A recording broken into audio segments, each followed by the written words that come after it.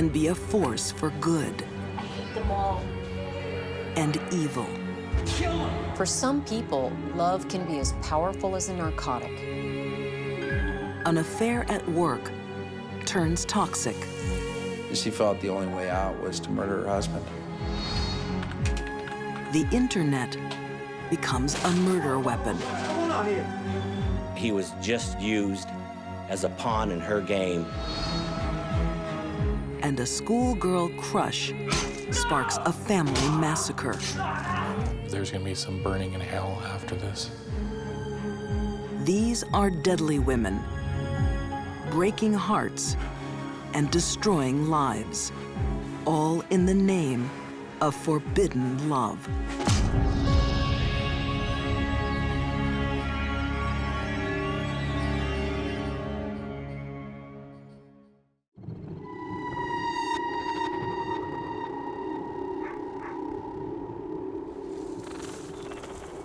Frustrated desire can drive a woman to ruin lives.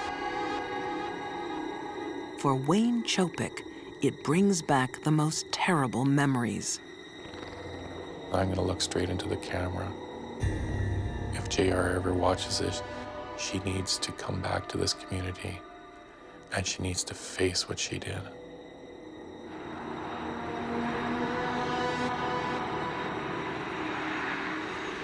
In 2006, the town of Medicine Hat, Alberta, Canada.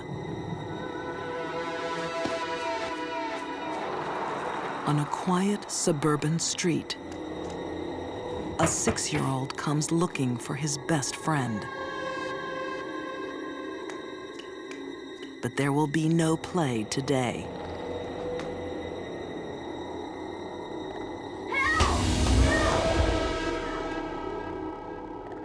It was a bloodbath in that basement.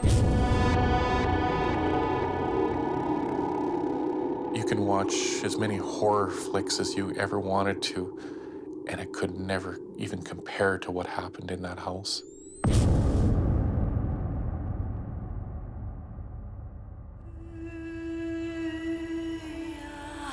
A husband and wife lie dead, their bodies covered in stab wounds. The police didn't know what to make of this scene when they arrived. Was it a murder-suicide, a domestic situation? They had no idea. Upstairs, their son, just 8 years old, is also dead. Blood coated every surface of that room, all his little toys, his bed sheets, everything. The scene was so horrible that the officers were absolutely traumatized. Years later, testifying in court, they broke down on the stand, remembering that little boy dead in his bed. But that little boy has a sister. One of the officers noticed a family portrait sitting on a side table. When he took a look at it, there were 4 people, so there was a girl missing. Police think the 12-year-old daughter has been kidnapped by the killer. No one can guess the truth, because the truth is unbelievable.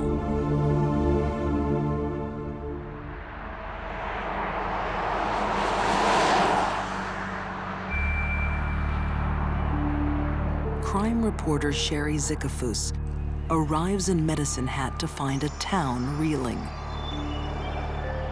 It was like a bomb had gone off. They were so shattered. It's a quiet, middle-class kind of town, very family-oriented. The family that we lost that day was a family that was a very tight family, a very loving family. They deserved to live life. They did not deserve to meet their maker.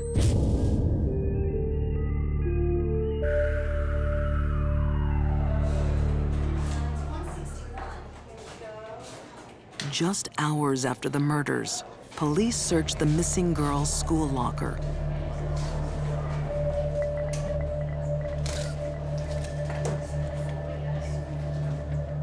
Inside, a drawing that chills the blood.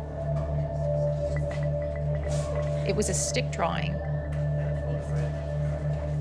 but it was very dark, and it was basically a stick figure lighting a family on fire and running off to her boyfriend's truck. She went from missing person or kidnap victim to murder suspect immediately.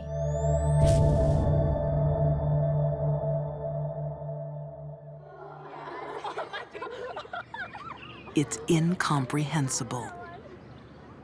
Could a 12-year-old schoolgirl really be responsible for slaying her own family? Oh my goodness, go back, go back. Oh. JR was a typical ordinary Catholic schoolgirl. Teachers said she was quite a diligent worker and by all accounts, just a very typical, unassuming girl. Until she discovers a dark side. She started becoming interested in the goth movement. I think she was really drawn to their darkness, the artistic nature of their makeup and their dress. While her friends were obeying the Catholic school dress code, she was more interested in chains and shorter skirts and fishnet stockings, what she'd seen other kids at the mall wearing. So disappointed. You know you're not supposed to wear that at school. That'll have But to this go back. is more than fashion. Waist. What is that around your waist? It's a belt. Well, you know you JR is acting strangely. The sweet little girl has fallen in love with every parent's worst nightmare.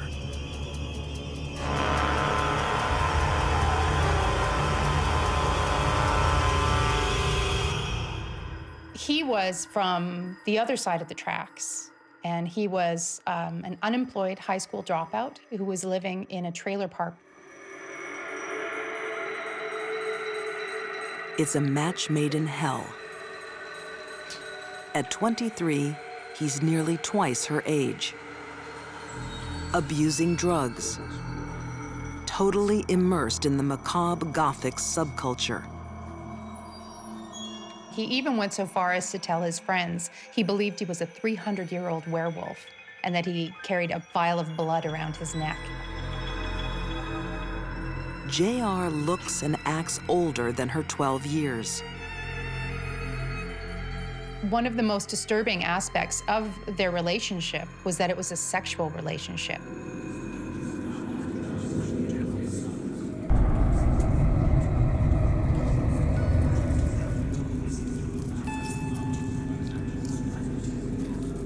Driven by forbidden love, JR completes a Gothic transformation.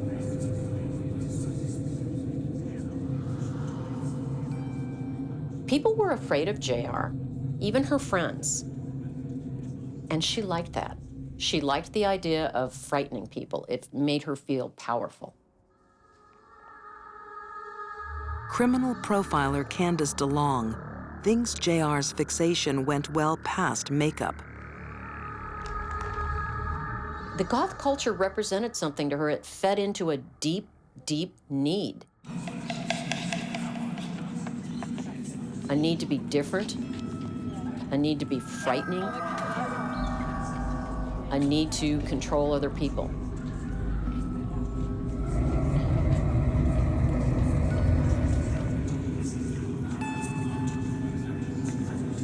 At the center of this dark world is her boyfriend.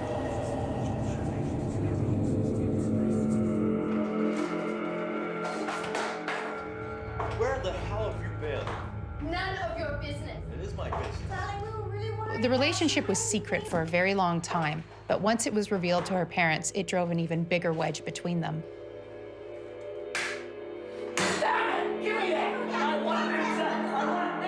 Basically, it started a war within the house. It's a war that will claim 3 innocent lives.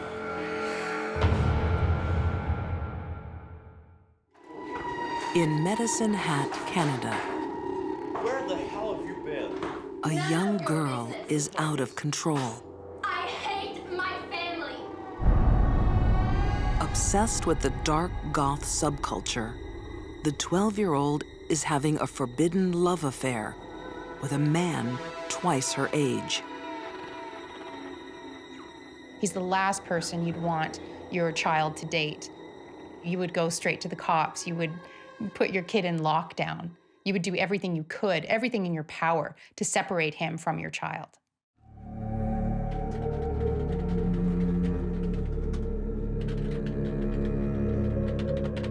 When JR's parents intervene, her affair and her anger move online.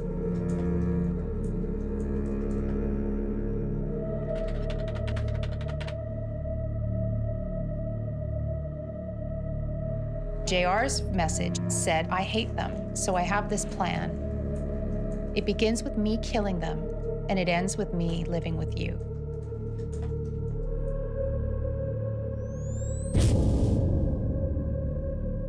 JR found in her boyfriend a man, an adult, in her eyes, that she could control. He found in her someone that looked up to him, and the combination was toxic. I hate them all. What's wrong? His favorite movie was Natural Born Killers. I swear to God, I'm gonna do something bad. The scenario within that movie's opening moments is a young man murdering his girlfriend's parents to give her freedom. You know, go there with a knife and just kill him, you know? Just stab them. He began to equate that with the task that JR was ordering him to do.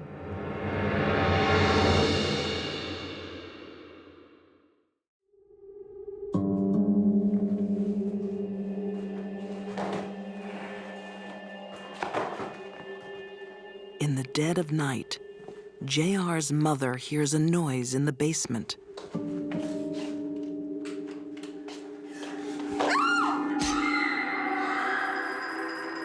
Imagine getting to the bottom of the stairs and being faced with a nightmare dressed all in black and carrying a great big knife.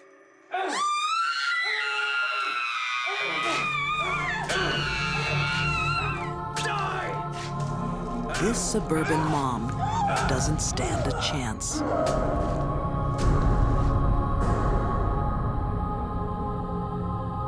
Her friends described her as a lioness, but there's no way she was any kind of match for a man wielding a knife and high as a kite, ready to kill.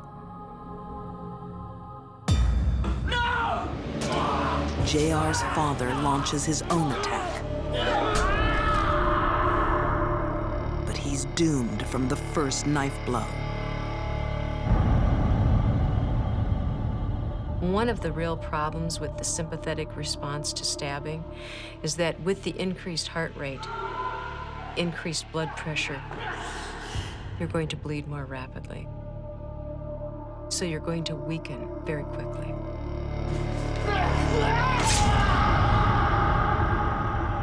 I think what is the most haunting is that prolonged fight between the boyfriend and the father. That father was a bear protecting his family.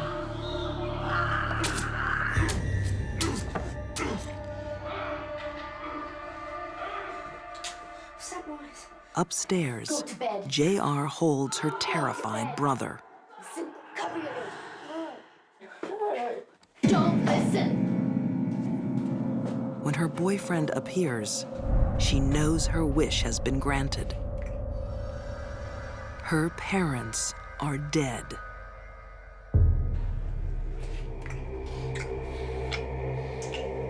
They are free to be together.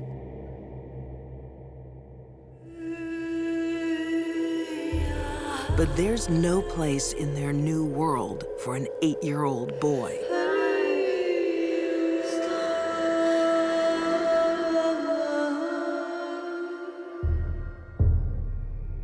It's a crime too horrible to even imagine. He died for nothing. They basically reasoned that he had to go too because he was too sensitive and it would be wrong to leave him without parents. I mean, it's unthinkable.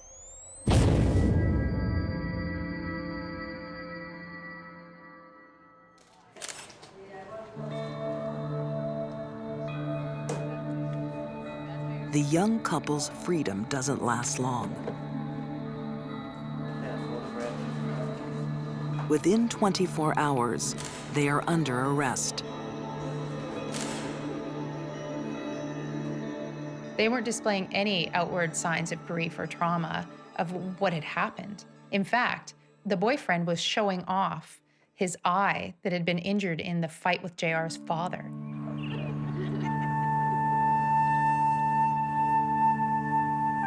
The deepest devotion of two parents was no match for the frightening power of forbidden love. They had loved and cared for their daughter to the nth degree. There's going to be some burning in hell after this.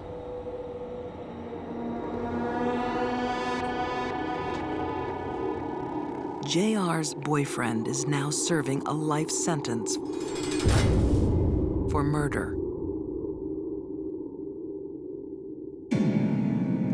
Under Canadian law, JR's true identity can't be revealed. Found guilty of 3 counts of murder, she receives the maximum juvenile sentence, 10 years. People were outraged by that sentence, but that is the way Canadian law is set up. It's set up to rehabilitate young people, not so much to punish them. In 2016, at age 22, JR will be released back into the community. I think any child who kills their parents when there is no evidence of abuse from parent to child should be locked up forever. There really is no hope.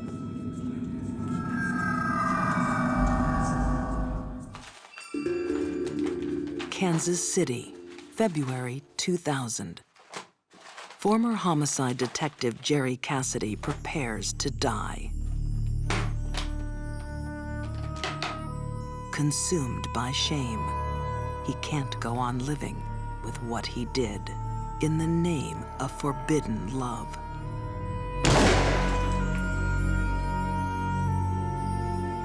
His briefcase holds the key to a baffling death. The world's first internet murder. This case had everything. It had murder, it had sex, it had the internet, intrigue, deception, lies, everything wrapped into one.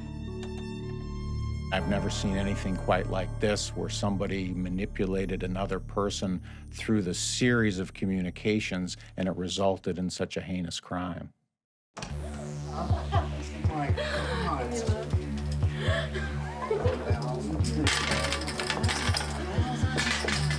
Reno, Nevada.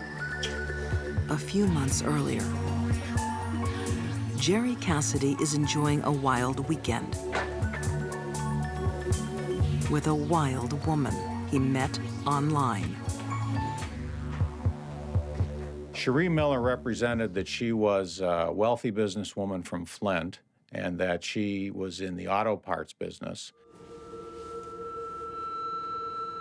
27-year-old Cherie Miller is gorgeous. The fact she's married only adds to the excitement.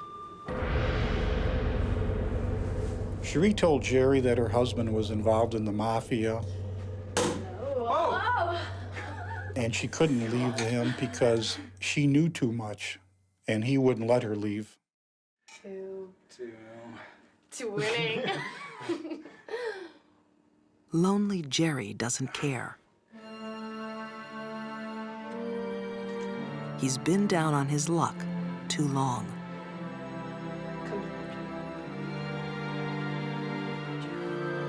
He lost his job in law enforcement, which he loved, and went through a divorce and never seemed right after that.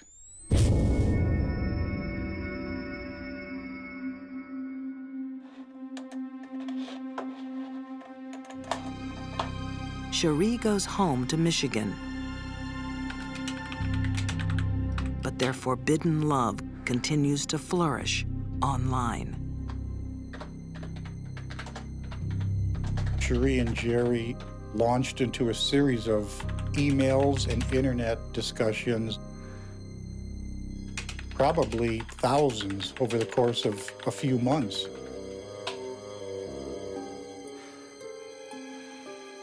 Jerry and Cherie's online relationship developed as quickly as a relationship would have had they been sitting across from each other chatting.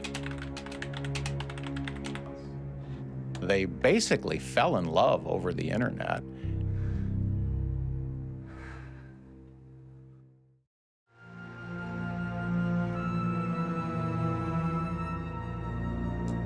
As Jerry Cassidy falls under Cherie Miller's power, she begins a campaign to control him. He was manipulated. He had no idea that most of the content of these emails were lies.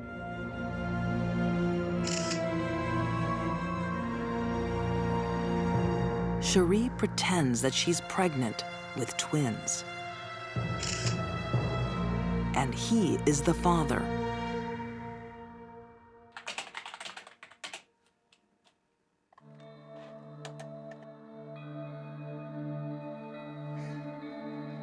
Jerry falls into her trap.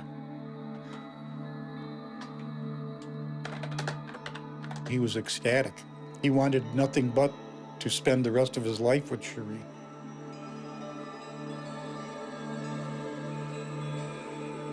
It's all a lie.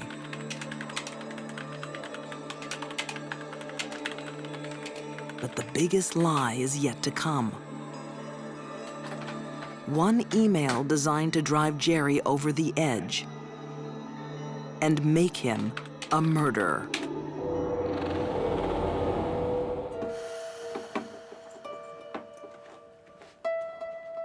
In the anonymous world of the internet, lies are easy to tell.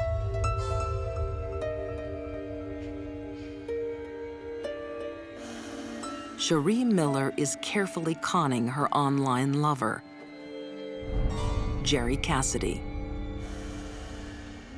She was just somebody who was trying to be like a puppeteer and move the pieces along to her satisfaction. Cherie was able to control Jerry because he wanted to be controlled. She found in him a dupe.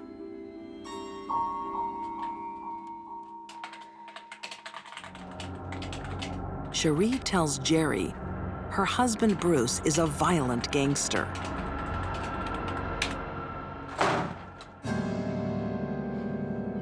None of this was true. He was a nice guy, easy to do business with, and in no way would he do any of the things that Cherie Miller was suggesting that he would do.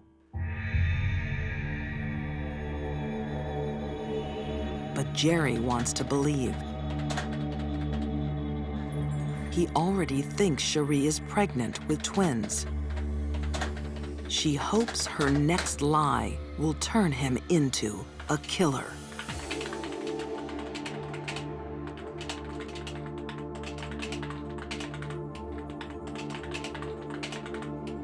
The turning point in all this was when she said that her husband had beaten her specifically so that the twin babies would be killed.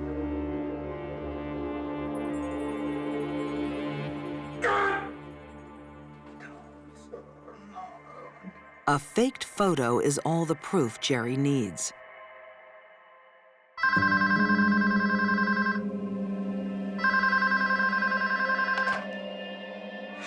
Cherie. That's when he decided he was coming to Flint to take care of business. I'm coming there, Cherie. I'm coming there, goddammit!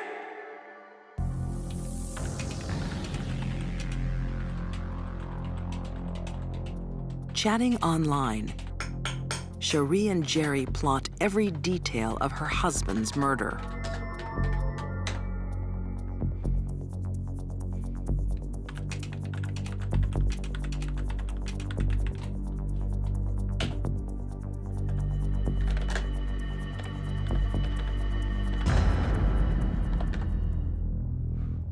She used sex and the internet to manipulate Jerry Cassidy in a way that infuriated him enough that he became from a good citizen, a former police officer, to he became a killer.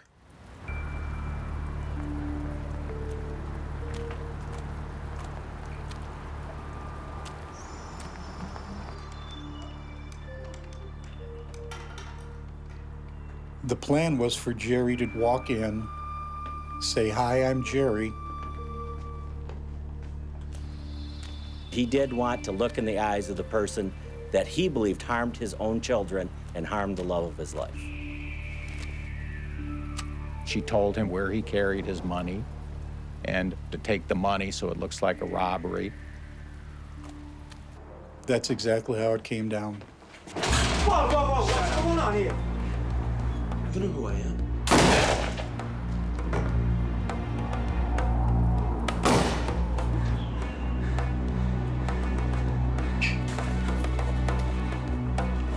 The police were baffled at first. They thought it was a robbery gone bad. And the case went unsolved for quite some time. Cherie was never really a suspect in the murder.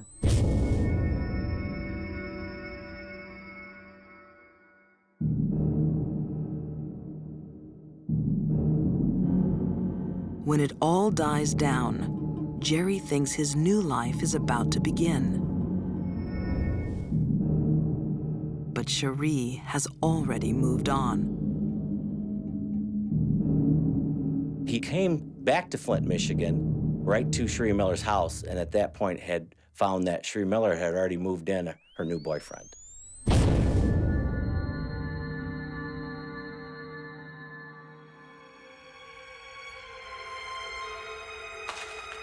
The terrible truth dawns on Jerry. He's been tricked into murdering an innocent man. He actually had killed for what he thought was the love of his life. He was just used as a pawn in her game to kill Bruce and not have any ties back to her.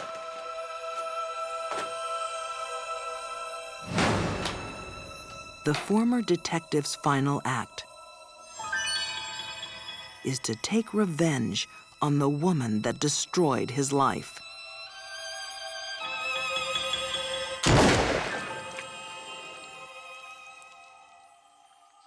In the briefcase was a 8-page instant message printout that detailed how Jerry had driven to Flint and killed Bruce Miller.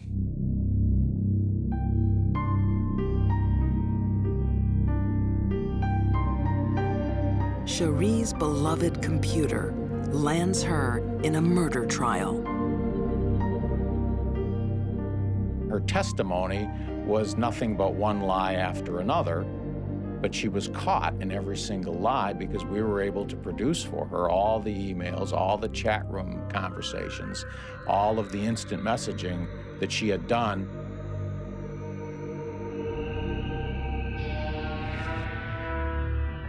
Convicted of conspiracy to commit murder, Cherie Miller is sentenced to life. Everyone that knew Cherie was not surprised that she was able to manipulate someone to do this for her. There will always be a Jerry for every Cherie that's out there.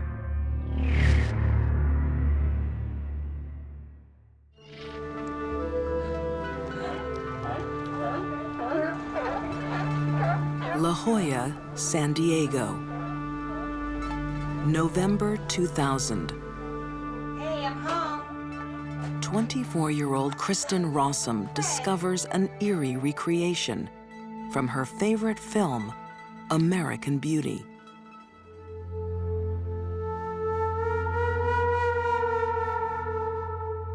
Greg? Husband Greg is sprawled on the bed. Greg. Rose petals strewn all over his body with a wedding picture of the two of them dramatically displayed. Greg! She went to the bed and found him cold and not breathing, so she called 911. It looks like suicide, but they've only been married a few months. The perfect couple. My husband's not breathing. With the brightest of futures. Okay, what do I do? Okay, bump his chest. Why would he take his own life? According to Kristen, she told Greg that she was planning to leave him. Greg was distraught about their relationship, about the impending end of their relationship. And he had overdosed.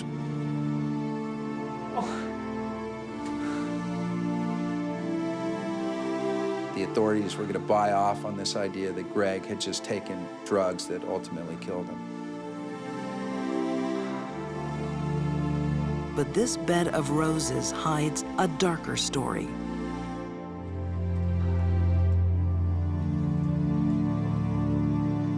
Brilliant, beautiful, young woman, but obviously with a troubled and perhaps evil side to her. Researching Kristen Rossum's history, journalist Caitlin Rother finds a girl driven to succeed. She was a former ballerina, former child model. She grew up as a perfectionist, the daughter of 2 academics. And she was raised with the pressure to perform.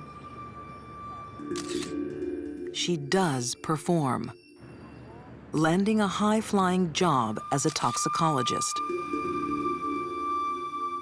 Kristen was working with the San Diego County Office of the Medical Examiner, dealing with chemicals in the body that could be the cause of death.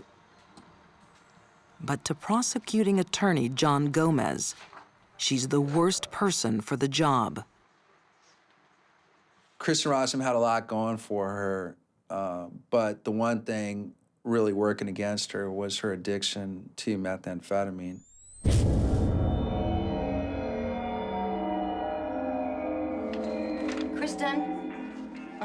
Kristen was 16, and she started using methamphetamine when a friend introduced it to her.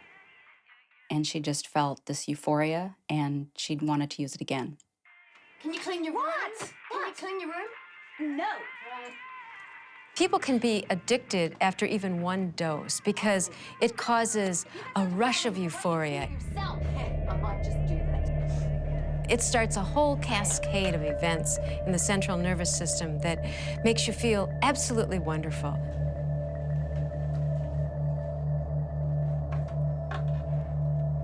Once addicted, users are on a deadly downward slide.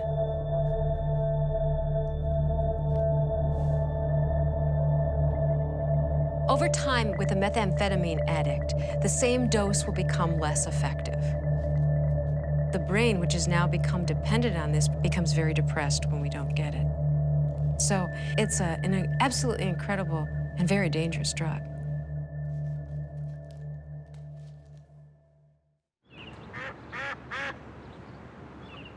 Growing up, Kristen has trouble shaking her addiction.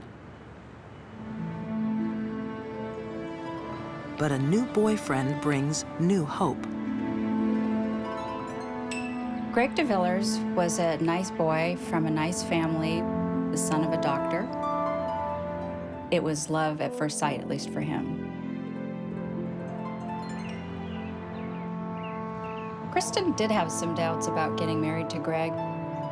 She spoke with her parents, and they thought, well, he was so good for her. They thought he was her saving angel because he helped her get off meth. So they were encouraging her, and so she went ahead with it.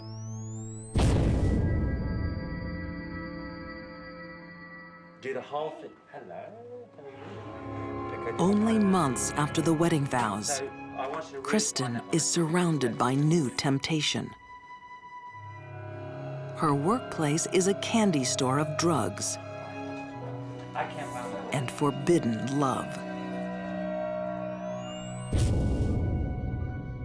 Divorcing her husband would have been messy, and everyone would have eventually known she was leaving her husband for another man. By killing him, she could assume the role of the tortured, grieving widow. Kristen Rossum is a glamorous 26-year-old who appears to have it all. A successful career and a doting husband. But forbidden love has turned her life into a lie.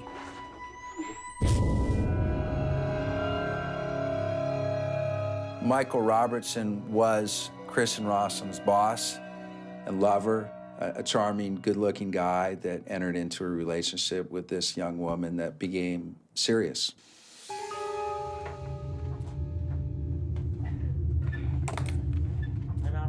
Kristen and Michael were carrying on their affair in emails, in cards, and in letters. Have a good night. And they could also be seen just looking at each other adoringly. So people in the office knew that they were having this affair.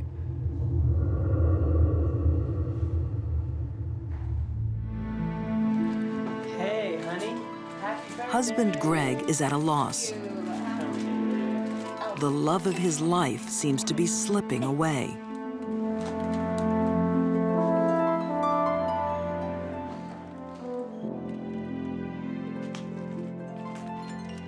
He discovers she's back on drugs.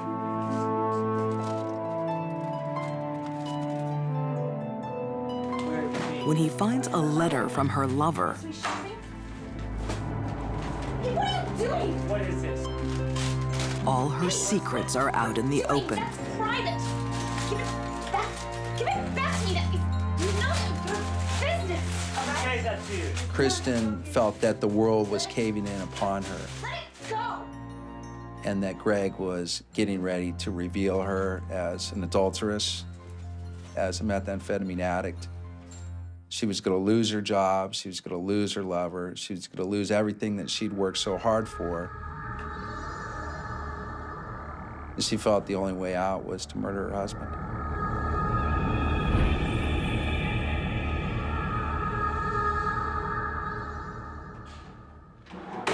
She's a toxicologist with detailed knowledge of deadly drugs. Her weapon of choice is a substance called fentanyl. Fentanyl has the same effect as heroin, except it doesn't have the euphoria associated with heroin. It's not normally picked up by routine opiate screens because of its chemical structure. And Kristen's workplace is full of it. There were tons of fentanyl missing from the cases that she worked on. There was also a fentanyl standard that was used for testing that was missing.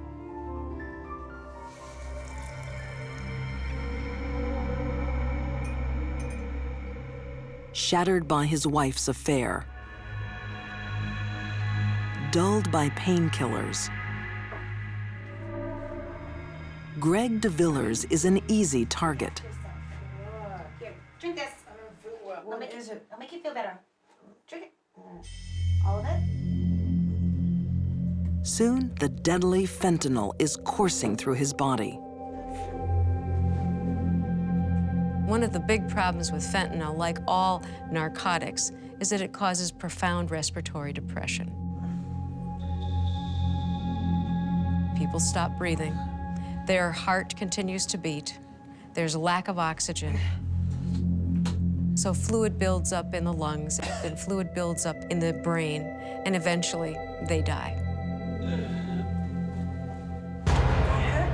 So pathetic. Inspired by the movie American Beauty, Kristen does some elaborate set dressing.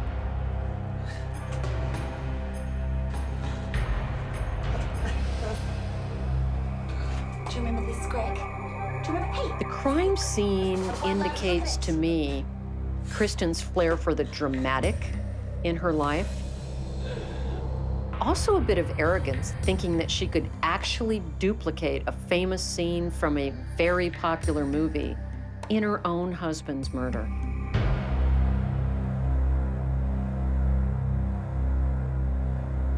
It looks like suicide. The medical examiner agrees.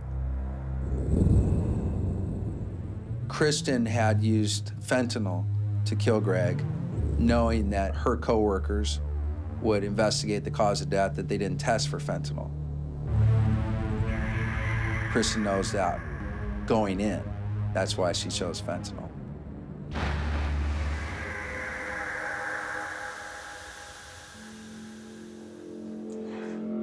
Kristen is free to start a new life with her lover. But one more test awaits. Because Kristen was an employee of the medical examiner's office, they sent the toxicology tests out to private labs. And that's where they found the fentanyl.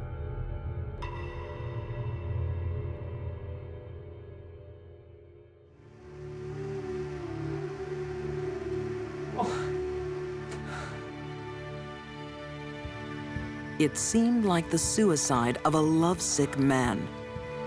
But the traces of fentanyl prove it's a murder. Once Greg was under the effect of fentanyl, and a sufficient amount of it, Greg would no longer be able to act purposely. His respirations dropped because of the drug, which would mean that the amount of oxygen to the brain would also drop, and there could be no meaningful activity. He couldn't have spread rose petals. There's no way that he could have engineered all of that.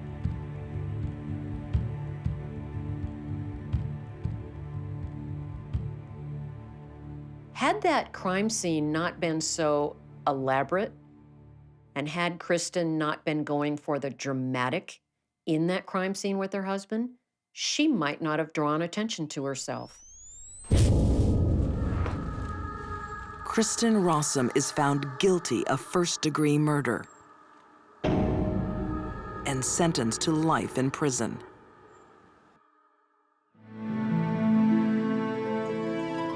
Kristen had 3 relationships, one with her husband, one with her lover, Michael Robertson, and one with methamphetamine, and she chose methamphetamine over the other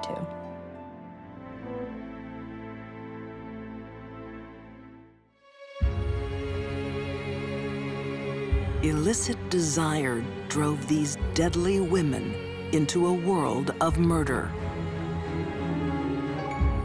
JR's schoolgirl fantasy spawned a night of terror. Kristen Rossum was torn between 2 passions, men and methamphetamine. And Cherie Miller turned internet fantasy into a lethal reality. Consumed by lies, deceit, and death. They sacrificed everything on the altar of forbidden love.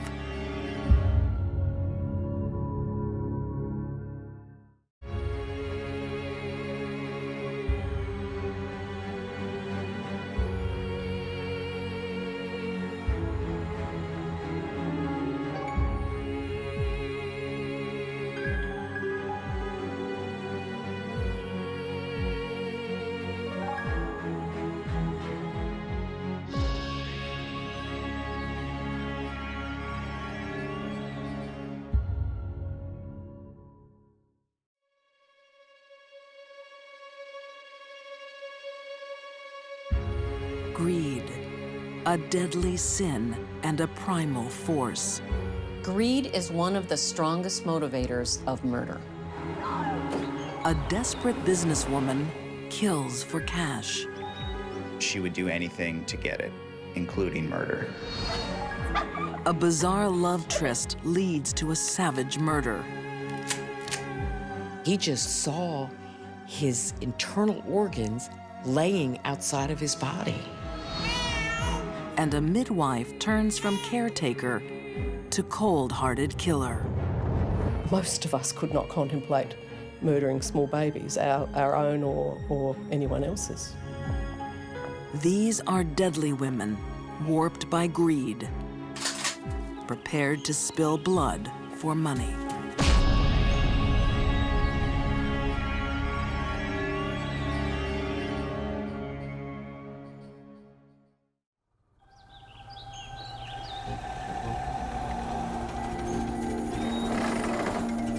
On an isolated farm in New York's Catskill Mountains, What are you doing here?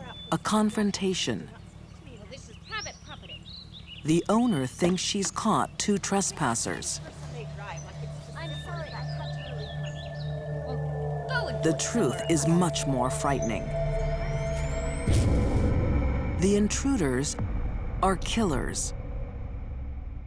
5 minutes. That's all I'm giving you. 5 minutes. You've got 5 She's face to face with a deadly woman who has a taste for money and murder.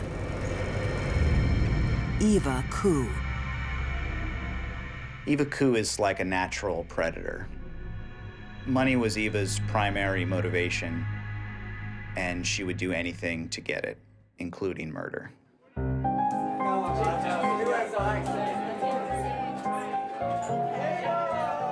Eva Koo is a sharp businesswoman. At the height of Prohibition in the 1920s, she runs the busiest speakeasy in town. Little Eva's Place, it was called. Lots of loud music, lots of women, lots of alcohol, and everybody visited Eva Koo's place that wanted a good time. New York playwright Isaac Rathbone has turned Eva's sordid life story into a stage production. The story of Eva Koo is the story of survival. You have a woman who wants to survive on her own, and she will go through any means necessary to survive. There are stories of her having the sheriff's department and the police in her back pocket by offering them alcohol and women so that they would kind of turn a blind eye to her operations. Eva's Place is home to a cast of characters. The resident barfly is Eva's slow-witted handyman, Harry Wright. Harry Wright, or as he was known around the town, Gimpy Wright, was an older man in his 50s who lived with his mother. He was crippled, he was an alcoholic. There are stories of him drinking himself stupid, so to speak. With his mother now dead, Harry is in Eva's care. You have a side of Eva that takes in kind of lost souls. A lot of people who hung around the inn were alcoholics, were desperate women looking for a way to make ends meet. One such woman is Martha Clift, who's found a surefire way to make a little extra money. Martha was very subservient to Eva. And it's very apparent that she did whatever Eva told her to do. Before long, that will include murder.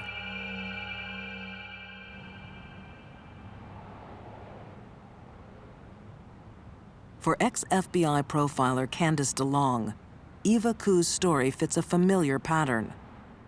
It's more common for women than men to have greed as a motivator for murder. With business booming, Eva's greed is satisfied. Until disaster. The Great Depression hits. The good times run out. We start to see a more desperate businesswoman as opposed to a shrewd and powerful businesswoman. Historian Scott Christensen says the Great Depression triggered a great surge in crime. It was the golden age of gangsters in the United States. There were many people who resorted to desperate means in order to survive. Poverty-stricken and desperate, some women took a deadly gamble on insurance fraud. It was the leading cause of execution of women in New York at that time. If somebody committed insurance fraud and committed a murder, the chances were that they were going to be sentenced to death. Eva is in dire straits. Her gaze moves to Harry Wright. The slow-thinking drinker is in her way. As the depression rolls on and Eva starts to lose money and lose clients, he becomes a bit of a burden on her. She can't afford to keep herself fed and keep her business on operation, let alone paying for Harry's addiction to alcohol.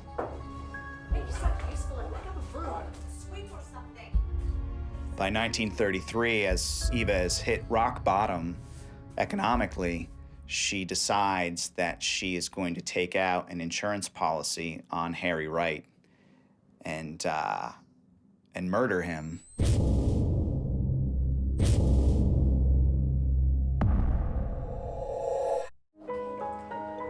Martha is also greedy. For a cut of the insurance money, she'll help kill Harry.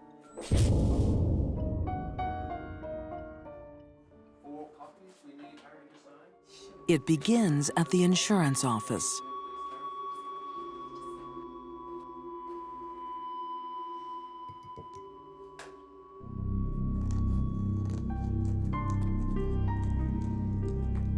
Eva takes out over a dozen separate policies on Harry's life. She took advantage of him as much as anyone could. If he dies accidentally, she will receive around $12,000. An accident is exactly what Harry is going to have. Greed has driven women to murder for centuries. Poverty adds to the temptation. Eva Ku's business has been crippled by the Great Depression. She needs money fast. Eva was able to channel her desire for more money into killing because it was an easy means to an end.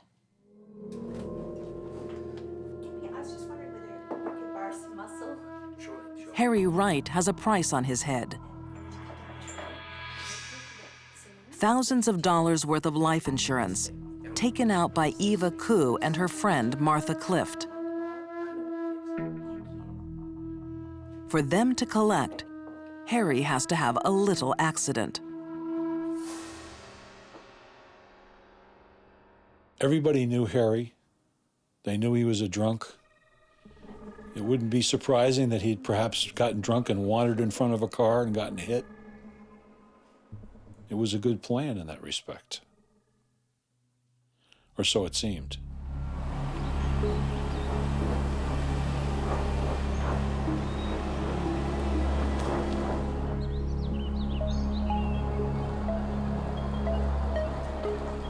Eva and Martha drive Harry to a deserted farm on nearby Crumhorn Mountain.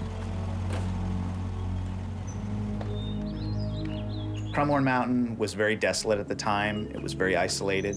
Not too many folks lived up there, and it was the perfect place for Eva to bring Harry Wright to kill him. She came out wielding a large wooden mallet and struck Harry on the head.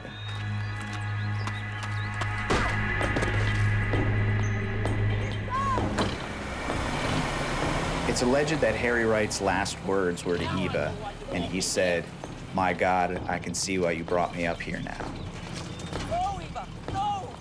But this insurance job has to look like an accident.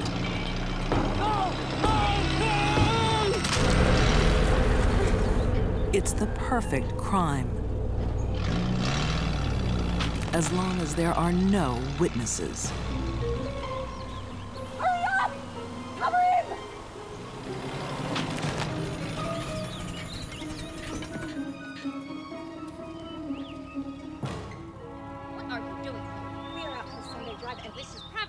When angry farm owner Iva Fink suddenly turns up, I'm sorry, I had to relieve myself. Eva decides attack is the best defense.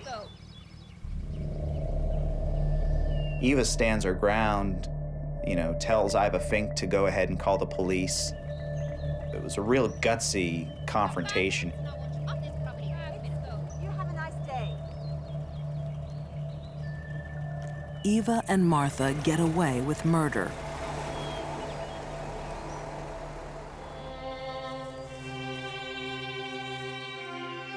They dump Harry's bloodied body in a roadside ditch, just a few hundred feet from Eva's inn. The coroner's verdict? Hit and run. It seems the awful truth will be buried with Harry. Eva then went to cash in the insurance, and it was at that point that the problem developed. Nice to see you again, Miss Coop. Eva is a little too eager to get her hands on the money. The insurance agent, looking into the claim, It's warm, isn't it? apparently became suspicious.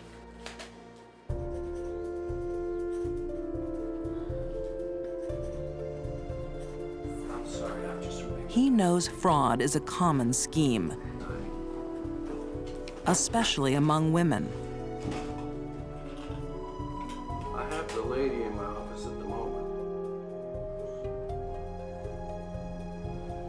She appears to be extremely nervous. Alerted by the insurance agent, authorities demand a new autopsy. Harry gives up Eva's secrets from the grave. Harry Wright had no broken bones below his chest. His rib cage has collapsed on his lungs, and he had an injury to the head caused by the mallet. They thought that was a little suspicious for a hit and run, seeing he had no injuries to his legs or to his hips.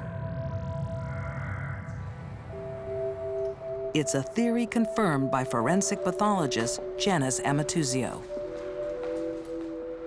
There's a different pattern we see when an individual is standing upright and is struck by a car.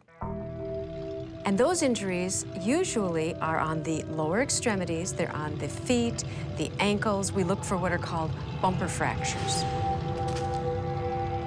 However, if they're laying on the roadway and a vehicle just simply drives over them, the injuries are distinctly different. We don't get the bumper fractures to the lower extremities. We tend to get the crushing type injuries. Forensic evidence is bringing Eva's grand plan undone. And when Iva Fink reports her odd encounter on Crumhorn Mountain, the police make their move. After 2 days of interrogation with no sleep, no food, no drink, Martha Clift confessed, but said that Eva had killed Harry Wright. Her confession spares Martha the death penalty. She gets 13 years. Martha Clift had actually committed the murder. She'd driven the car repeatedly over Harry, killing him.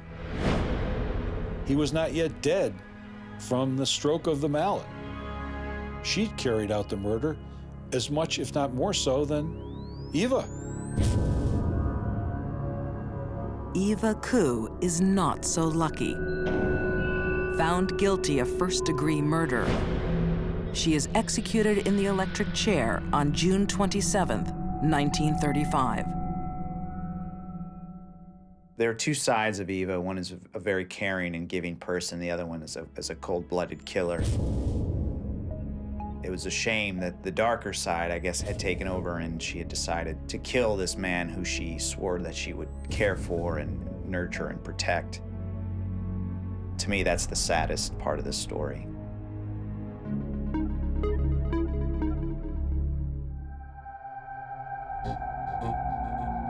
Some women are down to their last dollar when they make the decision to kill. But greed also stalks the wealthy. Sometimes having everything is not enough. She is really, in my mind, a very despicable human being. To me, that level of greed is so astonishing.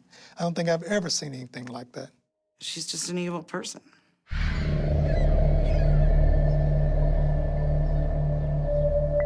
1999, the opulent suburb of Toro Canyon in Austin, Texas.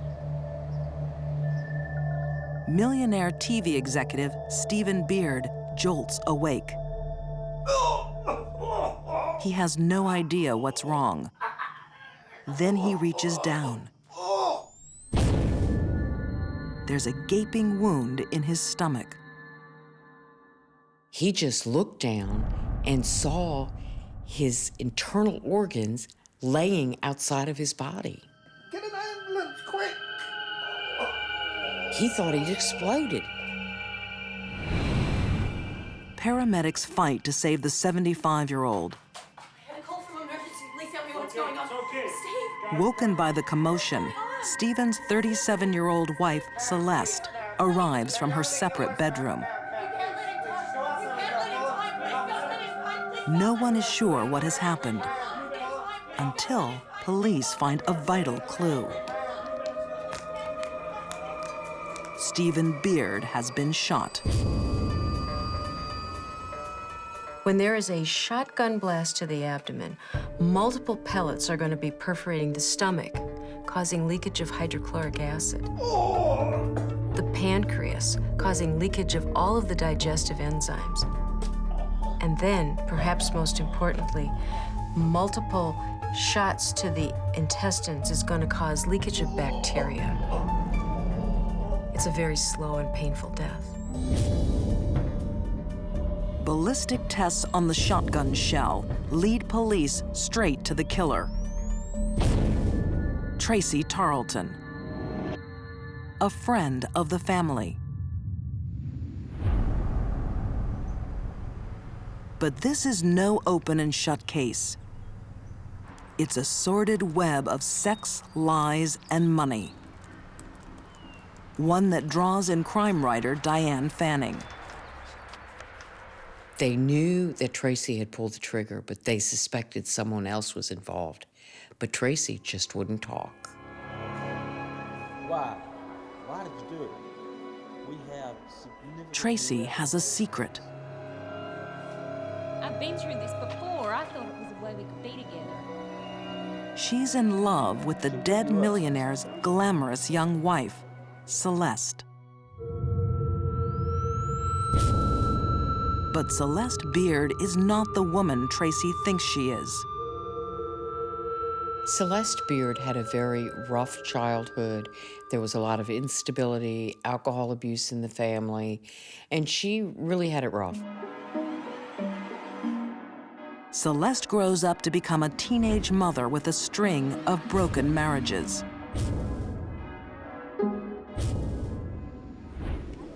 Sir, Mrs. Beard, how are you today? Would you like some coffee? By her mid-30s, Celeste is a struggling single mother working at the Austin Country Club. Desperate for money, and lots of it. Hanging and eating chips. It's a beautiful day out there, isn't it, Mrs. Beard? To use the old-fashioned term, Celeste Beard was a fortune hunter, and she was determined to make her way in the world on the back of someone else. You're lucky, aren't you? You have a wonderful, wonderful husband, sir. When she meets Stephen Beard, she hits the jackpot. At the time, Stephen was married to Eloise, and from everything everyone has said, they had a wonderful, happy marriage. Then Eloise died of cancer. And when that happened, Celeste knew what she wanted.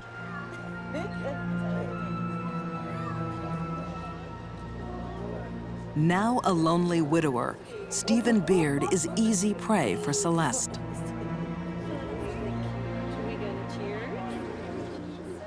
She paid attention to him. That's what he needed at the time the most, was someone to pay attention to him. And he just went hook, line, and sinker. To daughter Becky Beard, Celeste's motive is obvious. I think it was money.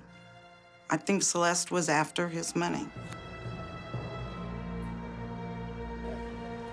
But Stephen is entranced, becoming husband number 4.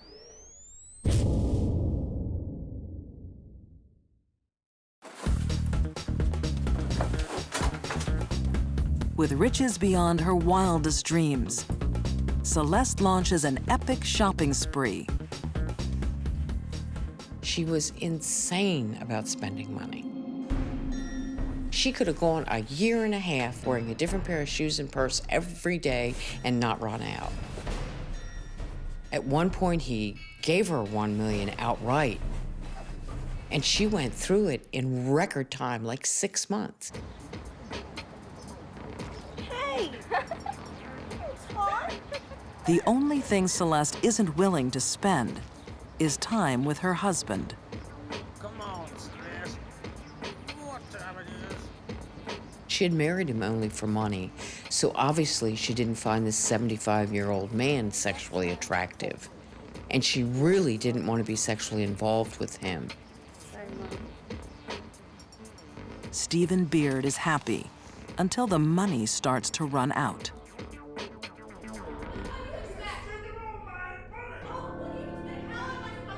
He wants to cut off her cash supply. But Celeste can't survive without money and says she'll kill herself to keep it.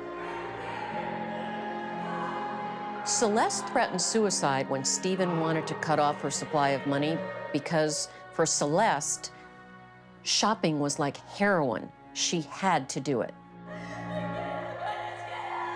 Every time she bought something, it made her feel good. But for Celeste, there was never enough. 50 million wouldn't have been enough.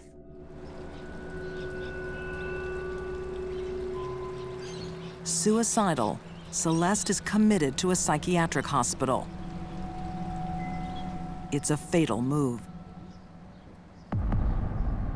Waiting there is an unstable patient looking for love.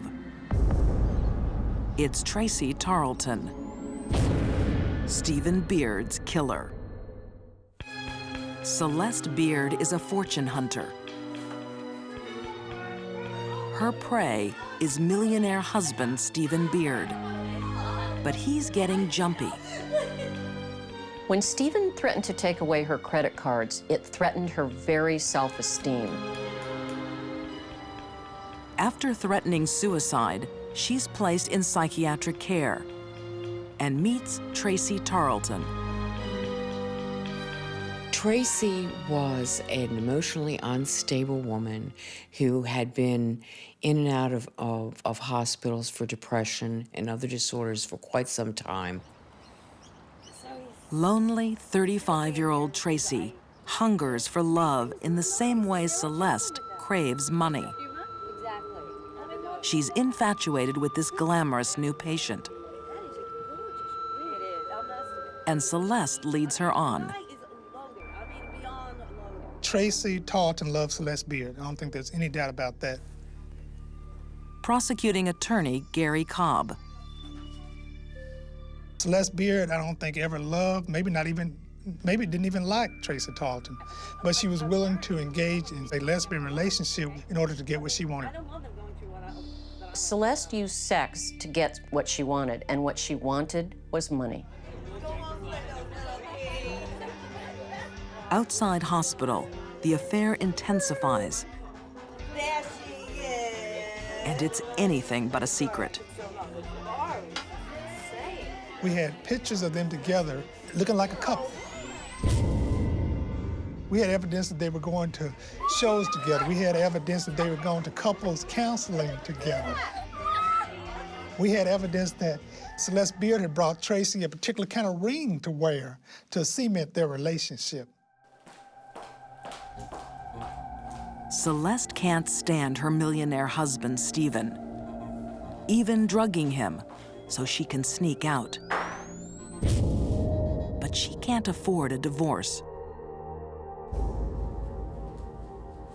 Because Celeste had signed a prenuptial agreement, she was only guaranteed a minimum amount of money if she divorced Stephen. And he had already given her that money and she'd blown it. Well, Miss Miss Tracy is a sharpshooter. Blinded by greed, she makes a decision. Stephen has to go. The solution for her was, if I kill him, I can have a lot of money and it'll all be mine. In Lovelorn Tracy, Celeste has found a willing accomplice. I think for Celeste and Tracy, they had a master-slave relationship. Celeste was the master, Tracy was the slave. Tracy's master has a job for her. Celeste planned the killing out very carefully. She drugged her husband's drink to make sure that he fell asleep.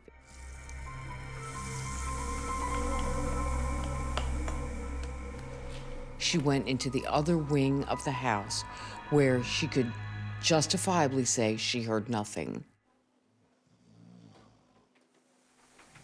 Then she left the doors open so that Tracy could sneak in.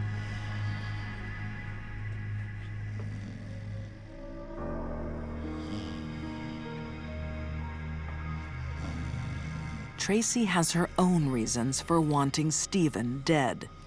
He's the one thing standing between her and true love. Tracy's faith is absolute. She assumes Celeste will get rid of the evidence. Celeste Beard never attempted or intended to pick up the shotgun shell. And the police immediately go to Tracy Tarleton's house. And Tracy's not a very good criminal. She was not a person who had the proper frame of mind to kill somebody. She's already feeling guilt about it. She immediately tells them, while they're at her front door, yes, I have a shotgun. Tracy Tarleton pays a high price for love. Sentenced to life for murder. But Celeste is still under suspicion. I had a call from the deputies. It's okay. Steve, what's going on? Please, can you If I was the first officer on the scene in a house where a married man had been shot in his own bed and his wife wasn't sleeping with him, the very first thing that would occur to me is that she was somehow involved in the shooting. She had nothing to do with it. They kept pressuring Tracy, trying to get her to give up Celeste, because they knew there was no reason for Tracy to do this completely on her own. Tracy stays silent, waiting in jail for the woman she loves.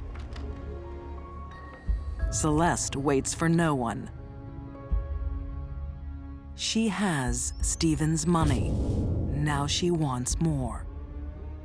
It was not till a year later that Celeste went and married husband number 5 in Aspen, Colorado.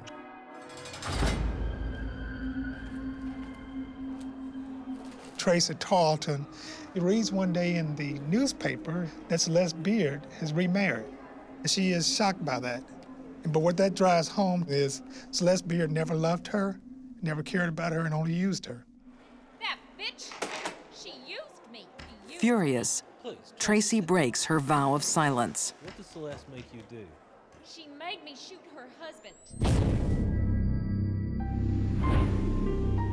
Celeste Beard is found guilty of first-degree murder and sentenced to life.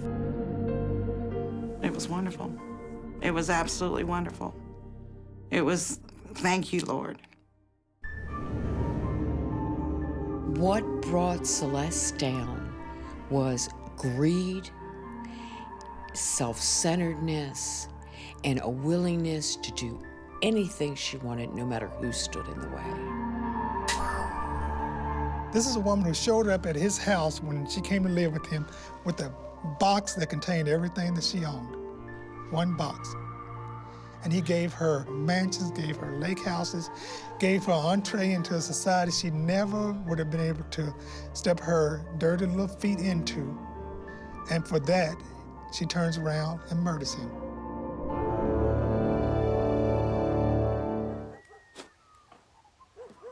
Sydney, Australia, 1892. In a working-class suburb, plumber James Mahoney is digging a backyard trench. He found more than the pipes that he was looking for. It looks like a bundle of rags. But inside, the tiny body of a dead baby. It's a gruesome mystery. Whose child is it? How did it die? The answers will leave a nation appalled. She was a very vindictive, a very spiteful, and a very powerful lady. Very strong, aggressive woman, and felt no shame, no guilt whatsoever. Most of us could not contemplate murdering small babies, our own or anyone else's. Life in the 1890s is harsh, especially for someone like 18-year-old domestic servant Amber Murray. Unmarried and pregnant, shunned by society, Amber will be forced to give up her baby. Having a child out of wedlock was frowned upon. The women who chose to go ahead with the pregnancy rather than have a risky abortion, when the bub was born, they would leave it with people they called baby farmers. According to crime writer Paul B. Kidd, baby farming was a booming business. The mother would pay them a weekly allowance to mind the child, and then when the child was old enough, they'd reintroduce it, boy or girl, back into the family as a niece or a nephew.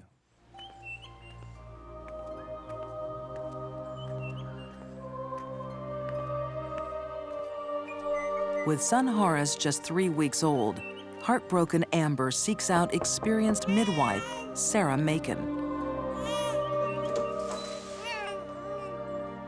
The 47-year-old has spent her whole life caring for infants.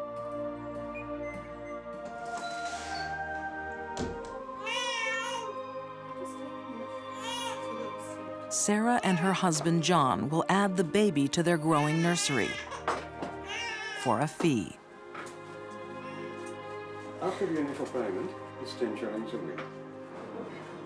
The vast majority of the baby farmers were good and decent people, midwives who looked after the children on the allowance that the mothers gave them. Don't you worry about little Horace, he'll be all right. John is reassuring. It won't be forever.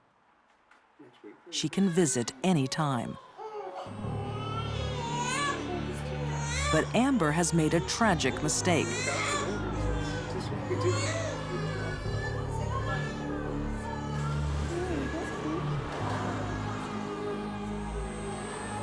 Sarah Macon is more than a midwife and mother. She's a murderer.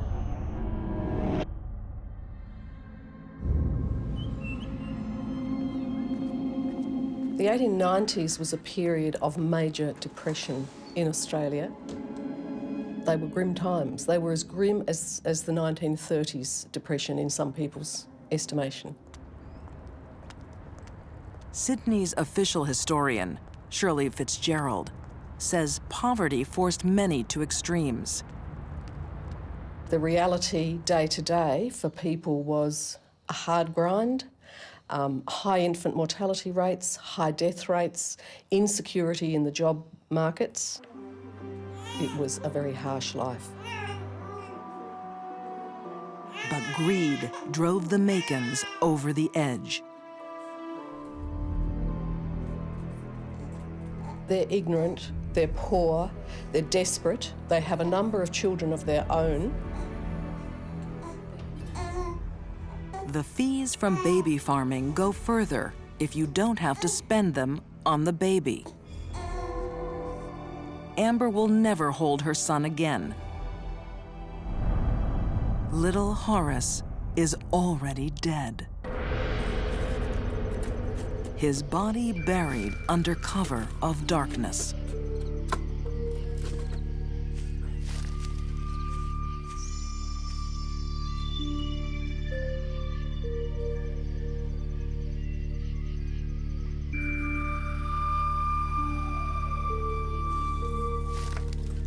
In order to kill another person's baby just for money, someone would have to be a stone-cold sociopath. Amber's baby is not Sarah Macon's first victim. And he won't be the last. But no secret can stay buried forever. Sydney, Australia, at the end of the 19th century. Sarah Macon is a baby farmer, paid to care for illegitimate children. But a tiny body has been found buried in a backyard. Sarah's dark secret is unearthed. The whole garden is a graveyard. Sarah Macon is a serial killer.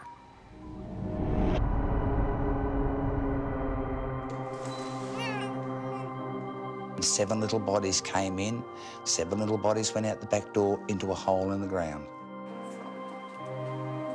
It had never been determined if they were buried alive or how they really died. The manner in which Sarah disposed of the bodies of the babies, as if they were nothing more than a piece of trash, speaks to the core of her being. She felt nothing. She didn't even have enough regard to bury these babies properly. Once the babies are dead, the Macons collect more payments. To keep one step ahead, they are constantly on the move.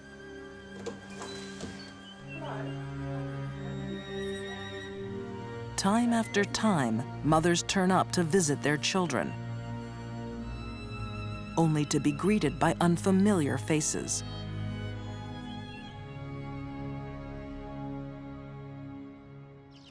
Good afternoon, Mrs. Macon. Would you mind if we ask you a few questions? Thank you. Good afternoon, Mr. Macon.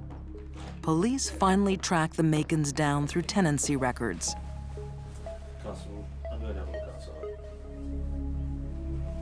Those same records reveal they have moved 25 times in 18 years. And previously, you were living in Farm Street. My understanding is that you are baby farmers, is that correct? The police excavated in at least 3 of the backyards where the Macons had lived at various times. Had any more children under your care? They found babies ranging from fairly recent burials back to those who were only skeletons, so clearly they had been engaged in this operation for quite some time.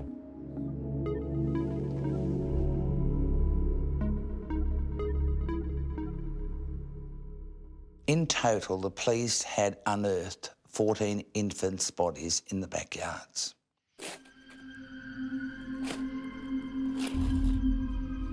For Sarah Macon, babies are an easy target. They are weak, unable to fight back.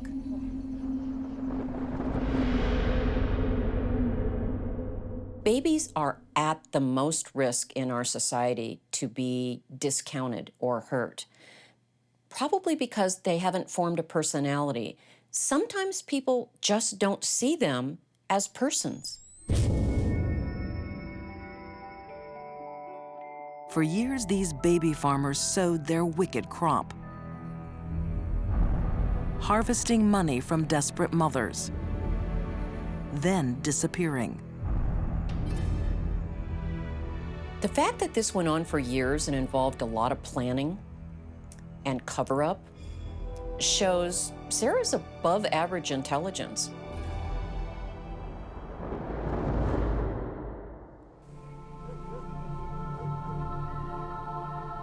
Police may have caught Sarah Macon, but there's a problem. It was very difficult to get a conviction because the fact that you've got babies buried in your garden doesn't actually prove that you have murdered them. In the end, Sarah is betrayed by just one of her 14 victims. Amber Murray's little boy, Horace.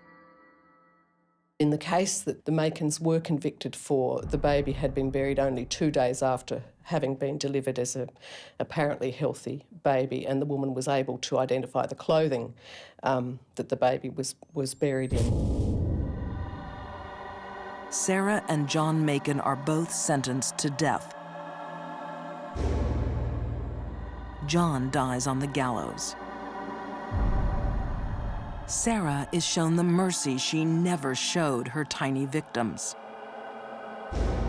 Her death sentence is commuted to life behind bars.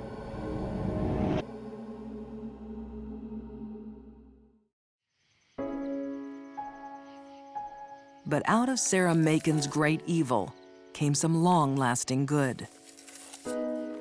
It led to a change in the way the state saw its obligation to its children, and it resulted in the development of child protection and child care legislation. I find the story particularly sad because here were women who accidentally got pregnant but still wanted to raise their child. So they find someone that they think will take care of them for a few months. And it turns out they turned over their most precious thing to someone who disregarded it and killed it. I don't know how people live with something like that. These deadly women chose money over morality. The lure of an easy dollar drove them to unspeakable acts. Threatened by poverty, Eva Koo was happy to cash in a man's life. Celeste Beard had everything, but was destroyed by her own insatiable greed. And Sarah Macon's desperate need for money cut short 14 young lives. Desire for the dollar is a potent force. These deadly women were happy to spill blood for money. But in the end, they were left with nothing.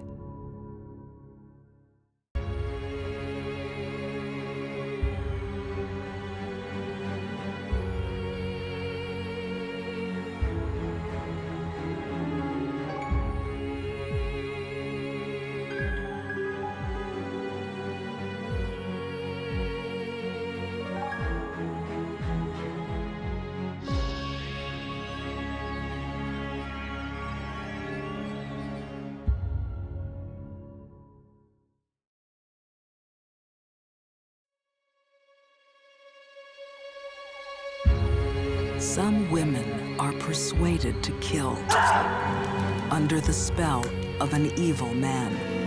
It was horrendous, absolutely horrendous. Charles Manson turns hippie girls into bloodthirsty killers. I think she really enjoyed writing in the blood of her own murder victim. A vulnerable single mom falls for the wrong guy. Who would have thought a woman would commit a crime so brutal? And a dark devotion leads to sadistic child murders. This little girl screaming for a mummy and asking to go home. It was awful. These are deadly women who don't act alone. They're under an evil influence.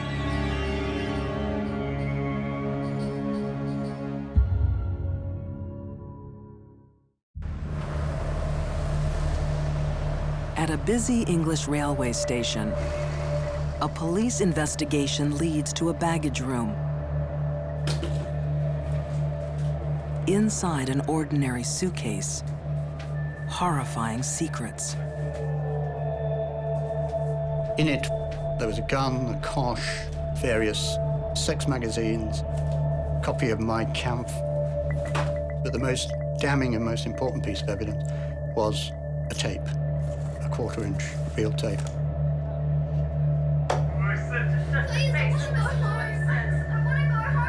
On the tape, a terrified girl begs for her life.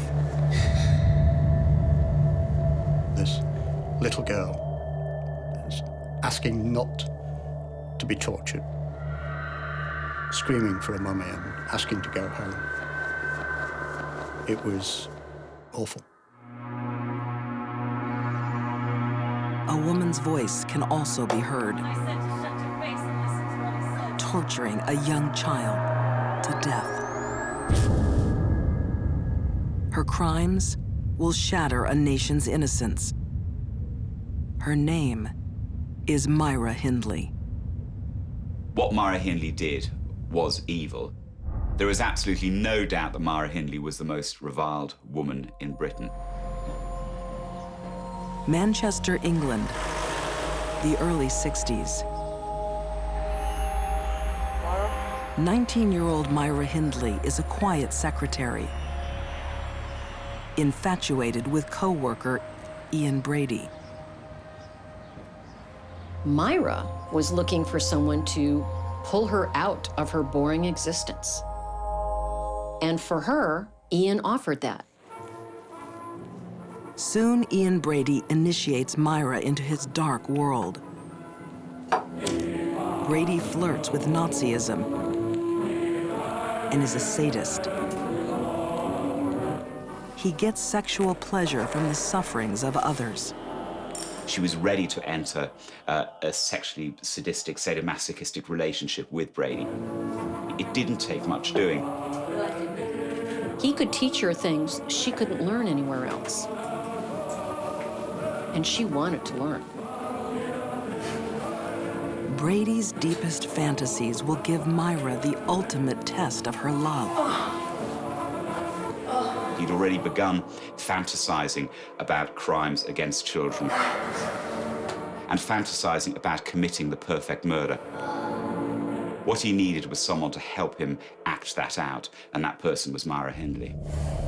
Myra made the leap from sadistic sexual fantasies to reality because she wanted to please Ian, and she wanted to show Ian how adventurous she was. They became, in a way, a sort of Bonnie and Clyde couple. Each lived for the other. As a young Manchester journalist, Clive Entwistle wrote about Myra Hindley. She was desperate to fulfill his fantasies, his needs. She was frightened, I suspect, of rejection by him. On a cool Friday night, a teenage girl heads to a local dance. Brady had decided that he wanted to kill. Pauline Reed was their first victim. 16-year-old Pauline Reed knows Myra and her family. Myra offered to give her a lift and said to her in the vehicle, "By the way, I've lost a glove on the moors. Would you like to come with me and help me look for it?"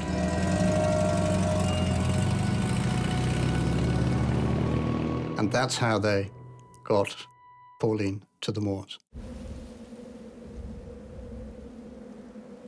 The moors above Manchester were a special place for Ian Brady and Myra Hindley. They'd picnic there together. They'd have sex there. It was a very, very important place to them. Tonight, it's Pauline's time to die here. Because she trusts Myra.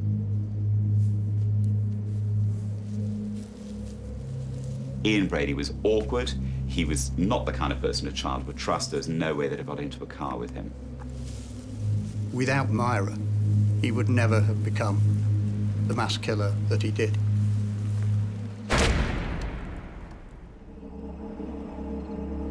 On the barren hillside, their depraved fantasies are unleashed. Pauline is brutally raped, tortured, and murdered. When a sadist abducts someone and tortures them, the most important part of that for them is the actual suffering of the victim. The moaning, the crying. Criminal profiler Candace DeLong knows what drives a sadistic killer. By the time the victim finally becomes unconscious, oftentimes what we see is that is when the offender kills them, and kills them quickly. For them, the party's over. Under his wicked spell, Myra silently watches her lover until Pauline's body is completely buried.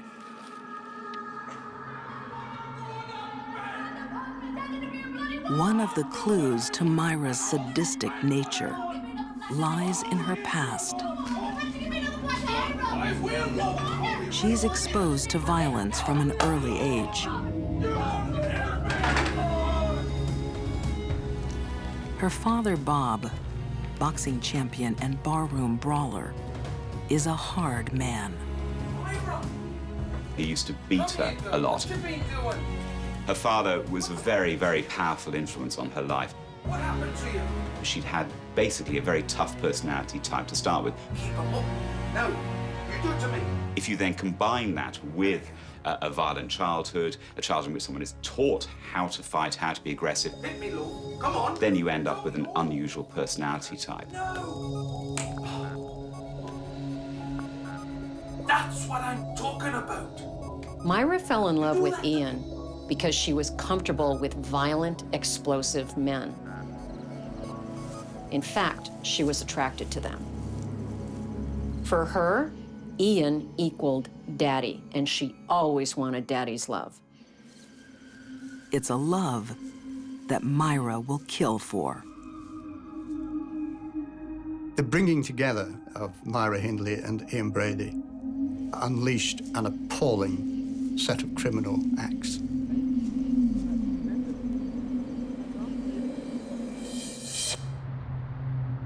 In Manchester, England, a young teenage girl has been kidnapped, sexually tortured, and murdered. The fact that children were being abducted and killed was incomprehensible to the ordinary man and woman in the street. Even more shocking, one of the killers is a woman in the thrall of a dangerous man.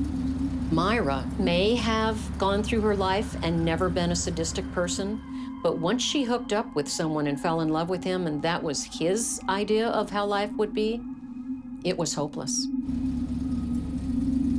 Myra Hindley herself admitted that if she hadn't been there, Ian Brady wouldn't have been able to kill. So without Myra, these crimes wouldn't have happened. Out on the lonely English moors, Myra has collected another victim, a young boy, to satisfy her lover's sexual fantasies. Keith was a lad, a cheeky little lad, who liked to go out and have fun. 12-year-old Keith Bennett is one of 4 children Myra and Ian will bury here.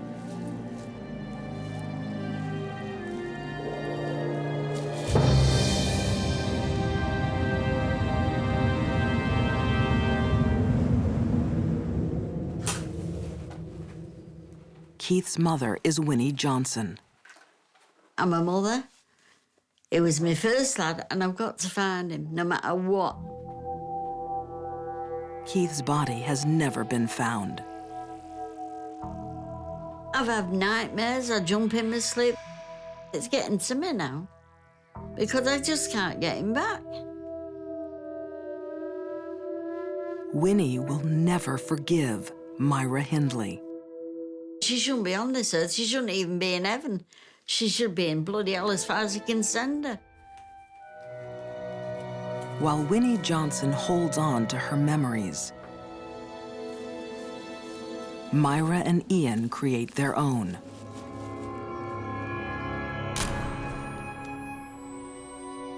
Their photos hold a grim secret. Myra, you ready? A tiny body lies beneath Myra's feet. Myra and Ian returned to the crime scenes. The question is, why are they returning? In the case of a sadist, they return to relive the memories.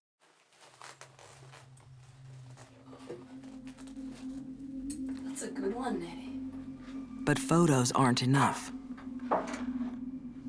The sadistic couple want to record the sounds of torture and murder. One victim is a 10-year-old girl, Leslie Ann Downey. And they took her back to Wardlebrook Avenue, where he photographed her. Shut up! You're not going anywhere!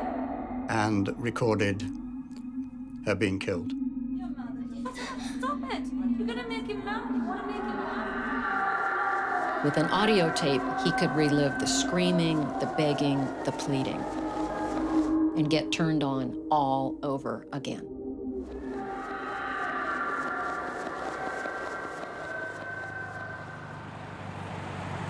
Cold, confident, and insatiable, Myra and Ian's killing spree becomes bolder. So he started to take these slightly mad risks, if you looked at what had happened before and how carefully planned he'd been. Dirty little bastard. Their next victim, Edward Evans, is invited to his own death. This one's been the messiest one yet. In their living room. Evans was 16, 17, and he picked him up in a pub in Manchester. They also invite Myra's brother-in-law, Dave Smith, thinking he'll join them. Smith had no idea. He walked into it totally cold, totally unaware, and suddenly found he was involved in the most horrific scene with blood all over the place, a man's head being smashed in. The killers have taken one risk too many. Hey? Afraid for his life, Dave Smith calls the police. Yes, may I speak to the police?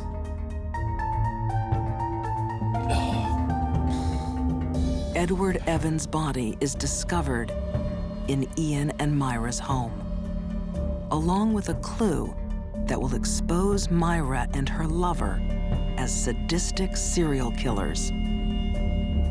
Well done, Constable. Constable, I want everything logged. And I'm looking A for left anything luggage related ticket to other people. leads to a shocking treasure trove. Listen to this one later.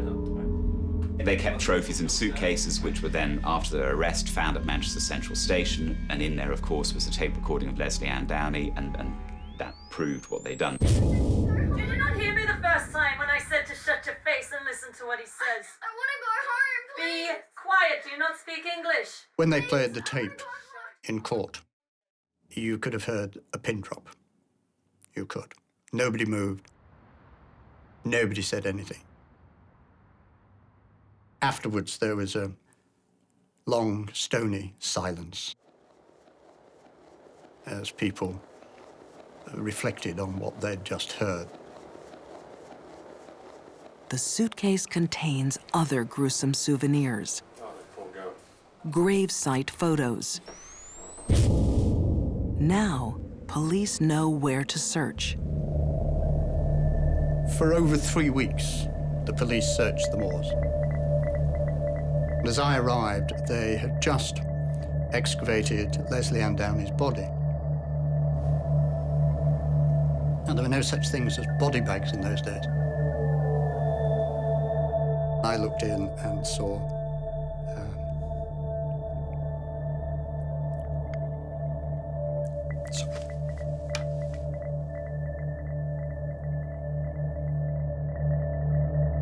Despite their denials, the evidence is overwhelming.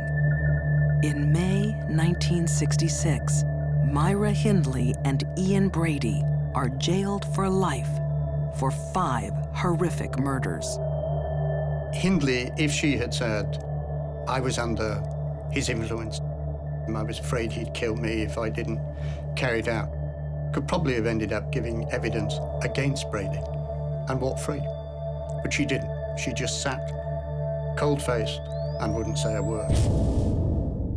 It takes Myra 20 years to admit to the killings. In 2002, she dies in jail of respiratory failure. After her funeral, Myra Hindley's ashes are scattered over the wild moors, where she and Brady made love and killed. I think it's very difficult to say, was Myra Hindley sick or was she evil? She had a violent father. She met a sexually sadistic man who desperately wanted to be a serial killer. All those things came together and made her carry out some evil, appalling crimes.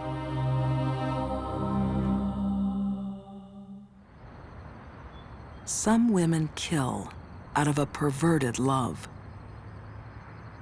Others murder under a deadly illusion. Southern California, 1967. The summer of love is in full swing.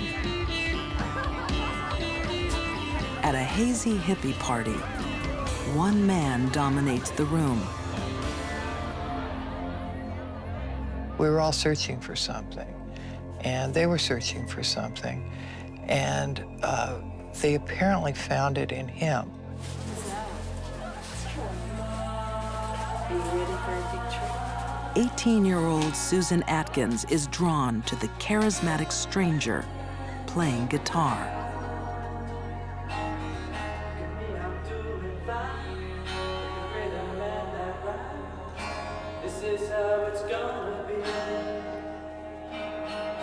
I think for Susan, Charlie was finally the man who saw how wonderful she really was. And together, they could do great things. Susan is being seduced by Charles Manson. Charles Manson, if nothing else, is a master manipulator of people. He ran into all these young people who were very naive and looking for something different than what their families and society could offer them. He knew that, and he used that to manipulate them. At 32, Charles Manson has already spent half his life behind bars. Prison has taught him how to manipulate and how to con. He played on people's weak points. He was con smart. He learned in prison how to play people, and he played on all these girls. Teenage runaway Susan Atkins is searching for a better life. Susan Atkins was probably the most troubled of the young women. She had been arrested, she had run away from home, and she really was kind of a discarded person.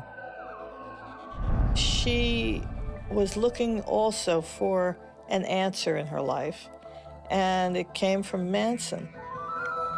At Manson's trial, reporter Linda Deutsch saw another young woman who fell under his dark influence. Patricia Krenwinkel she was kind of a lost soul when Charlie Manson found her. She had had some drug problems, and as she would tell it, she met this magical man who played a guitar and who lured her into his spell. She comes across a man who is an expert at manipulating women. She didn't stand a chance. All those watching, we don't need them. Tom isn't needed. See, everything's a play act. Everything's like a movie. I want you guys. Charles Manson used a few things to influence and control the people that eventually became his family. Tom isn't needed. One of them was drugs. Another one was he fed into the part of their ego that needed someone to accept them and to guide them. The other thing he used was the permissive attitude at the time. Manson uses mind control. He's been in there too long. he is rewiring his cult to commit a crime that will shock the world. They had been so completely and thoroughly brainwashed by Manson that they did whatever he wanted them to do. His followers must murder and show no mercy.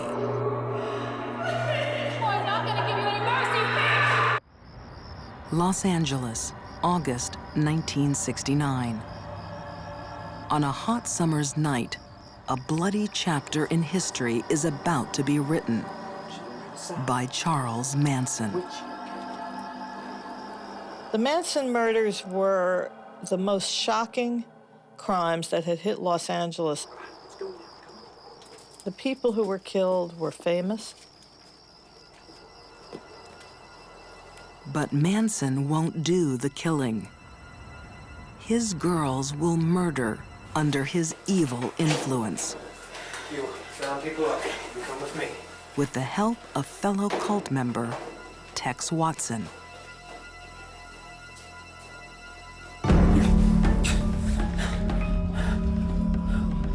Tex is a college football star. The devil. Tonight, in a mansion high in the Hollywood Hills, he's the devil. Susan Atkins and Patricia Krenwinkel are the devil's helpers, eager to kill 5 famous strangers. Sharon Tate was a beautiful and famous actress, wife of director Roman Polanski. There was Jay Sebring, who was a very famous hairdresser.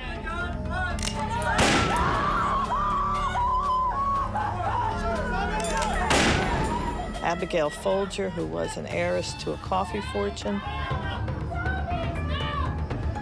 For the victims, it's a night of unimaginable horror. At the hands of Manson's followers. Patricia wasn't born bad, just vulnerable. Manson molds her into a cold-hearted killer.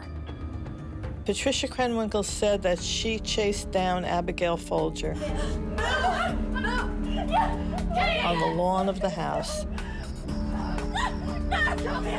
Patricia, who had a knife and who ultimately stabbed her to death.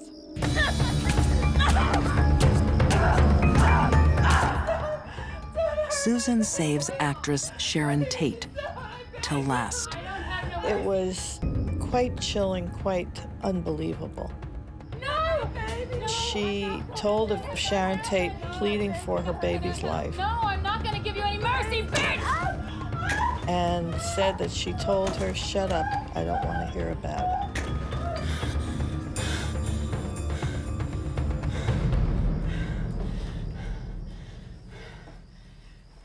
Finally, using Sharon Tate's own blood, Susan scrawls the word pig.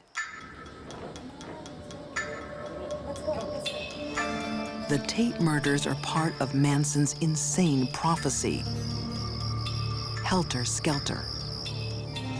Helter Skelter was basically a race war between blacks and whites in the United States.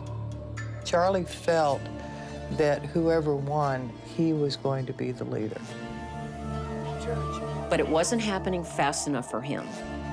So he instructed his followers to go into these affluent neighborhoods and murder these people. The night after the Tate killings, Manson wants to murder again. Yet another young woman will help him. 19-year-old Leslie Van Houten, a little girl lost. Leslie Van Houten was the most unlikely Manson family member. Leslie was very beautiful. She was a homecoming princess in her hometown of Monrovia. And she would have been something wonderful had she not gotten into drugs. Leslie played a very active part in the murder at the La Bianca home. Manson and Tex Watson have tied up the victims. Supermarket owner Lino LaBianca and his wife, Rosemary.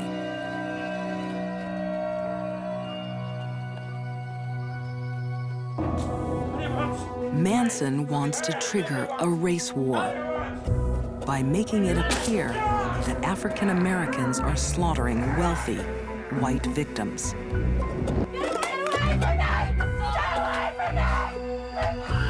Tex and the girls fulfill his evil plan.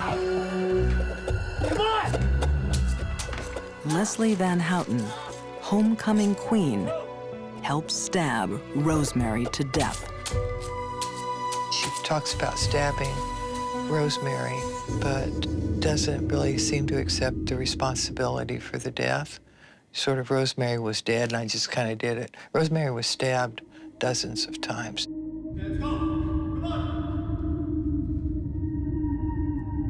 The word war is carved into Lino LaBianca's flesh. It was horrendous, absolutely horrendous. Once again, bloody words are smeared to spark a race war. But helter-skelter never eventuates. Manson's madness is ended by a prison boast. Jailed for another crime, Susan Atkins can't keep quiet about her part in the killings. She was in jail on another charge, and she bragged to her cellmate about the murder she'd been involved in.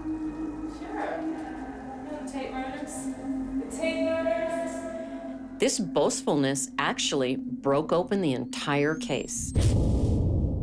Charles Manson and his followers are charged with murder over the Tate and LaBianca killings. When he was on the stand, he said that he had learned something important in prison.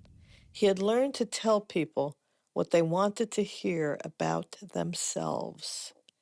And that was his magic. If you wanted to hear you were beautiful, he told you were beautiful. If you wanted to hear you were smart, he told you were smart. That was how he lured people into his web. In April 1971, Charles Manson, Leslie Van Houten, Susan Atkins, and Patricia Krenwinkel are sentenced to death. But the death penalty was outlawed shortly after, and all of the sentences were commuted to life.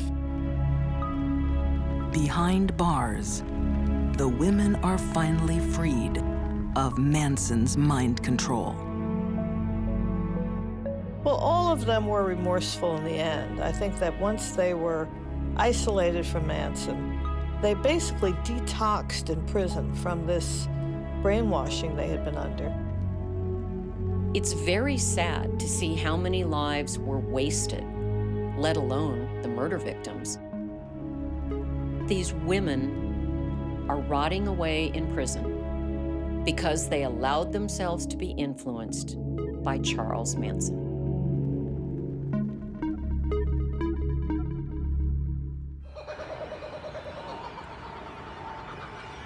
Melbourne, Australia, 2005. A summer's day full of promise shines down on a car full of dark secrets. There was a rancid smell coming from the car because it's quite a warm day. The abandoned vehicle arouses the suspicions of a park worker. Inside the trunk, a grisly find. No one could have heard her cries for help. She had no chance. There's another surprise. After 5 days locked in the trunk, the woman is still alive. Hello? Hello, can you hear me? Hello? I couldn't believe that she was alive, but she was. What will shock everyone is who did this and why. Who would have thought a woman of that profile could commit a crime so brutal and cold. Tanya Herman is looking for love. The 36-year-old has a young daughter and 2 failed marriages. Tanya was basically a hard-working single mum who was unfortunately vulnerable to manipulation. Some people are highly susceptible to being influenced by others because they lack a basic, solid core of their own personality. A simple mouse click changes Tanya's life in ways she can never imagine. It's a singles ad for a wealthy construction boss named Joe. But journalist Carly Crawford knows the real Joe is a devious serial womanizer. Joe Corp was a basically deceitful character. His life was one lie after another. Hello, beautiful. How are you? Joe Corp is actually married with 2 children and deep in debt. On their first date, he seduces Tanya with promises of love and a life together. He was certainly a very engaging personality, but a dangerous one at the same time. It seemed to be that it didn't matter how ridiculous some of his requests were. What's this? Put it on for me. She was more than willing to do anything to please him. Beautiful. Take some photos. Go on. Detective Jamie Cookson saw how far Tanya fell under Joe's spell. She was totally infatuated with Joe Corp. Put your head out. That's it. That's it. Okay. Yeah. Tanya was under Joe's control because that's exactly where she wanted to be. Beautiful. Tanya didn't want to take responsibility for her own life, so she let herself be led. Joe lets Tanya in on one of his secrets, a craving for group sex. You're right there. Something his wife Maria would never agree to. Tanya was Joe's outlet to all of his sexual fantasies. Maria Corp was a very religious person. It was not the sort of thing that she would have been involved with. When Joe's wife Maria discovers a photo of Tanya, Who is that? she threatens to end their marriage. It's Daz's new girl. Oh, why are you lying to me? Not lying to you. I don't know her. Joe tries to end the affair by sending a series of emails.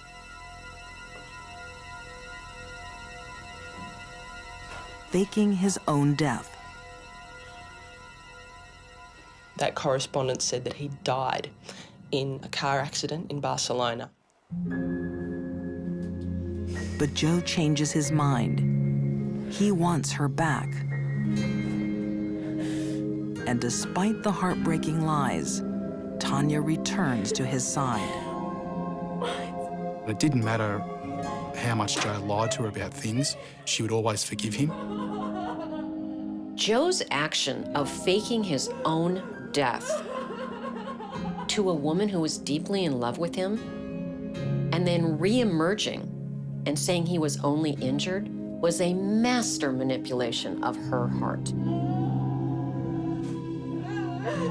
With Tanya hopelessly in his thrall, Joe comes up with a more sinister plan.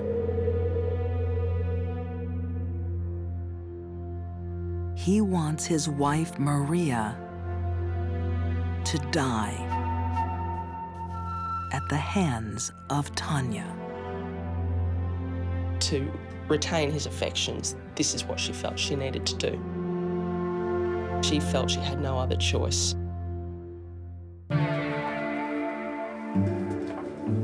In Melbourne, Australia, Joe Korp has lust in his heart and death on his mind. He wants his mistress, Tanya Herman, to kill his wife, Maria.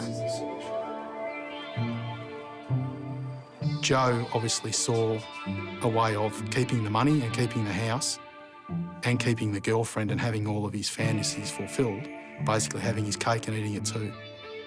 But the only thing that was in the way there was Maria. Joe plans everything down to the last detail. A swimming cap to prevent Tanya leaving hairs at the scene, and a bag strap to choke his wife to death.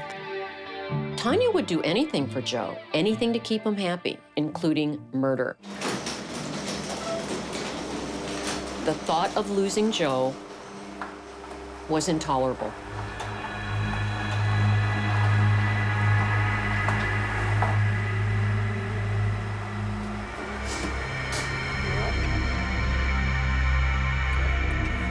Joe Korp lets Tanya into his garage to lie in wait for Maria.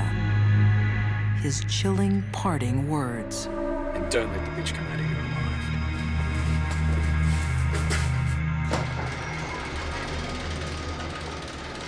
If there was one question I could ask Tanya, it would be, did you wonder why your lover wanted you to kill his wife?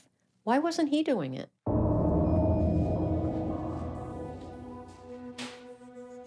Maria came out to get into her car in the garage to go to work as she normally did every other day. Tanya snuck up behind her,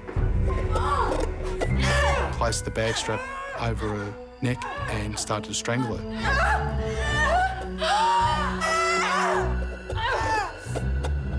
Tanya described a feeling of detachment at this time. She felt like she was an outsider watching this horrific spectacle unfold before her. All that changed when Maria fell to the ground. Blood came out of her mouth. And Tanya suddenly had the shocking realisation that this is real. This woman is dead. Scared, alone, Tanya's only thought is to get rid of her victim. Joe told her to dump Maria's body as far away from their home as possible.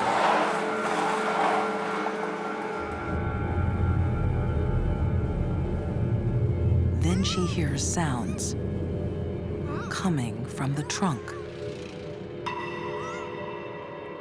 Tanya Herman thought that while she was driving along the highway, she could hear moans. Unconsciousness can occur very rapidly whenever there's compression of the blood vessels in the neck. Now, this would mean that her breathing would be so shallow and she was so limp that the perpetrator was not smart enough to check for a pulse to see if her heart was still beating. As Maria gasps for breath, a panicked Tanya abandons the car in a quiet street.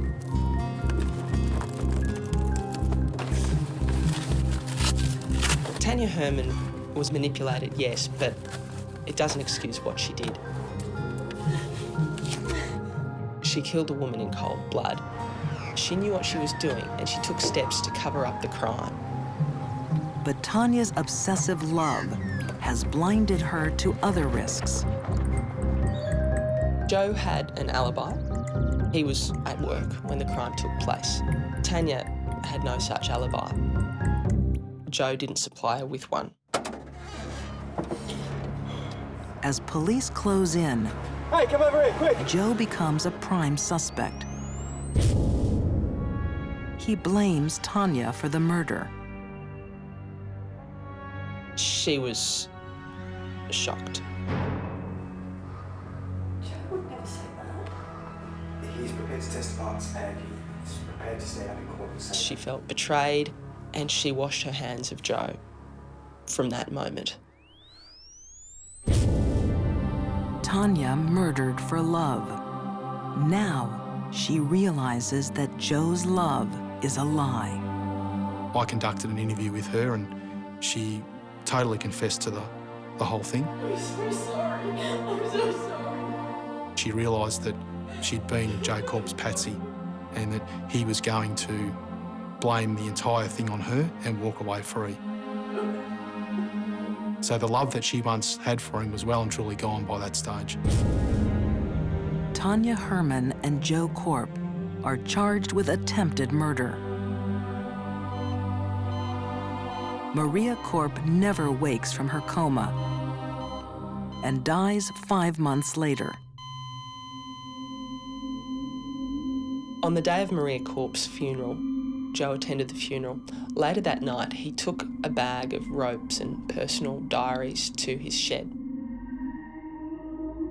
And he hung himself. Once Maria had died, we were going to upgrade the charges from attempted murder to murder against Joe Korp. So he took the coward's way out and committed suicide. Tanya Herman is left to suffer the consequences of her actions. In July 2006, she is sentenced to 12 years in jail. In many ways, there are two victims in this story. One was Maria Korp, the other was Tanya Herman. I think it's safe to say that had she not met Joe Korp, she would not be in jail now. When these women were asked to kill, they all said yes. Myra Hindley slaughtered innocent children to satisfy her lover's perverted bloodlust. Charles Manson's women went on a bloody rampage, their minds in the grip of an evil preacher. And Tanya Herman took another life, believing it would better her own. These deadly women all became killers under an evil influence.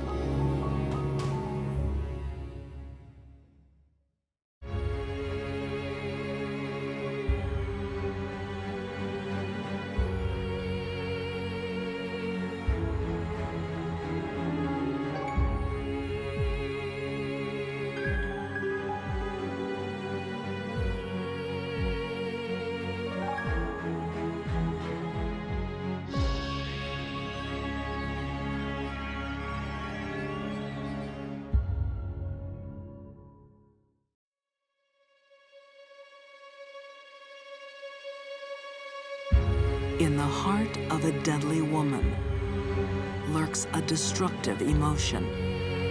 Jealousy is the most common motivator of murder. A pretty passenger escapes a crime scene with a grisly secret. Who is this woman? Who is this enigma? Who is this trunk murderess?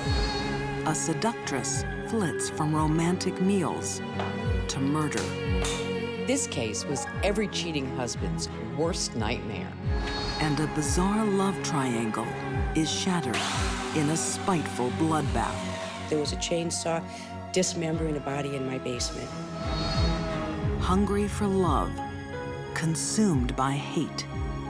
These are deadly women with hearts of darkness.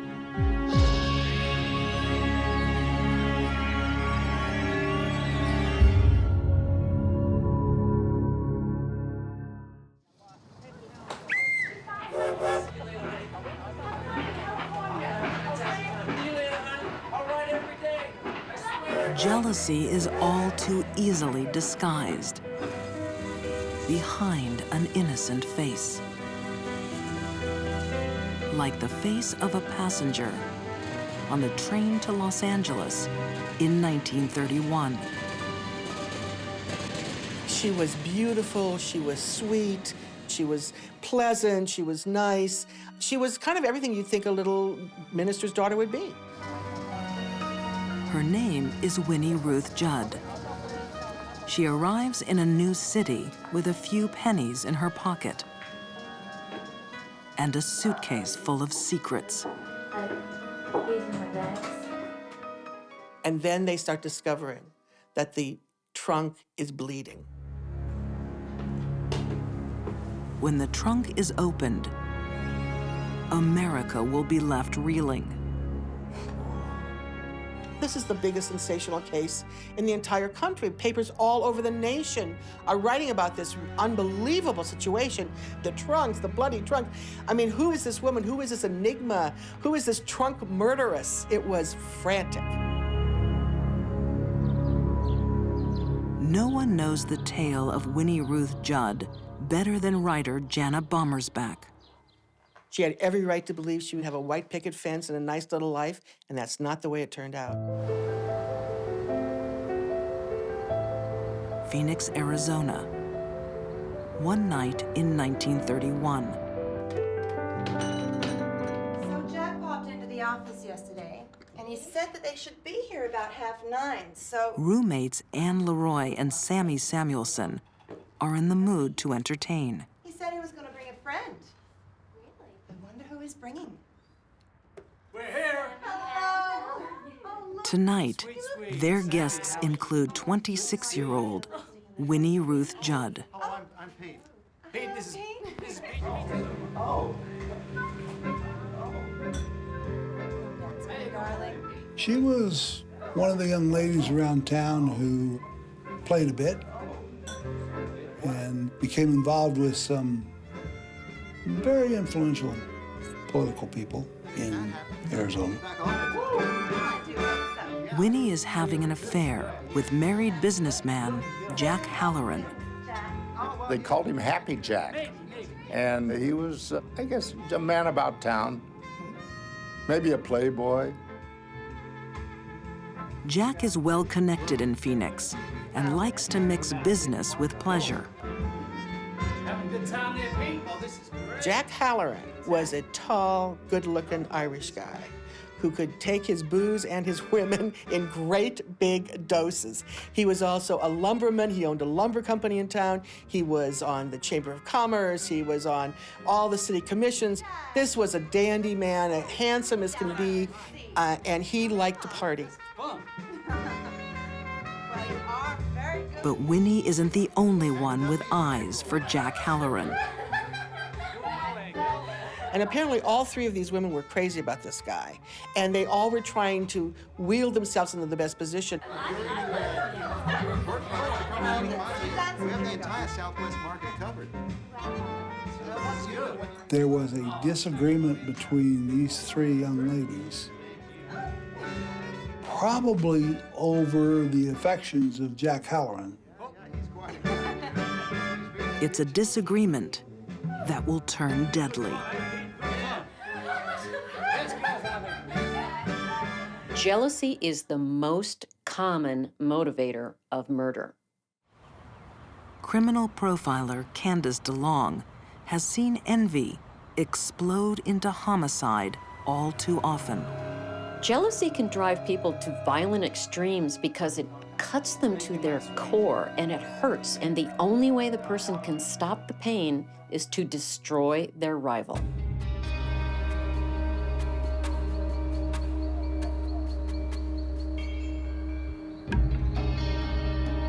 The next night, Winnie pays the girls a visit. It was a Friday night. It was a very hot Friday night, unseasonably warm. Winnie had gone over to have dinner with Anne and Sammy. With the cat dragged in. Their friendship has soured. I think we need to talk about something. I thought I told you to stay away from Jack. I will do whatever I want to do. You've been sleeping with him, haven't you? They start fighting, and they're fighting over Jack. They're all jealous of Jack. You need to just leave here right now. I mean, they were going on in this incredible verbal battle, and at that point, everything got very deadly. How dare you? Okay, now you need to get out. No, right now.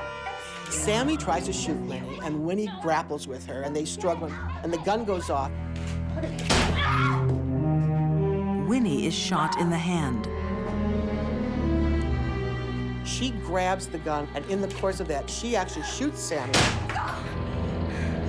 What are you doing? And Winnie says that she took the gun, raised it up, shot at Anne. Oh, what have you done? No, Winnie.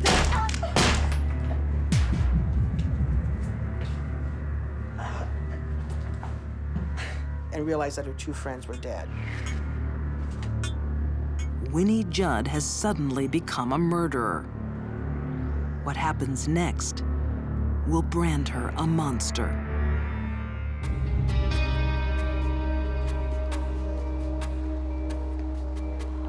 Phoenix, Arizona, 1931.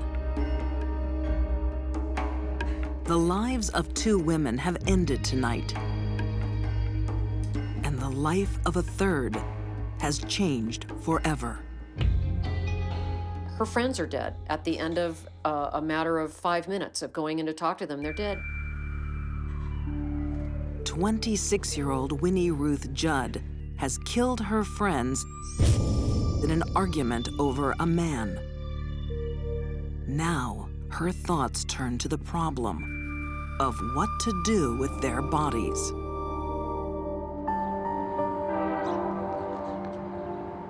Union Station, Phoenix. A pretty passenger boards the train for Los Angeles. Can I help you with this, man? No, it's fine. No, I'm just gonna. No! And she checks the luggage, adds her luggage to LA, and gets on the train. She only has a few pennies for a tip for the porter. She obviously has no money. She can barely afford the ticket to LA. Winnie Judd has spent all night packing in a desperate attempt to conceal her crimes. Police surmise that she cut the bodies up and put them in trunks. She aims to dump the bodies in the Pacific Ocean. Winnie drives on the train all day and into the next night to Los Angeles. And she gets there and the trunks are unloaded. Her plan is about to come undone. Oh, the smell would have been overwhelming. Now, the big thing here is that those bodies were cut up, and particularly when there is a cut through the abdomen. When a loop of bowel is severed, all the bacteria that is present in that bowel is immediately out, very rapidly. So the whole process of putrefaction and decomposition is going to proceed at a much, much more rapid rate. These are my bags. Mr. Johnson, sir. Here is this trunk that's bleeding, and the bad guy thinks it's contraband deer meat. Just need to ask you a couple of questions. Is this your luggage? Yes. Because apparently there was a big smuggling issue between Arizona and California in those days, and he wants the trunk open. Can you tell me what's inside of it? Or just personal items. Okay, I'm gonna need to see the inside of that luggage. Just get the keys. Winnie knows her secret is seeping out. Oh, my brother has them. My brother has the keys. He's just at home. Well, can we call him? No, I'll just go and get No, really, you need to stay here, ma'am. She leaves, never to return. Eventually, they force open the bag. Oh! And he sees a woman's head. Oh my God!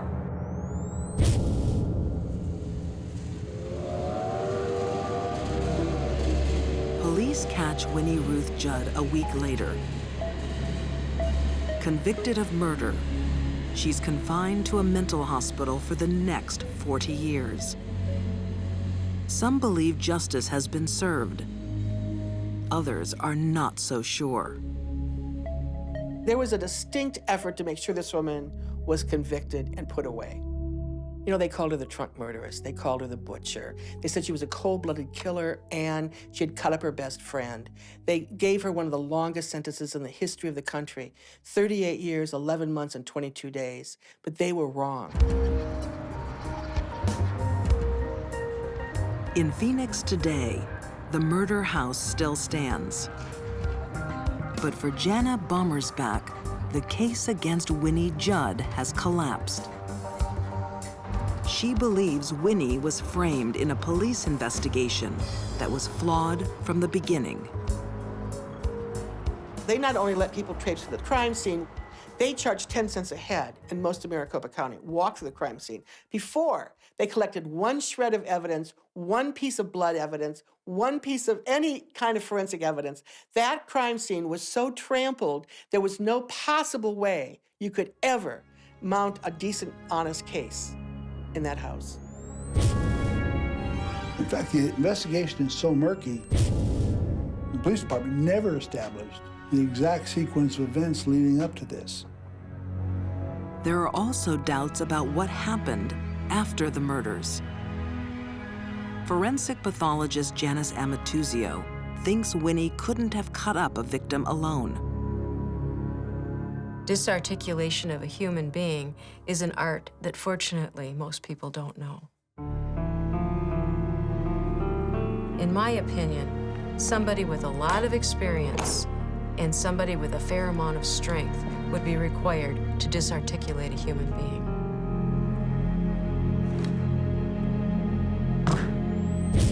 Anne's body was cut apart so precisely that they sewed it back together. It was not hacked to pieces like they said in the media. It wasn't shreds and shards of bone and flesh. This thing was dissected. It looked like an operation. Only a surgeon could have cut apart that body. Oh my God. Jenna thinks the body was dismembered by a surgeon, organized by Jack Halloran. Obviously, this woman did not do this crime alone. You had to be a nincompoop to think that. You had to be blind, deaf, and dumb to even consider that Winnie Ruth Judd, on her own, killed these women in cold blood, disposed of these bodies, dismembered this body, took the trunks, the whole thing. It was absurd. And what they were trying to cover up is who else had helped her, like Jack Halloran. Is it a case of a powerful man framing a vulnerable girl? Listen to me. Go to your apartment now. Go! In the 1930s, women didn't have much in the way of power, even in this country. They had rights, but they didn't have the power, they didn't have the authority, they didn't have the influence. And it's easy to see how a young woman who had been involved with the married man and ended up on the wrong side of a gun with both her friends dead could be easily framed and sent away. Winnie Judd is finally released in 1971, age 66. Returning to Phoenix, she finds a town divided about her guilt. But Jana Bommersback has no doubts. She befriends Winnie and comes to believe in her innocence. Winnie Ruth Judd passed away in 1998, surrounded by friends and people who loved her and cared for her, and who by now knew that she was not the horrible woman that history had said she was. Murderous butcher or framed innocent. The truth about Winnie Ruth Judd may never emerge. All that's known for sure is her problems began with a jealous heart.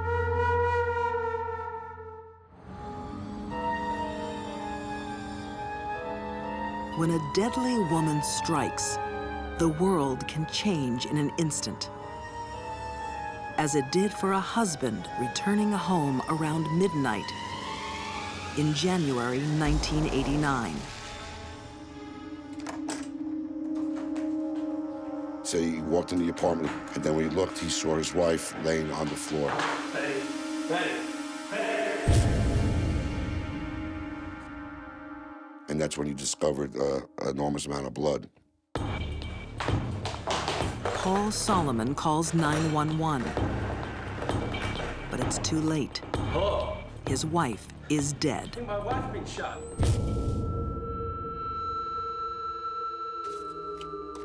Sergeant Richie Constantino is the first detective on the scene. There was a large puddle of blood that she was lying in, and you could see that she had gunshot wounds to her body. A seasoned New York cop, Constantino quickly has a prime suspect.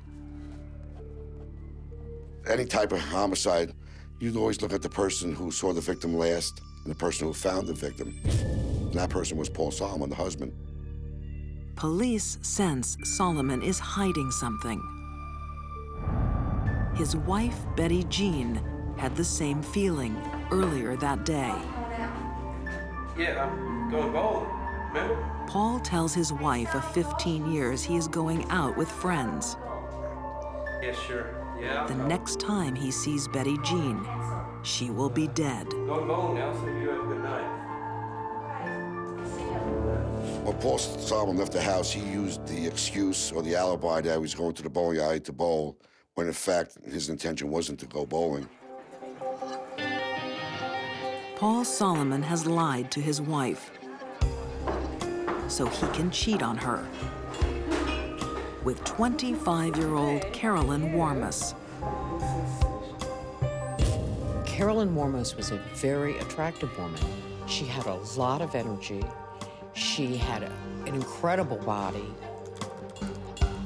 To crime writer Diane Fanning, Carolyn Warmus is a classic femme fatale. Very short skirts, revealing tops. She wanted to attract the attention of men, and she did it very well. The couple meet at the school where they work. Carolyn doesn't mind that Paul is married. That is part of his appeal. She had a thing for married men, and that was who she preferred having relationships with. And Paul Solomon was not the first one, the most serious one, but not the first. 3 years earlier, she is dating another man. He was a medical student. His name was Paul Lavin, and she dated him and had a very torrid affair, even though he was engaged. Carolyn repeatedly got involved with men who were unavailable to her. Those are guaranteed to be unhappy relationships. Maybe you're not what I need. When Lavin tries to end the affair, it flicks a switch in Carolyn's mind. She changes. And when those relationships didn't work out, which they were bound not to, she was left with hurt feelings. And when she was hurt, she would become a stalker. She stakes out her ex-lover's house, waiting to steal him from his fiancée. She used to send notes to Paul Lavin saying she was pregnant, and in fact she wasn't, trying to get him to be with her. Those phone calls yesterday, that was her. I really think she thought she could win him back if she just persisted in stalking him and harassing him. That doesn't work for most people, but I think she thought that it would. Lavin is angry. He wants Carolyn out of his life. They had to get a restraining order against her so they can get married. Carolyn has fought for love and lost. Next time, it will be different.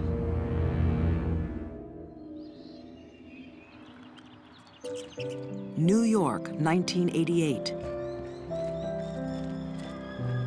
Carolyn Warmus has attracted another attached man, Paul Solomon.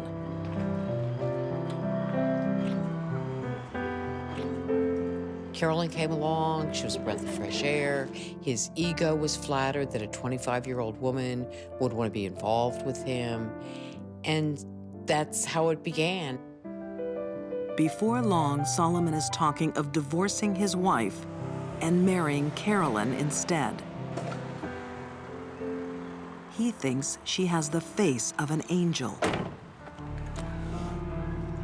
What he doesn't know is she also has a heart of darkness. This case was every cheating husband's worst nightmare. What could be worse than to fool around and then be stalked by a crazy woman who kills people?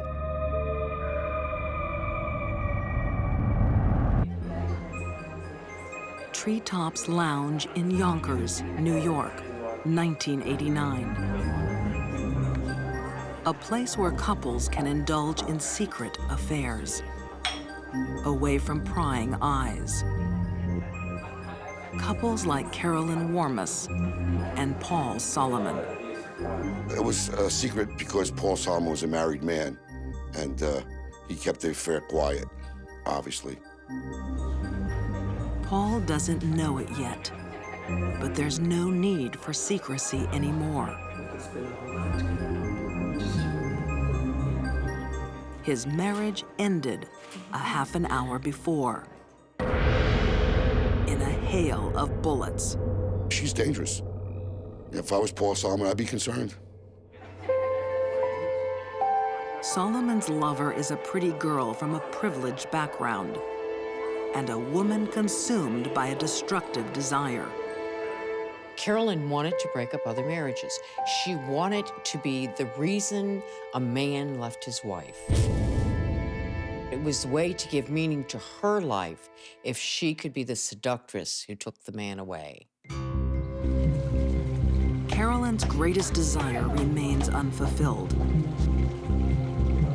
She's been dumped by a series of attached men, starting with the first man she ever loved. Carolyn lost her father out of her daily life when she was a young girl. Her father left the family to go with another younger woman. And I think that set into motion some serious psychological problems for Carolyn because she felt abandoned by her father. Every time a man leaves, she feels abandoned again. When Paul Solomon starts to pull away, she decides it's time to fight back. When she found out that he wasn't going to divorce his wife, she felt that she had to take matters into her own hands, and she did. It's a Sunday evening in 1989. Carolyn calls Paul Solomon and asks him to meet her at Treetops Lounge. His wife, Betty Jean, is home alone. Meanwhile, Carolyn is sneaking over to the house. No one's sure how she got in.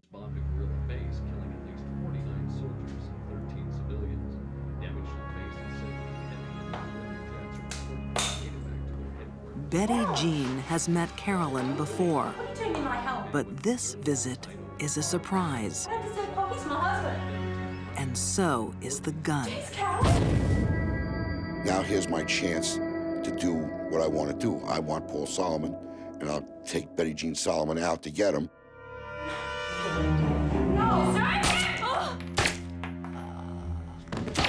She shot Betty 9 times.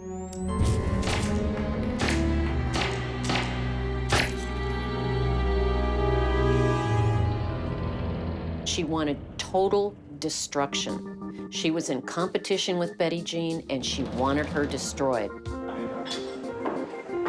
10 minutes later, Carolyn Warmus meets her lover.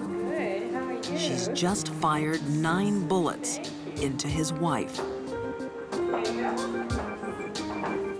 It was unbelievable that she could kill another woman in cold blood, leave her bleeding on the floor, and just flit off to a romantic little restaurant, sit down and dine and laugh and have a wonderful time. But Carolyn is not capable of feeling guilt. She was calm because she's a sociopath. She had no guilt about what she did, and she wasn't particularly nervous at all about being caught. At last, Carolyn has Paul to herself. She has fought for a married man and won. Now it's time to celebrate. And they left together, and in the parking lot, they went to Carolyn Warmus's vehicle where they engaged in sex.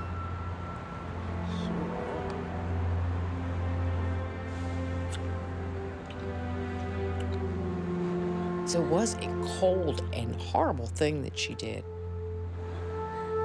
Take someone's life and then go have fun. For Paul Solomon, the fun comes to a halt when he gets home.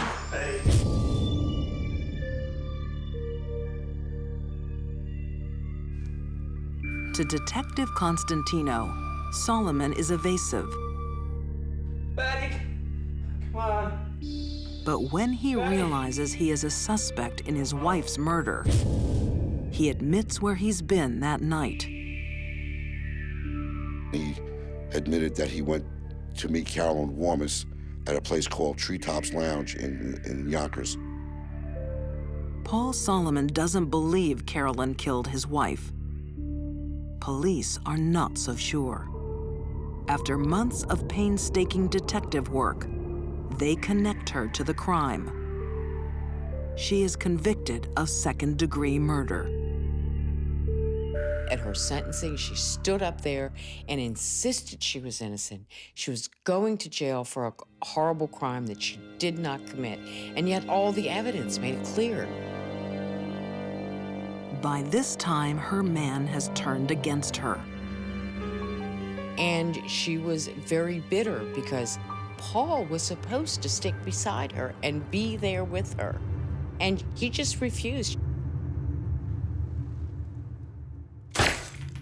The worst fear of Carolyn Warmis is to be abandoned and alone. But that is just where she finds herself today, in prison for 25 years.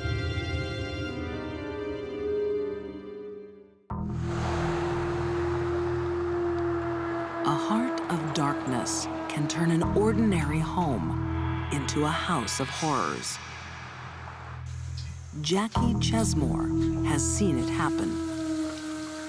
I just want to advise to other people, beware. You cannot trust people. They may look innocent, they may have a smile, but check their behaviors, their references, because there's a lot of bad people out there and they may be living in your home. In Jackie's basement, blue paint covers the stains of a grisly crime. But memories can't be painted over so easily. I was just totally disgusted, totally blown away when I found out there was a chainsaw dismembering a body in my basement. It's something that I certainly will never forget.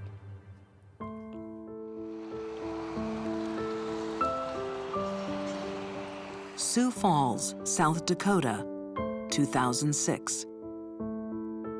Detective Troy Duncan investigates the disappearance of a local deaf woman, Darlene Vandergiesen. The majority of missing person cases we have, the people turn up and there's a logical, reasonable explanation of where they had been. But Darlene's disappearance has her family fearing the worst. Darlene's parents, family, and friends were gathered at Darlene's apartment, trying to put their heads together, trying to gather their wits to try and figure out where Darlene might be. Dee Vandergiesen welcomes a visit by her daughter's friends. One of them is Darlene's killer. She embraced Darlene's mother. She said to her mother, "I know that your daughter is missing. I am praying for you. I pray for her safe return." She said these things to Dee Vandergiesen within hours of having dismembered Darlene's body and disposing of it in a dumpster. The previous spring, the sun is shining in Sioux Falls. For Sally Collins and fellow deaf woman Daphne Wright, the world seems a happy place. Sally was a friend of Daphne's, and she had moved in at the same time Daphne had in August the year before. Their landlady, Jackie Chesmore, doesn't realize that Daphne and Sally are lovers.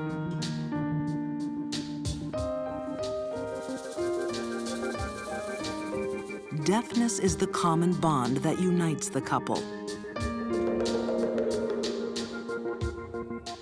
Local journalist Joss Vergis discovers that for Daphne, deafness has also been a barrier. Daphne was the first deaf child born to hearing parents. Her father was an alcoholic. Her mother used limited signing to communicate with her and didn't really learn sign language until Daphne was in high school. So it was not a pleasant upbringing. Daphne's childhood made her feel unwanted.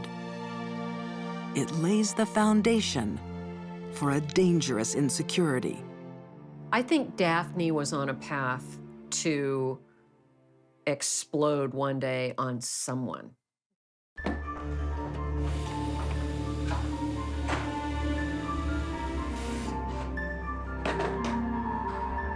Over time, Daphne's demeanor changes.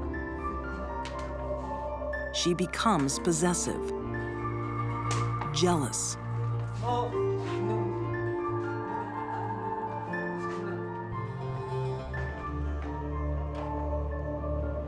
Daphne could be kind of jealous and controlling and angry at times. Sally gets a glimpse into her lover's dark heart. She doesn't like what lurks there. Not long before the murder, Sally broke up with Daphne.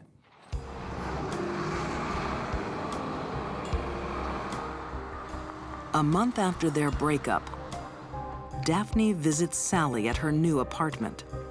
She wants to make amends. But there's a problem. Sally has a new friend, Darlene Vandergiesen.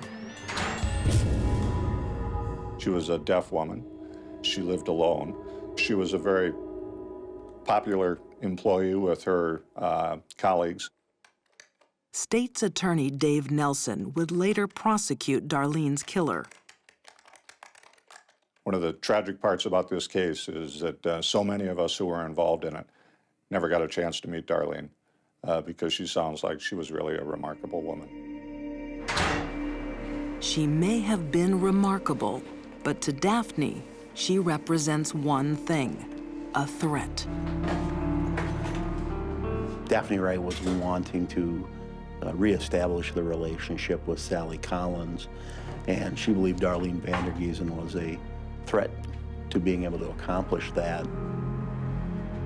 Got to a point where she felt that the only way she was going to be able to reestablish that relationship with Sally was to remove Darlene Vandergiesen from the picture.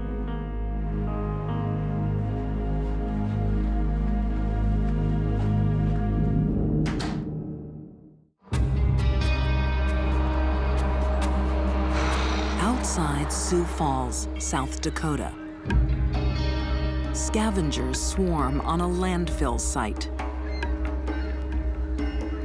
Not all the secrets that are dumped here remain buried. A search was conducted of the landfill in probably 10 days of a very frigid South Dakota February. Her legs were found at the landfill. Her torso was found in the landfill in separate pieces. The body parts belong to a local deaf woman named Darlene Vandergiesen. A week earlier, she meets another deaf woman for a meal, Daphne Wright. Daphne has been trying to get back with her ex-girlfriend, Sally. And lately, Darlene seems to be in the way.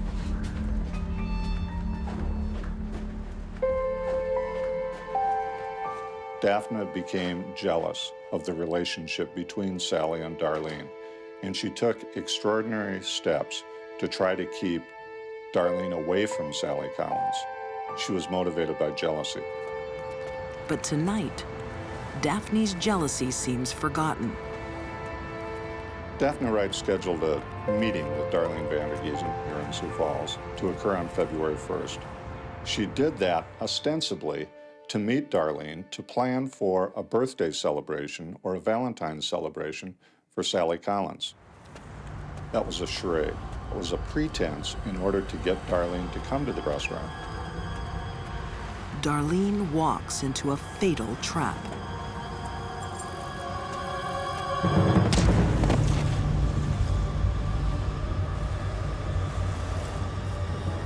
No one really knows what's happened other than the two people involved, but police suspect that Daphne somehow forced Darlene into her truck and took her to her home, killed her somehow,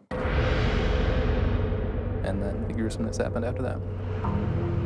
At the time of the murder, Daphne is living at Jackie Chesmore's house.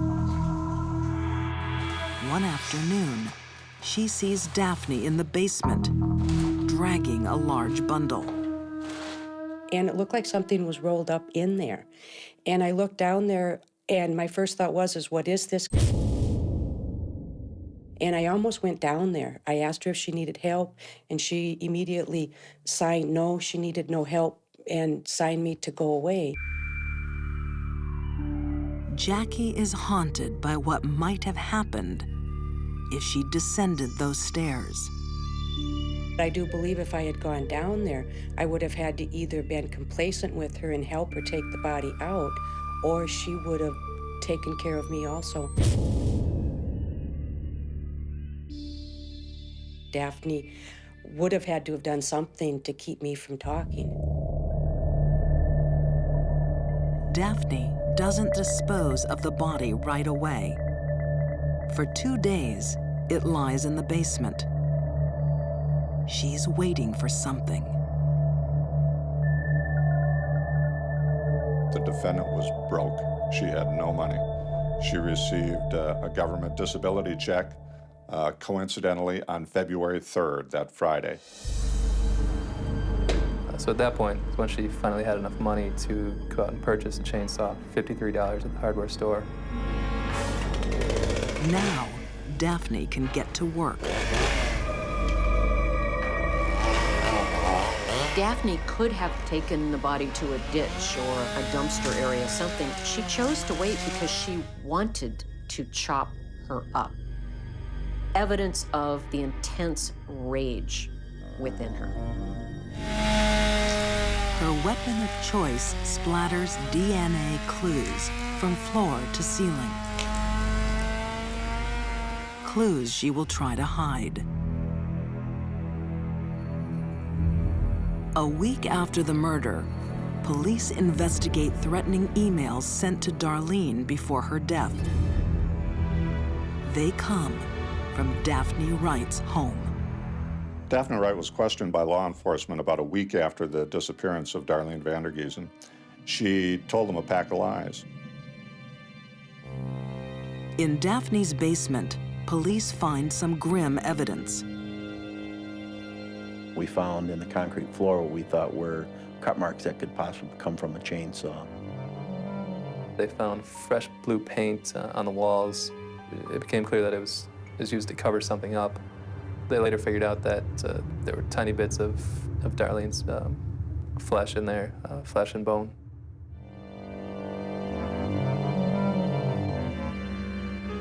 Chainsaws are rarely used in dismemberment cases.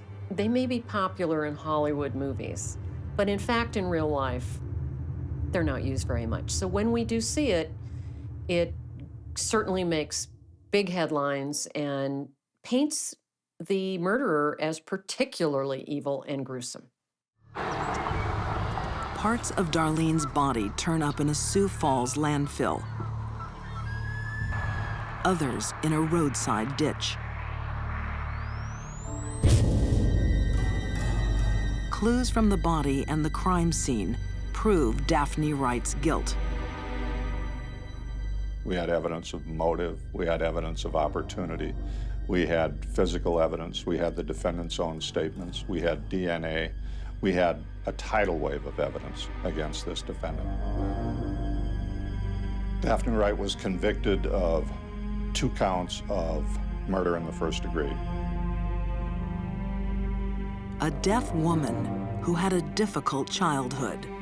Daphne Wright killed to defend the only love she'd known. But when jealousy entered her heart, it clouded her vision. She thought that Darlene Vandergiesen was out to destroy her relationship with Sally Collins. That was not true.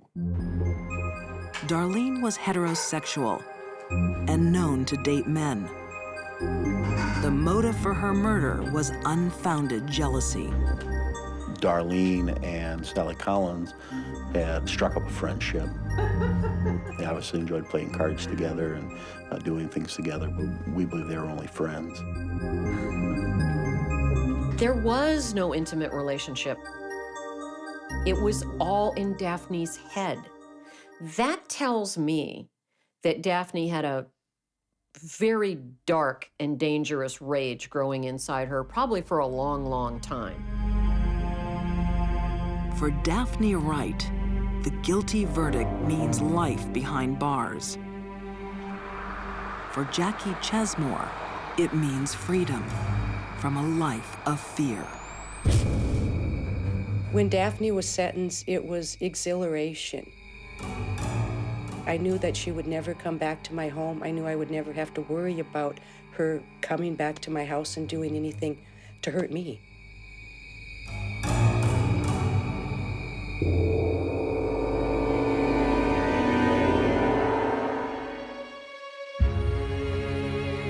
These deadly women were consumed by a poisonous emotion. Winnie Judd dispatched her rivals in bloody trunks. Carolyn Warmus lashed out at the wife who stood in her way. And Daphne Wright unchained her rage on a woman who posed no threat at all. When jealousy entered their thoughts, murder was just a beat away in their hearts of darkness.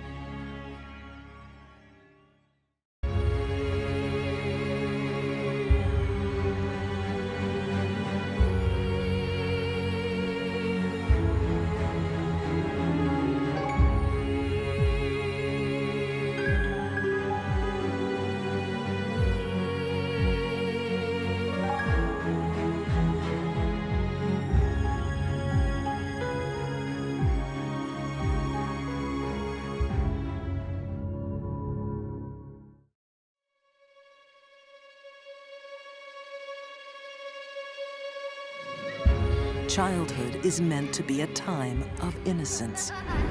We watch children play Little League. We watch them color pictures in front of us. How can that child take another life?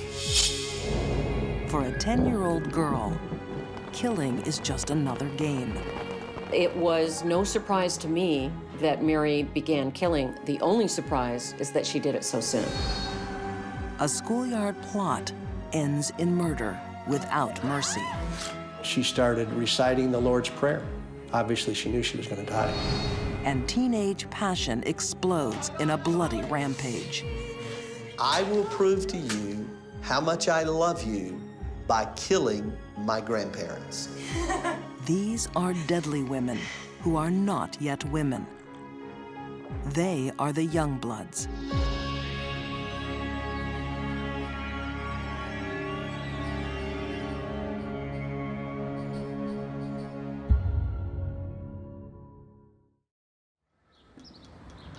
Northern England, late 1960s.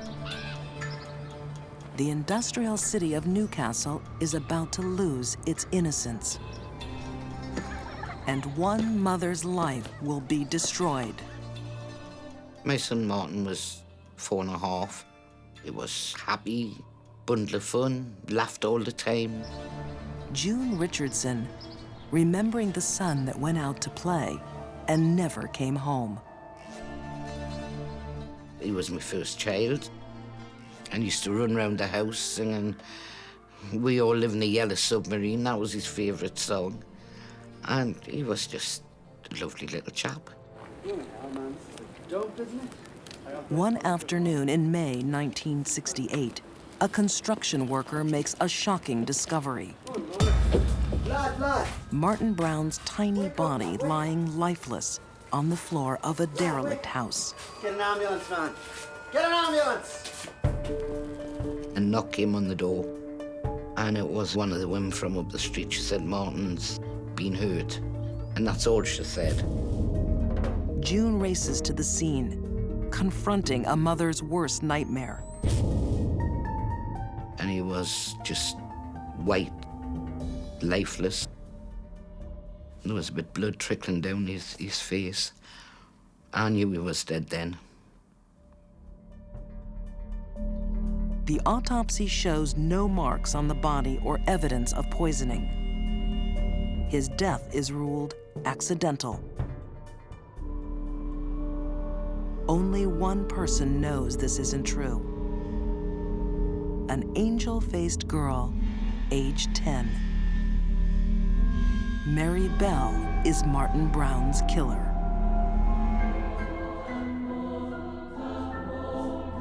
While other 10-year-old children are out playing with dolls, having sleepovers with their friends, picnics, amusement parks, Mary Bell is killing.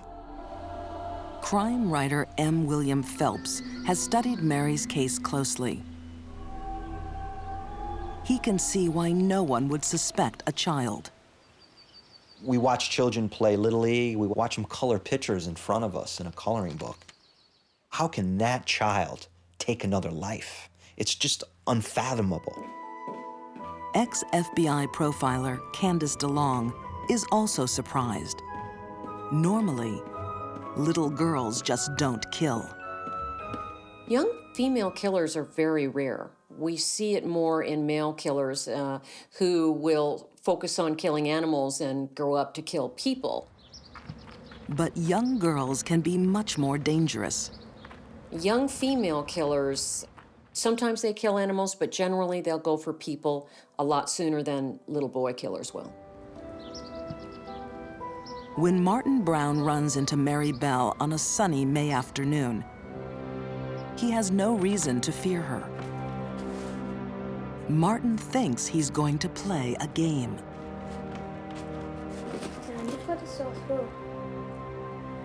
She knelt him down, she put her hands around his neck. She told him she was trying to make his throat better. And she strangled him.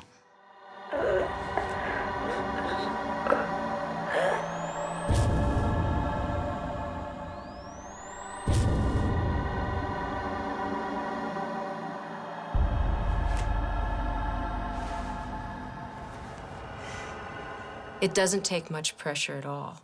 As a matter of fact, the younger the child, the easier it is to do. Forensic pathologist Janice Amatuzio knows just how Mary was able to kill without being detected. Sometimes, if suffocation or strangulation are done gradually or lightly, there may be very few external marks. Mary gets away with murder. But does a young child realize what they've done? A child's personality and brain are still developing, so they are going to lack the ability to fully understand what they're doing. They may understand that they're killing, but not why or the consequences, that the person they're killing is not going to wake up. Mary seems to understand death all too well. She makes a macabre visit to Martin's grieving mother. About 2 days after, a knock came at the door. And it was Mary Bell standing at the door. Hello, Mrs. Richardson. And she said, I've come to see Martin. And I just turned around and says, I'm sorry, darling, but Martin's dead. Oh, no. Oh, she says, I know he's dead. She says, I want to see him in his coffin.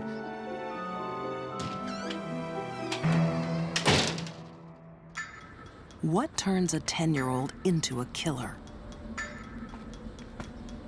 Mary carries many more dark secrets than the death of Martin Brown. And she wants people to know. She tells kids in school, she even tells a family member, but no one seems to believe her. She wrote a diary where she actually drew the way Martin was lying in the house. And she put on, I killed Martin Brown, you'll never catch me. She also writes an eerie message. I murder so that I may come back. Mary will be back. Something is driving her to kill again. I believe that Mary knew that killing was wrong, but she chose to do it anyway. She's just kind of putting her toes in the water, if you will. She's just testing the water. She wants to kill. She's developed the instinct to kill.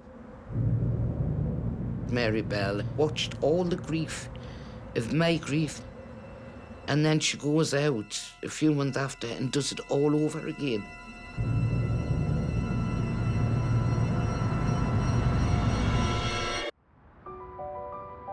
The city of Newcastle in northern England has a killer in its midst.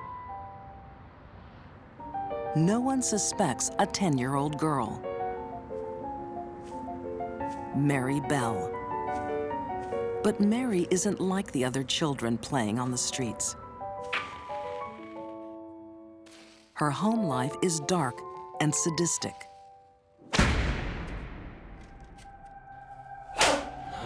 The mother was a well-known prostitute in the town. Mary, at an early age, begins to see her mother performing sexual acts. And many of the sexual acts that she performed were violent sexual acts. Betty Bell was 17 when she gave birth to Mary. She made many attempts to abandon her child and even tried to poison her with pills. Mary became a killer because of the horrible things she was subjected to at the hands of someone who was supposed to love her. Mary's mother made her the killer that she became.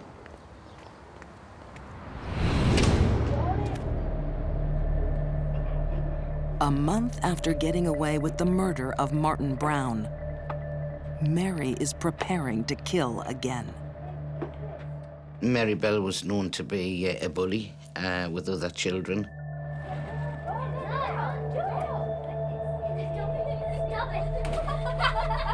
She was just the kind of kid she used to have to be top dog.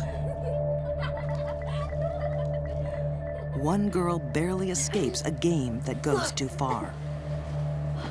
Mary's next target won't be so lucky.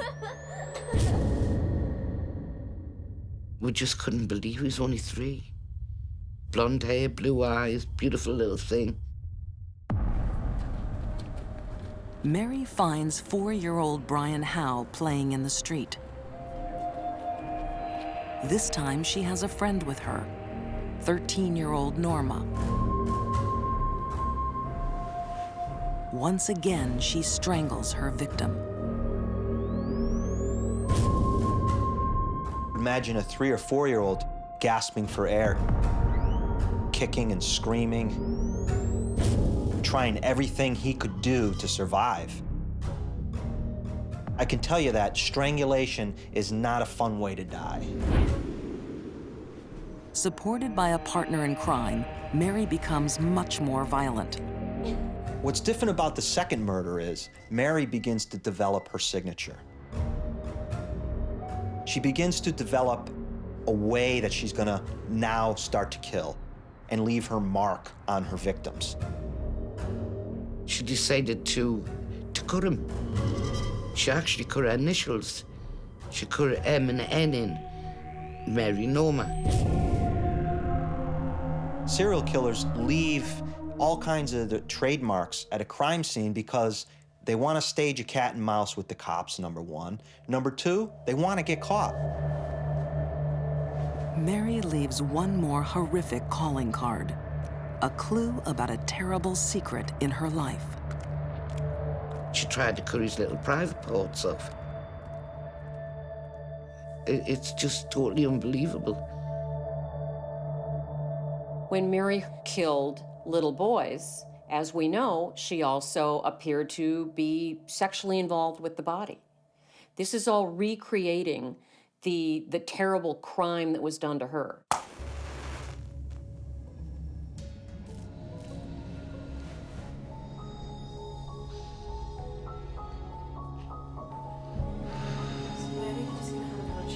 Mary's mother, Betty Bell, had done more than expose her young daughter to violent sexual acts. She looks lovely. She had involved her in them. In some cases, she was invited into it and made to perform sexual acts herself as a child, some very vile sexual acts. Come on. Sit down. Sit down. Mary made the statement, "I like to hurt things weaker than me." In hurting things weaker than her, she was recreating when she was the weak one being hurt by an adult, either sexually or physically.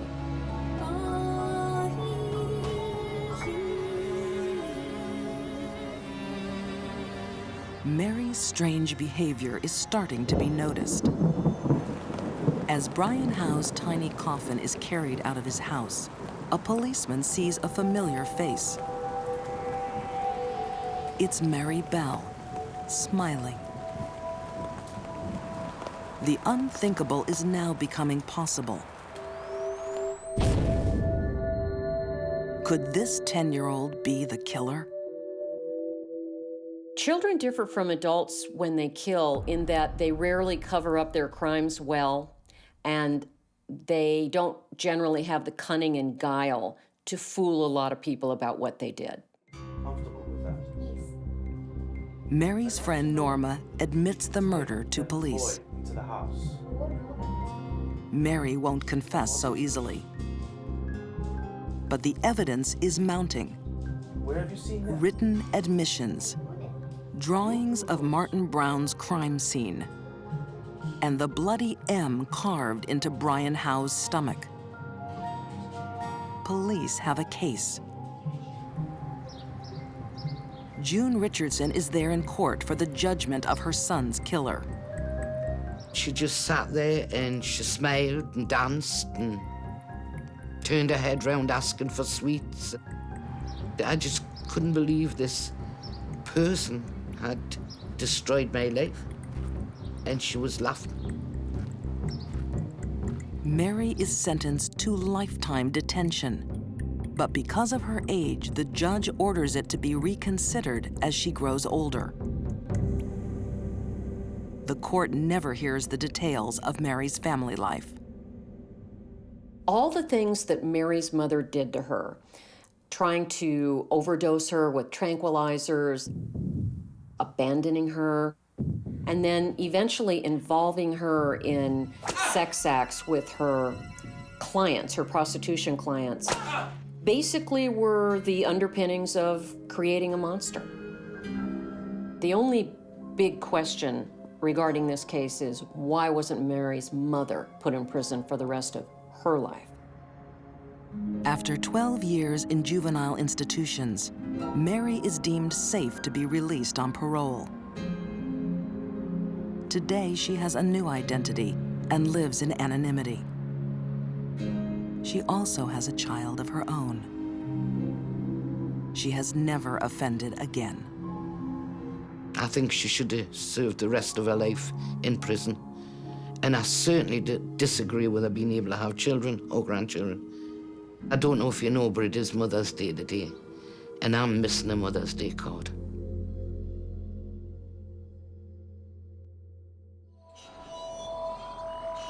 A young murderer doesn't start killing out of the blue. It's hard to accept the warning signs from a child, but missing them can be deadly. Fayetteville, Georgia. A quiet, sleepy city of God-fearing folk. One of the neat things about living here is just to see how people have a love for God. Local Reverend Glenn Stringham tends to a tight-knit Baptist congregation. When something is amiss, he finds out fast. In August 2004, it came in a phone call from a concerned parishioner. She called me on the phone. She said, Glenn, she says, I don't know what's going on, but something has to be happening at the college. I've been trying to call them. I can't raise them. I'm not sure what happened, but something's going on. Carl and Sarah Collier are in their 70s. a kindly couple who rarely miss a Sunday in church. Both of them very outgoing, very helpful. If we were going somewhere, they were first on the scene. They didn't wait for somebody to ask them. They were first to help. Reverend Stringham's congregation are about to face a test of faith and forgiveness. The Colliers have been found brutally murdered in their home, stabbed over 20 times each. This crime scene in particular was probably the most bloody, horrifying, violent crime scene I've ever seen in my life. Adding to the horror, the identity of one of the killers. It's the victim's granddaughter, Holly Harvey. She is 15 years old. Holly is one of the most dangerous teenage offenders I'm aware of. She was not a Sunday school girl. She was not a girl that would adhere to the Colliers' rules. Holly wanted to do what Holly wanted to do, irregardless of any rules and regulations set forth by the Colliers. Author Dale Hudson needed to know, what turns a teenager into a killer? In researching a book on the case, Dale soon discovers that Holly Harvey's problems began at home. Her mother and her father had divorced at an early age. Holly was left to the care of her mother. There were a lot of parties. There was a lot of inappropriate social behavior, a lot of immoral behavior, and Holly was pretty much left to herself. It only gets worse when Holly's mother is jailed on drug charges. The Colliers do what they think is right and take in their wayward granddaughter. But the strict rules of a retired Baptist couple are not for her. She was not a child that was going to be obedient. She was accustomed to living her own life. Holly's mother, Carla, allowed her to smoke marijuana. Carla allowed her daughter to live a promiscuous lifestyle without any boundaries. It's a lifestyle that's incubating a killer. Although there are plenty of sullen teenagers, not all of them have the childhood history that Holly did. Holly was hell-bent for a path of destruction starting much earlier in her life. This was in Holly's soul long before the night it happened. Boiling with anger and resentment, Holly finds a soulmate, 16-year-old Sandy Ketchum. There were a lot of similarities between Holly and Sandy. They both grew up without the parental guidance that most children get. They both grew up in a dysfunctional family. They had been abandoned by their parents and left to their own. They sought solace and they found comfort in each other. Sandy and Holly are inseparable. They take drugs together and begin a sexual relationship. Holly is now on a collision course with her conservative grandparents. It will end in catastrophe. For many teenagers, every relationship is a matter of life and death. They must have it or they will die. Sometimes that's taken to an extreme. Age 77 and 73, Carl and Sarah Collier are at their wits' end. Their 15-year-old granddaughter, Holly, lives under the Colliers' roof, but not under their control. I think it had to do with the fact that her grandparents said, look, you're in our house, we do want you to live by the rules, and she didn't want to live by the rules. Holly's drug taking is a problem. So is her lesbian lover, Sandy. Old-fashioned discipline is met with frightening threats. They were at a loss of what to do. Even when Holly begins to threaten them and say that I'm going to kill you, they still could not imagine that their 14-year-old grandchild, the one that they had loved and nurtured, would be saying things like that to them. Most children, teenagers, do not say, I want to kill you or I will kill you. As hard as it is for a parent or a grandparent to listen to that, they must act on it for the benefit of the child and to save their own life. The Colliers can't accept the warning signs. They respond with a threat of their own, sending her to a children's home. Holly is cornered. Holly's first and immediate thought was, then I'll be separated from Sandy. I'll be separated from the person that I love the most. The most important part of her life is at risk. She was not going to let that relationship die. And anything that got in the way of that relationship, she was determined to get rid of, including the Colliers. A terrible urge is building inside this 15-year-old. She enlists her girlfriend, Sandy, in a shocking plot. I will prove to you how much I love you by killing my grandparents.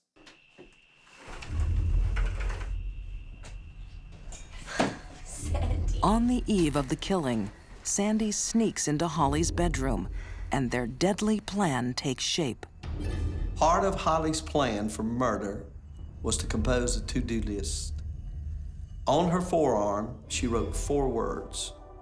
These were her cue words for murder: kill, keys, money, and jewelry. The to-do list that Holly wrote on her arm indicates a level of extreme detachment from the violence that was about to happen.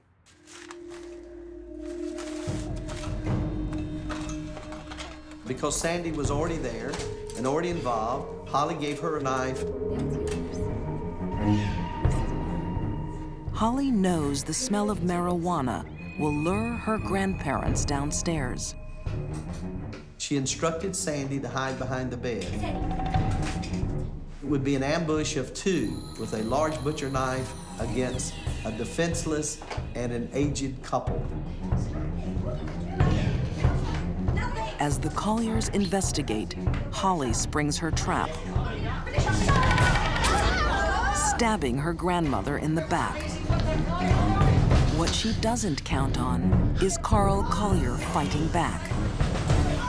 Carl wrestled Holly to the bed and was able to subdue her. Carl Collier desperately fights for survival with his own granddaughter. Holly has a big, bloody knife. Carl Collier only has his hands for defense. She cuts the phone cord. Holly stabs him several times.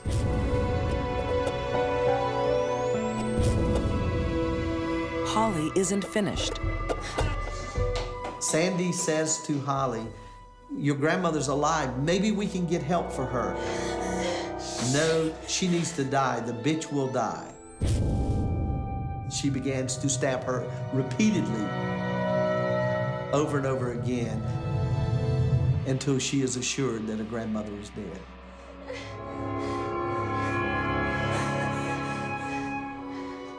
Dripping in blood, the 2 young girls stand in a scene of shocking devastation. It was unimaginable, the most horrifying thing that anyone had to have stepped into. I think the fact that Holly chose to use a knife for the killings speaks of her disregard for life and her hatred and rage. That's a hands-on crime, which is hard to understand because these are people that were trying to help her. Holly didn't want anybody's help. Holly was angry. Sarah had 35 stab wounds, and Carl had 23. When I see that many wounds, I think about rage. That's many more wounds than you need to cause somebody's death. And it says to me that an individual was either on drugs, their mind was altered, or that they were incredibly angry. The image of these grandparents who took in this problem child, the image of them running from her, probably holding their hands up to stop the knife from going in their bodies, it's one of the worst things I can imagine. Holly and Sandy have checked off part 1 of their brutal to-do list. They quickly run through the next 3 items: keys, money, jewelry. It seems organized, but young killers are still children. They rarely think beyond impetuous short-term goals. Their plan cost 2 lives, but soon they run out of ideas. Holly and Sandy's crime was a reflection of what was going on in their heads, which was pretty much nothing. It was poorly thought out, poorly planned, poorly executed. They drove over to the friend's house, reported to the friends the reason that they were bloody was that they'd been accosted by someone and had been attacked by someone. But later on, they confessed in a very giggly manner that they had actually killed Holly's grandparents. The friends are horrified. It's not long before police trace their truck and their cell phone calls. Holly and Sandy's dream of a new life of freedom is over. Holly very much resented authority. She very much resented people who wouldn't let her do whatever she wanted to do. To criminal profiler Candace DeLong, Holly was sending out all the warning signals of a deadly young woman. If she didn't kill her grandparents, someone else would have felt her fury. What might she have done later in life if she were not caught to someone who wouldn't share their soda pop with her? Dangerous, dangerous woman.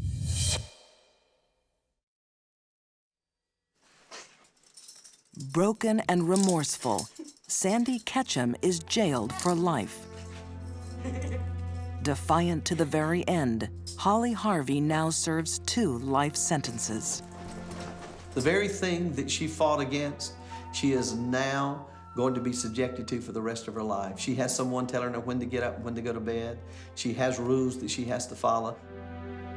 It is ironic, the very authority that she fought with the Colliers that she's subjected to now and will be for hopefully for the rest of her life.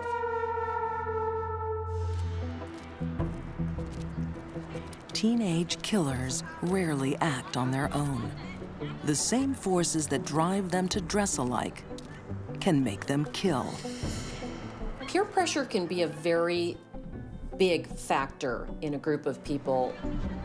Oftentimes, kids or adults will do things in a group that they would never do individually.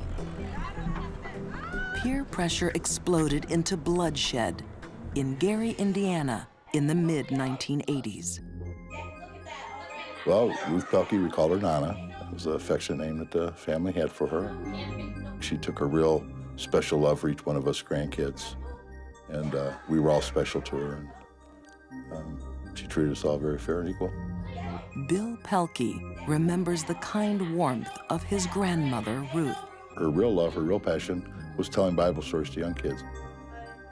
We cut out pictures of Bible characters and she put them up on this a board and tell the stories. Neighborhood children gather in Mrs. Pelkey's home for her lessons. It's what she loved to do. And so at the age of 78 years old, it was one more chance for her to share her faith with young people. Not all her students have such good intentions. In reaching out to help, Mrs. Pelkey has made herself a target.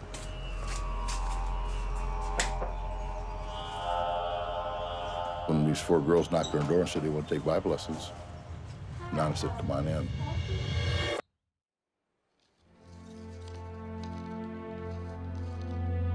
I've been in this business for almost 35 years as a prosecutor, a judge, and a defense lawyer now. And I've never seen a crime like this where young girls committed such a senseless, heinous act.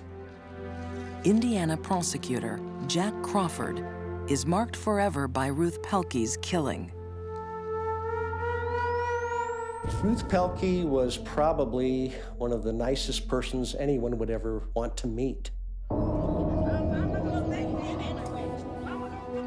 That girls, teenage girls, could decide on a school afternoon to go and murder someone is completely shocking, and it's a case that has never left me, and I'll never forget.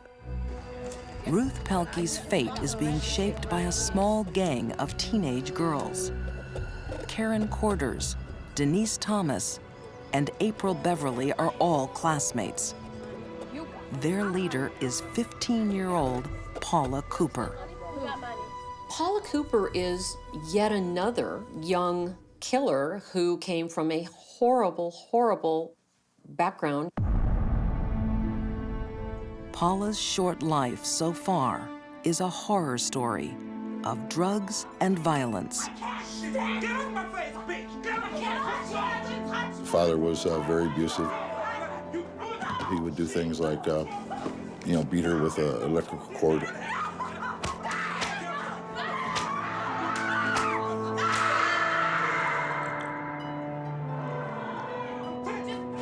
She was in and out of school. She watched her mother being sexually assaulted.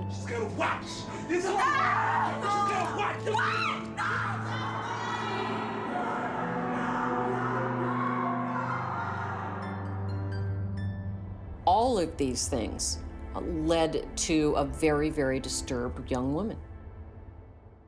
And I think that Paula learned one thing well by the age of 15, that was how to hate. Paula Cooper's hate is about to erupt. Paula planned it with 3 other young girls who were high school classmates of hers. And they had had a discussion amongst themselves about places where they thought they could get some money. Do y'all even have money? You wanna go IK, you don't have money? You got money. I don't have money. I didn't got money. And one of the girls, April Beverly, came up with the idea that she knew a Bible studies teacher in the neighborhood who she thought might have some cash on hand. Mrs. Pelkey is far from wealthy, but the 78-year-old is trusting and defenseless. I'm April. The perfect victim. Paula Cooper was on a path of destruction. She wanted to kill someone. They chose to kill someone who was helpless, someone they knew they could talk their way into. Ruth Pelkey opens her door with love in her heart. But she innocently lets in seething hate.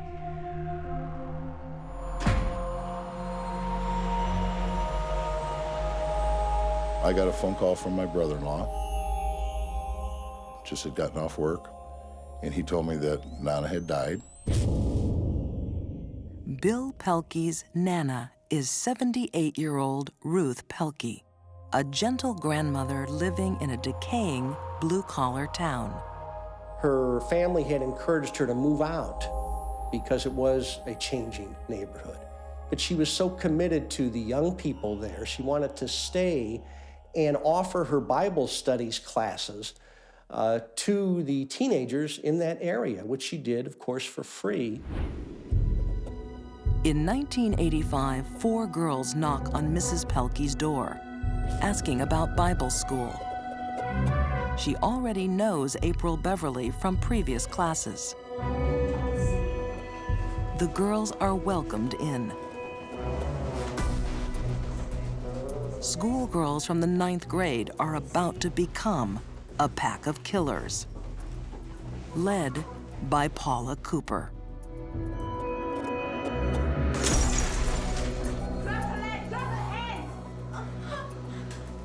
Paula grabbed a vase and hit Mrs. Pelkey over the head, knocking her to the floor. Paula had brought with her from April's house a 12-inch butcher knife. Paula jumped on her, and started demanding to know where the money was. In fact, the quote was, "Where's the money, bitch?" Where's your money? Where's the money? Where's your money? The pack mentality has taken over. The ringleader becomes empowered by the fact that she or he has followers. The mere fact that they're there encourages the ringleader to do bigger, bolder things than they normally would. Mrs. Pelkey pleads that she doesn't have any money. Paula responds with torture.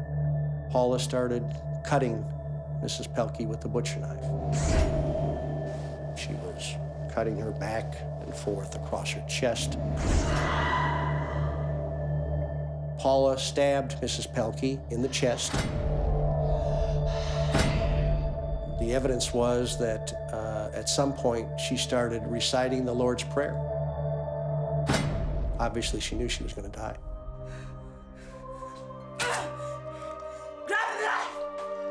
And it's Paula Cooper who orders her death. Paula told Karen to push the knife through Mrs. Pelkey's body, which she did. And in fact, the knife made an indentation in the floor. It was a horrendous murder.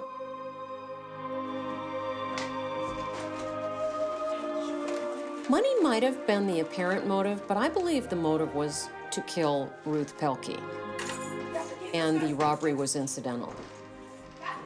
You don't stab someone 33 times because you want their watch. They went there to kill her. She was on the dining room floor. That's where my father found her body. It's the dining room where our family gathered every year for Christmas and Easter and Thanksgiving and birthdays and happy, joyous occasions. And every time I would think about Nana, I would picture her butchered on that dining room floor, and it was just a terrible, painful thing to even think about Nana. Mrs. Pelkey built a life on family and trust.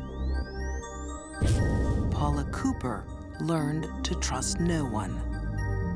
I think the attacks on Ruth Pelkey were so vicious because that's what was in Paula's heart, a rage to destroy something because she had been destroyed so many times in her 15 years on this earth.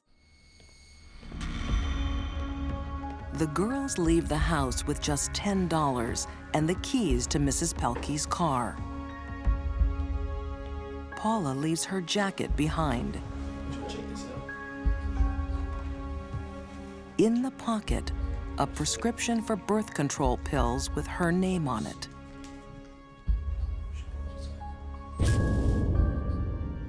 Young killers are rarely hard to catch. Most young people think they're not going to get caught at anything. Shoplifting a candy bar, let alone murder. They tend to think they're smarter than everyone else, and also they tend to not cover up their crime so well.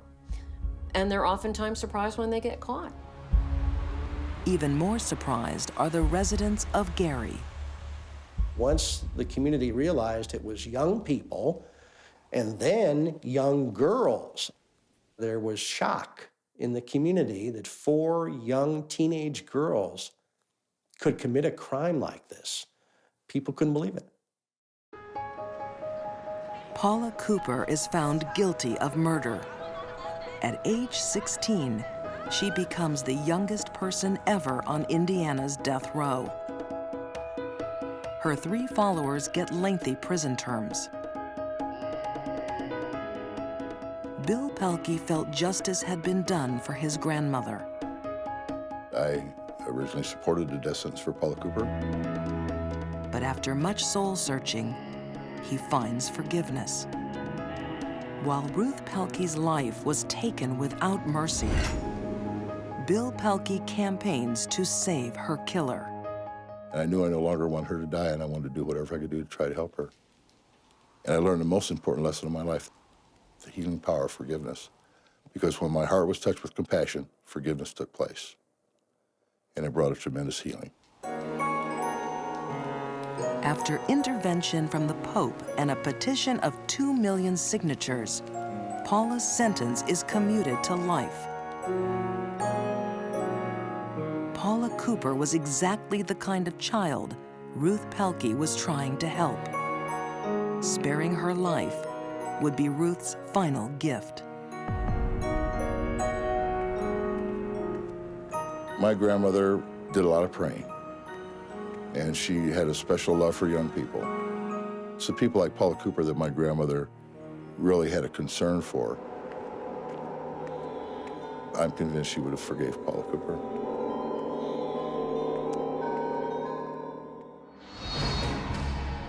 These deadly women became killers while they were still girls. Scarred by abuse, they were young, impetuous, and dangerous. Haunted by her dark past, Mary Bell killed to take control. Holly Harvey brutally lashed out at authority. And Paula Cooper's boiling hate destroyed an innocent victim. Young girls act on impulse. They don't consider the consequences. And often, they're beyond suspicion. That makes the young bloods some of the deadliest women of all.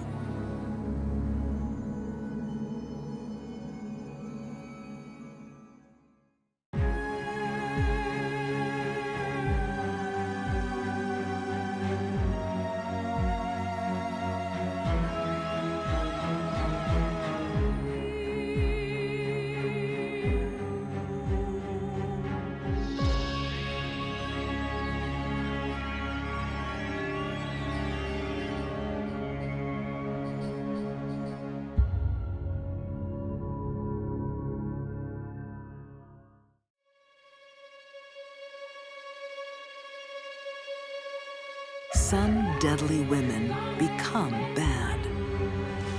Others are just born that way. There is such a thing as pure evil. A glamorous housewife swaps the suburbs for a life of crime. She was amazed at how she felt murdering her husband. Behind the badge is a killer cop. She's the most cold-hearted person I've ever dealt with in my life. And an innocent girl is tortured by a monster. The pain that she endured can be compared to the pain that Christ endured when he was crucified. For these deadly women, killing comes naturally. You deserve it. Because they're born bad.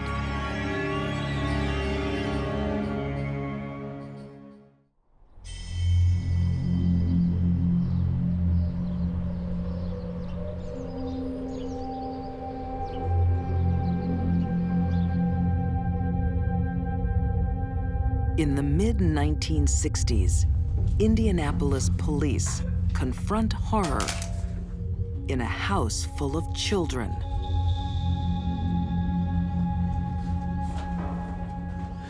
She's gone. The girl is emaciated, covered in bruises and burns. Cigarettes had been put out on her body. 100 of them. This young girl was tortured. It was a horrible, painful trip into death. Unbelievable. What the hell was that? 7 words are carved into her flesh. I'm a prostitute and proud of it. I need to know what the hell has gone on here.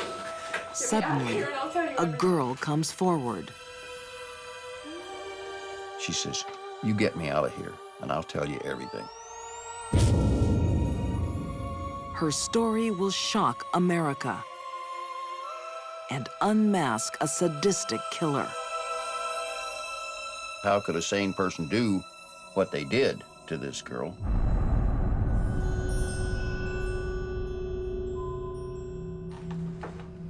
earlier that year, Paula? Mama? Is that you? Yeah, it's me. Gertrude Banishevsky is living on the edge. This afternoon. Johnny? Hey, Ma. Where you been? I ain't been nowhere. You better behave yourself.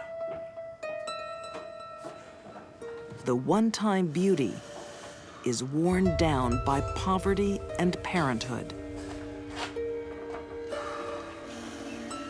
Gertrude was 37 years old and had this house full of kids. Where you girls going now? Just out, you know. She had practically no income. She had some child support, which was not a lot in those days. And she made some money by ironing, and that's the only income she had.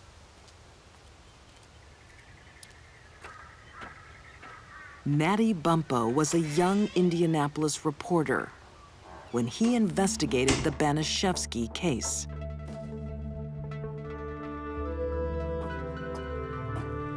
She had 7 children in the house of her own, and all the children had friends.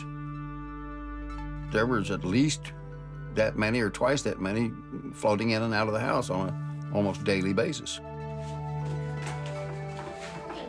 Johnny? Whoa, what's going on here? Nothing, we're going. What do you mean we're going through? One of the many visitors is 16-year-old Sylvia Likens. Do you live around here? No, they're gonna stay here tonight. What do you mean they're staying They here got nowhere tonight? else to go. Pretty Sylvia and her sister, girls from? polio victim Jenny, are the daughters of carnival workers. Well, up in your room, caller. Come on, All of let's yous. go. They were invited to spend the night, and they did. Soon, this house will be Sylvia's home and her prison.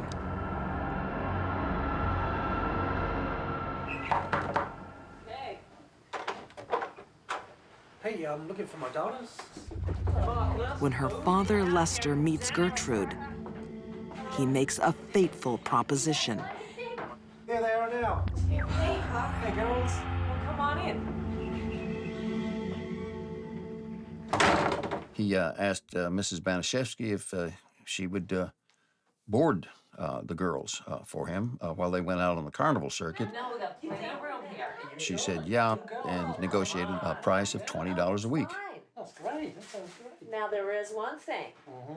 Now, I'm gonna need that $20. All right. I'm gonna need it up front. All right. Okay? Because I don't know that Gertrude Banishevsky ever made a rational economic decision in her life. This certainly wasn't one. Yeah. I got $20 right here. I'm sure she resented the burden, even though she had agreed to take it on. All right. Now, I'm gonna need the money every week. Sure. I mean, we'll be on the road, but I get it to you. I need it on time. You know, I get it to you. Well, I wanna Lester has made a grave mistake. Promise. Okay, because I want to take those girls to church. Gertrude is the last person you would leave your children with. Okay. She was cold, distant sometimes, giving one the impression that she's not exactly there all the time. In 1965, psychologist Edward Strain gives Gertrude Banishevsky a simple diagnostic test. He asks her to draw a self-portrait. She drew a woman who had long fingers, and at each finger was kind of claw or pointed, which is suggestive of sadism, hurting people. The diagnosis I came up with was hysterical personality with overdetermined sadistic trends.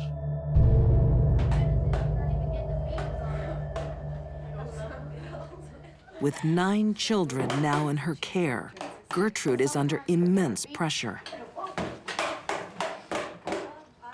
The house wasn't equipped for 2 people, let alone the crowd that was living there. I mean, it was grim. Something out of Charles Dickens almost.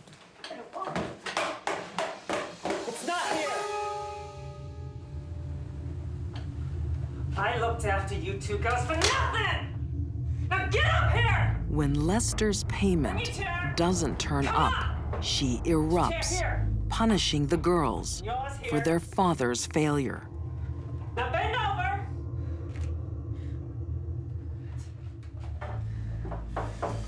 You bitch! But this is not just anger about the money. Gertrude enjoys it. What's important for the sadist isn't so much the infliction of pain on their victim, but the thrill they get from knowing that another person is suffering at their hands. That's what turns on the sadist. You ready now, Jenny? No, Jenny. Bend over! Damn it. For Sylvia, it's just the beginning. I'm not finished with you yet. From now on, Gertrude will find any excuse to lash out at the defenseless girl. Now stand up! Take your chairs! Come on, hurry up! Almost textbook psychological games being played. Get that smirk off your face, Johnny. Gertrude playing those in her own mind, projecting, scapegoating. That's very much what was going on there. If that check isn't here next week, we'll do this all over again. You got it?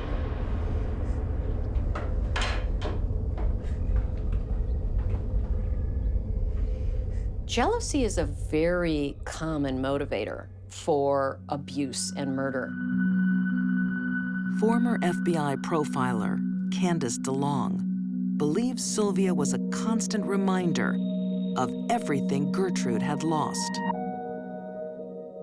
Gertrude didn't have any of the things that young Sylvia had. Sylvia was pretty and she was clean, she was a virgin. I think Gertrude was jealous.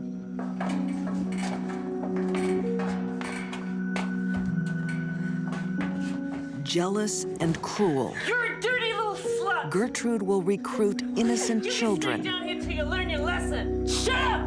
in a sadistic vendetta against Sylvia Likens.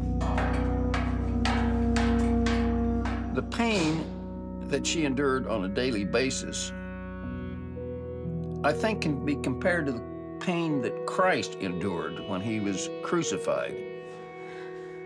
But he went in a day.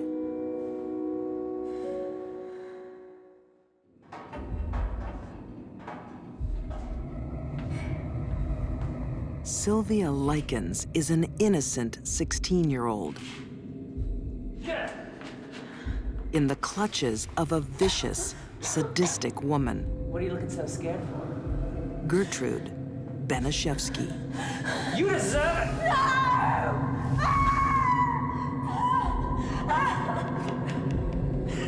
I think she knew everything she did. I think she enjoyed it.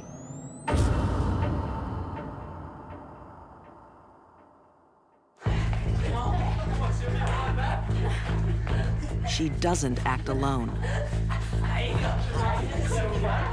Gertrude cruelly manipulates her own children, turning them into willing torturers.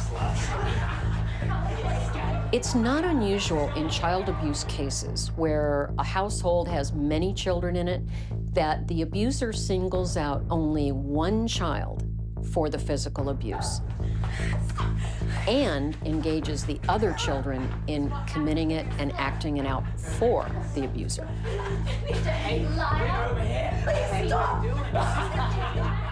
You had an adult who was an authority figure to these kids, authorizing this cruelty. The mother sends out a message, in this case, Gertrude to her own children. If I can do this to her, then I can do this to you.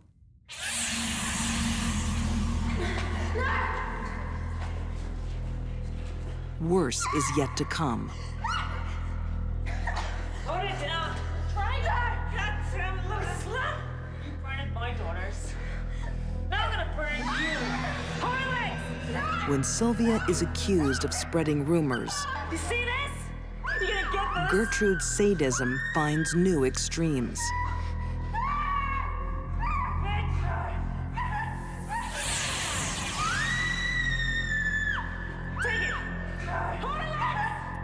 With a sewing needle, drawing blood, she started the lettering, which was carved on Sylvia's abdomen. Keep still! Pin her down, Johnny! Hold her! I think that Gertrude carved the words, "I am a prostitute and proud of it," in Sylvia's stomach because she was already planning to murder her. Alone in her agony, Sylvia's only thought is to protect her sister. Psychologically, she was in a prison. And I think she submitted to a lot of the beatings and the torture, possibly thinking, they can do it to me, and if they do it to me, they won't do it to my sister. She'll be safe.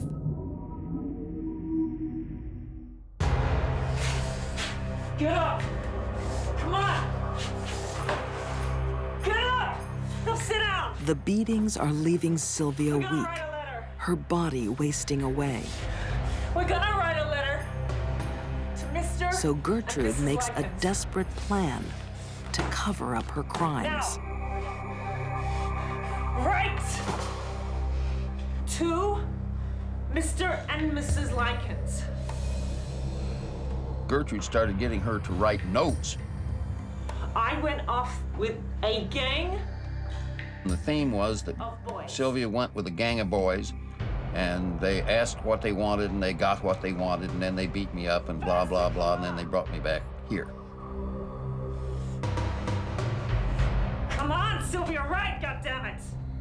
After 3 months of Gertrude's pitiless brutality, At midnight. Sylvia is powerless to resist. They said they would pay me. Sylvia had become something like a concentration camp victim. Good. At some point, she lost the will to live. I don't want to see you again.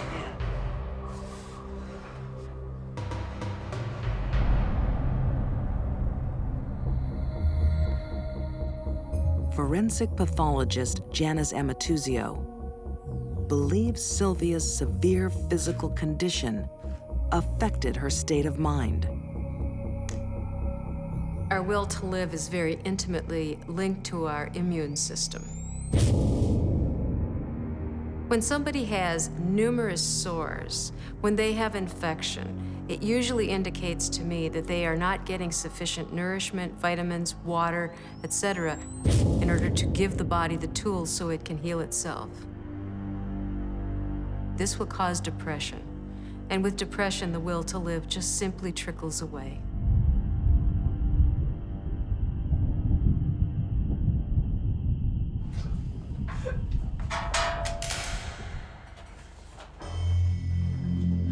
She's gone.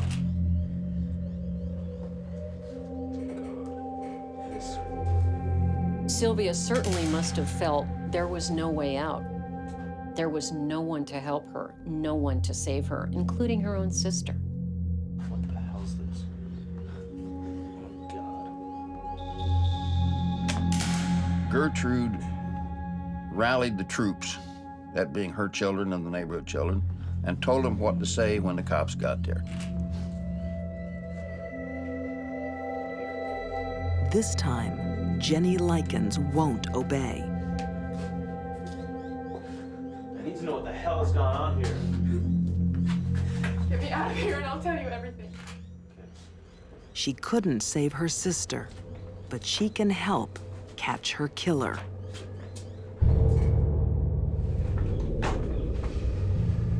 Gertrude Banishevsky is found guilty of first-degree murder and sentenced to life in prison.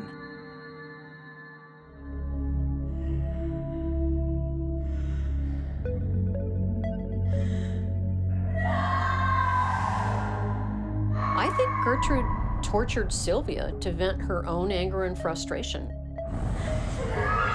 She devalued Sylvia in her mind, and it made her feel good. I've never seen any human being who did what she did and enjoyed it as well.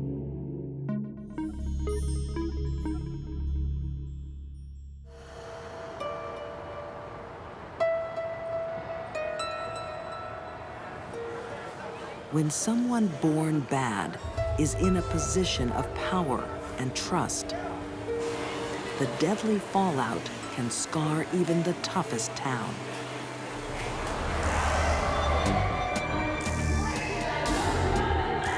It's 1995.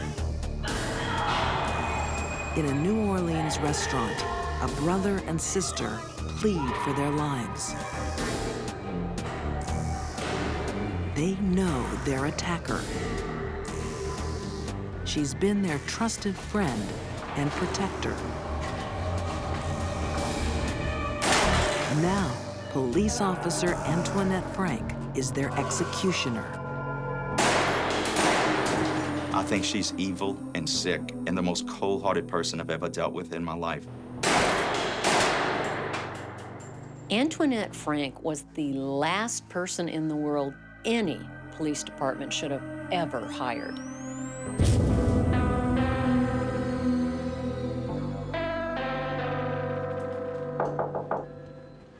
Oh, hey. Hi, how you doing? Antoinette, nice to meet you. Antoinette Frank dreamt of becoming a police officer from a young age. Why do you want to join the force? It's always been something I've been keen on, and I just really want to help with, crime and that sort of thing, and think I'd be just the perfect person. But she should never have been given a badge. Right, never been asked to leave, been fired? Antoinette Frank initially was rejected on the job because of her psychological evaluation. That's it. We'll have a look at all that stuff and, Okay, sure. The police department's process at the time then referred her to a psychiatric evaluation by a medical doctor. The doctor finds her a dangerous liar with a troubled history.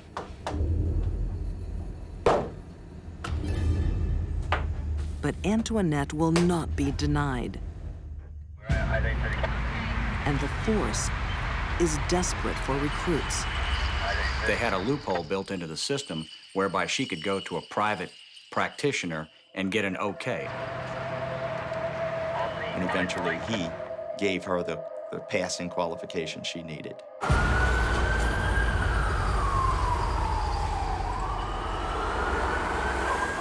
Once in the field, it's clear this 23-year-old isn't cut out for life on the force.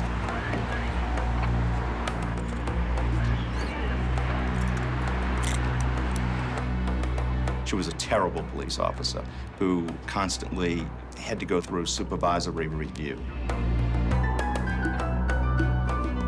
Antoinette Frank was a lousy police officer.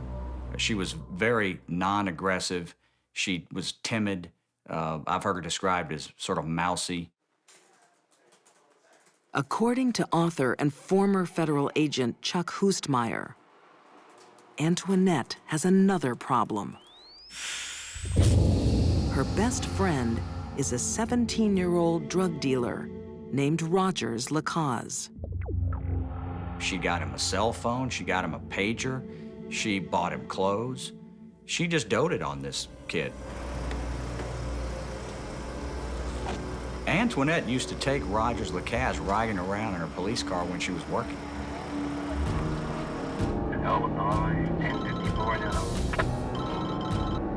Hello? Hey, what's up now? Hey, it's just... He answered calls with her. He went to traffic accidents. He even drove her police car. Just here, pull up. We hurry up now, If I didn't have so many court documents backing it up, I wouldn't believe it even as a novel because it's just so strange.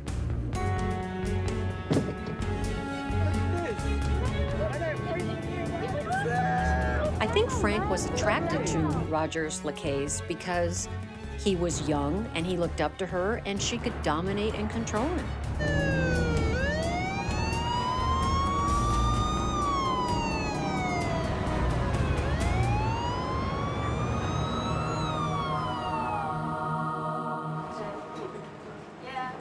Like most police officers at the time, Antoinette does security work on the side. She guards the Kim An Vietnamese restaurant. In the 1990s, it was absolutely essential for a New Orleans police officer to work a security detail just to pay the bills. They worked restaurants, bars, special events. So how we do that? We did really well. Yeah, business is going really great. We made $25,000 tonight. Yeah, Having a police officer at the door in uniform is a simple and fairly cost-effective way to deter armed robbery. The restaurant is owned by the Vu family. Shouldn't be too much longer. I just cash out and clean up and we get to go home. The Vu family gave her birthday presents. They had lent her money when she needed it. They were very nice to her. Thanks for your help tonight. Anytime. We enjoy having you here. Their faith is tragically misplaced.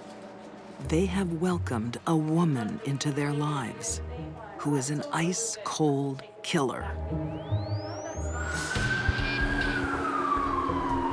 In 1995, the streets of New Orleans are a tough beat for police. But there's a greater danger. Working within their ranks, a ruthless killer. Officer Antoinette Frank. By the time she became a police officer, she was a full-blown sociopath. And she used her position that badge gave her to use and abuse others. She's what you would colloquially consider a psycho. Off-duty, Antoinette does security at a Vietnamese restaurant with fellow officer Ronnie Williams. But just like her police work, this job isn't going smoothly. She thought Ronnie was getting more hours and more pay as opposed to her. And I think that's kind of what triggered her into deciding to go to get the cash out of the place, and she felt like that would even things up.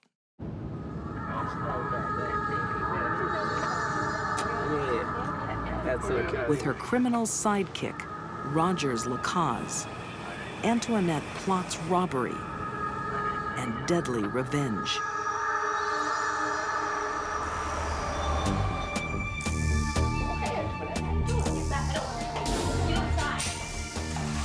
The Vu family's trusted guard is now their attacker.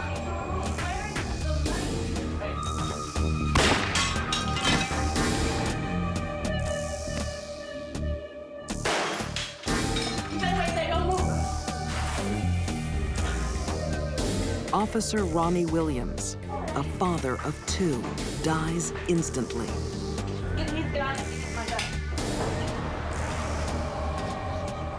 They went there with the full intention of killing everyone there just to get the cash that may be on that location.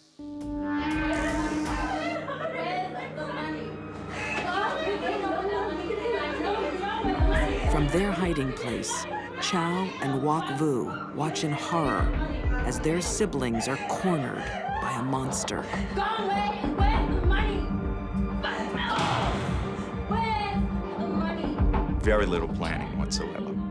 Just total chaos and evil thoughts. Get the money.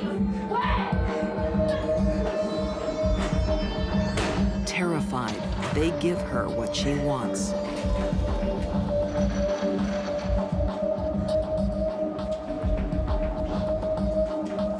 The survivors actually could tell us they heard them begging for their life.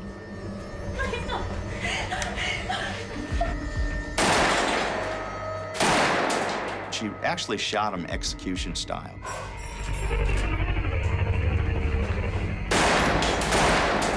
They were on their knees, on the kitchen floor, and she fired 9 bullets into them.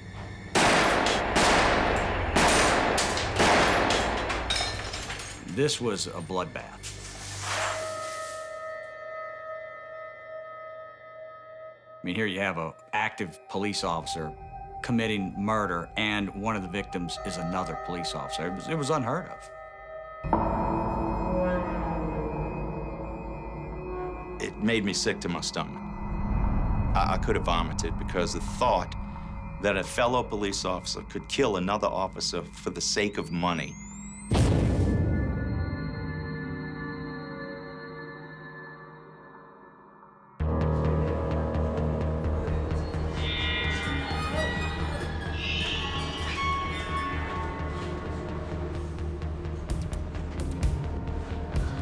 An hour after watching the murder of her brother and sister, Chow Vu makes a run for her life.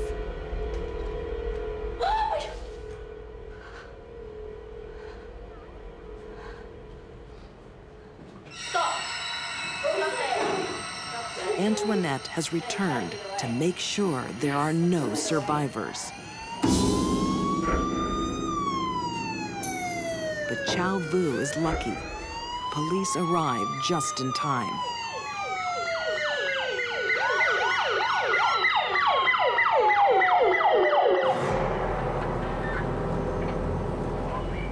At first, they assume Antoinette was the first officer on the scene. Ironically, I felt like we had received an incredible break by having a police officer as an eyewitness on the scene.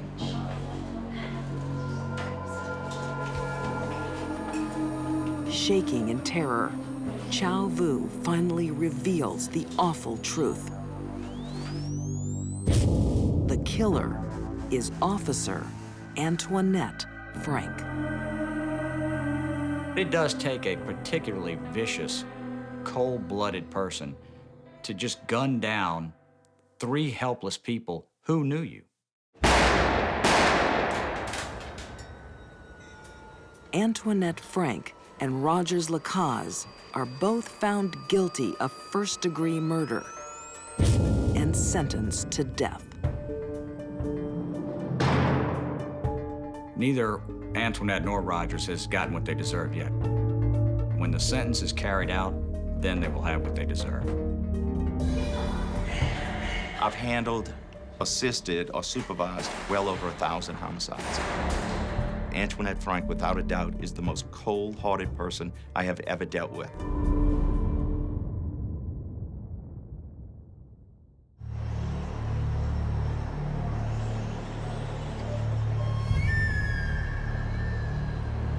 For some women, killing can become a lifestyle choice.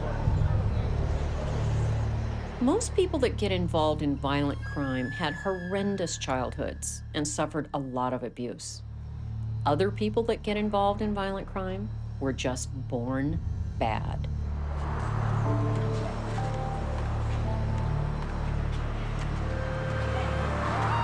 In a Mexican jail in 1969, one woman rules the yard. Fearful inmates have given her a special name. It was La Pistolera, which roughly translates into the woman gunfighter. No one defies La Pistolera and lives to tell the tale. She took what she wanted. If you got in her way, you could be dead.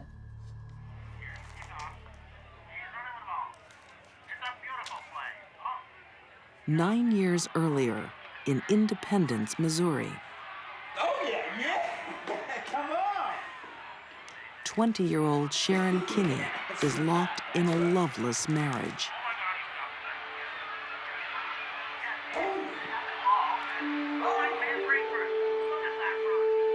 She fancied herself somebody greater. She married a young college man with the idea that he could spirit her away. he was going to be her knight in shining armor.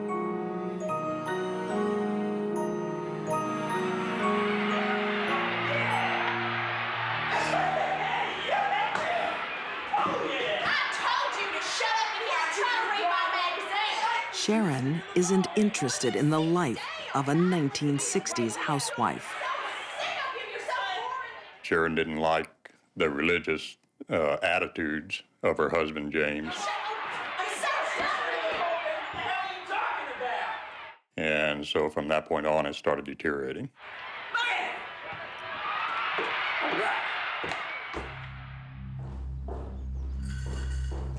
Is that you, Sharon? Husband James wants a divorce. I'm talking to you. Oh, you're not talking to me? Oh, hey. Well, you don't His say wife is more interested in cashing in his life insurance with a bullet. You're a hoe.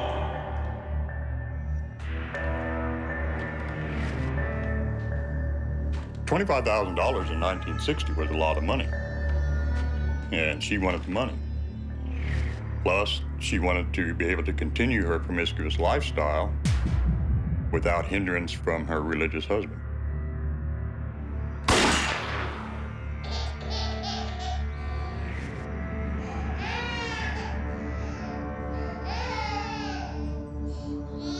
For the first time, she feels the thrill of the kill. It won't be the last. She was amazed at how she felt the adrenaline rush of murdering her husband.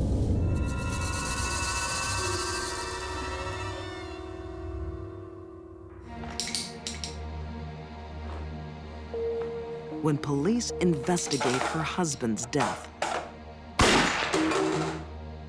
she coolly pins the killing on her own daughter. She called the police department and said that Dana Kinney, James's 2.5-year-old daughter, had accidentally shot her father while she was playing with the gun.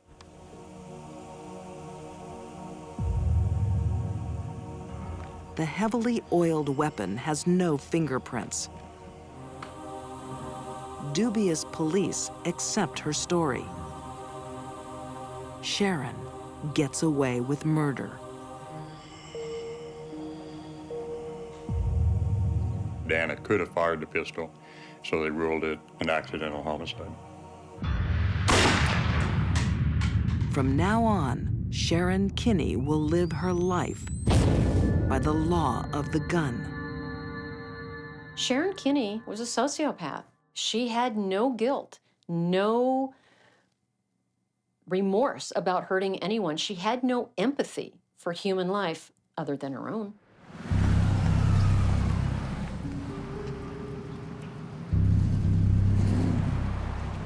One month later, widow Sharon has her insurance payout, a new life, and a new man. Car salesman Walter Jones. Walter was married to a very beautiful woman named Patricia, and they had 2 children. Sharon wants Walter all to herself. Well, I thought that maybe we'd get married and have a family. I'm already married. Well, leave your wife. I'm not leaving my wife. I got responsibilities. She announced to him then that she was pregnant. He threw a fit. For yourself. I'm not having this conversation with you. Walter Jones is playing with a deadly woman. She'll get her way with murder. Sharon Kinney wanted what Sharon Kinney wanted, and she wanted it now. I hate you!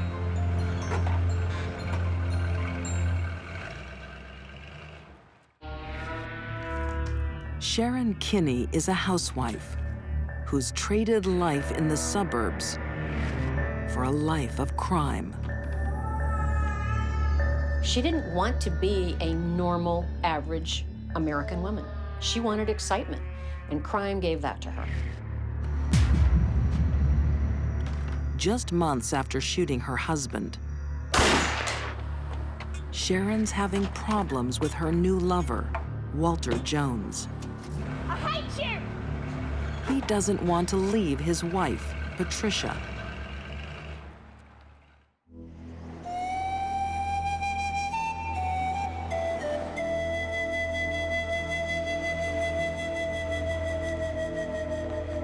Sharon has a solution to people like Mrs. Jones. She kills them. Get out of the car. Get out of the car.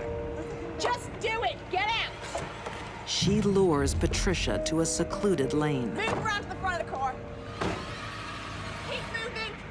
This deadly sociopath doesn't think twice before taking another innocent life. Get down.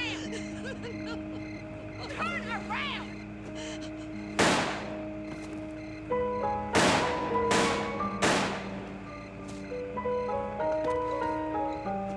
Police discover that Sharon is the last person to see Patricia alive. They arrest her on suspicion of murder.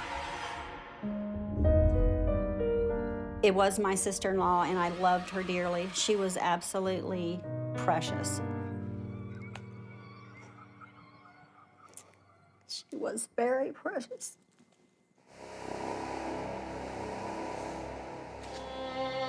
Walter Jones' sister Joyce was just 12 when Patricia was killed. She'll never forget the moment she locked eyes with Sharon Kinney in court. She looked at me, and it just felt like her eyes just pierced right through my soul. It was the creepiest thing. She looked evil. Walter Jones never forgot Sharon Kinney either. I remember every time he would come to visit, he would always wake up screaming her name. In court, she causes other nightmares. Sharon Kinney was found not guilty. And one of the reasons she was found not guilty is because they never found the murder weapon. Set free, Sharon embraces the criminal life, spending the next few years running with the mafia in Kansas City. Then she heads to Mexico. Oh my God. Did you enjoy that? Yeah. What else did She meets a man by the name of Francisco Parades Ordonez. Want to have some more fun? Yeah. He's met the wrong girl.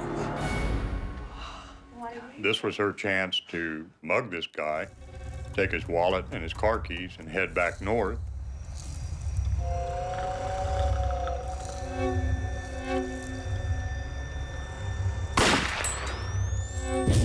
This time, she doesn't beat the law. Sharon was very flippant. Yeah, I'm going to get out of this. Yeah, I'm invincible. Yeah, I'm bulletproof. A Mexican court finds Sharon Kinney guilty of murder and gives her 10 years in prison. But a foreign jail is no match for this deadly woman.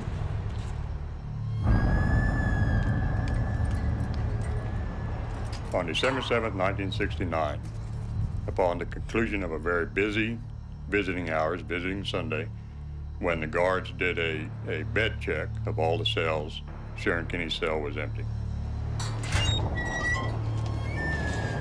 The one they call La Pistolera is gone.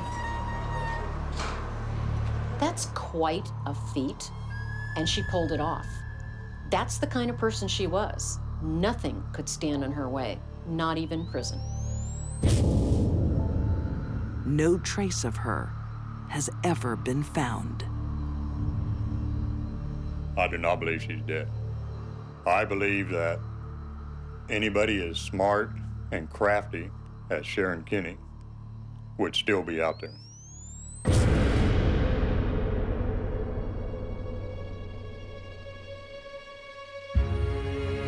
These deadly women were destined to kill from the day they were born. A brutal sadist, Gertrude Banishevsky took pleasure in a young girl's torture. Sharon Kinney was an outlaw who lived by the rule of a gun. And Antoinette Frank destroyed the very people she was pledged to protect. Deep-seated urges made them dangerous to know. These were frightening women, following an instinct to kill. They were born bad.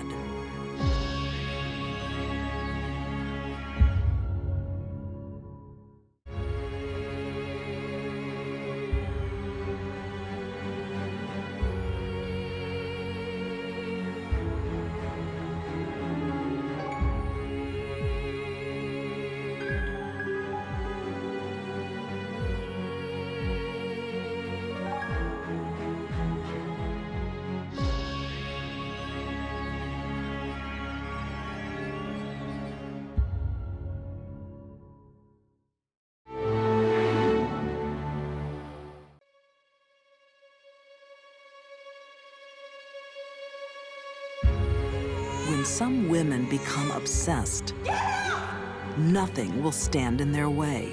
Catherine is evil. What happens when you fall in love with a serial killer? Human life meant nothing to these two people. Two schoolgirls are consumed by a friendship. They will kill to protect. She killed her mother because she wanted to and got her friend to go along with it. And one woman's compulsion drives her to the unthinkable. Here's a woman so desperate to cover up a lie that she's willing to cut another woman and rip that baby out of her womb.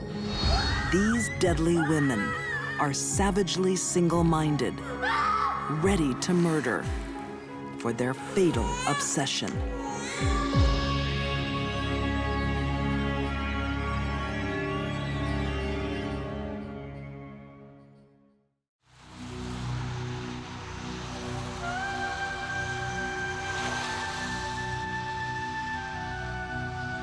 Obsession drives some women to unspeakable acts, as it did in Malvern, Kansas, in December 2004.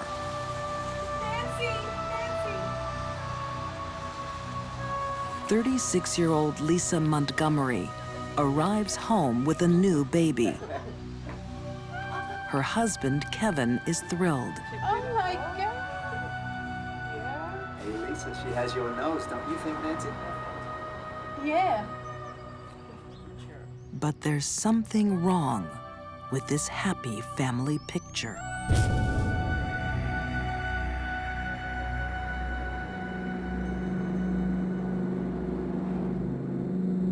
The memory haunts Lisa's first husband, Carl Bowman. The images that were in your head are horrible.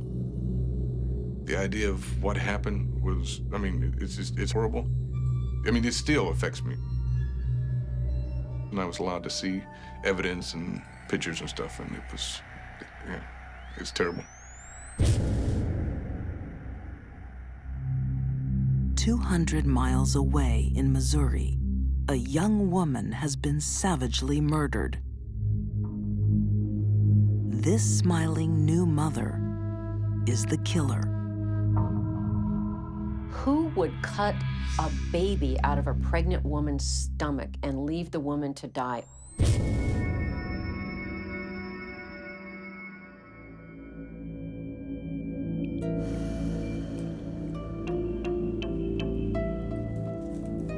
A few months earlier,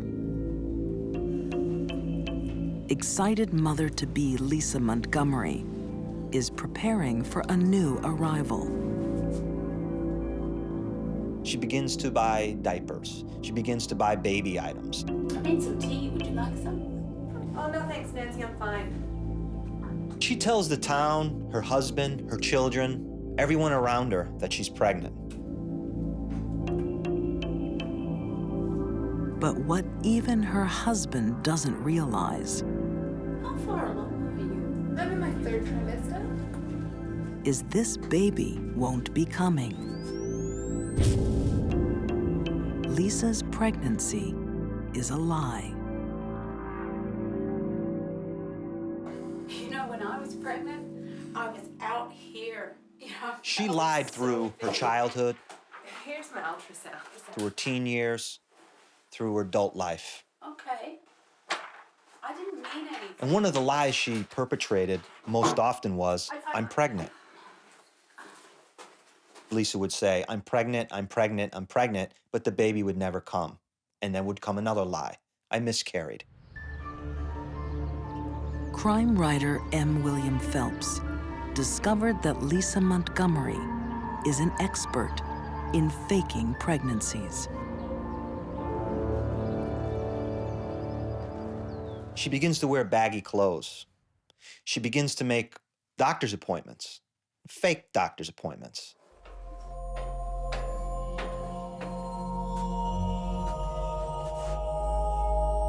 She begins to swallow air when she's around people to extend her stomach.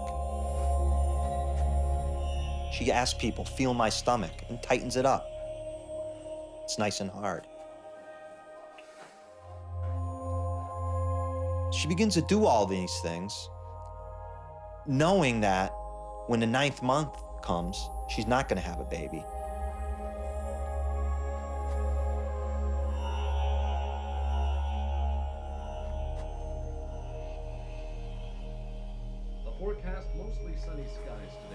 Lisa had 4 children in her first marriage, but none with new husband Kevin. All because of another big lie. Can I feel? It was impossible for Lisa Montgomery to have another child. I hope it's a girl. I really want a sister. Her tubes were not tied, her tubes were burned, cauterized, As long as it's healthy. which is an irreversible process. Did you feel that? Yeah. Yeah. How could a husband sleep next to his wife for 9 months and not know that she's not pregnant? How could he look at her when she gets out of the shower and not realize she's not pregnant? Didn't he question any of the doctor's appointments? Didn't he go with her to any of the doctor appointments? The answer is no. Lisa Montgomery manipulated this guy to believe that she was pregnant.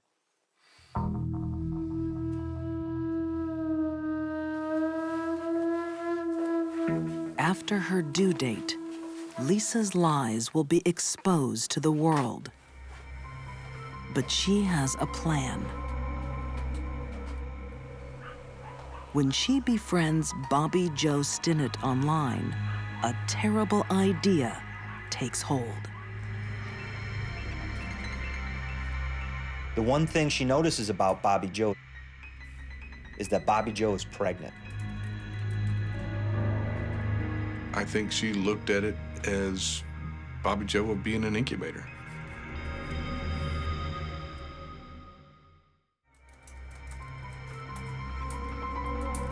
For Lisa Montgomery, faking pregnancy has become a dangerous obsession. She's lying to everybody about being pregnant. She's lying to her kids. She's lying to her husband. She's lying to the town. Now that she's met pregnant dog breeder Bobby Joe Stinnett, the need to cover up her lies will drive her to do the unthinkable. Lisa Montgomery is communicating with Bobby Joe Stinnett online as a woman named Darlene Fisher, a dog lover, someone who enjoys these types of dogs that Bobby Joe raises.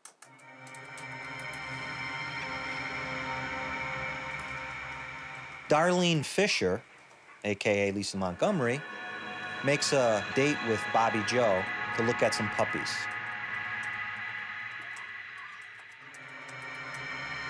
Inside Lisa's car, she has a knife, a rope, and a home birthing kit. Bobby Joe, hi. Darlene, Nice to hi. meet you. Come on in. Wow, you look great. You're about to pop. Well, like, yeah. In Skidmore, Missouri, unsuspecting Bobby Joe Stinnett opens the door to a monster. Well, come on in. Would you like a cup of tea? Oh, no, I want to see those dogs, please. I'll put your bag down and come this way. Lisa Montgomery looks at the puppy, asks Bobby Joe to bend down, open the cage, pick up the puppy. She took out the rope, put it around the neck, choked her out.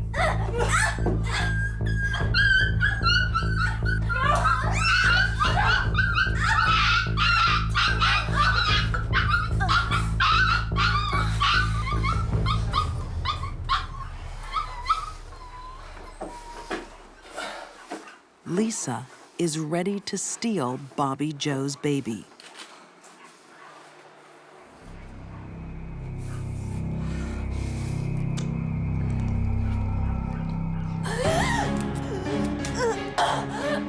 Bobby Joe woke up. She was just knocked out. Not only is she struggling to keep herself alive, but now she's fighting for her baby. Bobby Joe dies a violent death.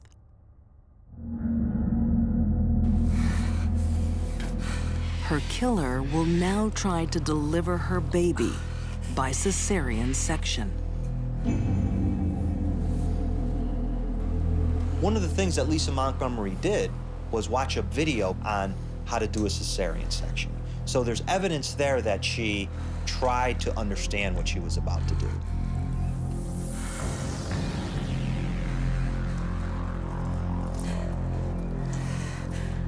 In order for this child to survive after the amateur cesarean section, the child would have had to have been at the end of the 8th month or the beginning of the 9th month.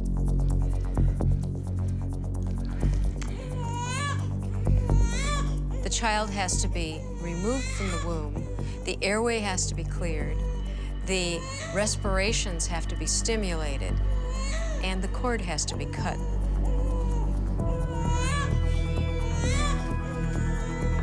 The 4-time mother knew just what to do. She has her baby.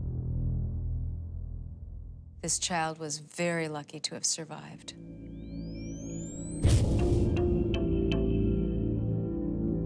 What seems like an act of madness is the bloody work of a calculating killer. Who would cut a baby out of a pregnant woman's stomach and leave the woman to die? Only a crazy person would do that. However, in this case, this crime was premeditated and well planned. Lisa is not crazy.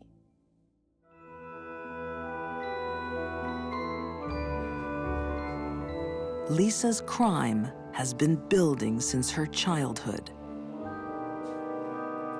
She began to become an expert at lying.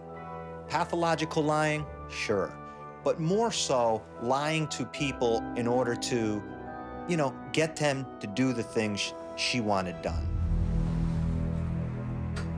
But those lies would backfire. Lisa Montgomery's claim is that one of her stepfathers sexually abused her. She complained about being sexually abused, but no one would listen to her. Nobody believed her.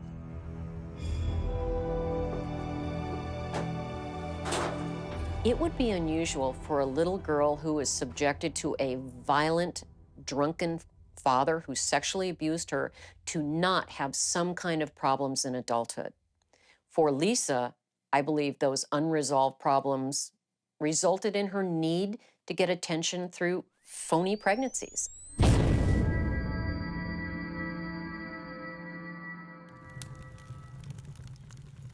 One of the first to the crime scene is Sheriff Ben Espy.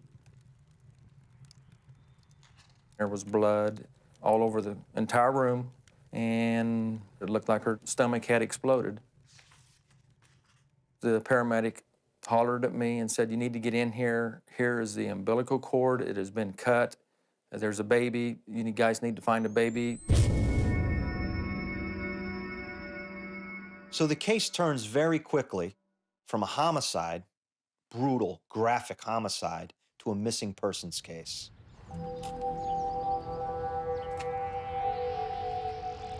The hunt is on for the missing newborn. Nancy! An entire nation is placed on alert.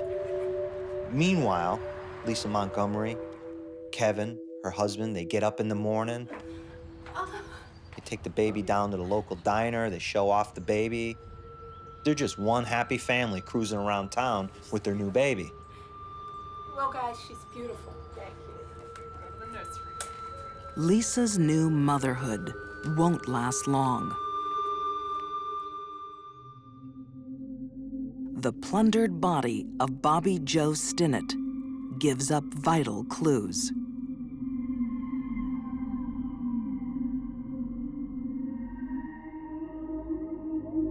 There was some hair in Bobby Joe's hand, clenched in her fist.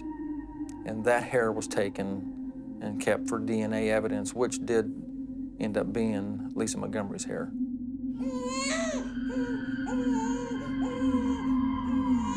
Lisa's deep-seated need to get a baby overrode her planning. She planned out how to get the baby. She did not plan out how to get away with the crime. Lisa Montgomery is found guilty of murder and sentenced to death. She is one of only 3 women on death row. I really believe that Lisa Montgomery deserves the death sentence. The brutality of this, going into this young lady's home and cutting the child out, if anybody deserves it, she does. It wasn't done because she wanted that baby. That was not the point of it.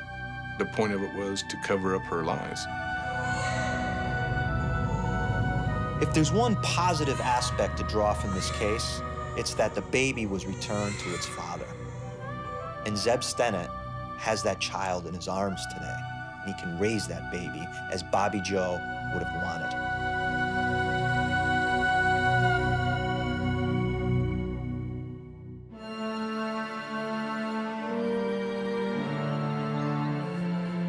Youth is a time when passion can run dangerously wild. The desires and fantasies of a person, especially a young person, can take on an obsessional nature. Christchurch, New Zealand. Pauline, I just can't stop thinking about you. I just imagine that you're my princess. 15-year-old Juliet Hume writes feverishly to her best friend. Across town, Pauline Parker, 16, desperately awaits her letter. These young girls are caught in a fatal obsession.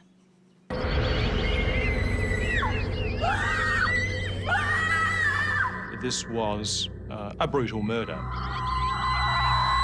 She didn't want her mother around. She hated her.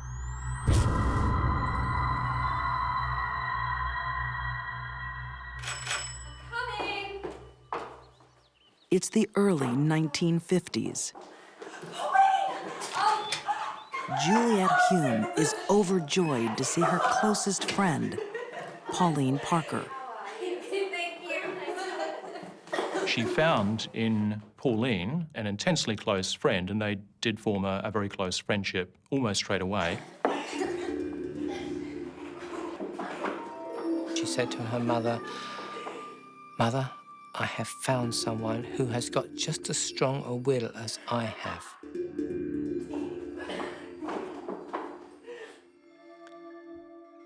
That's the start.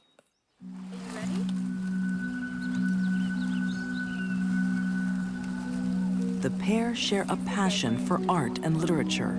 Now, when you open your eyes, we'll be in the film. Both girls were very lively, Juliet in particular, very vivacious. I'm going to count to 3. I think in combination, they were able to devise a make-believe world, a wonderful creative outlet for all of their talents and energies.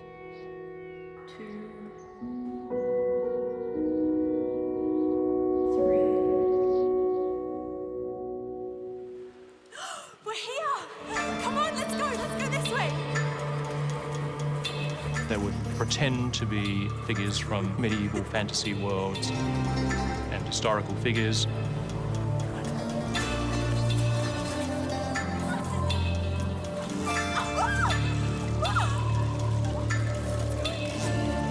It appears that in Juliet's case, she had an excessive and extreme fantasy life and appeared to be bad at assessing when to stop. So that leads me to believe that her fantasy life did a whole lot more for her than reality did. These girls were rather delusional. Grandiose ideas, there's nothing wrong with them. But when taken to an extreme form and not controlled, and the person basically loses touch with reality regarding that delusion, that's when they can become dangerous.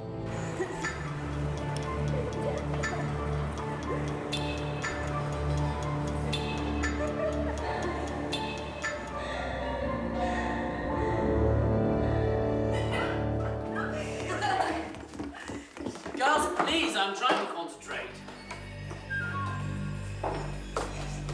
Obsessed with their fantasies. Obsessed with each other. There's something very wrong between those girls. Darling, I'm trying to finish off. Pauline and Juliet's teenage friendship is about to become deadly. The fact that the girls' fantasy life turned to writing murder mysteries and killing people in violence, I think was an indicator of what was to happen. And apparently a fantasy they were willing to kill for.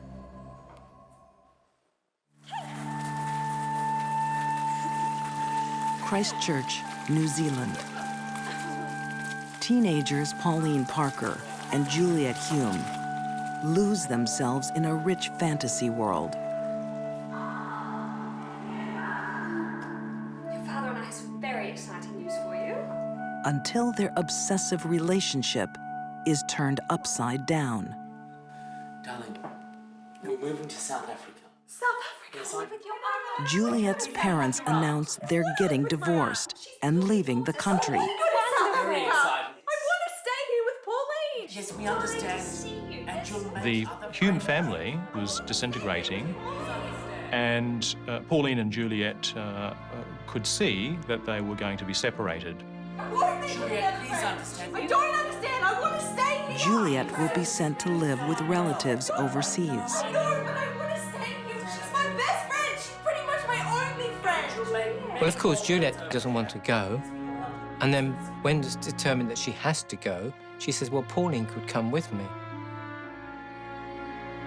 But the only person who seems to be adamant that this was not going to happen What do you think you are doing? was Pauline's mother. And she says no. When she says no, she means no. You are staying where you are. We spoke about this. So unreasonable. They're emotionally bonded so tightly that facing separation becomes unthinkable. Get out of my room! Get out! Get out of my room! Get out of my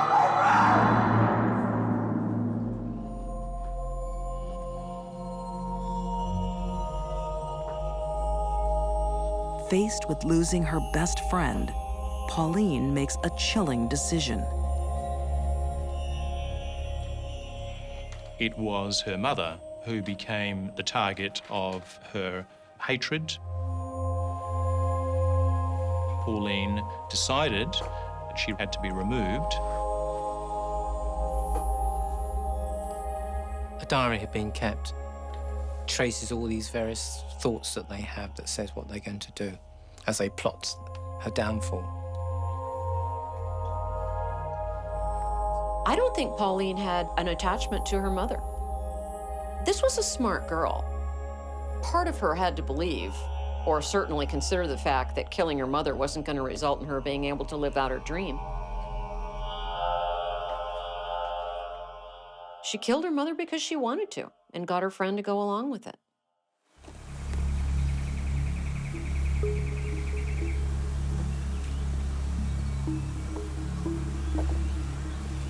On a winter afternoon, the girls put their fatal plan into action.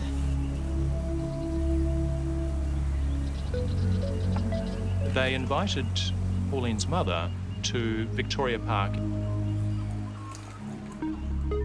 They took a leisurely stroll down a path,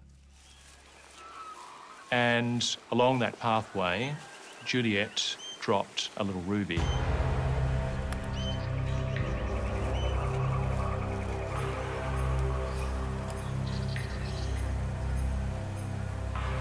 Juliet went on ahead, but when Pauline came walking along with her mother, Pauline said, "Oh, look, Mother, look at those lovely pink pebbles down there." Seems to be a bauble of some form. Pauline pulled a half-brick in a stocking out of her bag and began to bludgeon Honora about the head. It seems to be... Ah! Ah! Very good!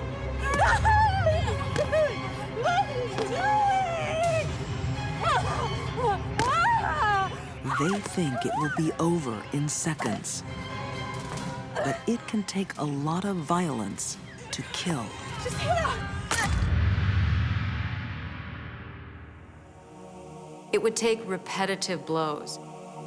It would require that the outer bones of the skull be caved in and that the brain tissue itself become pulpified.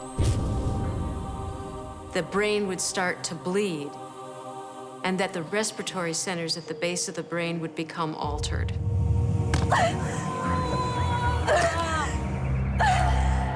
Pauline and Juliet reported that once they started the battering and the assault, they couldn't stop. I think she's dead. Come on, let's go.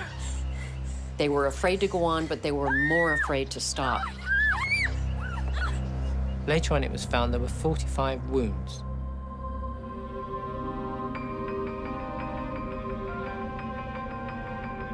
Juliet and Pauline have turned their darkest fantasy into reality.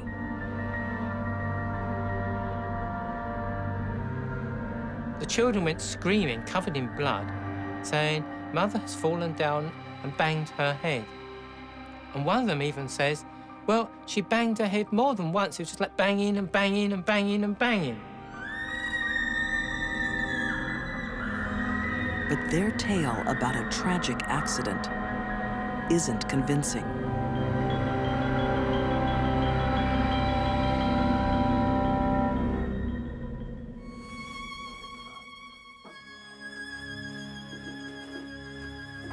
The real story is found in Pauline's diary.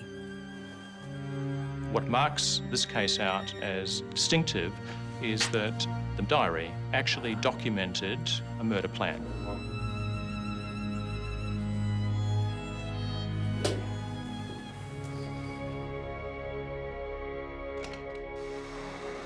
Pauline and Juliet are found guilty of murder. Too young for the death penalty, they spend 5 years in prison. Freedom comes with one condition. They must never contact each other again.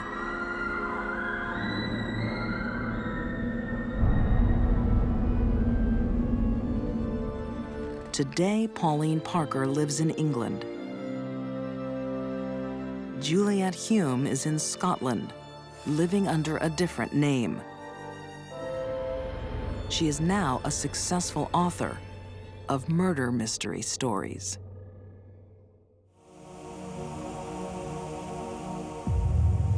For some women, a fatal obsession becomes one man. A man they will kill to keep. It happened in the city of Perth, Western Australia, in 1986. Human life meant nothing to these two people.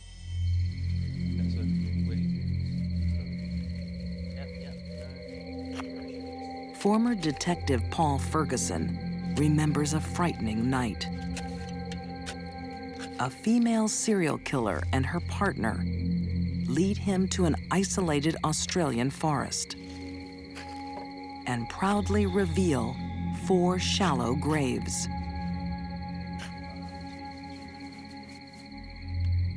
Vince shifted some dirt, and when he shifted the dirt, there was the flesh of the first girl. One disturbing moment stands out in his memory. She pointed to the gravesite and then spat on the gravesite. Disgusted. Absolutely disgusted. Few will forget an encounter with the killer, Catherine Burney. I'll tell you, Catherine is evil.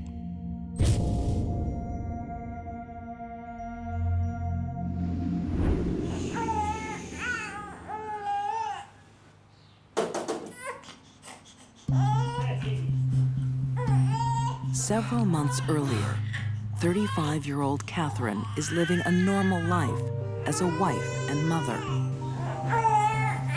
But ex-lover David Burney wants to rekindle their romance. She'd been seeing Bernie while she was still married, and after 12 years, she took off with him, and that's when David Burney led her down the path of homicide. Come on, let's go and have some fun. Come on. Catherine suffers from dependent personality disorder. It leaves her helplessly obsessed with a dangerous man. She believed that women were put on this earth to service and provide for men.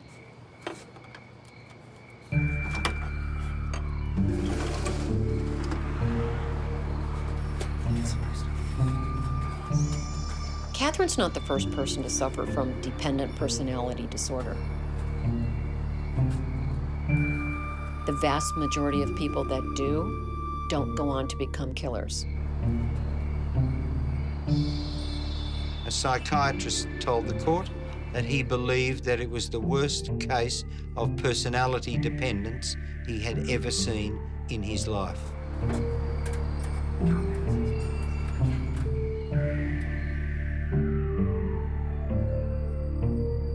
Researching Catherine's troubled life, writer Paul B. Kidd found a woman desperate to satisfy David's desires.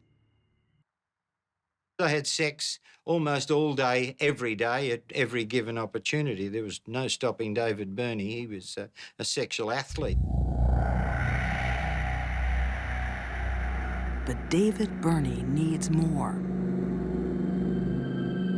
His fantasies are dark and violent. Catherine would do anything David wanted. She didn't want to risk anything to displeasure him or lose him. And if his appetite extended to sex with other women, even captive sex slaves, that was fine with her.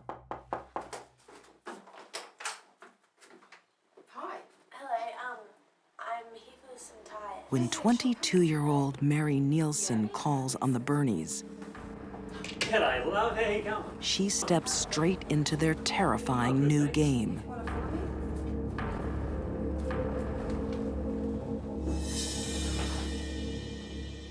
The young lady was dragged in at knife point, where she was chained and gagged and tied to the bed.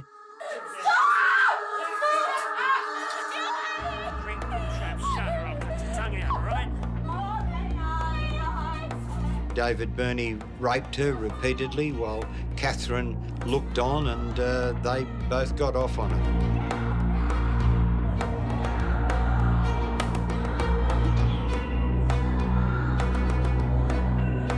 Catherine must have known then that the young lady, having seen their faces, the atrocities that had been committed to her, that she'd have to die. A pair of them made love on the strength of it.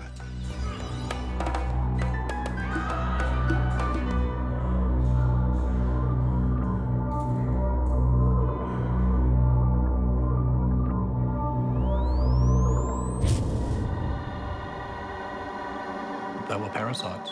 They lived off each other. The more they were together, the longer they were together, the stronger they became. And the rest of the world was just there for them.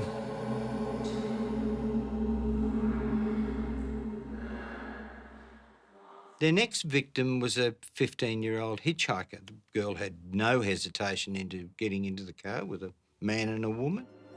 Okay, dear Mum and Dad, I'm all right. I'm taking a few days away from This you, time, and I'm staying with Catherine is more than a spectator. Oh, come on, let's just kill the bitch now. No, back off. Just back off. Do it later. Just gotta write this.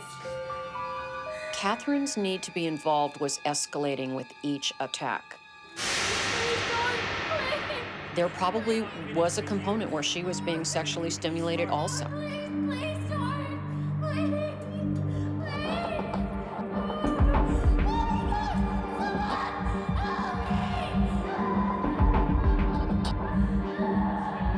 She will do anything to please David Burney.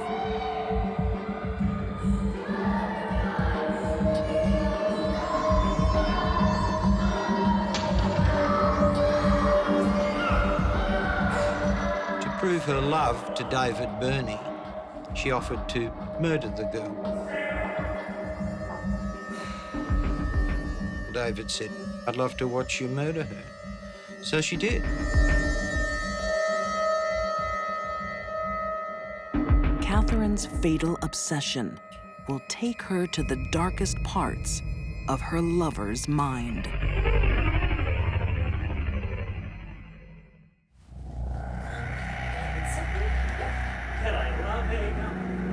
Catherine Burney is fatally obsessed with a serial killer. To prove her devotion, she helps him live out his deadly fantasies.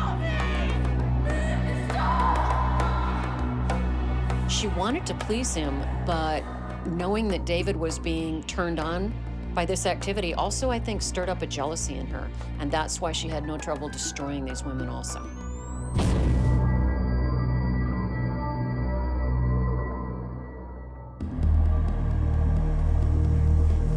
In the midst of a brutal killing spree, Catherine and David Burney kidnap glamorous 31-year-old Nolene Patterson.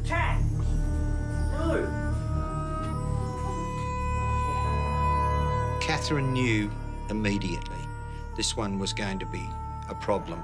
She was different. She was everything that Catherine wasn't. She had class.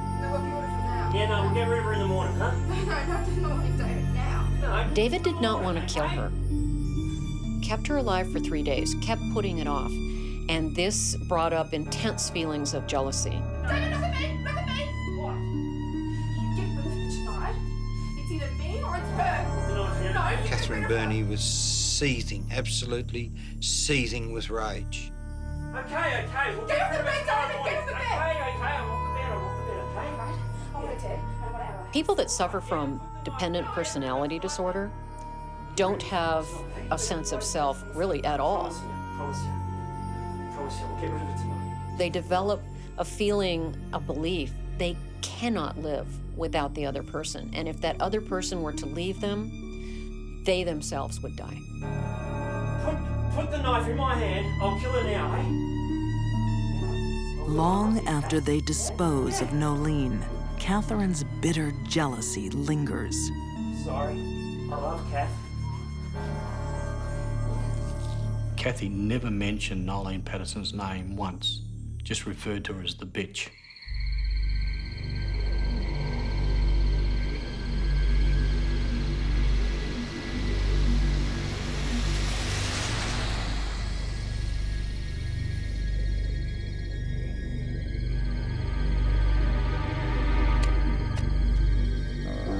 David's next move will horrify even Catherine.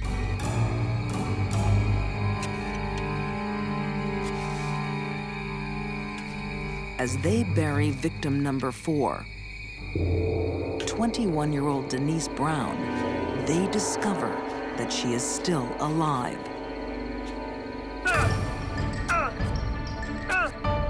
Catherine urged David to stab her again and produced a bigger knife, which David used to stab her in the neck and chest. No.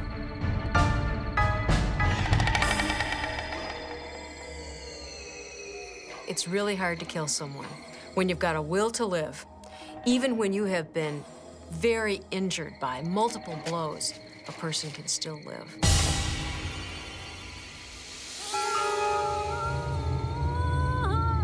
As they covered her over, she sat bolt upright. She wasn't dead at all. When she sat up in the grave, she was responding to sand being placed over her mouth or nose, obstructing her respirations. The most basic drive is to breathe. And even when your level of consciousness is altered, if there is sudden obstruction, you're going to do whatever you can to preserve your airway. David Burney, seething with anger. I'll fix her this time.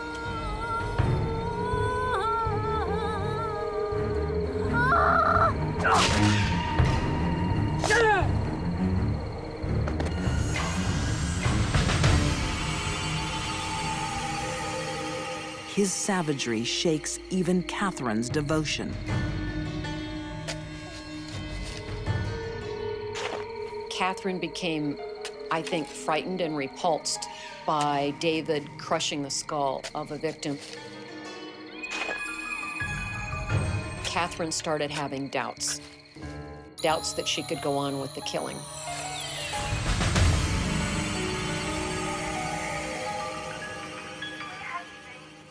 I stayed the night at Sarah's, and I forgot to call you. 5 days later, Catherine is home alone with their latest captive. I'll be home tomorrow night. This teenage girl is due to die. Keep your mouth shut. Got it?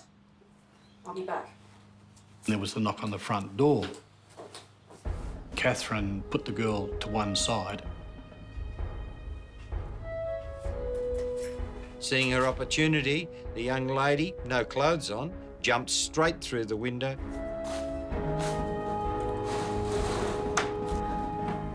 Did Catherine Burney leave the bedroom window open on purpose? We'll never know. Was the axe murder too much for her? Was it her way of saying, I've had enough? This is the end of this.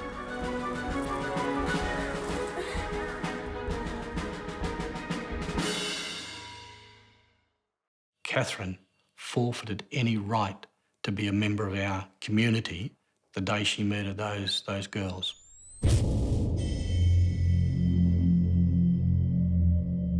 Catherine and David Burney are found guilty of murder and sentenced to life in prison, never to see each other again. In the courtroom, Catherine leaned forward and stroked the back of his hand, an act of devotion, caring, empathy, love. For most people, for me, what it represented was, don't forget me.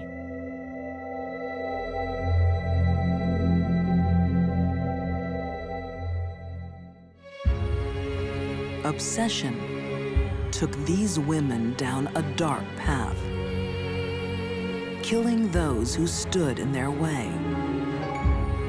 To cover up her lies, Lisa Montgomery stole a baby from the womb.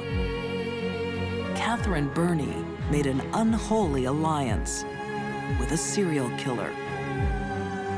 And Pauline Parker's strange bond with Juliet Hume destroyed a loving mother. For these deadly women, a single-minded desire became a deadly focus. Murder was a means to an end when they were in the grip of a fatal obsession.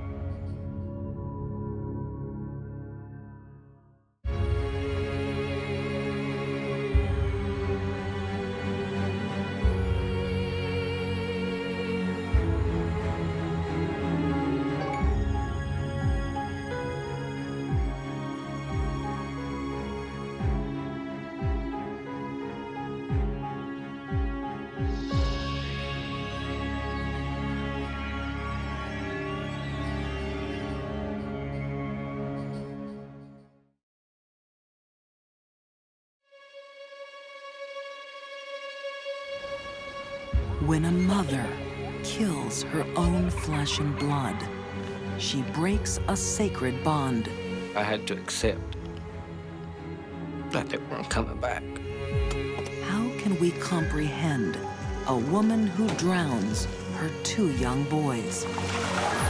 In a dark car, they're floating and they're screaming for their mother.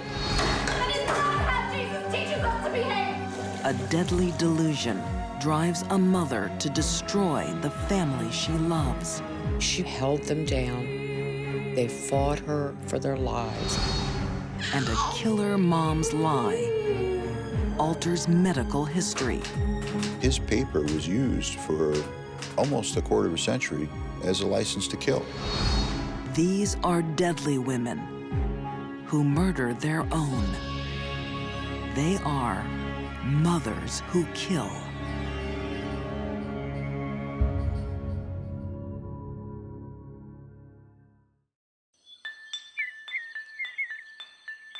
It's 1964 in upstate New York. Newlyweds Tim and Juanita Hoyt look forward to the birth of their first child. Juanita said that her mother always told her that she was good for one thing, and that was to make babies, to have children. Doing well. Have a good day at work. But none of her children will live for long.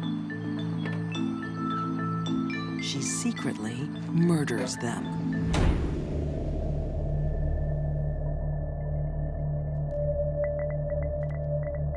Her first victim is 3-month-old Eric. Home alone together, Juanita smothers him. Smothering an infant is, unfortunately, a very easy thing to do, and it shows no marks.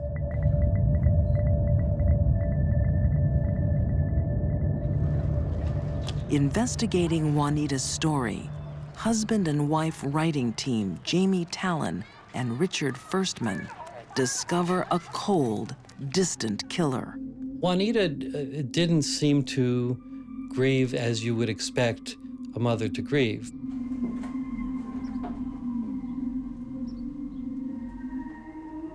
You know, when you have a baby, you take the baby in your arms, you hold the baby. She would never do that. She was very distant. If you look at pictures, she kept them, you know, at arm's distance. At the time, Juanita's coldness goes unnoticed. 3 years later, she strikes again, taking 2 lives in just 2 weeks. Her 6-week-old daughter and her 2-year-old son. I don't think you can even call her a mother.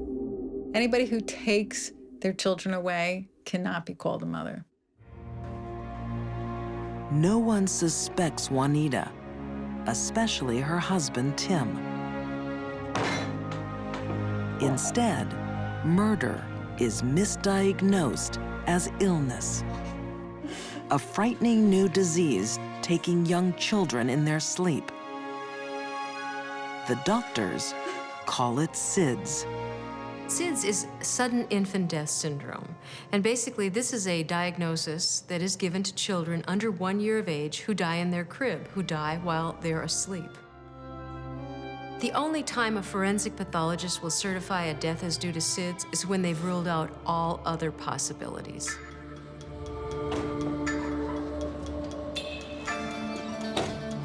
Doctors are left trying to explain the deaths rather than police. When Juanita and Tim are expecting their 4th child, one doctor is determined to stop another family tragedy. Dr. Alfred Steinschneider was sort of recreating his research world to understand why babies die inexplicably for no apparent reason. And along came Juanita Hoyt. Here he could follow the 4th baby, and maybe the key to unraveling SIDS was in his hands. Juanita's new daughter, Molly, is monitored at Dr. Steinschneider's sleep clinic. She was a happy little girl. She was just a joy to have around, you know, just a sweet little girl. Corinne Dower was one of the nurses who cared for baby Molly. Molly came in as a SIDS patient. We rocked her, we walked her, we fed her, and she was doing well. How's she doing today, nurse? She's responding already. Well, The nurse's only cause for concern is Molly's mother. She seems distant, uncomfortable with intimacy. She never hugged it, never kissed it, never said, you know, anything. She just... And I thought that's a little strange. And that's kind of what led them to suspect that there was something else going on here. They have this mother who seems to really have no connection to the baby, and then these babies are dying mysteriously. The nurses believe this medical investigation should be a murder investigation. Their boss doesn't agree. Yes, nurse. I'm really concerned about Juanita Hoyt and her nurse child, Molly. In what way? I'm sorry. The nurses were very vocal in expressing to Dr. Steinschneider what they felt was going on here. Doctor, it's just too suspicious. And several of them went to him and said flat out that she's killing her babies. What are you basing this on, feeling or facts? Corinne's worst fears unfold. Enough. Now, I'm very busy, so if you don't mind. Because Dr. Steinschneider, he discharged her. And I said, if you send her home, that lady is going to kill her. And he said, you're just another hysterical nurse. So what can you do? Baby Molly Hoyt is sent home with her mother. It would simply be a matter of time. And then about 11:15, when we were getting ready to go off duty, I said, Joyce, what do you think? Do you think she's still alive?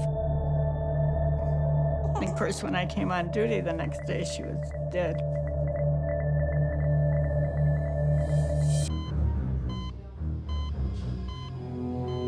Juanita Hoyt has mysteriously lost 4 children in 4 years. Her doctor blames sudden infant death syndrome. Oh, isn't he adorable? Her nurses have the correct diagnosis. This mother is a killer. The nurses suspected it, but they had no power to investigate. Look, I've heard enough. And people didn't want to believe that a mother would kill her own children. When Juanita has her 5th child, SIDS researcher Dr. Alfred Steinschneider thinks he is on the cusp of medical history. He was looking for families with these multiple deaths because he wanted to bring the next child into the laboratory to see if there was any way that they could figure out why babies die of SIDS. The doctor is developing a breakthrough theory that SIDS is hereditary.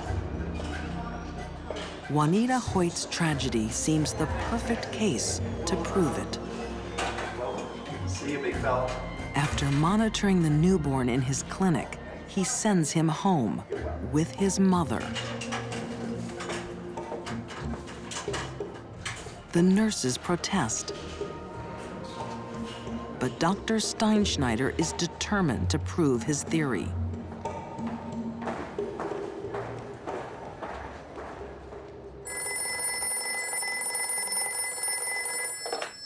Doctor's office. It's happened again.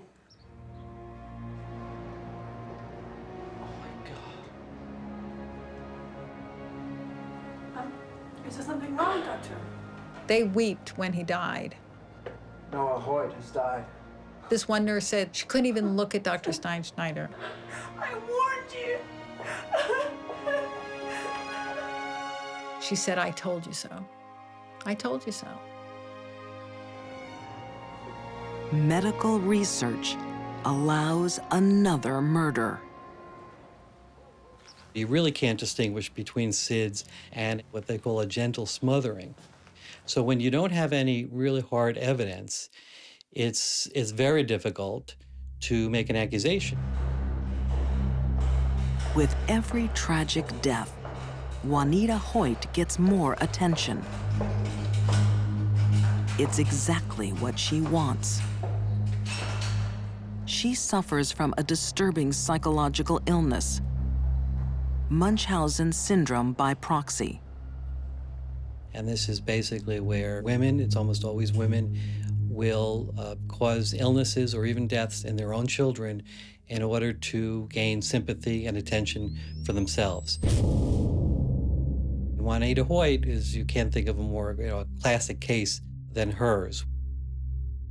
But in 1971, Juanita isn't diagnosed or investigated. Dr. Steinschneider publishes her case as proof that SIDS is hereditary. He becomes famous as doctors around the world follow his research. Steinschneider had the chance to intercede, to save these babies, and yet what he did was take these cases, take these deaths, and turn them into a theory that was fraudulent. So he used these deaths to advance his own career. And there's really nothing more cynical than that. For the next 22 years, SIDS research is sent off on the wrong track. And Juanita Hoyt, child killer, remains free. Until District Attorney Bill Fitzpatrick takes a look at Dr. Steinschneider's research paper. Pretty obvious to me that they were talking about the murders of 5 children. Bill Fitzpatrick believes the doctor's theory allowed Juanita and other mothers to murder with impunity. His paper was used for almost a quarter of a century as a license to kill. Sergeant, I brought in my photographs of my babies just to show you how beautiful they were. Aged 46, Juanita Hoyt is called in for an interview. I was actually watching through a glass partition, and Trooper Mulvey, in a very, very gentle voice, told her, "Juanita, you know, this is not the way the kids died." These are my babies. My babies. In our wildest dreams, we didn't think we would get a confession. You don't have any crime scene photos. You don't have any eyewitnesses because Juanita was the only one there when the babies died. You're telling me that this was all coincidence? And there came a time where she, put her head down for a second. I'll never forget these words. She looked up in a very sorrowful voice and said, "I've asked God so many times to forgive me."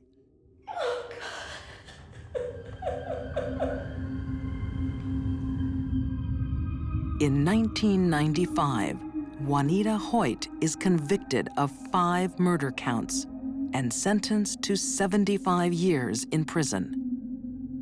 Dr. Steinschneider's theory is in tatters. SIDS does not run in families, but murder does. Instead, SIDS research refocuses on infant sleeping positions with amazing success. They suggested something called the back to sleep movement. And what was found was stunning. The incidence of SIDS dropped from 5.6 per 1,000 deaths to less than 0.5 per 1,000 deaths. In other words, only 1 infant death in 2,000 births. This has been amazing. In 1998, Juanita Hoyt died in prison of cancer. This murderous mom helped mislead SIDS researchers, costing countless lives. She gave an alibi to other mothers who would kill their babies. And she murdered her own 5 children. This was a woman who craved a lot of attention. A sad person who nobody really understood the complexity of her sadness until it was too late.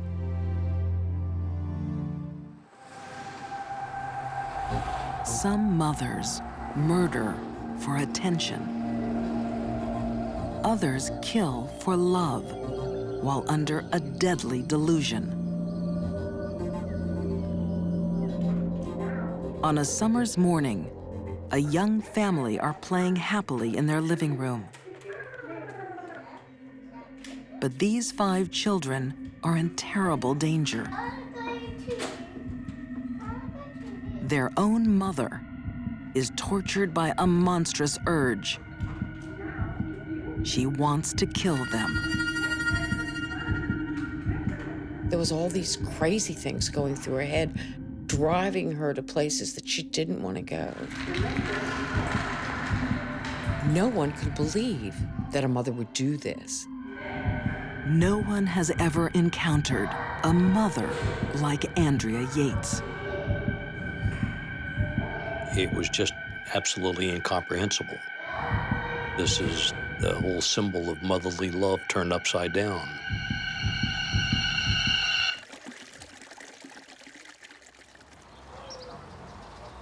To their friends in Houston, Texas, Rusty and Andrea Yates are a loving, devout couple. I believe we got it right here. There's no question but that there was a bond of love between the two. Andrea was extremely devoted to Rusty. Everything, at least from the outside looking in, appeared to be as normal as one family could be. Kneel with me and pray. Come on. But Rusty Yates has extreme religious views. This was a guy who firmly believed that women were secondary to their husbands. A woman had to submit to their husband. Their whole purpose in life was to have children. And so, I mean, that's why she had 5, 7 and under. It was whatever God blessed them with, that's what they had. Now then, you lads, you can call me Sergeant, just like you can call Jesus. Each of their 5 children is named after a biblical character. Noah, age 7, John, 5, Paul, 3, Luke, 2, and Mary, 6 months. Jesus looks at us all the time, and he knows when we're bad, and he knows when we're good. Andrea pays a heavy psychological price for her repeated pregnancies. Noah, come back, please. I told you, come back to the circle. Come back here and listen to the story. Andrea had mental issues before she became the mother of 5 young children. Having all those children added so much stress to her life that her psychiatric illness flourished. Former FBI profiler Candace DeLong has seen Andrea's illness before, postpartum psychosis. As a psychiatric nurse, I treated many women who had this disorder. That's Satan listening to you and talking to you. Now you listen to Mom. A woman becomes so severely depressed after the birth of a child that the depression spirals down into a psychosis. They are really out of touch with reality. These women may hear voices or become delusional.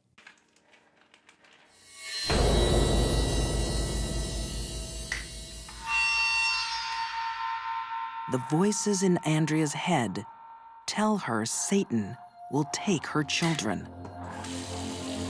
She thought that she was a bad mother, and because she was a bad mother, all of her children were going to go to hell. Author Diane Fanning sees each new child adding to Andrea's psychosis. Russell once found her in a bathroom holding a knife up to her throat and ready to commit suicide. No! So she had a serious mental health issue. That is not the way.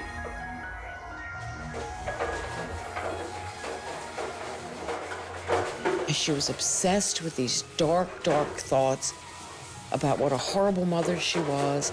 Boys. And how the little tiny things that her children did were just dreadful, dreadful sins. Noah! Because that's what the voices were telling her.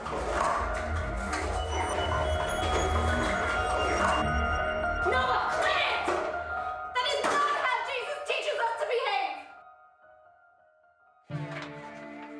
What about this one? For 2 years, she is in and out of psychiatric treatment. But the healthcare system limits her stays. The mental health professionals did not feel that she should be leaving. The insurance ran out, and there was no way they could pay for it without the insurance. Psychiatrists also warn against having any more babies. Husband Rusty has other ideas. His fundamentalist religion demands another child. After the arrival of Andrea's 5th baby, Mary, she hatches a plan to protect her children. Satan can't take them to hell if she sends them to heaven first. She loved them so much that she took their lives.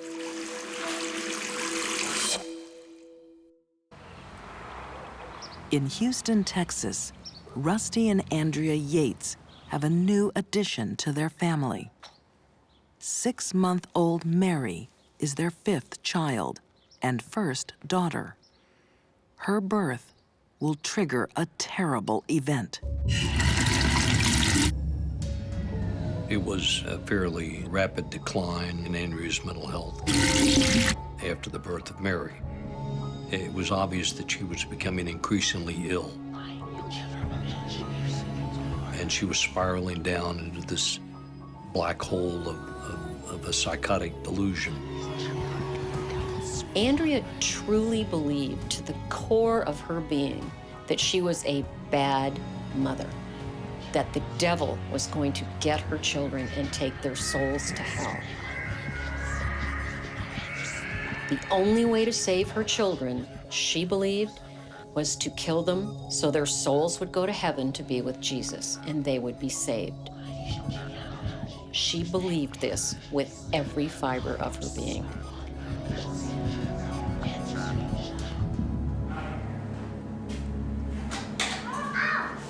Noah, take that out of your brother's mouth. On the morning of June 20th, 2001, Andrea acts on her deadly delusion. Sit down now, come on, honey. Let's just leave those with kids. Huh? Noah, you come and take charge of your mother, yeah? I gotta go, huh? Rusty kissed the kids goodbye, not realizing that it was the last time he would see them alive. And he leaves for work.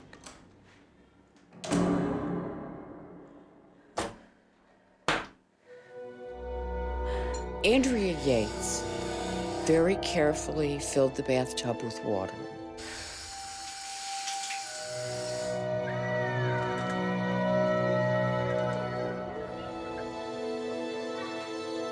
One by one, Andrea takes her children into the bathroom.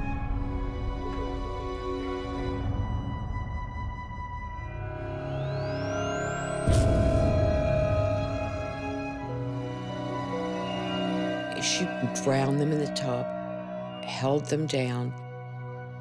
They fought her for their lives.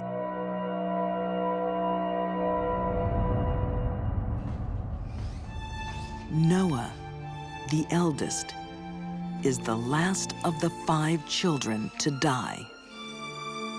As she drug him back to the bathroom to drown him, he kept saying, "I'm sorry, I'm sorry, I'm sorry." Because like little children often do, Noah took the guilt onto himself. Because we all, when we're little, think our parents are perfect. And whatever we do, we deserve it. Tenderly, Andrea places her children's dead bodies together, clasping baby Mary's hand in her brother's. It's almost as if little brother is taking care of baby sister on the road to eternity. Andrea absolutely believed she was saving their souls. There's no question about it.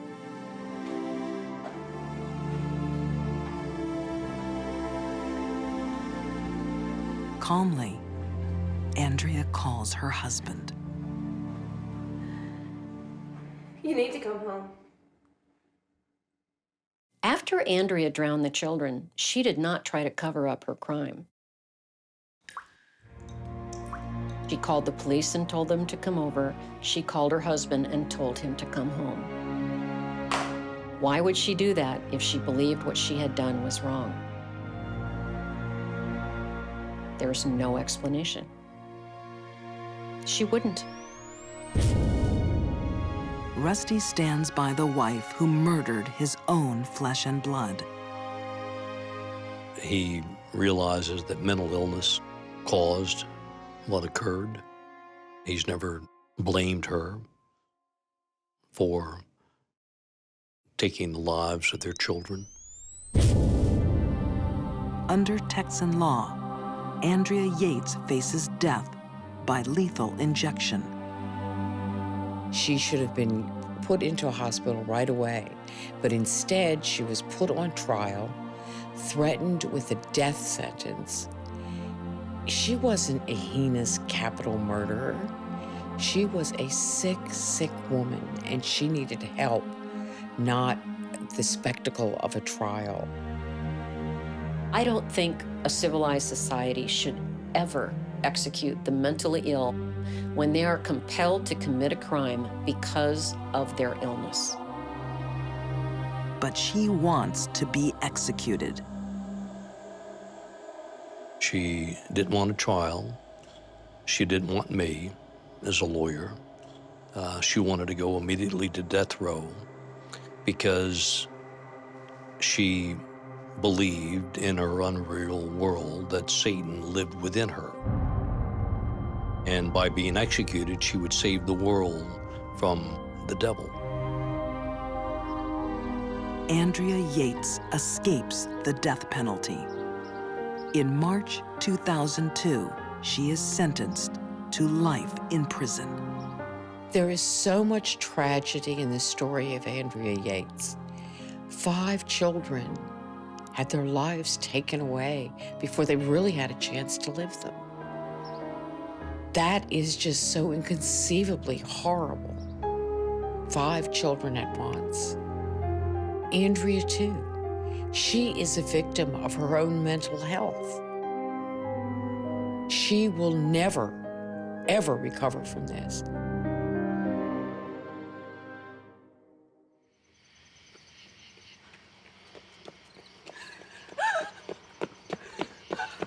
A quiet fall night. Somebody help me, please!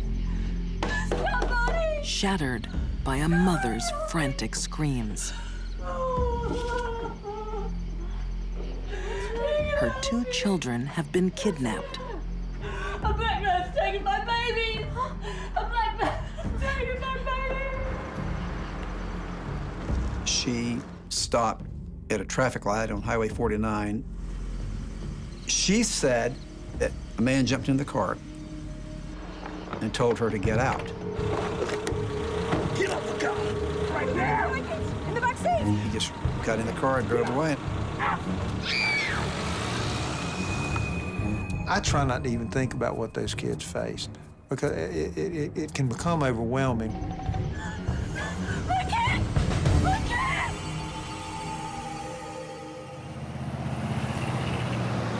1994, the town of Union, South Carolina.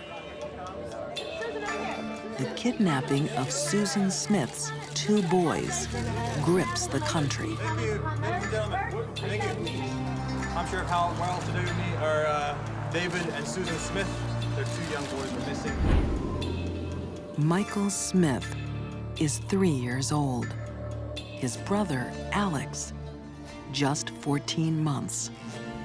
To whoever has our boys, we ask that you please don't hurt them and bring them back. Their father, David Smith, still feels the pain today.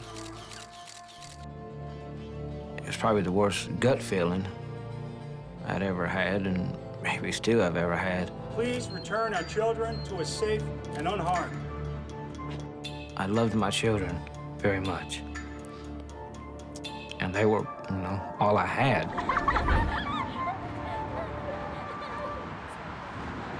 The boys disappear at a time when David and Susan's marriage is in trouble. It was a pretty rocky marriage from the beginning. She fell for somebody that was actually her supervisor where she worked. And so things started falling apart. Susan is in love with Tom Findlay, a wealthy local businessman. So when are we going to meet next? Soon. I promise you. Anytime before the weekend? In the middle of '94, we decided to separate, and we filed for divorce. But as the search for their children continues, David and Susan are united in grief. As newspaperman Gary Henderson watches Susan, his reporter's instinct kicks in. I never saw any real tears. I heard sounds that sounded like someone trying to cry. I don't know how else to put it, and I can't imagine life without them. Susan, you know that? I noticed immediately she was speaking in the past tense, and that sort of sent a flag up for me. Why would you be speaking of these kids in the past tense if you really thought they were still out there alive somewhere? Law enforcement officers are also skeptical. They put Susan on a lie detector. Susan continually failed one question on the polygraph. Do you know where your children are?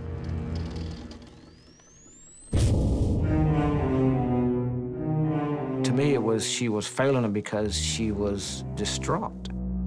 She was so upset.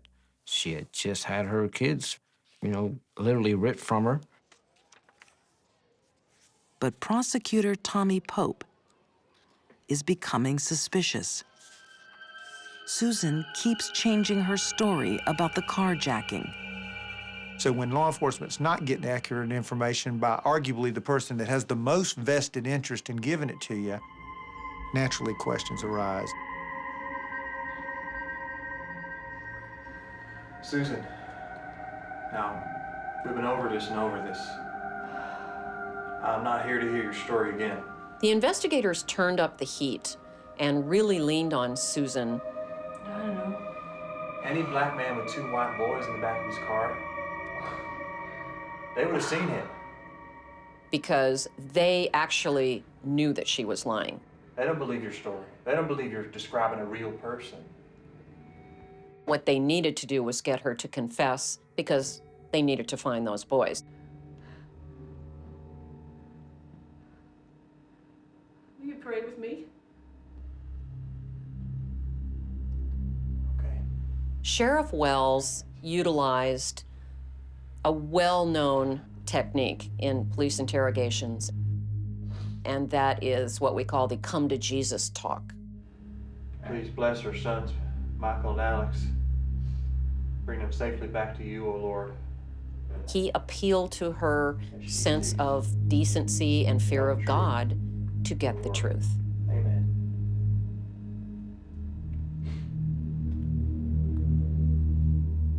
After 9 days of lies, Susan admits to the awful truth. I killed my boy.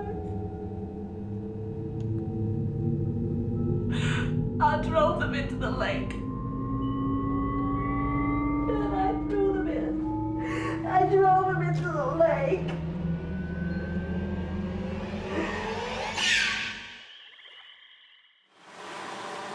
In South Carolina, police have spent 9 days searching for 2 missing boys.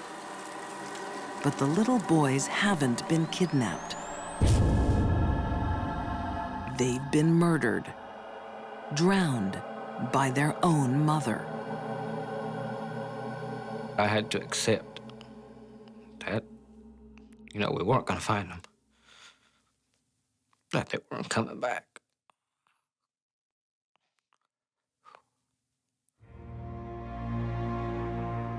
David Smith now knows the terrible truth about what his wife has done.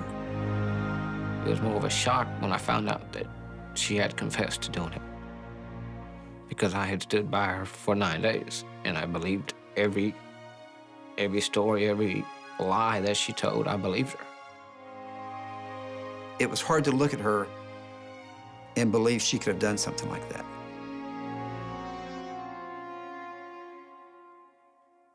And I think that's what everybody had a problem with.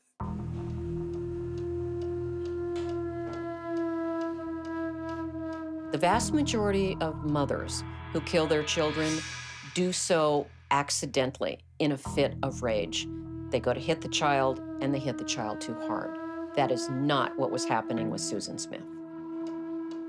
Susan is haunted by a violent past.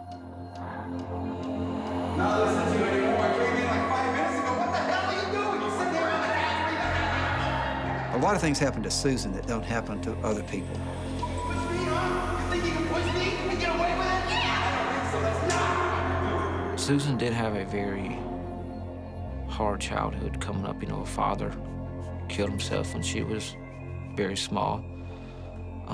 She was molested by her stepfather.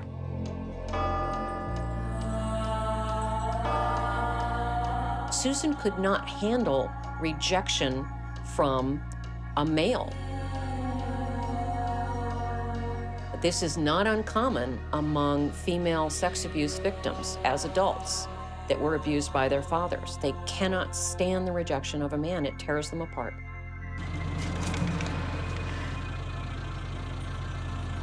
On the day the boys disappear, Susan suffers the rejection that she dreads. She was hoping to marry Tom Finley. Tom Finley wrote her a letter and told her that he didn't want kids. And so that was a problem for Susan, because she really wanted to marry Tom Finley. The letter is the catalyst for Susan's cold-hearted decision. Susan cared about herself. She was very narcissistic, with a little bit of sociopathy mixed in there, and her need for the attention of all the men that she wanted. It made for a very, very dangerous cocktail for those 2 little boys. Shattered by her abandonment, Susan straps her boys in the car and drives to a nearby lake. She decided they were in the way and they were causing her pain. And so she merely was getting rid of the source of the pain.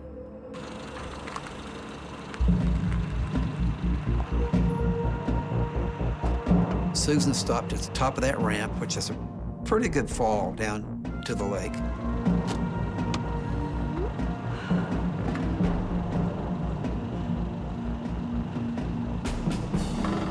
She opened the door and hopped out. She took her car out of gear and let the car go.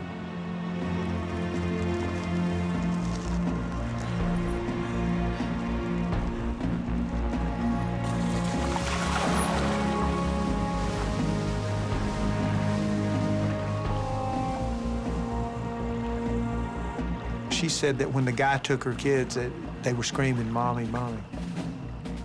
I bet they were. In a dark car that's now rolled down into the lake, and they're floating, and they're screaming for their mother.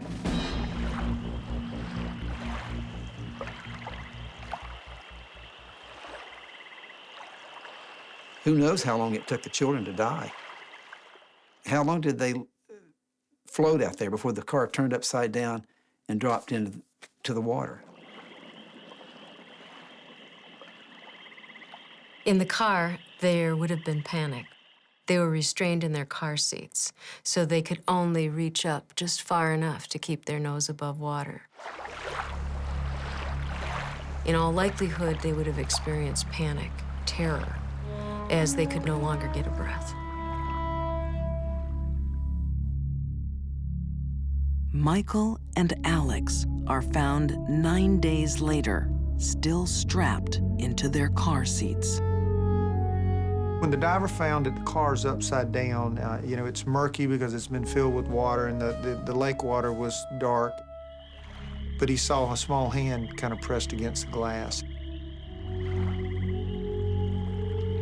A lot of guys I'd worked with for years, grown men who had worked hard on this case, that had struggled to try to bring those boys back home, and they were just openly weeping. In July 1995, Susan Smith is found guilty of 2 counts of murder.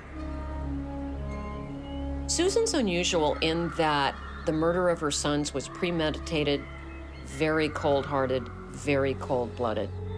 It had nothing to do with losing her temper. It all had to do with making her life temporarily better. And in that regard, she's a very unusual mother. Thank God. Susan is sentenced to 30 years in prison.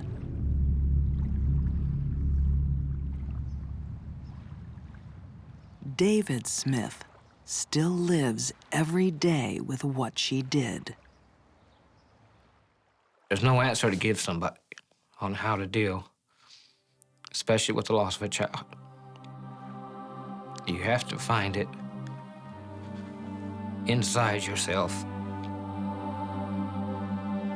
I forgave Susan for what she did a long time ago, because to me it was, keeping that in was letting her win, and I had to let that go to move on.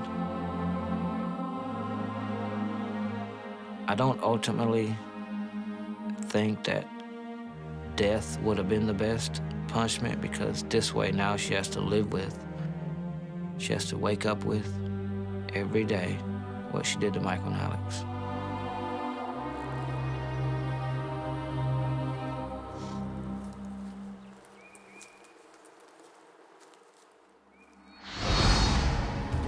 These deadly women defeated their strongest instinct. Juanita Hoyt lived half her life with the most awful secrets. Rejected by her lover, Susan Smith responded with a terrible sacrifice. And Andrea Yates was so deluded, she drowned her 5 children to save their souls. Most women would die to save their children. But for these mothers, the drive to protect was defeated by an urge to kill.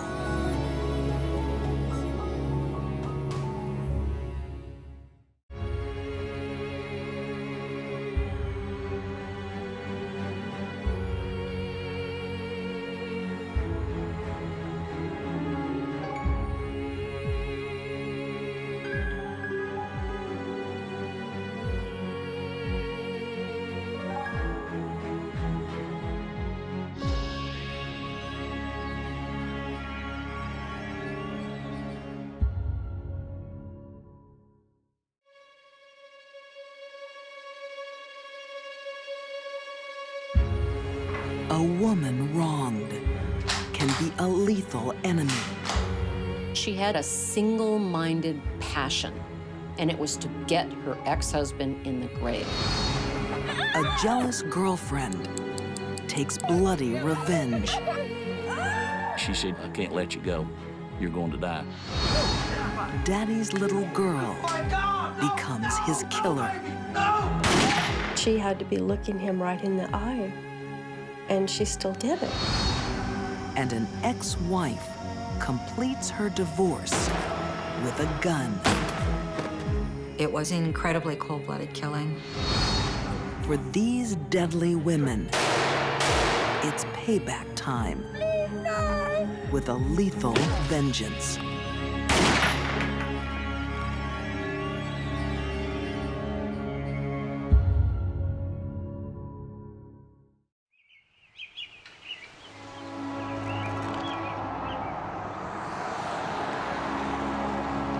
Bellevue, Idaho, 2003.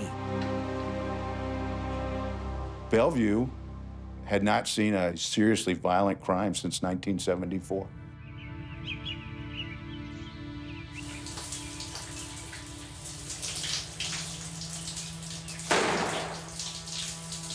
Diane! What's that noise? You all right? Diane!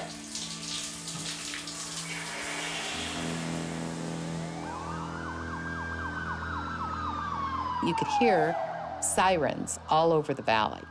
I mean, I woke up to sirens. That morning, Marguerite Sowersby receives terrible news. It was totally disbelief that this could happen in such a small town. Alan and Diane were very well known, very well liked. They were active in our church. They were active in the trap shooting community. They were active with bowling. They were fun people.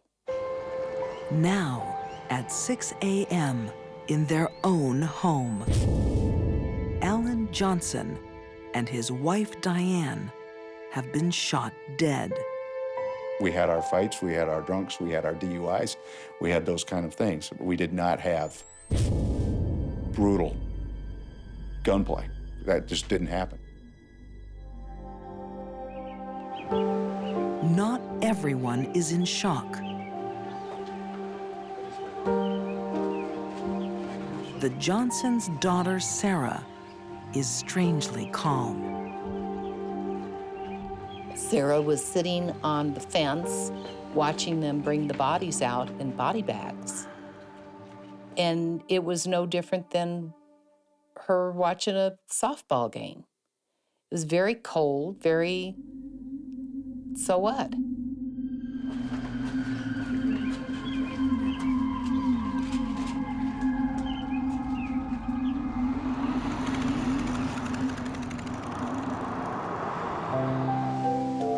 In the tight-knit town of Bellevue, Alan Johnson had always been known as a doting father. Alan was a sweetheart. He was like the brother that I never had. And he was very affectionate with his kids. He was a good dad. Alan's sister-in-law, Linda Vavold, said he had a special bond with his daughter, Sarah. She and her mom would butt heads fairly often, but she loved her daddy, and she was always daddy's girl.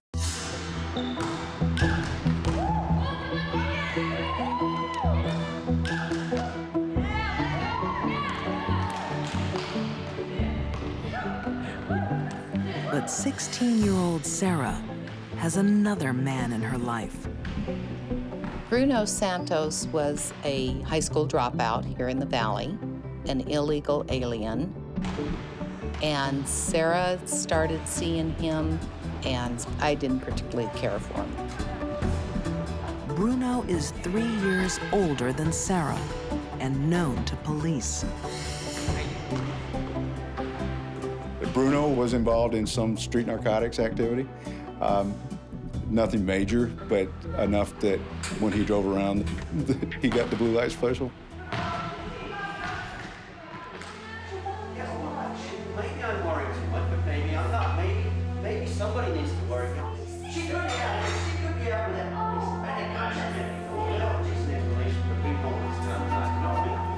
Alan and Diane are alarmed about the boy their only daughter is dating.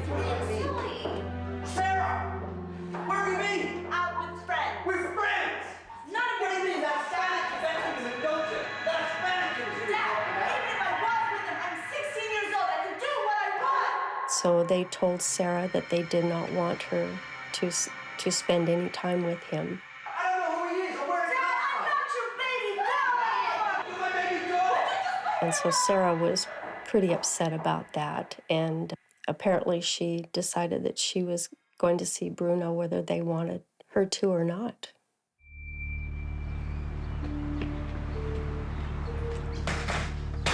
They found out that she had spent the night at Bruno's place, and they thought that she was with a girlfriend. Sarah, what are you doing here with this young man? What are you doing here, Daddy? What? I told you not to be with this young man. Come on.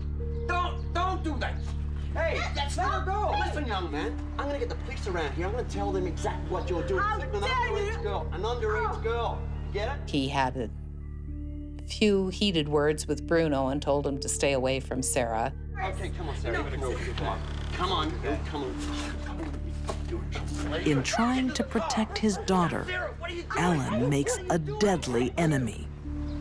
I had talked with Alan on the phone, and he was crying.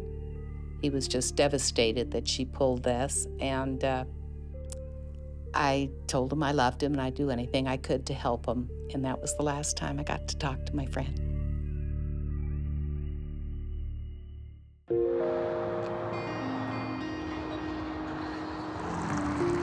In the small town of Bellevue, Idaho, no one saw it coming. You don't want to believe it because it just can't be real.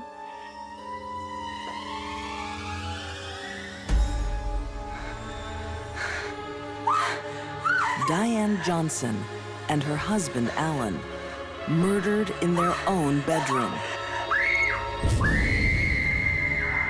Their daughter, 16-year-old Sarah, calls for help.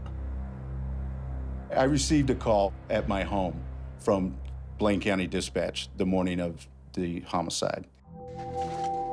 Marshal Randy Tremble is expecting a routine call-out. However, the dispatcher went on to explain to me that she could hear screaming in the background on the 911 call that somebody had shot her parents. I told you not to come around this man's house. What are you doing here? You can't keep telling me what to do anymore. Just 3 days earlier, Alan Johnson banned his daughter from seeing her boyfriend. 19-year-old Bruno Santos is an illegal alien with a criminal past. All of us immediately assumed that it was Bruno. We just knew that it was, that he was angry that Diane and Alan had forbidden Sarah to see him. So we were convinced that it was Bruno.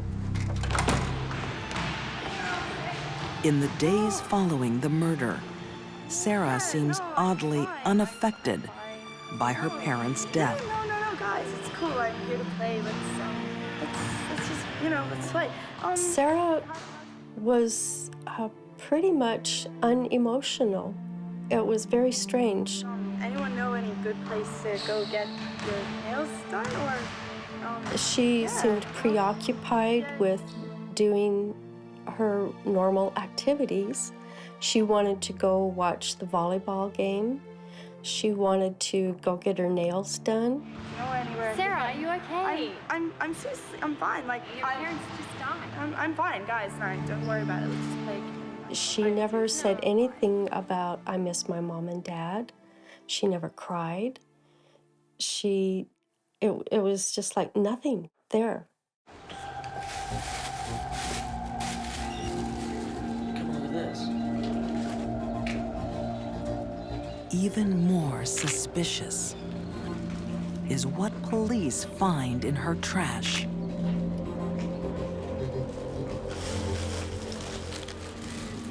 And that was some very important evidence.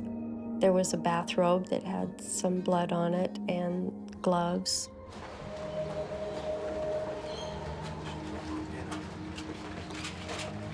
The truth about who killed Alan and Diane is becoming clear.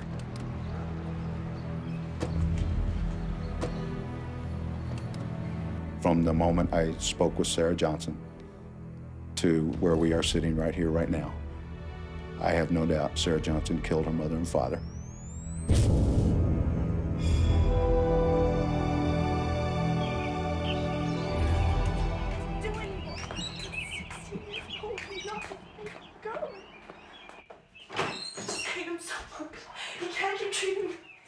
That morning, parental discipline triggers an appalling reaction.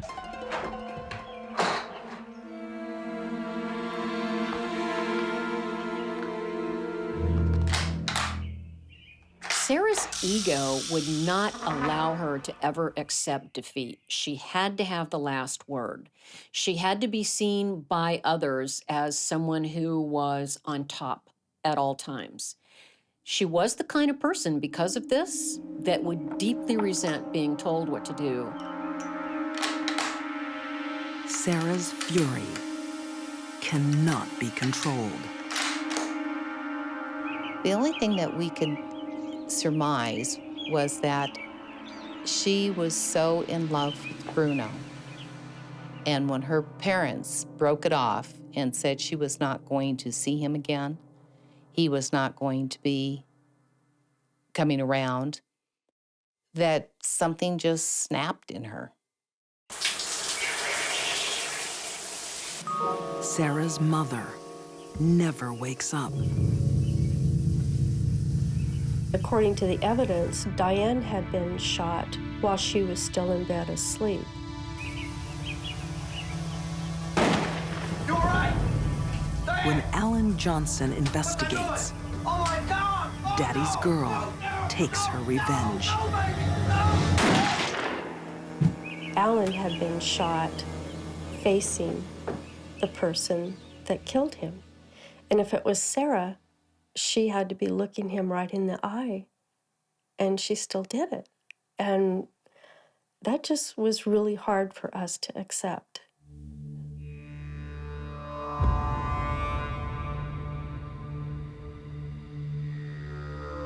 Sarah's parents loved and nurtured her for 16 years.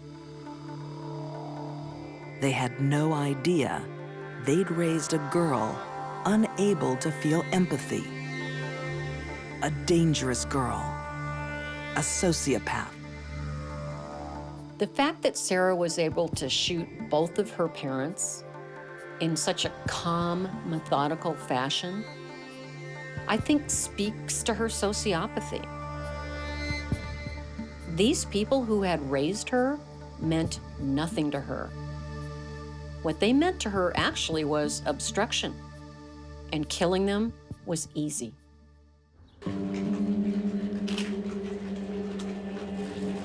But getting away with murder isn't so simple. In that garbage can was the bathrobe that Sarah had put on, as well as rubber gloves and outer gloves that she had worn. Police find no evidence to link Bruno Santos to the murders. And within a few days, they had decided that Sarah was a prime suspect. And all of us were just shocked. We never would have thought it. Never. The bloody robe and gloves from the Johnsons' trash match Sarah's DNA. Sarah Johnson is convicted of 2 counts of murder in the 1st degree. The girl trying to escape her parents' rules finds herself locked up for life. Society really is better off with Sarah away forever, because anyone that kills their parent in a cold-blooded fashion when there's no history of abuse going on there is not someone you want walking around. The cold act of revenge scars everyone who knew Alan and Diane Johnson, except for their daughter. Sarah never admits guilt and never shows remorse. I don't think she has any comprehension of what she's done. I think she's just put it in a little compartment somewhere and she's just not dealing with it. I never saw her cry for her parents. I never did.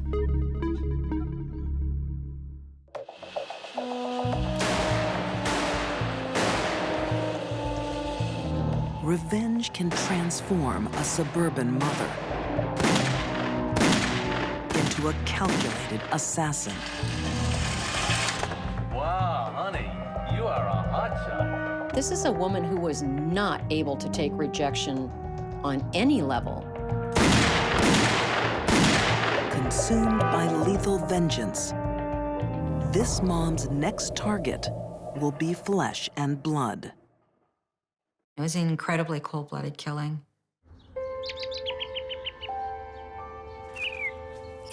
Richmond, Virginia, 1999. 40-year-old Piper Roundtree is on a downward slide.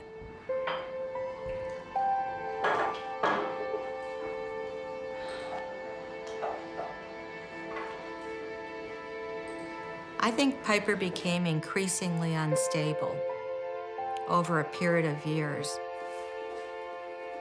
Crime writer Catherine Casey investigated Piper's volatile psyche.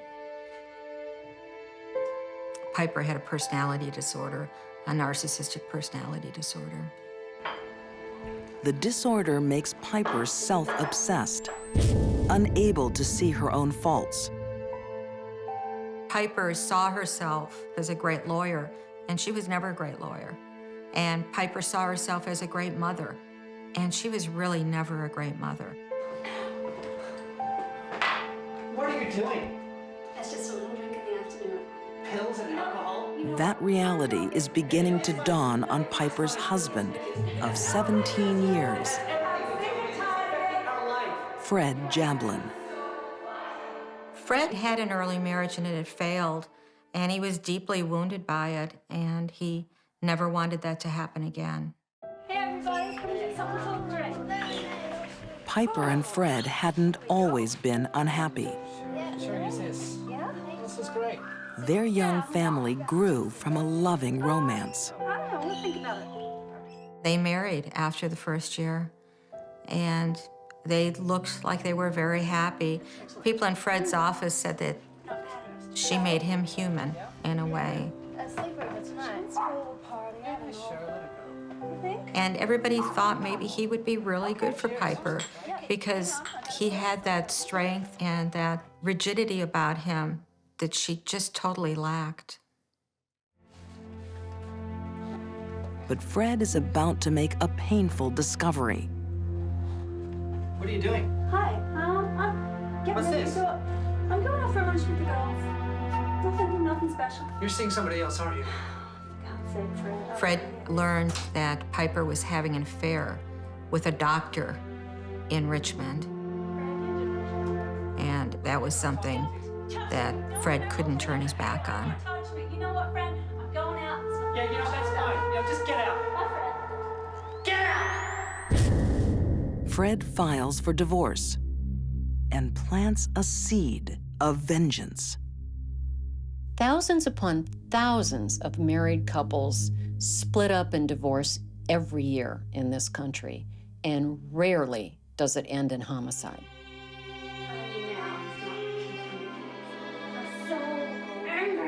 Piper blames Fred for ruining their marriage and her life. When he gains custody of their 3 children, it's the last straw. She lost the kids, and that couldn't happen to Piper.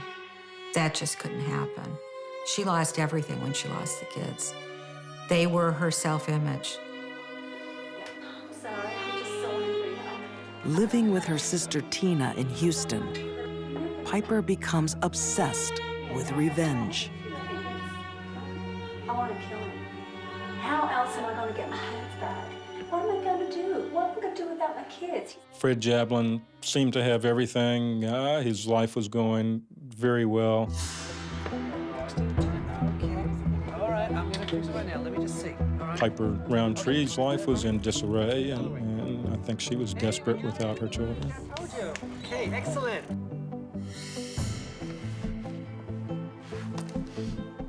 Attorney Wade Kaiser believes Piper's desperation set a deadly plan in motion.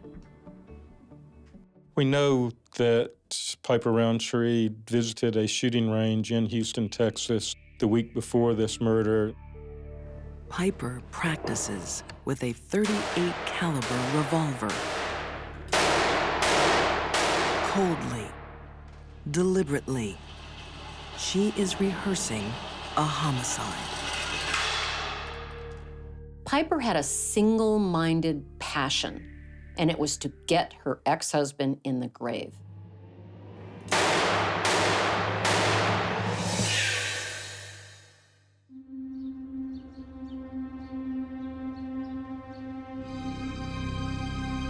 In the leafy suburbs of Richmond, Virginia, a body shot to death before dawn. It seemed like it was a planned hit or someone intentionally went there to kill him. The victim is Fred Jablin, respected professor, father of 3, recently divorced. A number of people had said, well, the first suspect I'd look at would be the ex-wife. The day after the murder, Sergeant Breck McDaniel interviews Fred Jablin's ex-wife, 1,500 miles away in Houston, Texas. She was entrenched in the statement that I was in Galveston, I was in Houston, I did not leave Texas, and she didn't waver from that. She stuck to her guns, and she wasn't changing it. Piper Roundtree is lying, concealing a crime of deep premeditation. I was a homicide detective for almost 6 years, working murders full-time, and worked on a lot of murders. And Piper's plan was the most elaborate I can think of. Excellent. Get this back to you. Yeah. Okay. Fred Jablin believes his ex-wife is in Houston.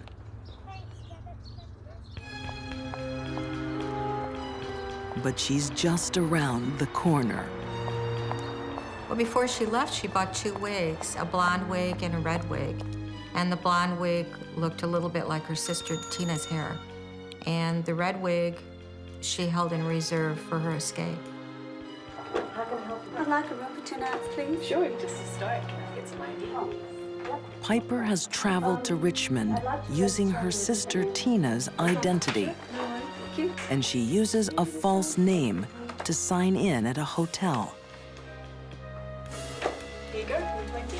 Enjoy yourself. The clerk at the hotel she stayed at nearby the murder scene commented on her behavior and how odd it was that she was wearing this wig and like she wouldn't make eye contact. So almost she drew more attention to herself in an effort to disguise herself than if she just behaved normally. The cell phone is another mistake. Piper was a cell phone addict. She was on the phone all the time. They were able to pinpoint them, and they knew that somebody was on Piper's cell phone in the Richmond area. No, Mommy's in Galveston. We knew that she was the one using the telephone because her children had talked to her, recognized her voice. Okay, bye. Piper Roundtree is on a mission of lethal vengeance. Fred, I hate you. I'm going to get my kids back and you're going to be dead in your grave. I'm going to kill you, Fred. Her children will lose their father in a violent shooting because Piper has to place her own feelings first. Piper's a narcissist. She's a true narcissist. And a true narcissist really doesn't think about how other people feel. And in this instance, I don't believe she ever really thought it through. I don't think she ever realized the effect it would have on her children. She only thought about what would make her happy.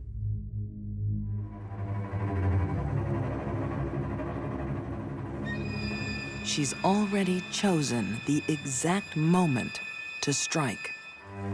We know that she was aware of her husband's routine of waking up early, making coffee, and going out to the street to pick up the newspaper.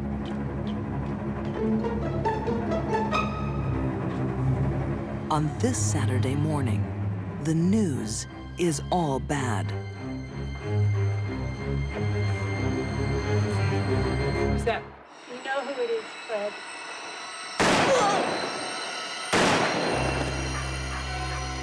The last thing Fred would have seen was Piper holding that gun, and it was an incredibly cold-blooded killing. Piper flies back to Houston right after the murder. Her mission accomplished, she thinks she's left no trace. This is a murder by a classic narcissist. She was so arrogant in thinking that she could get away with this that she paid no attention to the details. She left a very long trail of circumstantial evidence regarding the purchase of wigs, the rental of cars, using identifications that not hers, of going to gun ranges to practice firearm shooting, things of that nature. Checking a gun at the airport on the way up there, but not checking one way on the way back. Clue. Piper is arrested just days after the killing. The evidence against her is overwhelming. She will spend the rest of her life separated from her children, behind bars. The most tragic part of this case is what she has done to the lives of her own 3 children. Not only did she take their father away in a cold-blooded execution-type killing, but the stigma of what she has done has got to weigh heavily on these 3 kids and will for the rest of their lives.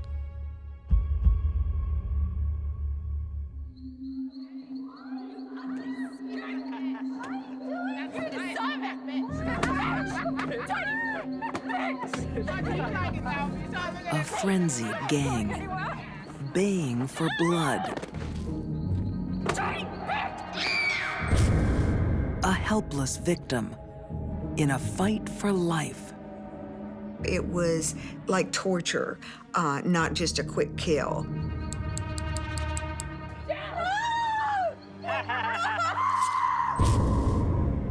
There was hardly any places about her face and body that didn't have a cut mark or slice mark. But Colleen Slemmer's ordeal isn't over. This time, the blade leaves a terrifying mark. That pentagram was supposed to be the door to release her soul to Satan. Tonight, Colleen will die, and her killer will celebrate. There was a evil person behind those eyes.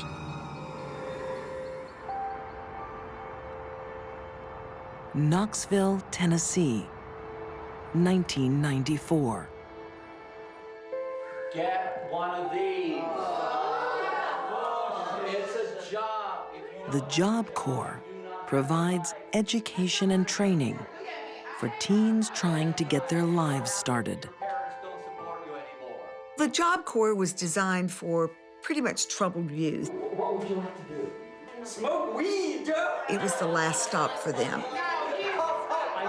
18-year-old Krista Pike lives on the Job Corps campus, where her studies are taking a back seat. She began a relationship with a boy by the name of Daryl Shipp. She believed that she really loved him and that he was the love of her life. It's a love with a dark side, according to crime writer Patricia Springer. Krista was very much the jealous type, so she was very possessive of Daryl. His time, his energy, his interest. Make a business for yourself. What are you looking at? Hey, please, please. Krista believes there is a rival for Daryl's affections.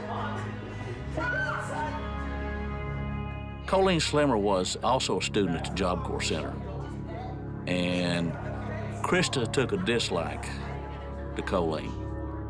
Krista stated that she felt Colleen was trying to take Daryl away from her, but from all other indication that I've found, that was not true. The truth doesn't matter to Krista Pike. She's already plotting a savage act of revenge.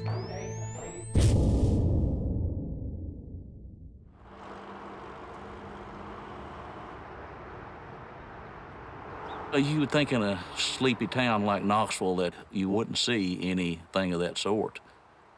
Detective Randy York will deal with the aftermath of Krista Pike's awful rage.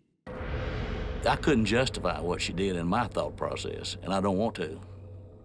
Anybody that could, I would imagine, would be as crazy as her. Growing up, Krista had little family stability. Hey, sweetie, look what I got.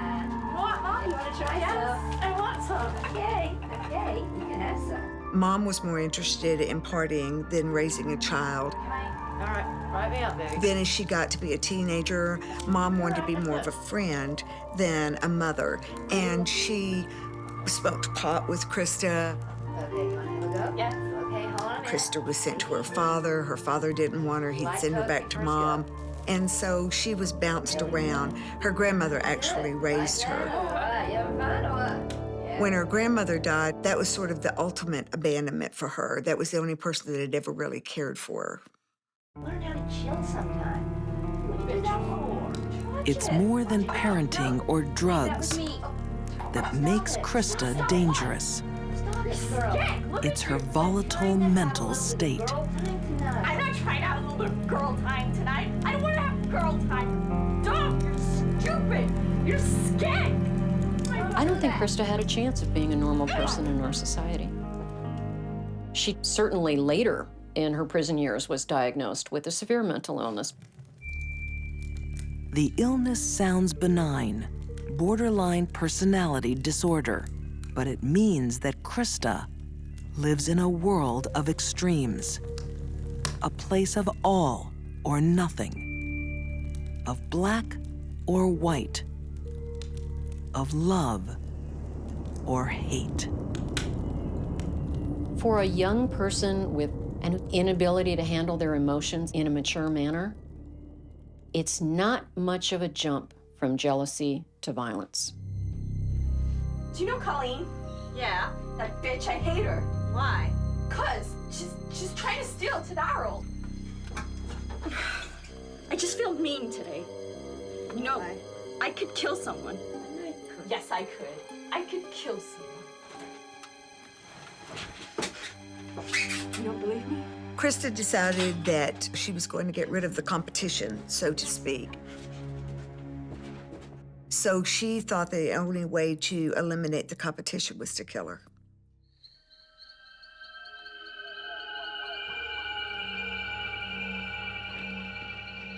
On the night of January 13th, 1994, Krista Pike, to Daryl's ship, and 18-year-old friend Shadala Peterson invite Colleen Slemmer for a walk in the woods. She lured her to a park in Knoxville with the idea that she had some pot, some marijuana that they were going to smoke. Oh, what is up? But for Colleen, there will be no pleasure in this experience, only pain. Krista claimed she was only going to scare the victim. You don't need a meat cleaver and a box cutter to scare someone.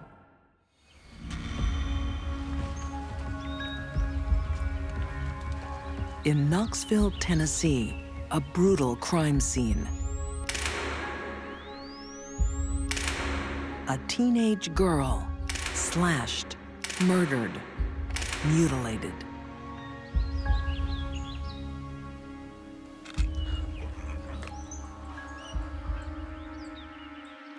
They had carved a pentagram on the victim. And that was actually cut in with probably the box cutter. And that was while she was still alive.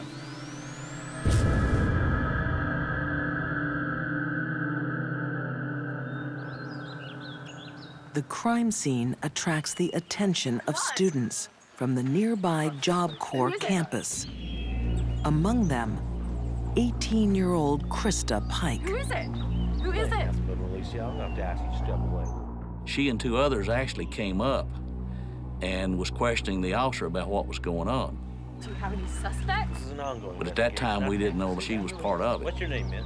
That's none of your business. The symbol carved into Colleen Slemmer's body is also worn around the neck of her killer.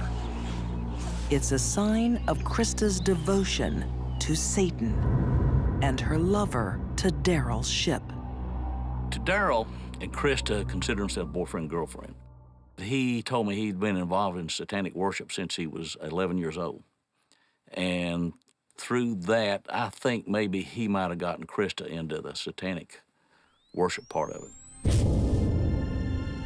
Satanic desires and uncontrollable jealousy will combine in one night of horror.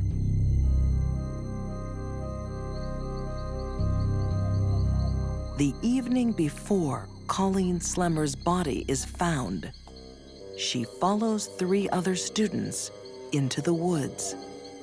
I don't think Colleen had any indication that this was going to happen. Oh, what is Krista thinks Colleen is moving in on her boyfriend and wants to take revenge. She's brought to Daryl's ship and Shadola Peterson as backup. Sometimes when people are in a group, they involve themselves in behaviors with the group that they would never do individually, ever. And sometimes that ends up in a group murder. Krista confronted Colleen about her relationship with Daryl. Colleen insisted that she had no relationship with Daryl, but Krista was so possessive of him that she wouldn't hear it. Krista draws a blade from her jacket. She called her a lying bitch, and she said that she was going to make sure that she didn't come around to Daryl any longer, and then she began cutting her. During the next 45 minutes, Colleen will be slashed over 300 times. In this case, I think all of the marks left on the victim's body indicate she was being punished. She was being punished by Krista, and Krista got her friends to go along with her. To Daryl's ship is happy to join in.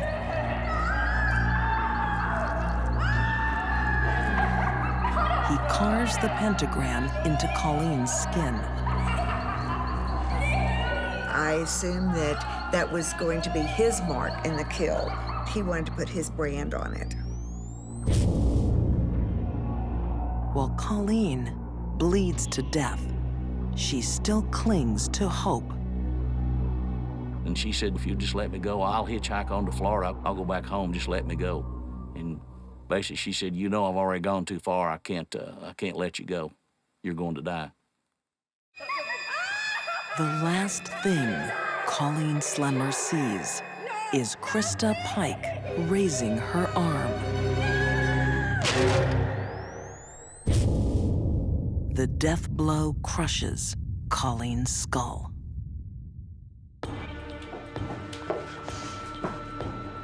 After the murder, Krista returns to her dormitory. You didn't kill her, did you? Yes, I killed her. I killed the bitch. You didn't. A lot of killers will take souvenirs, and they're always something very personal to the victim, but this is the most personal I've ever seen. What is that? She took a piece of a skull. She took that piece of skull to a service station, washed it off, wrapped it in a napkin, and placed it in her coat pocket.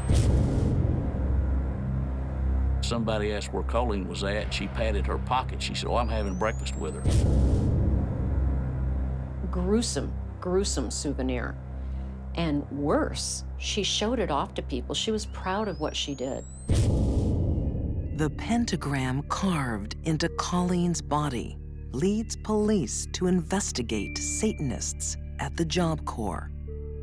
They discover that Krista has been bragging about her crime.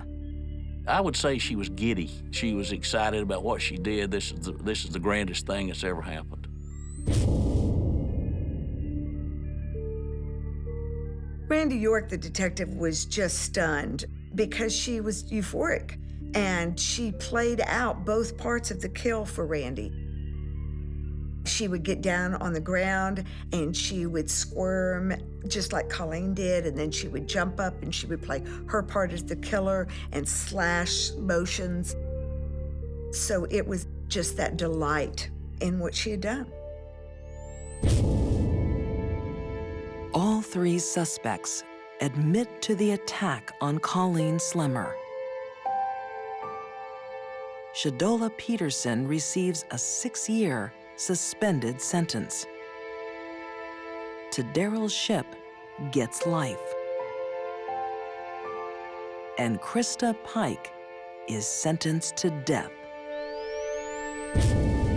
At 21, she becomes the youngest person on death row in Tennessee. It did surprise me because most juries are sympathetic to young people for some reason. But I don't think the jury saw any hope for this girl. I think they heard all the details and the things that happened, and I think they saw her as evil. A craving for revenge and a dangerous mental illness made Krista Pike a brutal killer. She remains on death row and remains dangerous. I don't believe Krista has changed. I don't believe Krista can change. I think her personality is set. In prison, she has attempted murder again, and I think that that's who basically she is. And she can't possibly change that at this point in her life. For these deadly women, revenge was served with blood. Sarah Johnson turned a teenage tantrum into murder.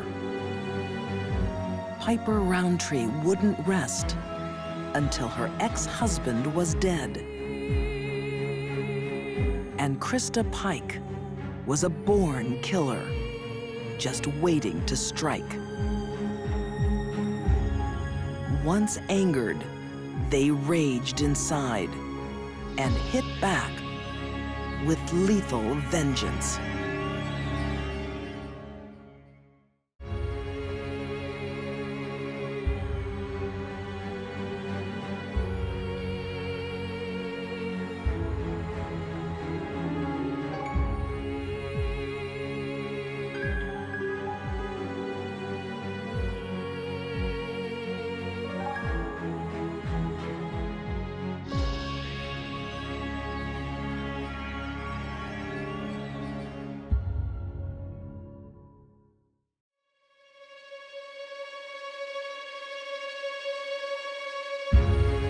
Some matches are made in heaven, others in hell.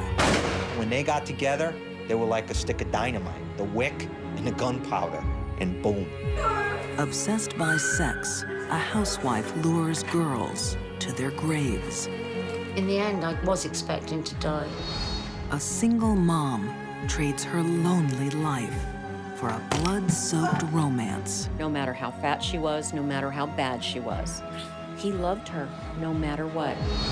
And a thrill-seeking couple get their kicks from murder. When you look into the eyes of pure evil, you know that if you don't do something to stop it, it could come after you. These deadly women seal their murders with a kiss.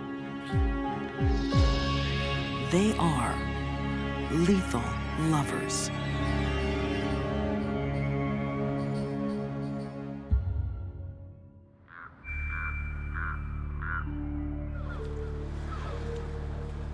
A quiet street in Gloucester, England.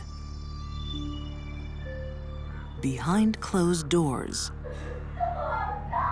something wicked is taking place. The most gratuitous act of violence you can imagine. Unimaginable evil. 17-year-old Caroline Roberts is captive to a husband and wife who delight in torture. This is one of the most truly sickening cases of sexual predators I've ever encountered. Beaten and raped for 12 hours, Caroline thinks it's her time to die.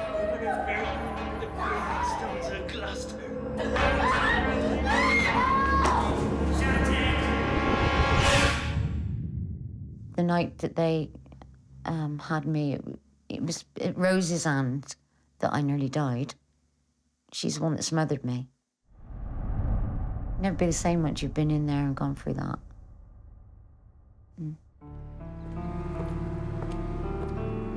Caroline is one of the only survivors of a shocking 20-year killing spree.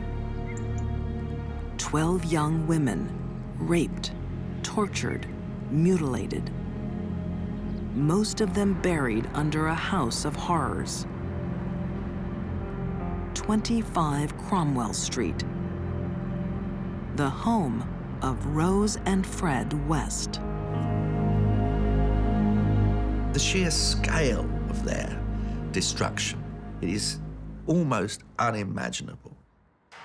More than 20 years of sexual abuse and death. It takes your breath away. When biographer Jeffrey Wansell traces the history of the Wests, he finds a lethal love that begins at first sight.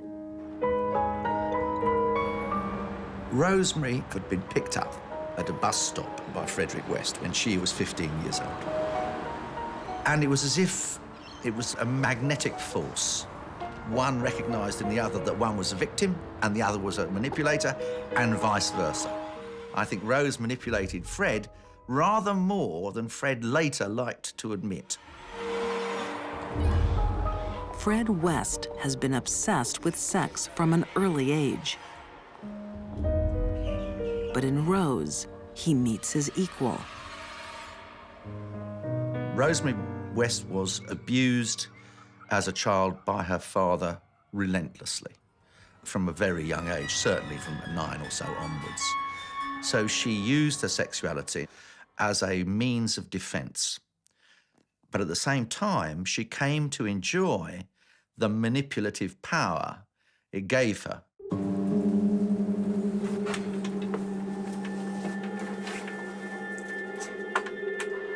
Sex will come to dominate the lives of the Wests. But the pleasures of an ordinary marriage are not enough for them.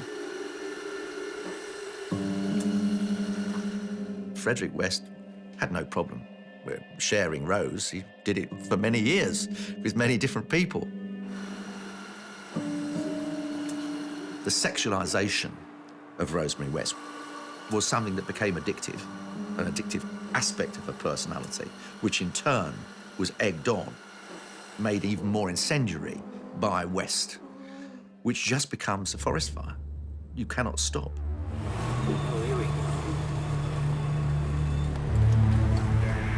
The Wests need a new sexual thrill. They comb the countryside, Who's that up ahead? hunting for hitchhikers, and find Caroline Roberts. Why don't you hop in? We'll give you a lift. No, come on, jump in the back. My instinct was not to get in the car, but my other part of me that was saying, don't be rude. You know, give them the benefit of the doubt. All right, hop in. Caroline's split-second decision will change her life forever. 12 hours of being sexually assaulted, beaten, and raped, finally. In the end, I was expecting to die. Hearing someone outside, she sees her chance to escape.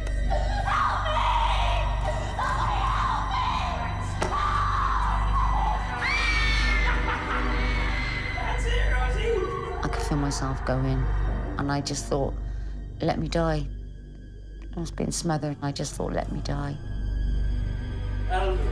But something stops the Wests from killing.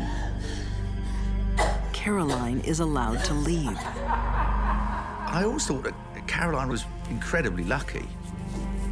I think the only way I would explain it to myself now is that it was the dry run, if you like. And the fact that they allowed her to escape was, in the end, I'm absolutely certain, just that final, can we push ourselves over the edge? And the fact that they got away with it, they knew, nothing can stop us now. The Wests are convicted of indecent assault over the attack on Caroline Roberts. But they're only given a small fine and allowed to walk free. The next girls taken prisoner by the Wests will not be shown such mercy. Every time another body was brought up, it just made the guilt I felt for surviving worse every time. I think they probably did a bit more each time, but they had to get rid of the girls because I told.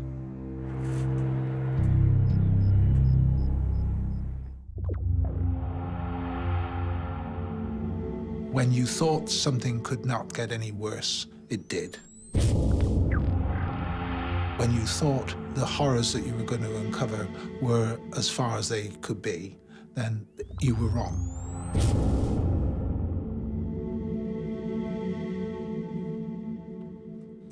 Detective John Bennett was lead investigator on a case that will haunt England for generations. This series of crimes shocked everyone that came into touch with it in any shape or form. For years, Fred and Rose West have been getting away with murder. Rose West was a wife, a mother, a landlord. She lived in the community. She talked to neighbors. And no one would want to suspect that a woman could be involved in the deeds that she was. The secret other life of Rose and Fred is spent stalking the English countryside. Nice short skirt. Looking for young female victims.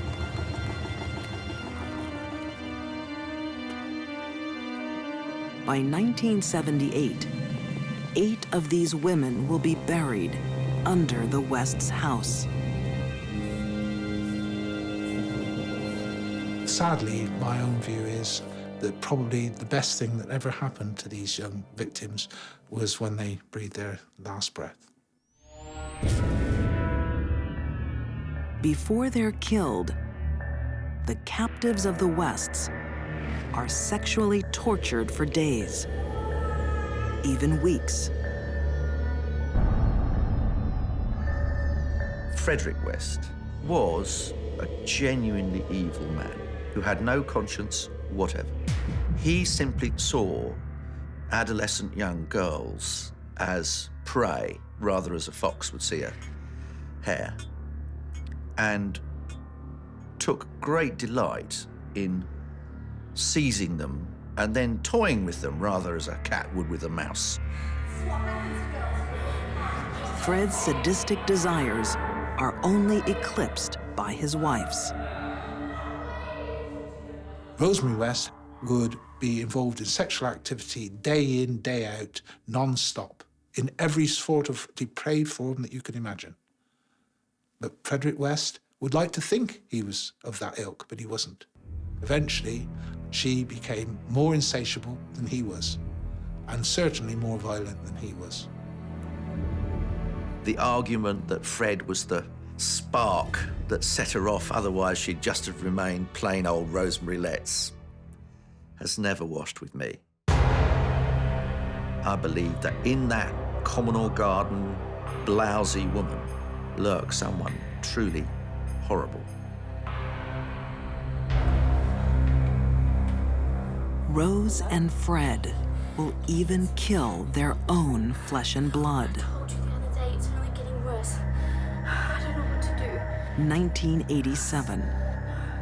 Daughter Heather is caught telling some of her parents' secrets. You have had your last warning. I didn't tell anything. We can't trust you anymore. I promise I didn't trust you anymore. No one was safe around them, including their own children. Just like the 11 women who have gone before her, Heather will be killed.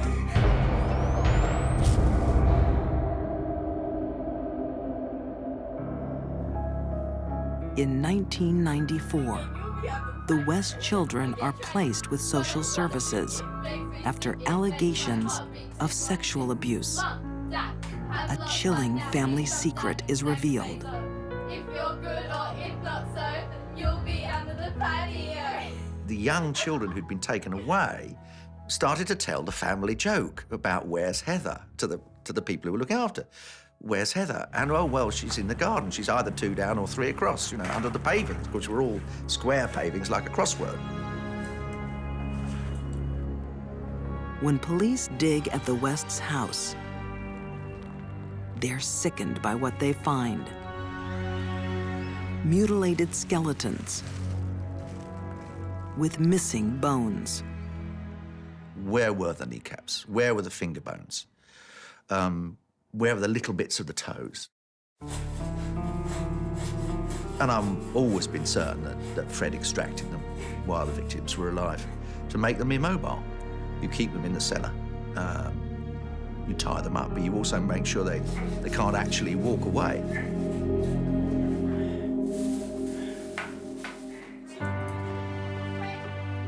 The Wests are arrested. Within days, Fred admits to 9 murders. I think it absolutely astonished, horrified Britain, and I think it does to this day. Fred escapes trial by committing suicide. Accused of 10 murders, Rose pleads innocent. At one stage during the evidence, she tried to show that she was tearful when they were questioning her about Heather. Those that were sitting at a distance may have thought there were tears there. I was sat within 3 to 4 feet from her and looking at her at the time from the side. And just as the past, there were no tears. She may have wanted to cry. The tears didn't exist. Almost 25 years since she escaped the Wests, Caroline Roberts watches as Rose is sentenced to life in prison. I don't think she should ever be set free again because she lured a lot of those young girls to their deaths. You know, and I think for some of them it was most probably a blessed ending for them from what they'd been through, if my experience was anything to go by.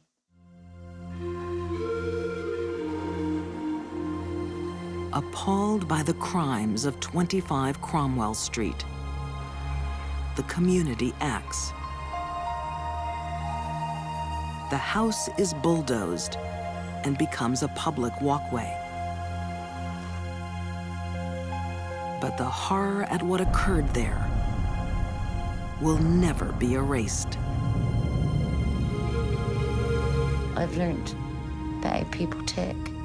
I've learned how to cope. And forgive. But you don't forget. You mustn't forget.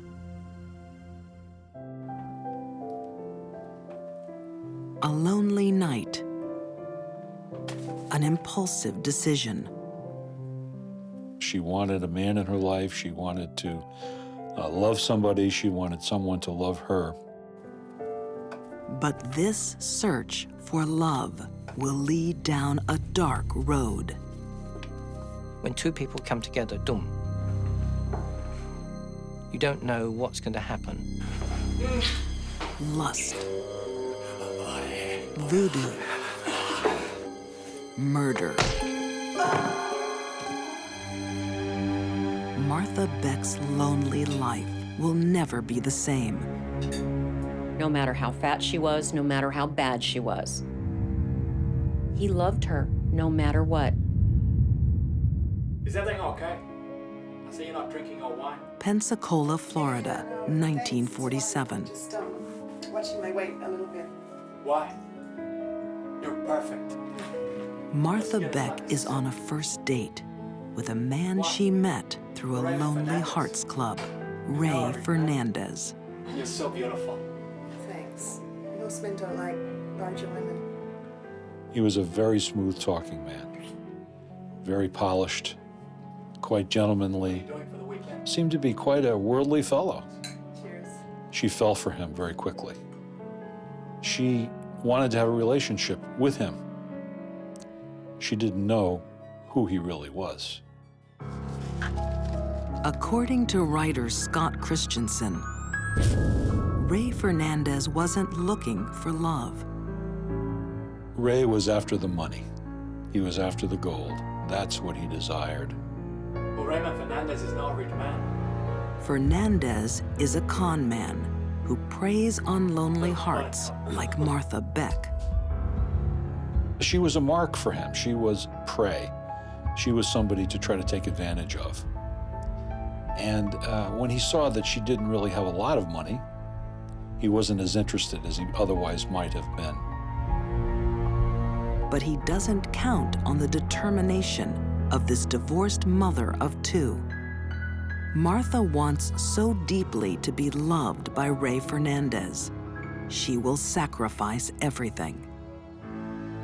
She is so committed to this romantic illusion of who he is and what their relationship can be that she agrees to abandon her children.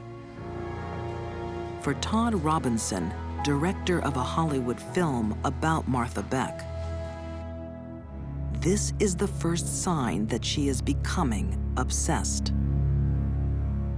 And one day she marches her two kids down to a Salvation Army, parks them on the steps, and never sees them again, which is almost a pathological commitment to this man whom she barely knows. Martha, I think you should take a seat. To Ray Fernandez, this unthinkable act is a touching sign of devotion. Martha, there's something I gotta tell you. Something interesting happens. He somehow embraces the notion that she really cares about him, that she is really supportive. And at some point, in a rather short duration of time, he decides to put his cards on the table. I'm alive, and I'm a cheat. My feelings for you were genuine. You're the only one I love. Out of all those girls. Ray tells Martha he makes a living by seducing single women and cheating them of their savings. I could always use a partner in crime. And she says, well, that's a good idea. I can be your sister, and we can just do it together. It's a brilliant idea. Really? When Beck became aware that Fernandez was conning women out of their money, it didn't repel her.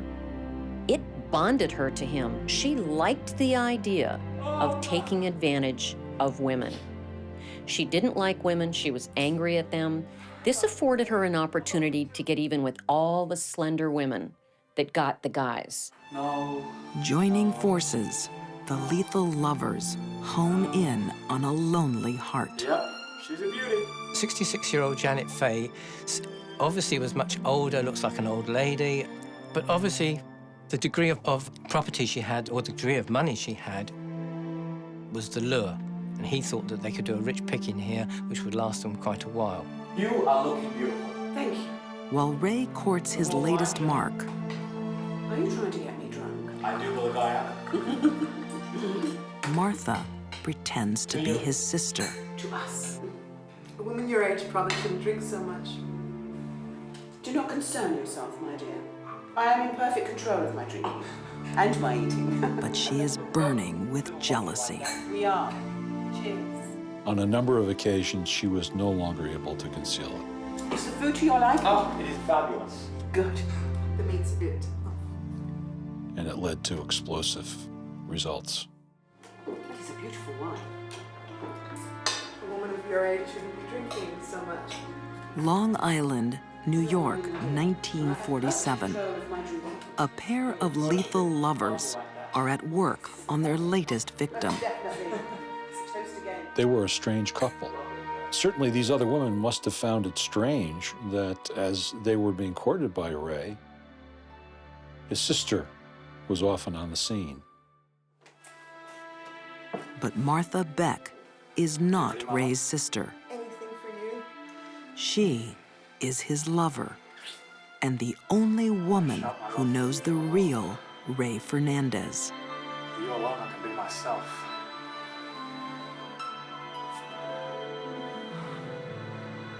When he was a young man, when he was on a ship once, a hatch of the ship closed on the top of his head, and the accident was so severe that he lost a lot of his beautiful, dark, thick hair. And that had a profound effect on him. There was this self-loathing part of him, this man that felt ugly and destroyed. Ray's revelation only makes Martha desire him more. Martha loved Ray. She did not want to share Ray with anyone. Martha Beck's powerful desire puts her on a collision course. What on earth are you doing? Ray is trying to save, for God's sake. I am about to write to my stepdaughter. With Ray's latest lonely heart, Janet Fay. I'm going to make sure that you will not be living with us. She could no longer contain herself.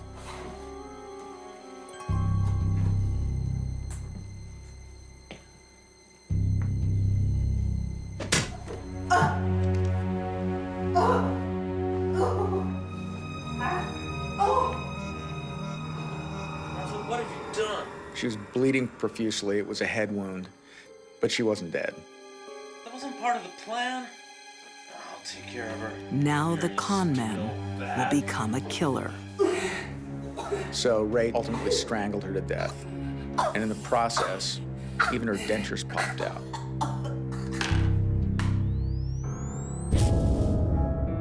The lethal lovers dispose of Janet's body and write a letter to her daughter to make it appear that Janet is still alive.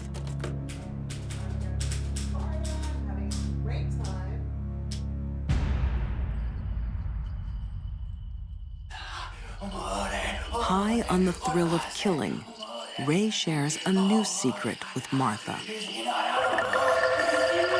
Voodoo. Fernandez was sort of seduced by the dark side, almost the Hollywood side of voodoo. And over time, he began to think that he could actually seduce women, make love to women, as he characterized it, from great distances. Ray believes voodoo helps him select vulnerable women who will be easily charmed. Women like single mother Delphine Downing, Ray and Martha's next victim. Delphine believed that she finally had found a husband, she had found a father for her young child, her life's problems were solved, she would live happily ever after. She didn't know what she was in for. She didn't know what her child was in for.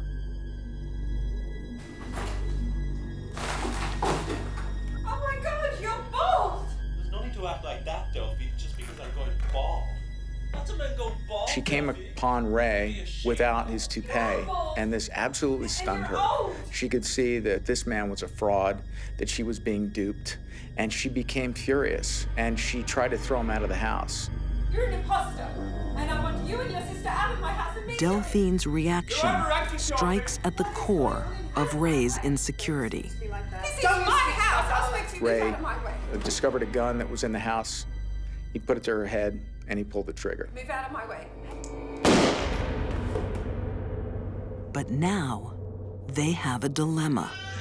They had removed Delphine, but they still had Raynell, the child, to deal with. The motherless child. I'll take care of the baby.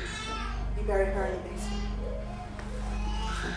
And it was at that point that Martha took the child to the basement and drowned her in a tub. Martha became so evil through her relationship with Fernandez, she actually killed the little toddler child of one of her victims, completely heartless. Martha and Ray's love spawned a callous killing spree. But the police are closing in, alerted by a suspicious letter to Janet Faye's daughter. Ray and Martha actually continued writing letters back to create the illusion that she was alive, but they made a mistake. They were typing these on a typewriter, and Mrs. Faye didn't know how to type. When the police came in, the first thing was not after Delphine. They came in to say, have you heard of Janet Faye? And it was only then that they said, we're going to search this place. And they went down in the cellar when they went through the building, and they saw wet cement. So they knew that something had been buried there. Beneath the cement, the bodies of Delphine Downing and her daughter, Raynell. Janet Faye's body is found in another house on Long Island. After a salacious trial that lasted 44 days, Fernandez and Beck were ultimately convicted of capital murder in the first degree. Even under the weight of a death sentence, their love lives on. They continued to have a very tumultuous relationship even after their conviction in the death house, sending letters back and forth, expressing jealousy and being angry at one another and then making up, and in the end, ultimately expressing love for one another. Martha Beck's desire for Ray Fernandez had taken away her children, her compassion, and her liberty. Now, in the infamous Sing Sing death house, it would finally take her life. Martha's execution was one of the most horrific in the history of the death house. It took 4 applications of electricity to finally kill her. She struggled a great deal before she ultimately was pronounced dead.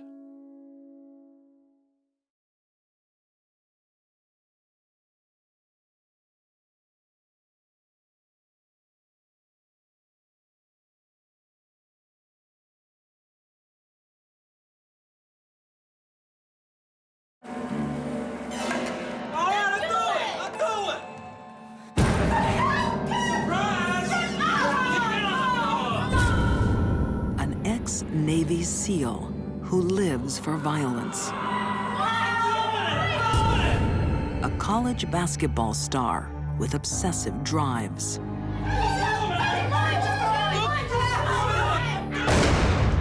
Two lethal lovers pushing each other to kill.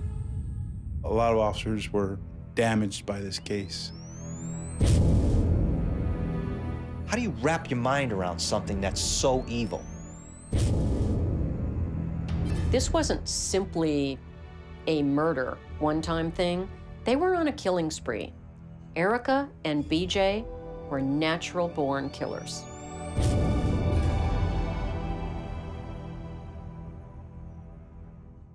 BJ and Erica Sifrit are the deadliest couple author M. William Phelps has ever encountered. BJ and Erica were the types of people who did things to get a rush out of them.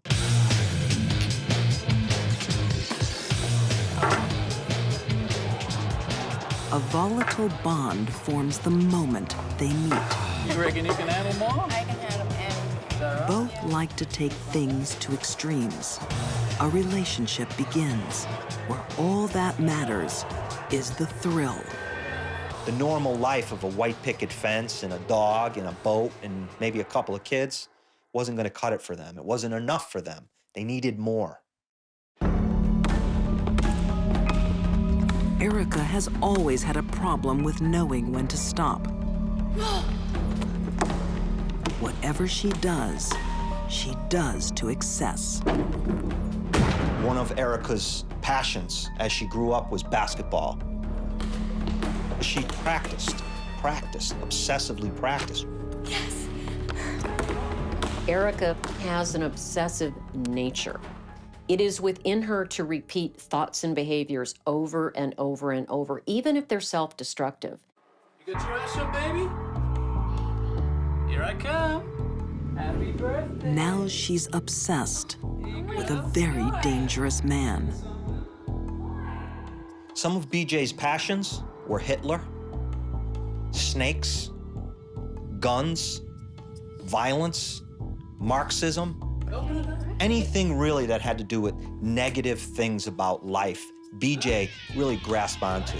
Thank you so much. BJ also harbors a powerful desire to murder. His new wife, Erica, will bring his violent dreams to life. Erica and BJ alone probably wouldn't have got into much trouble if they never met. But when they got together, they were like a stick of dynamite, the wick and the gunpowder, and boom. It's a combination set to explode in violence on Memorial Day weekend, 2004, in Ocean City, Maryland. Memorial Day weekend is one of the biggest weekends for couples. A lot of couples like to come down and enjoy and relax. The sun is out. Oh, we reached Atlantis on a checkup. Detective Brett Case believes that when the Sifrits came to Ocean City, it wasn't to unwind. I think that murder was in their mind. I think it had been in their mind for some time. And I think the opportunity arose that first night. After midnight, Erica and BJ set a trap for a couple they've just met. Martha Crutchley and Joshua Ford accept an invitation back to the Sifrits' apartment. It's the moment Erica and BJ have been waiting for. Tonight, they'll get their chance to be thrill killers. The most common trait possessed by thrill killers is that they are sociopaths or psychopaths. They don't feel guilt about what they do. Cheers, man. Cheers. I gotta say the other thing with him, I think he had some good ideas, you know? Come on, man. I think you're just messing with us. You don't really believe what you're saying. This late night party is about to take a terrifying turn. Where's my bag? Maybe you left it at the bar. Let me see your bag. And then all of a sudden, Erica freaks out. Who took my stuff? Erica starts to create fear by pretending her purse is missing. Her husband ups the ante. BJ gets a gun, and he starts waving it around. Where did you put my bag? Give it Wait a to minute, me. you ain't going anywhere. Get against the wall. Get against the wall now. Do it! Move your ass against the wall now! I want him to shoot you. Do what they say. Just do what they say. Okay, we're here. And he says to Martha and Joshua, take off your clothes. Strip down. All right. Ooh, little lady's scared. What do you Get want? your shirt off. Boogie, Hurry take up. it off. Do You are want your taking shirt? too long. Just get your ass in the bathroom now. Both of you, get in there. Move it. So now Martha and Joshua are inside the bathroom, scared for their lives. Open up, pig. Chicken, are you? Open the window. Open the window. Just leave us alone. Yeah, I would think terror would be, We didn't take her back. that word probably wouldn't describe it. It would be pale in comparison to what they felt. Erica and BJ are beginning to feel the thrill they crave. But simply scaring someone isn't enough. And I think at some point there was a discussion, what do we do now? Well, we've gone this far, so let's continue and go all the way. And that decision comes from her. All right, I'll do it. Surprise! On Memorial Day weekend, Ocean City, Maryland is a vacation playground. But high above the streets, one holiday apartment has become a death trap. The more you investigate, the more you learn that what you're dealing with is not just your normal killer, it's you're dealing with a monster. Pure evil. And when you look into the eyes of pure evil, you know that if you don't do something to stop it, it could come after you. Get your ass in the bathroom now. Both of you. Erica and BJ Sifrit are a young couple, desperate for the thrill of murder. Martha Crutchley and Joshua Ford are trapped in the Sifrits' bathroom. Erica wants them killed. BJ is happy to oblige. So BJ kicks the door open, walks in,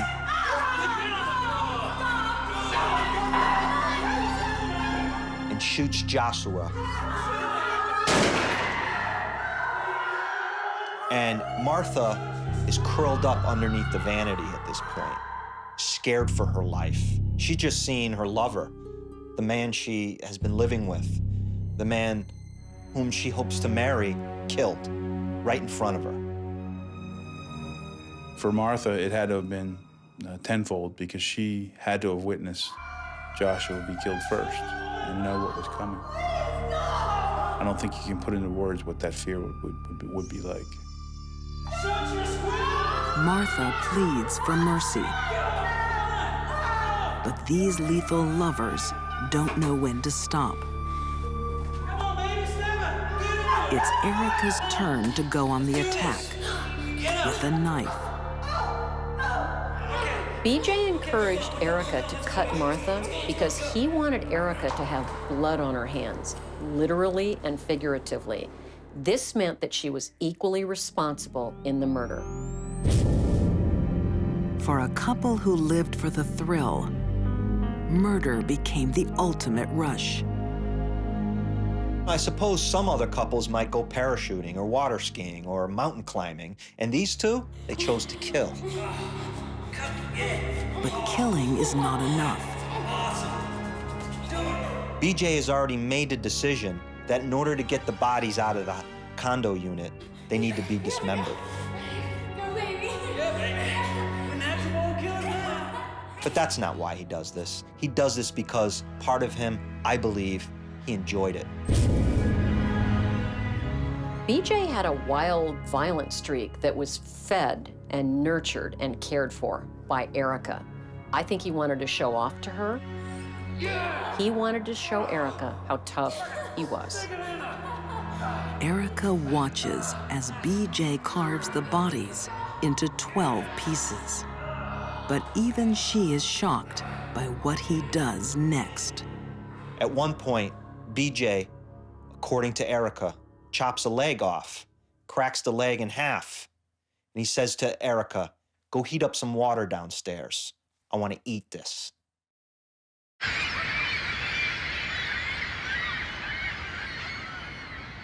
Next morning, Ocean City is bathed in sunshine. The holiday weekend continues. But not for Joshua Ford and Martha Crutchley. When she didn't arrive to work on Tuesday morning, her coworkers were concerned. And so by Wednesday, we had notification that Josh and Martha were missing.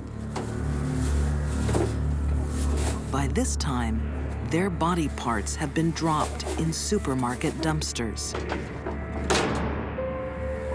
And the Sifrits are acting like nothing has happened. They go miniature golfing, they go out for beers, they eat chicken wings, and she documents everything with photographs. They're laughing, smiling, they're having a grand old time after this gruesome, gruesome crime. Erica gets a lasting reminder of the murders, a new tattoo. BJ makes a suggestion. You should get it on your hip. Why? Because that's where Erica made the first cut on Martha Crutchley, a memento of the crime. On the final night of their holiday, the Sifrits take their search for thrills one step too far. Killing 2 people and dismembering them, not enough for them. They need more of a thrill that week. They decide, let's rob the Hooters before we leave town. So they back up to the Hooters and they, unlock the door and go in. And a silent alarm is tripped. Police respond to what they believe is a routine burglary call. It turns out to be much more. When you have burglars, you can have weapons. You just don't know what you have. And this is a prime example of how things can snowball. The Sifrits are caught with 3 guns, a knife smeared with human flesh, and the IDs of the missing couple. Officer Freddie Howard was on the scene that night. He knows he had a close call. I still get a sick feeling in my stomach when I think about what could have happened because of all the firepower that was here on the scene that night and what they had just done just days earlier, When I got home, I hugged my son and daughter, and just because I was so grateful to be there with them. Because I know it could have turned the other way, or I could have been murdered just so they can get away. Body parts of Joshua and Martha are eventually found at a Delaware landfill. Tried separately for the murders, the Sifrits are both found guilty. BJ is sentenced to 30 years in prison. Erica gets life. I can see in a lot of crimes, why I don't agree with it, but I can see why someone would commit the crime. In this case, there is no reason other than for their own personal thrill, and the fact that there's absolutely no remorse solidifies my belief that it was just for thrill.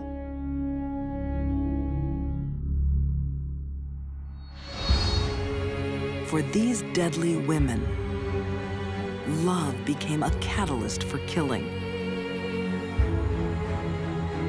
Rose West's depraved union claimed 12 women's lives.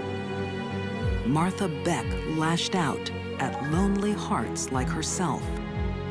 And Erica Sifrit's search for a thrill became a homicidal spree.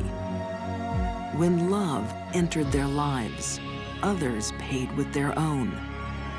Murder played matchmaker for these lethal lovers.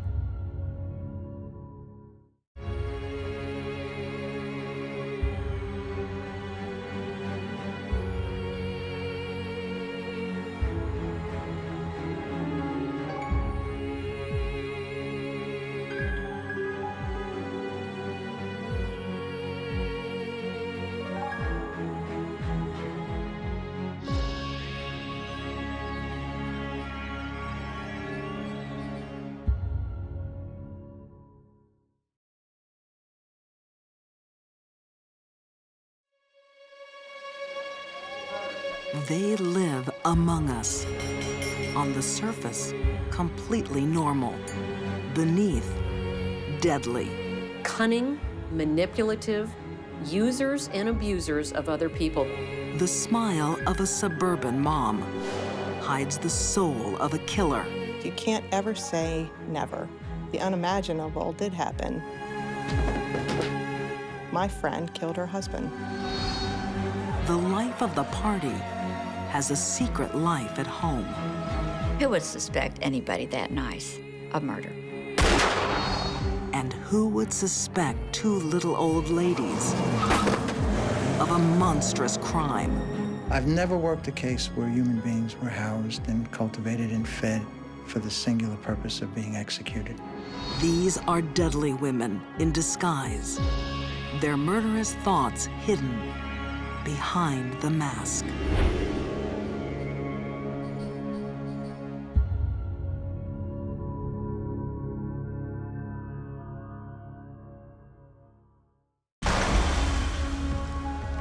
Hollywood, California.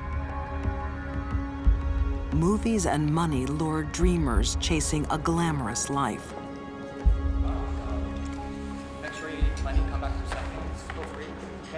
But in the back alleys of Tinseltown, dreams turn to despair.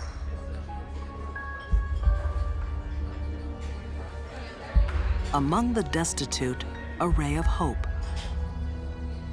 Two elderly women tend to the homeless. Helen Golay, age 73, and Olga Rutterschmidt, 75. They made them feel warm, secure, comfortable, fed, clothed. But there's a sinister side to these good Samaritans. They felt no guilt or shame for what they did, which enabled them to do it so well and for so long. Helen and Olga have no charity and no mercy. They are cold, ruthless killers. This goes beyond homicide. This goes beyond just a simple murder. Two old ladies. Just doesn't compute. It's just almost, beyond belief that these two women would be doing this. No one would suspect them of anything. A fatal mistake.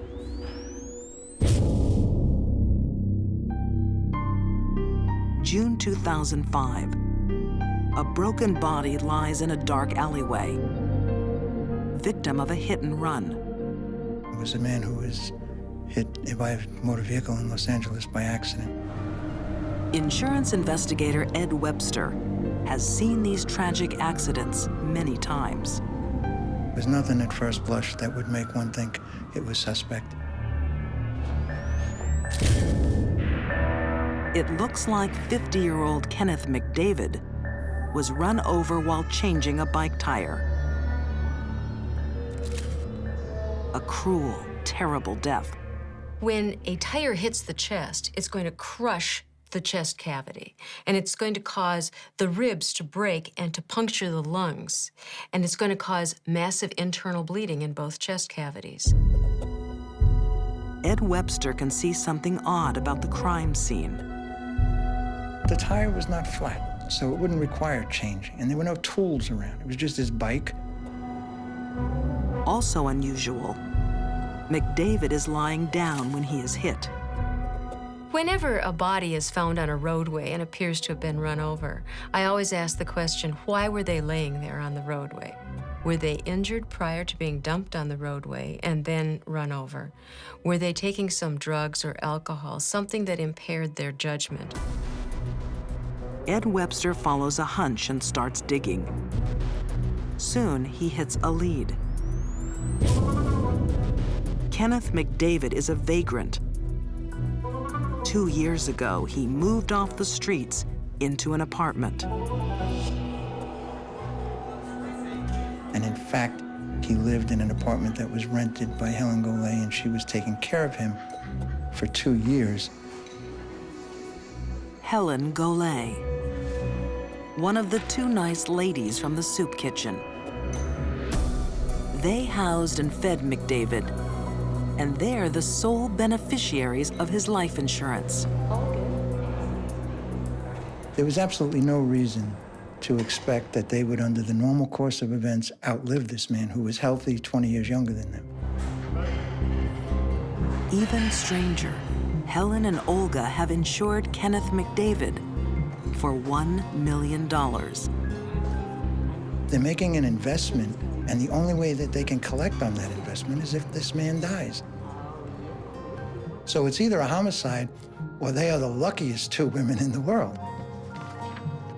LAPD Detective Tennis Kilcoyne is also suspicious, uncovering more policies in McDavid's name. So slowly we start getting information from these insurance companies, and we start learning that there's more and more policies on Kenneth McDavid, with Helen and Olga as the beneficiaries. All I need is your signature. Altogether, the policies add up to nearly $6 million. Helen is listed as McDavid's business partner. Olga is fiancée. The women are arrested for insurance fraud. But that's only the tip of the iceberg.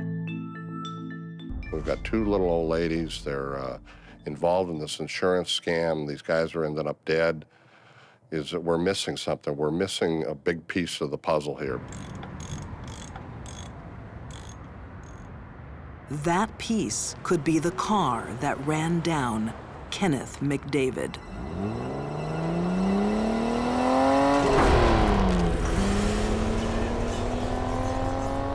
There was a surveillance video on the corner, and they actually had captured the vehicle going down the alley.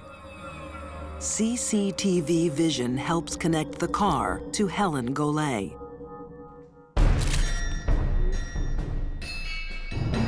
The police forensic team go to work. For 2 days, they went over this vehicle with a fine-tooth comb. They put it up on a rack. They did a lot of different things. The lab found some old, dark spots under the vehicle that tested positive for blood. Does that look like blood?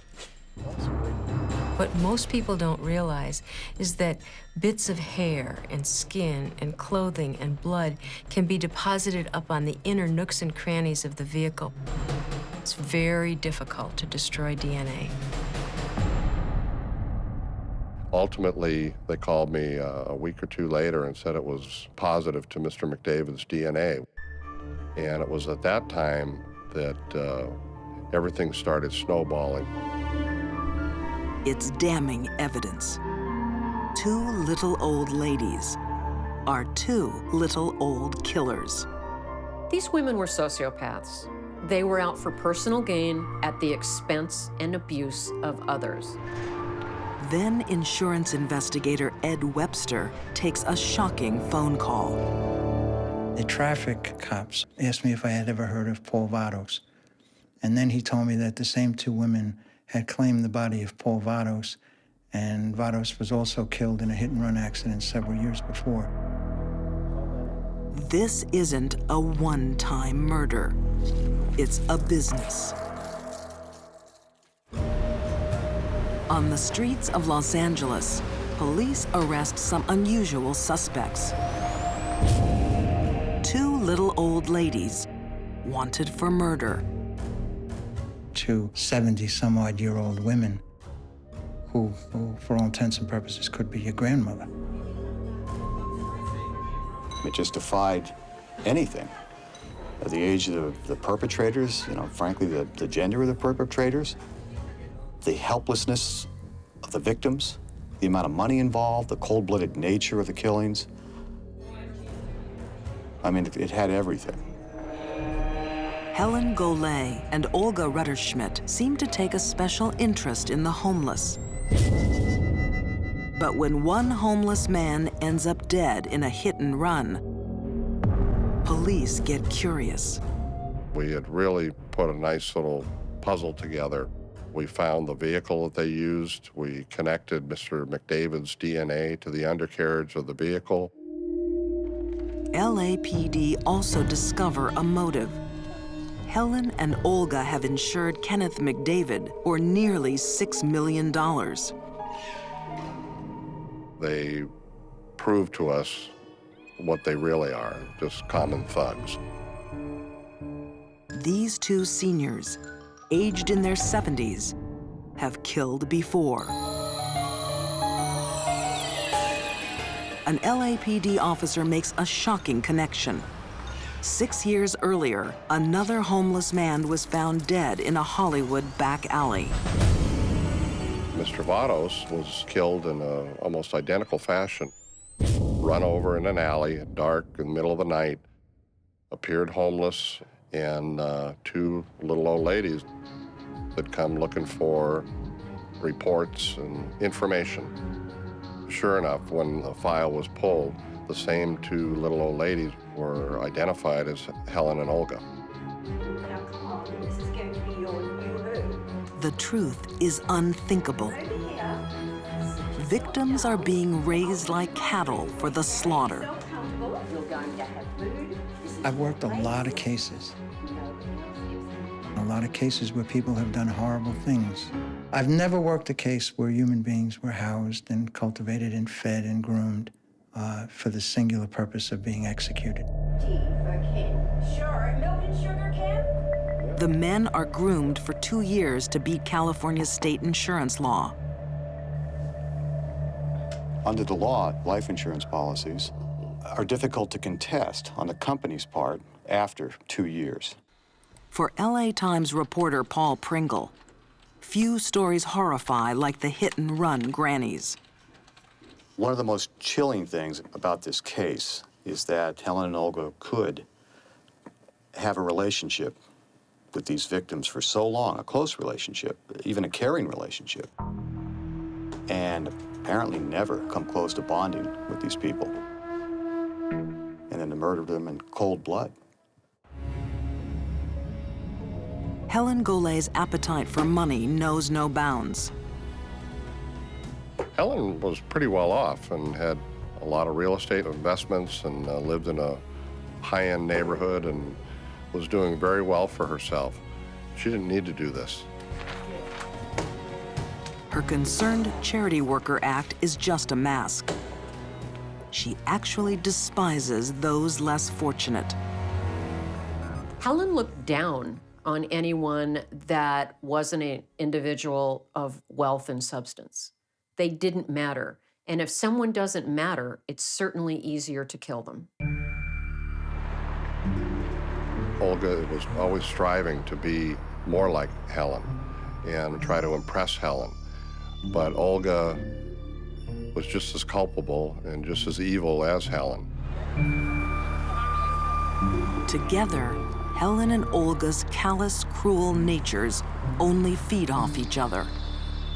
When they hooked up with each other, they validated each other's needs to rip people off and to hurt people.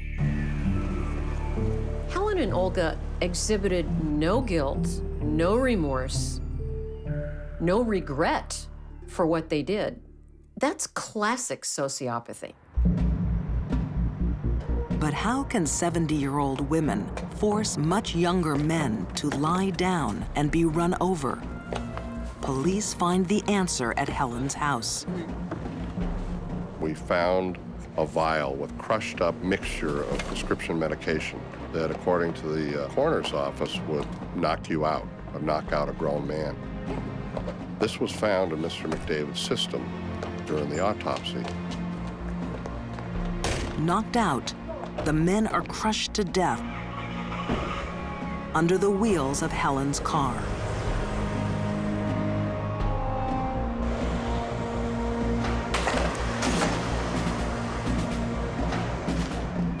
It's the final act in a long, disturbing murder plan. Helen and Olga were convicted of first-degree murder in both killings, been sentenced to life in prison without possibility of parole. Helen Golay and Olga Rutterschmidt have their mask of kindness stripped away.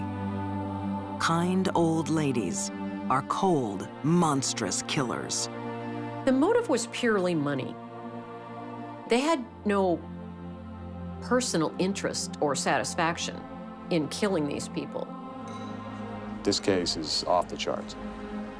I keep coming back to that 2-year period that they had to sort of ranch these victims. Never bonding, no empathy, no sympathy.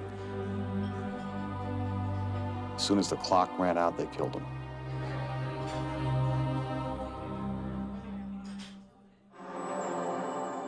Gun Barrel City, Texas, 1982. Jimmy Don Beats unwinds after a hard day working at the fire department. Jimmy Don Bates was a wonderful man. He was loved by so many people. I'm Jimmy. Hi, Jimmy. Nice to meet you, Billy. Just an old country boy that everybody had a lot of respect for. Also at the bar, a lively waitress named Betty Lou Barker. Betty Lou takes a shine to the laid-back Texan. He thought she was really a lot of fun and a very cute person. And so he married her after knowing her for about 6 months. But Betty Lou's sassy charm is just a mask. Jimmy Don Beats is being quietly stalked by a black widow. In the world of homicide, a black widow is the term given to a woman who chooses a mate, marries, and kills him for profit. Oh, Betty was fun. She was so cute. She was a sharp dresser. She was a great dancer, and she was really a good time. For crime writer Irene Pence, Betty Lou Beats is a compelling character. Married at 15, she has 6 children. After she had the 6th child, she thought that staying home with a lot of children was not fun. And so that's when she started going to the bars and meeting other men.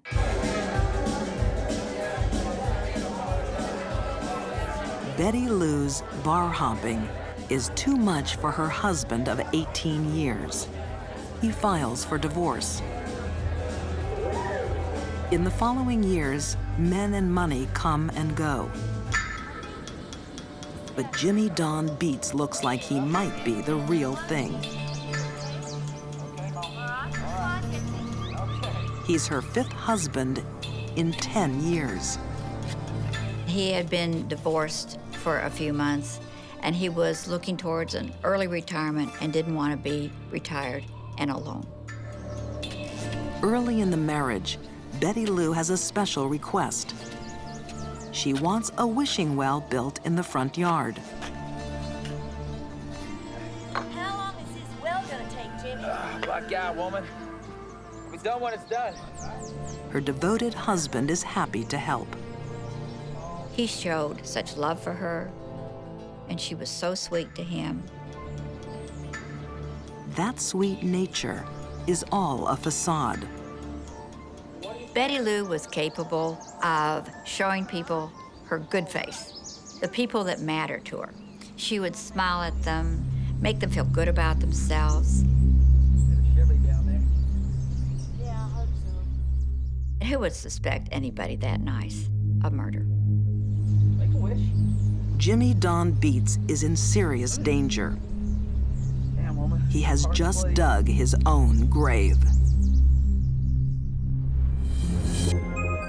Jimmy Don Beats is a down-to-earth Texan fire captain. Sounds like a proposition. Married to new wife, Betty Lou, he's just a few years from retirement.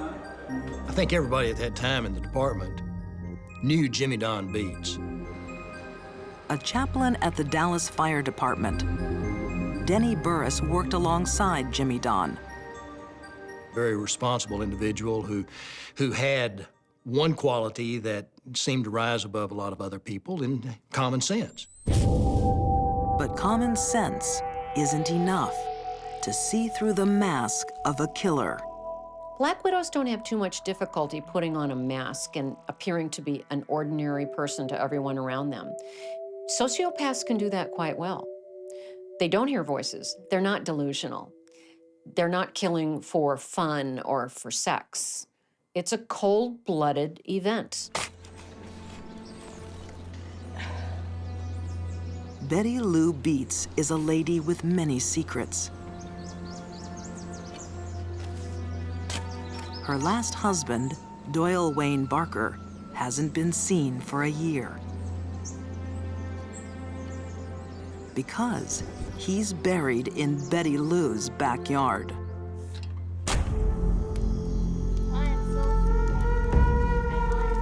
She told her daughter that she really wanted to get rid of him. And so the daughter said, well, divorce him. And she said, and then I'd lose the trailer, and winter's coming. Well, I would be out here in the cold. You know what, Shirley? I'm gonna kill Wayne. And so she tried to get her daughter to help her bury Wayne Barker. Betty's daughter, Shirley, is shocked. But her mother is a strong woman. Betty Lou will do the dirty work. Her daughter just has to help clean up.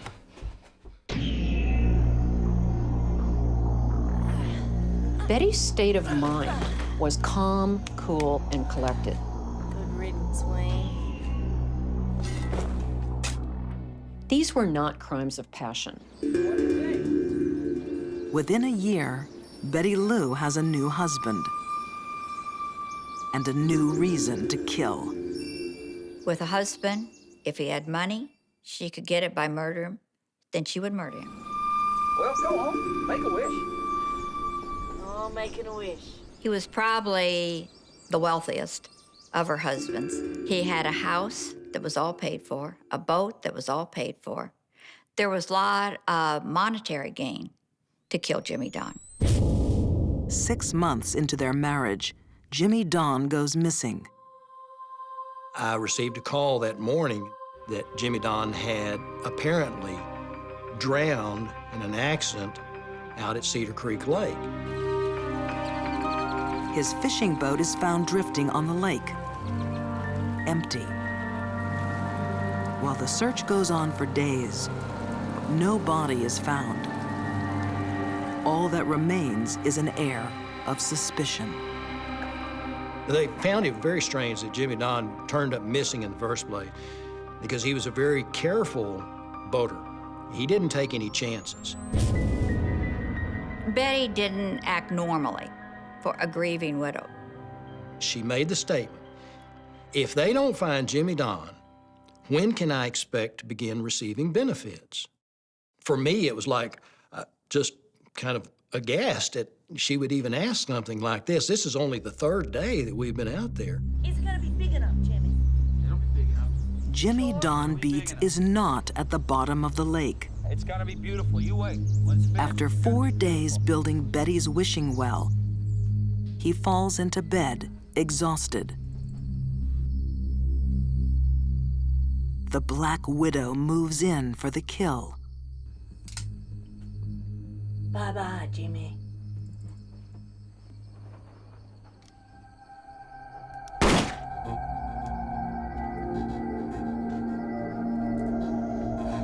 This time, Betty's son Bobby is tangled in her deadly web. Go, Bobby. She has her well, Go there, Jimmy. and now she has her wish. A husband buried beneath it. Bye-bye, Jimmy. Bobby?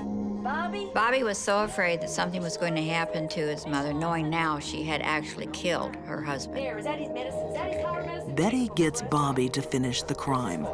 It's to put in the boat, Bobby, okay? It's to put in the boat. He takes Jimmy Don's fishing license, his glasses, and his heart pills, what's the fishing line? puts them in his boat, and sets it adrift on the lake.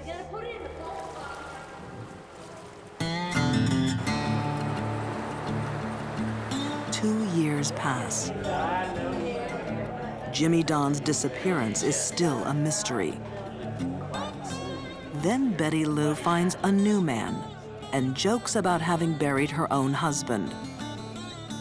I guess the old saying, your sins are going to always find you out. Well, they did in Betty Lou's case, and it came as a result of just a slip of the tongue.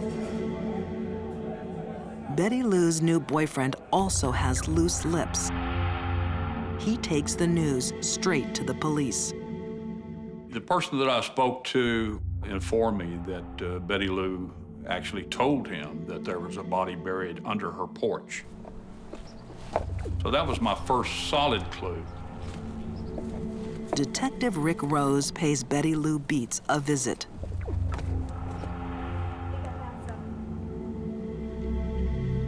Underneath the wishing well, he finds a body. It's missing fire captain Jimmy Don Beets. Out back, another surprise. The body of Doyle Wayne Barker. Most people don't expect a woman to kill two husbands in the same house with the same gun over a period of 3 years. I don't think Betty thought for a minute that she would get caught. The boldness of burying the body of someone you killed on your own property, no, she did not think she was going to get caught. Careful, Bobby. All right, go Arrested for murder, Betty Lou will do anything to save herself. Oh, for God's sake, Bobby! Hopeless boy! Sorry, Mama. Betty put Betty first, and that's the bottom line. She turns on her own children, trying to blame them for the murders. I don't think she cared. I don't think she felt any empathy for her victims, nor did she have any empathy for what her kids might have been feeling involving them in this. The trial jury finds Betty Lou guilty of 2 murders. My visit with her at the trial is something that I don't think in my mind's eye will I ever forget. I don't know how you can describe the eyes of that lady. Her stare was just a glaring type of stare. And her eyebrows weren't raised, but they were just staring. Betty Lou's deadly past is finally exposed.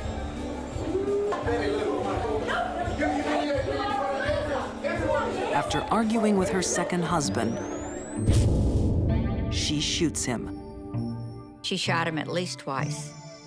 And she explained to the police how he was trying to attack her. And they always questioned why the bullets were in the back of his head. He survives. Husband number 3 also has a lucky escape. She tried to run him over with her car. He managed to jump behind a van and saved his life. Her next 2 husbands end up buried in her yard. But Jimmy Don Beets will be Betty's final victim. On February 24th, 2000, Betty Lou Beets is executed by lethal injection. Most of the homicides I worked were generally spontaneous. They happened because of an event. Somebody, got mad, angry, and committed the act. Those are different types of mindsets. And in her case, the mindset was purely premeditation and planning. She was a cold-blooded killer.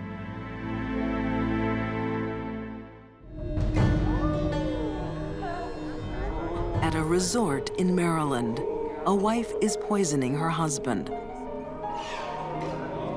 in the middle of a crowded room. This murder is just theater.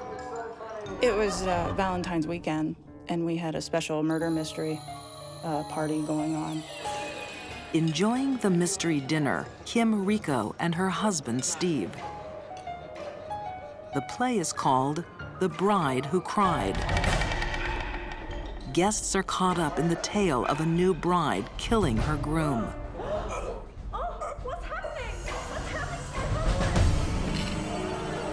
But there is one other woman in the room with her mind set on murder. Most people who want out of an unhappy marriage get a divorce. That wasn't good enough for Kim. It's the last thing you expect to get a phone call in the middle of the night. When the phone rings in the middle of the night, you know it's not anything good. My wife answered the phone, kind of roused me a little bit, and said that there was an incident in Steve and Kim's room. Kim's requesting that you come down there as soon as possible. It's disturbing news for Mike and Maureen Miller. They're close friends with Steve and Kim Rico.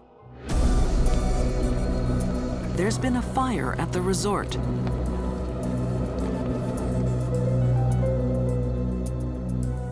Elaine Phillips had just finished work for the night. A woman was coming into the door, going to the front desk. Yeah, anyway. Sunday. And she mentioned that her room was on fire. My room is on fire. The woman is Kim Rico. She was very calm. She wasn't talking whatsoever. It wasn't like a shaking or a shock. It was just calm.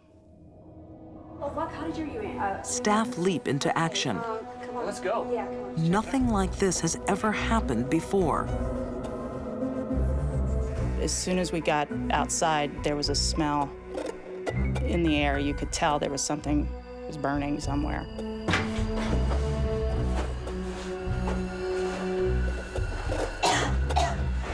Oh, God. I could see his face that he was burnt, that it was beyond anything, and I knew he was dead at that point. The charred body belongs to Steve Rico, aged 35. Steve was my best friend since 7th grade. Corny as it sounds, we're kind of each other's brother that we didn't have. Distraught, the Millers rushed to check on Steve's wife, Kim. I didn't expect her to be anything less than just an hysterical woman whose husband just passed away. She was the exact opposite, just exact opposite. On the day he dies, Steve Rico is desperate to save his marriage. Kim's just laid it on him that, I want a divorce. A few months earlier, Mike took a troubling phone call from his good friend. He was upset, crying. I could hear his voice quivering. He didn't want to lose her. That was his life. The Millers had introduced Steve and Kim. Kim was a very gregarious type personality. She was very outgoing, very friendly. Everybody liked her. My wife set up a double date. He was kind of smitten by her. He thought she was attractive.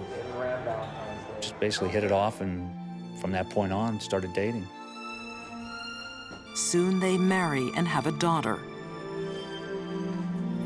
9 years on, Steve is still in love. Can you help me? What are you, a baby? But Kim is no longer the bright, outgoing woman he married. She is cold and distant. Kim's true Valentine is not Steve Rico. It's a 23-year-old Marine sergeant named Brad. She's having an affair. Kim wrote Brad a letter the day that she left for her weekend with her husband about how much she loved him and couldn't wait to spend her future with him. Steve has no idea about his wife's betrayal.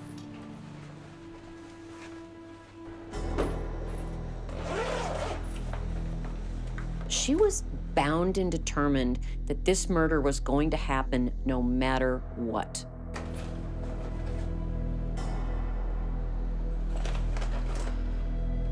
This suburban mother is a cold, calculating killer.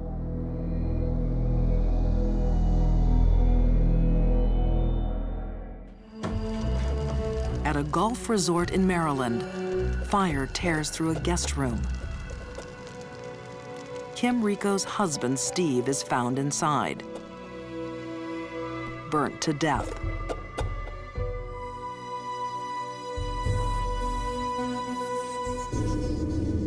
Prosecutor Robert Dean says it all looks like a terrible accident.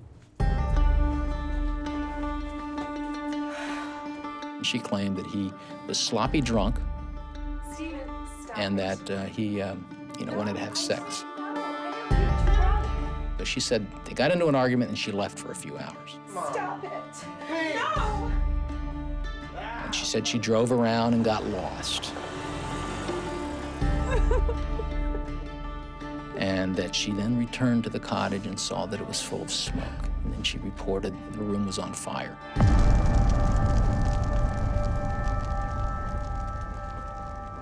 Steve Rico's best friend, Mike Miller, is called to the scene. His grief turns quickly to suspicion.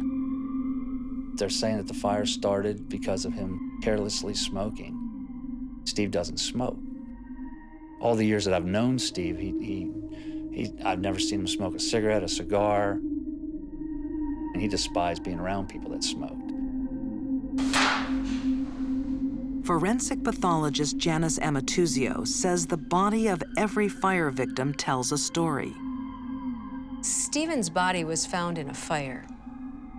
The major question for the forensic pathologist is, did he die as a result of the fire or not? When there was no soot in the airways, when there was no damage to the lungs, it suggested that Stephen was dead before the fire started.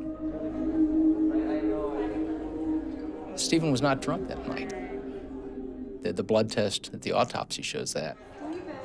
He was not drunk. He's such a party pooper. We're away. The mask of Kim Rico is slipping. Behind it lies a killer. Was she really capable of doing this? Everybody was saying it, but again, I ignored it and just pushed it back and said she wasn't capable of doing it. And man, was I wrong.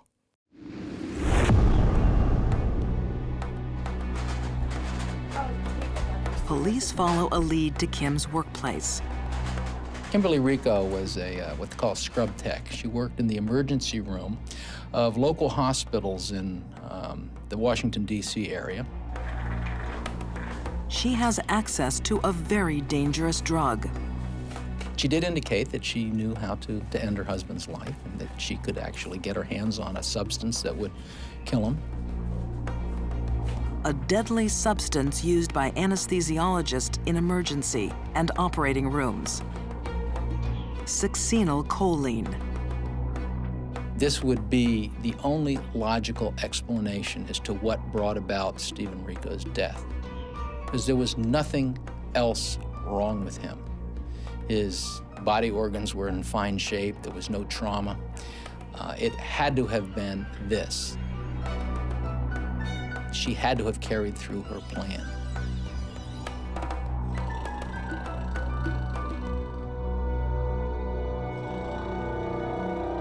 She snuck up and attacked him with a hypodermic syringe, knowing full well that the burning of the body would cover up any puncture wound. Succinylcholine is a fast, lethal drug with a terrifying twist. This agent just simply causes paralysis. It does not alter your level of consciousness.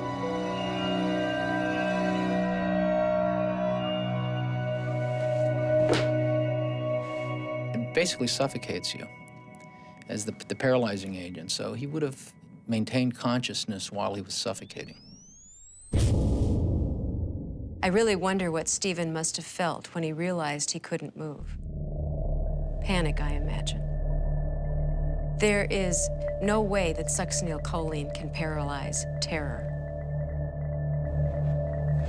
Kim Rico thinks she has planned the perfect crime. One of the things that I see in almost every case of premeditated spousal murder, where the killer is above average intelligence, is arrogance. And the arrogance they have makes them do stupid things. It was clear that this was a staged killing. There were empty beer bottles in the room, and there was a pack of cigars. The cigars are vital clues. Not only is Steve Rico a non-smoker, they can't start a fire. There was an investigation as to how a fire like this could have started. And that fire could not have started by the ashes of a cigar. Prosecutor Robert Dean takes a mass of evidence to trial. Kim Rico is found guilty of murder and jailed for life. She injected him with succinylcholine and watched him suffocate and lit him on fire. How much colder could it get?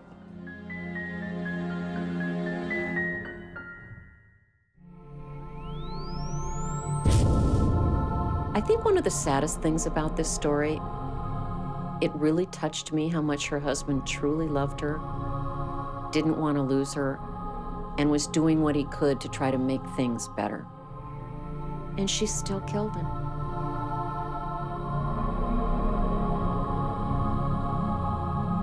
The murder of Steve Rico shatters many lives.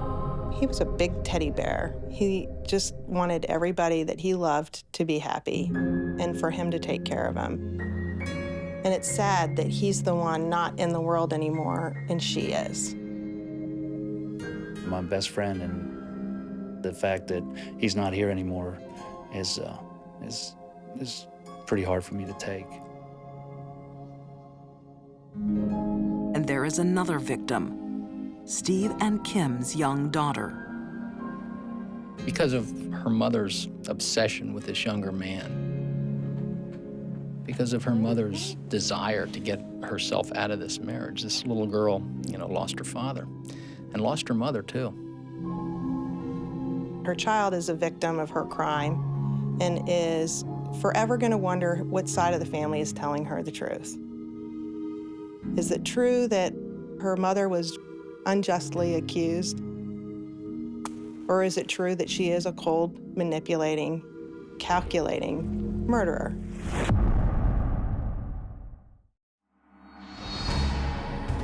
These deadly women were hiding in plain sight.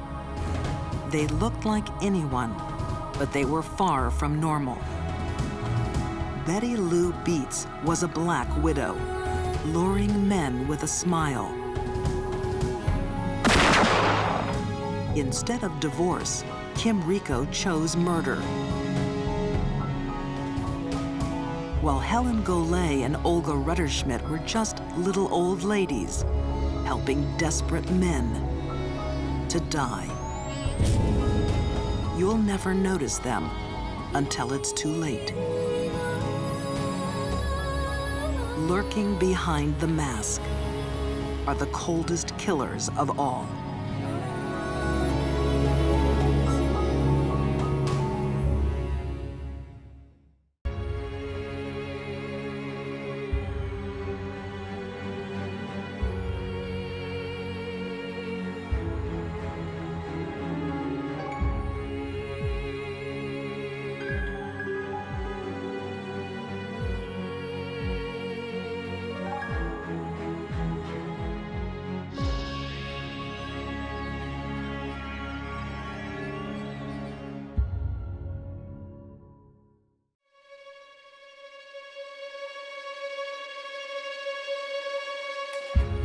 When a woman kills for the first time, she can become hungry for more. Once this killing spree started, I don't think anyone around her was safe. A nurse betrays her patient's trust to satisfy dark desires. She could only feel pleasure when she was inflicting pain. A shopaholic mixes trips to the mall with murder. She really enjoyed what she was doing. She got a thrill out of it. And a babysitter calls an end to playtime by killing. It just amazed her that she could do this and nobody pick up on it. These are deadly women, damaged by life, excited by death. They are disturbed.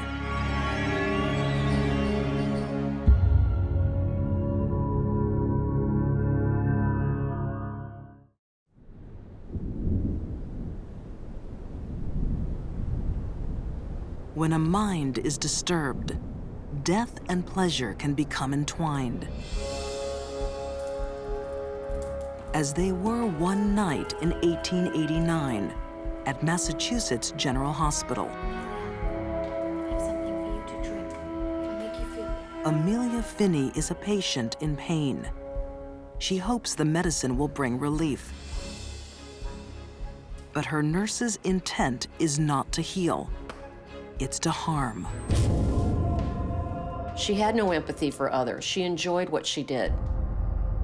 She could only feel pleasure when she was inflicting pain. Nurse Jane Toppin gives Amelia a toxic cocktail. As Amelia feels the effect, she's joined in bed by her nurse. Can you imagine the fear?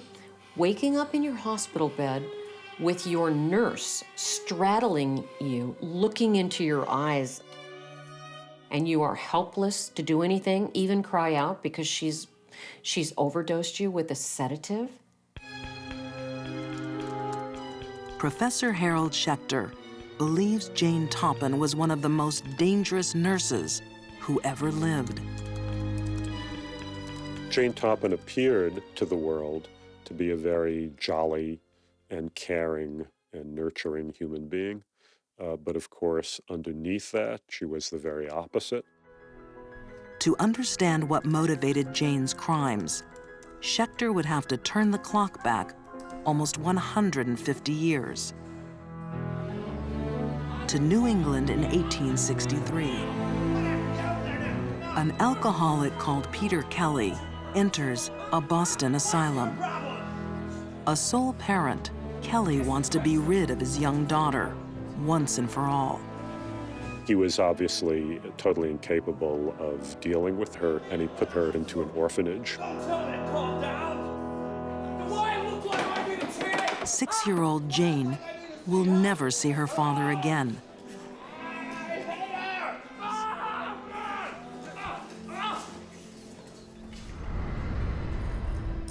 A well-to-do family later takes Jane in, but she is not treated as an equal. Well, she was taken into this family called the Toppins, but she was never formally adopted, even though she took their name. The Toppins have a daughter the same age as Jane. But while Elizabeth is lavished with affection and gifts, Jane is treated like a servant. What are you doing here? Go away. Finish sweeping. Jane feels excluded. Something in her mind is changing. Beautiful. She is becoming disturbed.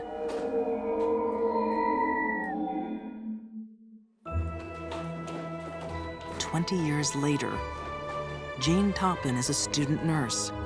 Hello, Mr. Chick. While her fellow trainees are motivated by compassion and kindness, Got a special dose for you today. Jane is driven by darker desires.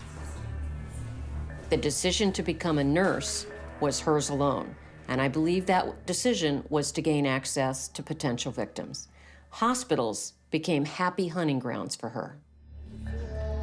A great advantage of nursing for a personality like Jane Toppin is that it gave her ready access to very helpless victims that she could torture in the various ways that she enjoyed. Jane is fascinated by the effects of drugs, especially morphine, a drug familiar to forensic pathologists like Janice Amatuzio. Morphine is an opiate medication. It's been used for centuries to relieve pain. But like all other opiates, when it's used in excess, it has a very dangerous and profound effect. Jane experiments with poisons on her patients. Patients like Amelia Finney. Jane Toppin administered some medication to her that put her into a deep slumber, but she was still semi-conscious. Morphine has a profound effect, and that is on the respiratory system. And when the respirations slow down, the oxygen in our blood decreases as well. So there's going to be loss of consciousness. And so morphine will depress all of the systems, and in an overdose, the person will simply stop breathing. But Jane doesn't want Amelia to die, just yet. And she felt Jane Toppin get into bed with her and pull her bedclothes aside and begin to caress her in a very, very erotic manner. Amelia thinks she is dreaming, but the reality is far stranger. She's in the clutches of a nurse who feels perverse pleasure while watching her patients die. Jane does not fit the classic profile of the mercy killer, the nurse killer, because of the sexual component of her crimes, of poisoning her victims with morphine and then crawling into bed with them and holding them and kissing them and then looking into their eyes as they were dying. This is not what we usually see. Jane was different. Tonight, Jane Toppin's desire to kill will be unsatisfied. When someone else enters the ward, the murderous nurse flees. Amelia Finney recovers. Only years later would she realize how lucky she was that night. Her nurse would go on to become the most prolific female serial killer in American history. She wanted to be the best and the most famous in the world, the highest body count. She might have achieved that. Jane Toppin is known to have murdered 31 of her patients. She may have killed dozens more. Nobody had ever encountered a female murderer, or really even a male murderer, who had killed so many victims so cold-bloodedly. Jane is so disturbed it doesn't matter who she kills. Where there is death, she finds pleasure. She murdered young and old. She murdered male and female. She murdered intimate friends and total strangers. Yet there is one person she wants to hurt more than any other. Thought I'd bring you some tea. Thank you, Jane. For 30 years, she watched her foster sister Elizabeth enjoy a life of happiness and privilege. A life Jane herself could only dream of. Now, the time is coming to make her pay.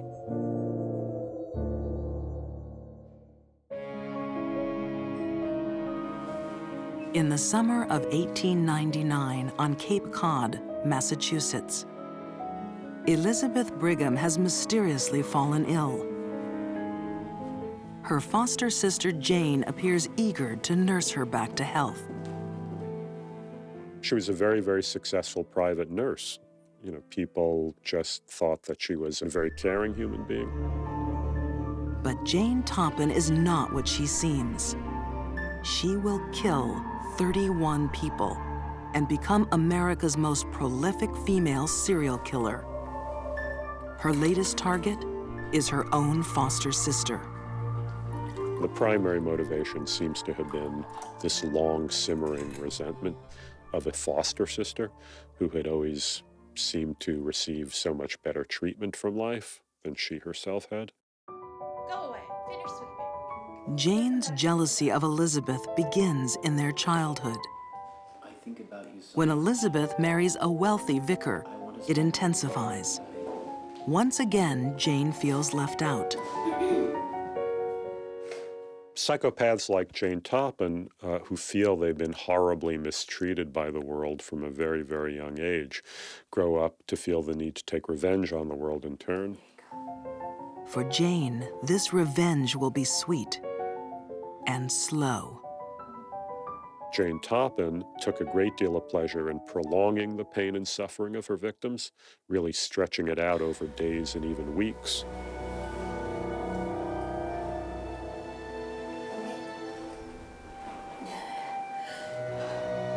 A lot of killers are not sadistic. Jane was. She actually derived pleasure seeing the pain that she had inflicted on others. That is sadism. Jane's sadism climaxes as Elizabeth takes her final breaths.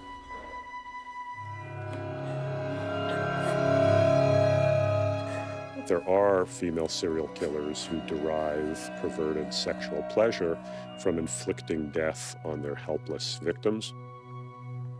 And Jane Toppin fell into that category.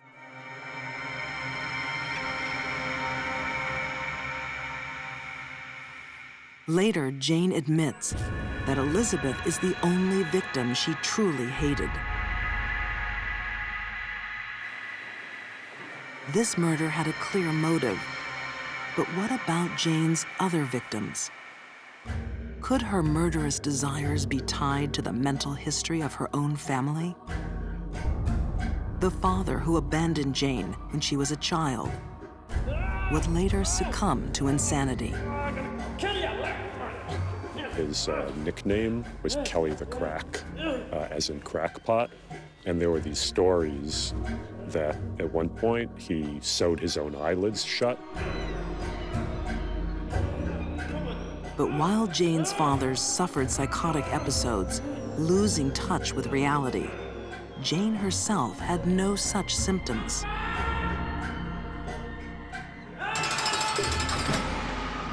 Her father's act of trying to sew his own eyelids shut is indicative of a very, very severe mental disorder, either schizophrenia or bipolar psychosis. Both of those are inheritable, but I don't think Jane Toppin was insane. Not at all. Jane is clear-headed and calculated when she kills, making her all the more deadly.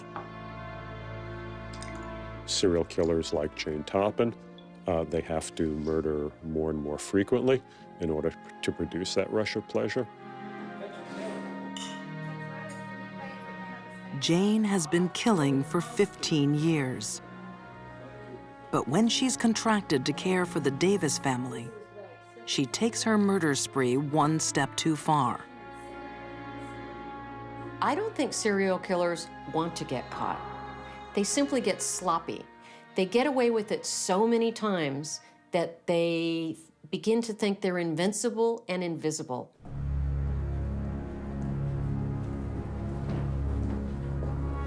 Jane is supposed to keep the Davises safe from harm. But one by one, over a period of 6 weeks, she kills them. She ended up wiping out this entire 4-member family, and that is what ultimately led to her discovery and arrest. The death of an entire family turns suspicion onto nurse Jane Toppin. She denies the killings, but under questioning by psychiatrists, she confesses in disturbing detail. Jane was the type of sociopath who liked to brag about what she did. I'm sure every time she bragged about what she did and it shocked people, including the board of Victorian doctors, that gave her even more of a thrill. Jane shows no remorse, the telltale sign of a sociopath. She spends the rest of her life in a mental institution and is remembered as the most dangerous and disturbed nurse who ever lived. We perceive nurses like Jane as these angels of mercy who will care for us and nurture us and bring us back to health. Jane Toppin, of course, was the very opposite of that. She was an angel of death.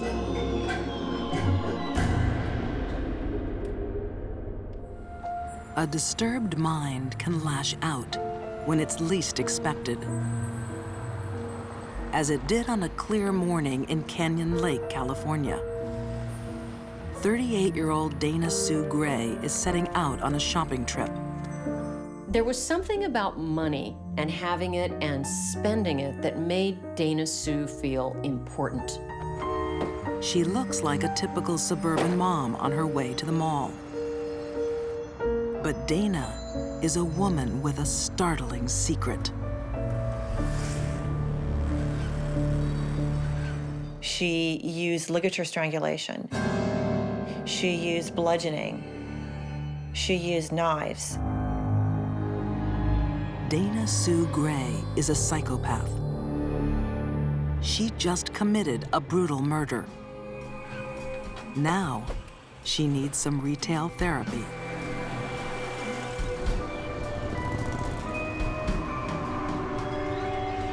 Detective Joe Greco will never forget the gruesome crime scene Dana Sue Gray left behind that day in 1994. It was a shock because it was only my second homicide case as a detective, and it was overwhelming. 66-year-old June Roberts has been strangled and bashed with a bottle. It crossed my mind that I had a serial killer on my hands. No one has ever seen a serial killer like this one. She's in a class all her own. The killing spree begins 2 weeks earlier. Norma, are you there, dear? The community was very affluent, and they didn't have a lot of homicides. Alice Williams has not seen her neighbor, Norma Davis, for 2 days. Where are you, dear? She's concerned the 86-year-old has fallen ill. The reality is far worse. A neighbor came by and found her body. The neighbor was never the same after that.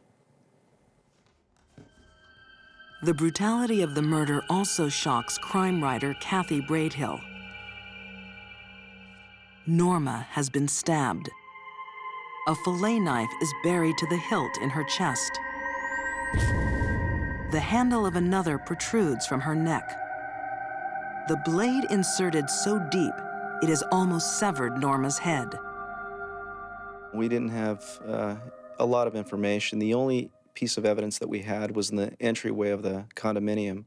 Found a faint shoe print on the floor of the condominium, and it was a 6.5 size shoe. The shoe print would later be traced to a former nurse named Dana Sue Gray. Dana Sue Gray was in her mid-30s. She loved thrill sports. She loved rock and roll. As a young woman, Dana enjoyed skydiving. But increasingly, it's her personal life that's going into free fall. Dana's life right before the murders was chaotic. She had a lot of emotional setbacks. She had had a miscarriage. She had also sunken into depression and alcoholism, and she was accused of stealing drugs from her job as a nurse. Fired from her job. Separated from her husband. She seeks solace in alcohol and prescription drugs.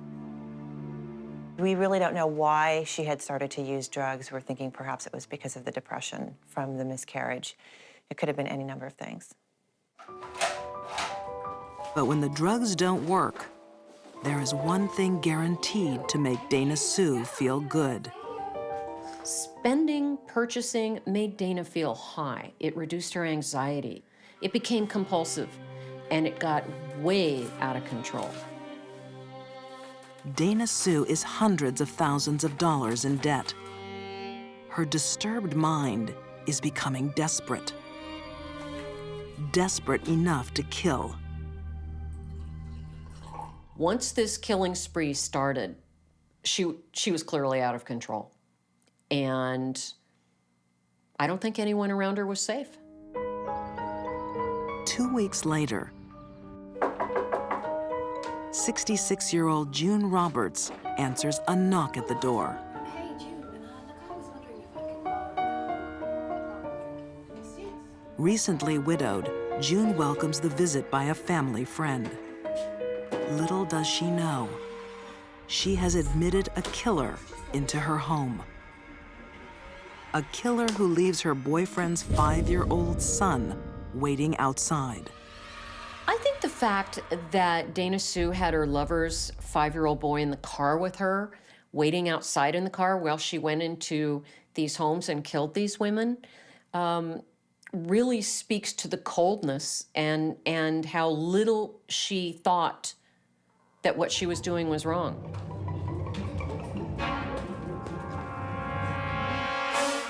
Here it is, look.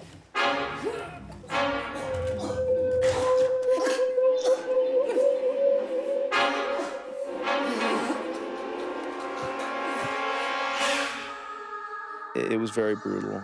The victim had been strangled with her own telephone cord and actually tied to a chair. And she was struck so hard it fractured her skull.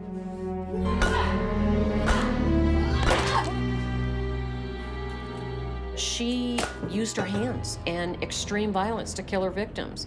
We don't usually see this in female serial killers. We usually see poison or gun. With a gun, you can kill someone from afar. Dana Sue wanted hands-on.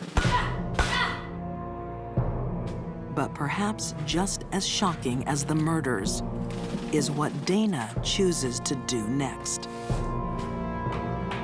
She didn't even go home after she killed these women and lay low for a while. She just needed to get to the mall. Canyon Lake, California, 1994. 38-year-old Dana Sue Gray is in the mood to be pampered. Dana was so meticulous about her appearance, and she always went to a salon for services, for manicures, pedicures, hair color, cotton color, all of that. Beauty treatments make Dana Sue Gray feel good. But lately, she's found another activity that gives her a thrill. Murder. Dana is halfway through a month-long killing spree. Her first stop after killing her second victim is the mall. What was taken from June was her checkbook and her credit cards, and right after the murders, Dana went out and she got a beauty treatment and she went shopping. She immediately went out and drained their bank accounts and used their credit cards on high-ticket items, hundreds and hundreds of dollars, with a little kid in tow, her boyfriend's little 5-year-old with her. Thought nothing of it, thought nothing of it. Despite being hundreds of thousands of dollars in debt, Dana Sue is obsessed with spending money. Dana Sue's issues with money are reported to have existed when she was a girl. Her brother described this. She said, "I had to spend, it made me feel good." That the feeling wouldn't last, so the behavior became compulsive. She would repeat it to get the high again. Psychologists have a term for compulsive shopping, oniomania. But it is not the only reason Dana kills. Dana didn't take any rings from the victims or some valuables from the home that were obvious. So I don't think anything was motivated there by money. The next attack reveals more about Dana's motives. 2 weeks later in Lake Elsinore, California, 57-year-old Dorinda Hawkins is working alone in an antique store. Dorinda was working at the time Dana had walked in and asked about picture frames. Just wondering how much this one is. This is actually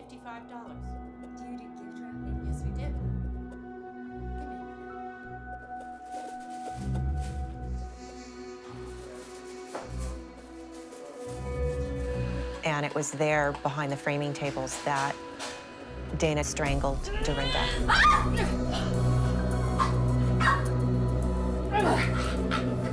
Dorinda was begging for her life when Dana was strangling her. And Dorinda told her, "You can have anything you want, take the cash. You know, I have 8 kids, just let me live." And Dana told her, "I'm not doing this for the money." She said that twice. And that really gives you an insight into what Dana was thinking when she was committing these crimes. Thinking Dorinda is dead, Dana Sue steals just $25 and flees. But Dorinda is still alive.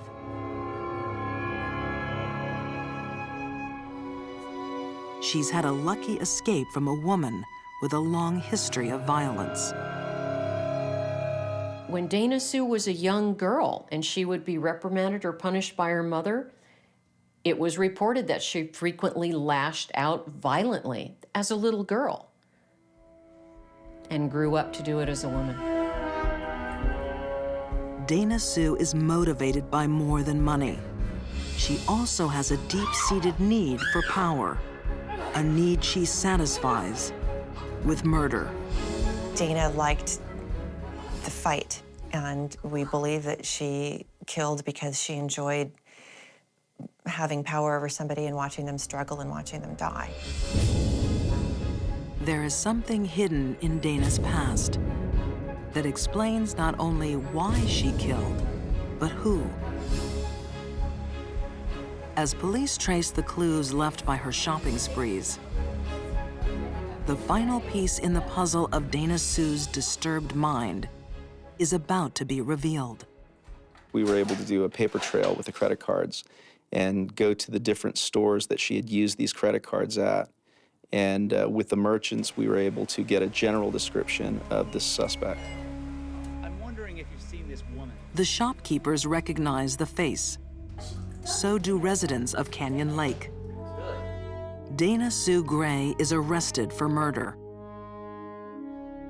When they finally did apprehend her, her Cadillac was full of grocery bags. Her house was full of expensive perfume. I mean, she had a veritable department store in her house. We have statements proving that you had spent these cards. Dana Sue Gray denies the murders.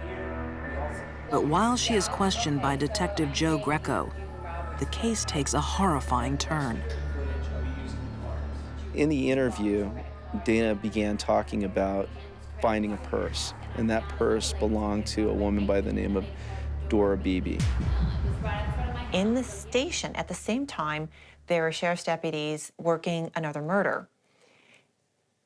Joe went to them and asked them the name of their victim. They told him Dora Beebe, and Joe instantly said, "Well, we have your suspect in the other room." Earlier that day, Dana Sue had knocked on the door of a stranger, asking for a map. So I knew that we had the right suspect in this case, but I did not know that on the same day that I was serving the search warrant, she was out killing her last victim. Just wait a minute, then I'll be out. Like Dana Sue's other victims, Dora Beebe is elderly, alone, and totally unprepared for a vicious attack.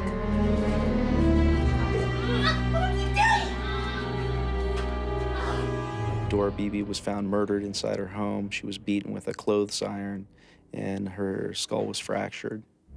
To psychologists, the attack on Dora Beebe is the final clue in a revealing pattern.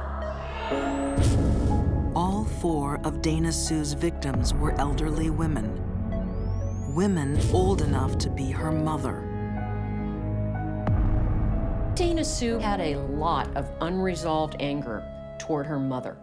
I think these older women that Dana Sue killed represented her mother, and she was just unleashing rage and anger. To avoid the death penalty, Dana Sue Gray pleads guilty to multiple murders. A desire for money, a need for power, and a hatred of her own mother. Dana Sue Gray's disturbed mind made her a ruthless killer who will spend the rest of her life behind bars. Then when you look at her history and you see how violent she could be as a child with her mother when she was reprimanded, this was a murder spree in the making for 30 years. She enjoyed doing things that were risky. She was a thrill seeker, and I think that she really enjoyed what she was doing. She got a thrill out of it.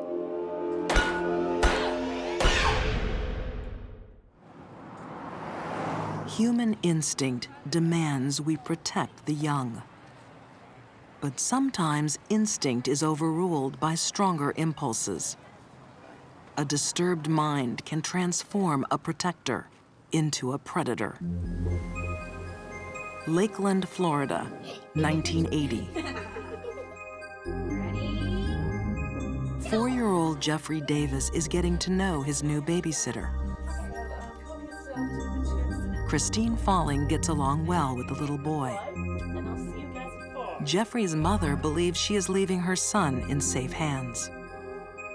I think that she was doing a good job as far as, as taking care of the babies, But this babysitter's playful persona is hanging by a thread.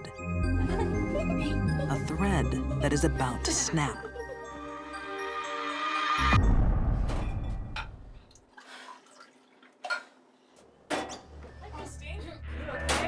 When the mother of Jeffrey Davis returns home, she walks into a nightmare.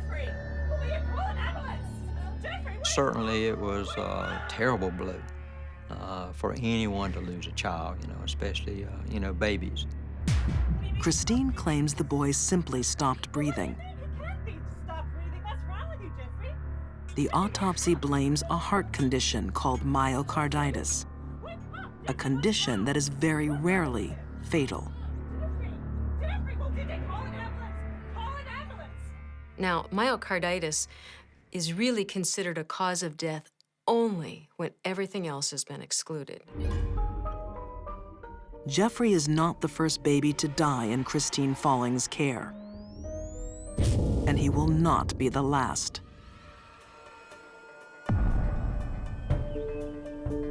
When the deaths are reported to the sheriff of Calhoun County, Buddy Smith, he knows something isn't right.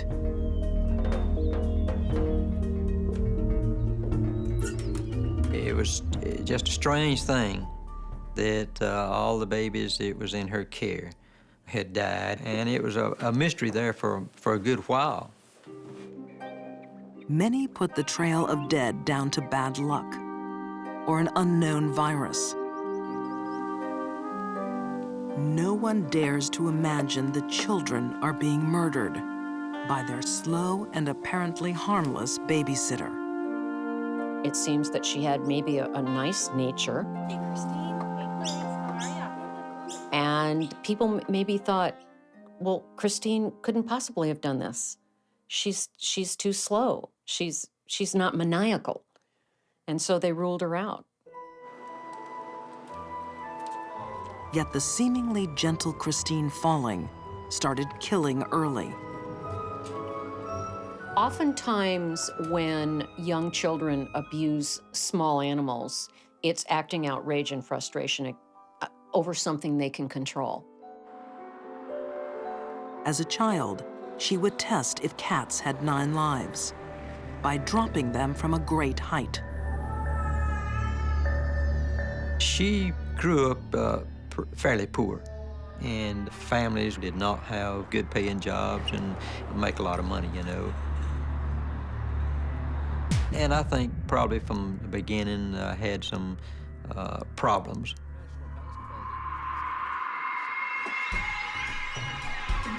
Local police were well aware that Christine didn't have a happy childhood. She was abused sexually and physically.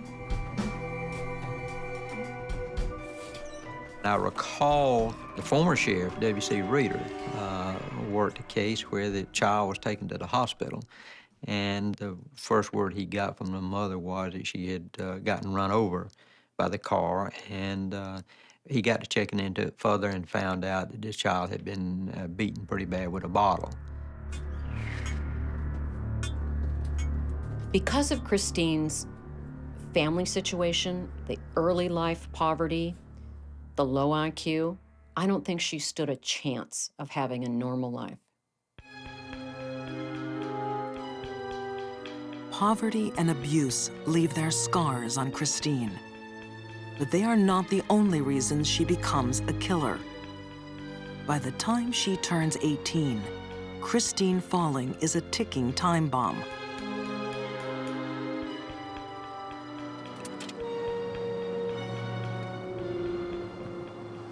Ready? 3 days after the death of Jeffrey Davis, Christine Falling is asked to babysit again. She will look after 2-year-old Joseph Spring while his parents attend a funeral. Say bye-bye. The funeral of Christine's previous victim. With her background and her educational background, she just did not have the ability, you know, to get out and get good jobs. And she just picked up jobs like babysitting. And she felt like, I guess, this was the only way she could maybe make some extra money and survive. Christine has a childlike quality that children find appealing. But it is not an act. She has below normal intelligence, making her disturbed mind deadly. People with very low IQs, such as Christine, tend to also have a low frustration level. And they will sometimes lash out in an irrational rage. When Joseph starts to cry, Christine feels her nerves fray. Then the voices start. Voices only Christine can hear. The voices are not usually very nice. They say horrible things, they suggest horrible things. Auditory hallucinations are a symptom of a well-known psychiatric condition. Schizophrenia is a disorder of thoughts and thinking, and it's very difficult, if not impossible, for the schizophrenic to know if the voice is real or not. Shush.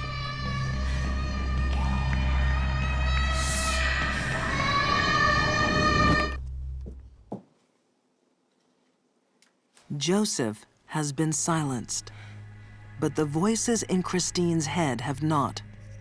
Soon, they will instruct her to kill again.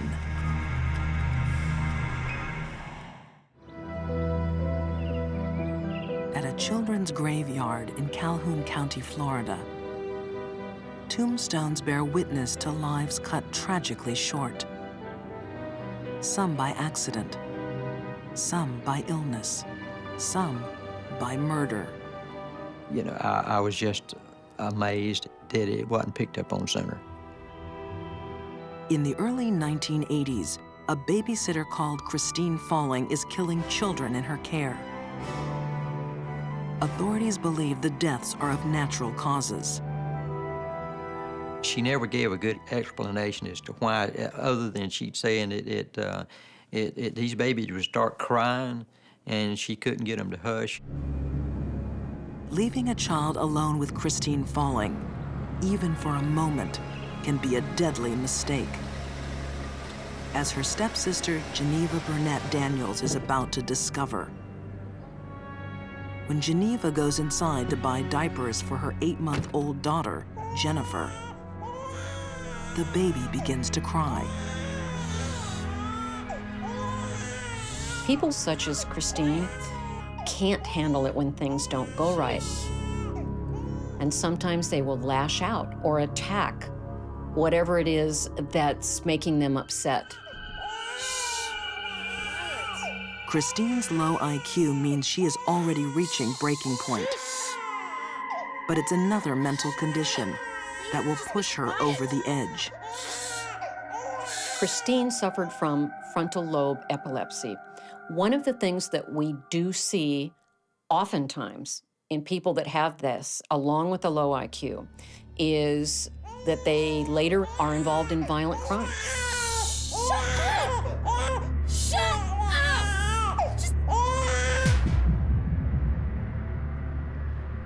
Like Christine's other killings, this one leaves no trace.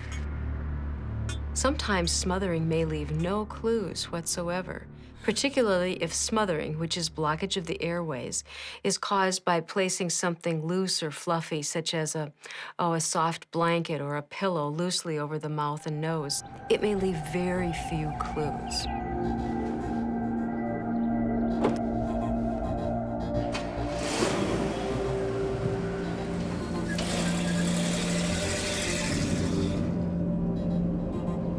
This baby ain't breathing. Jesus. Christine, what happened? I don't know. Oh my God. Oh my God, what happened to her? 5 babies die in Christine Falling's care.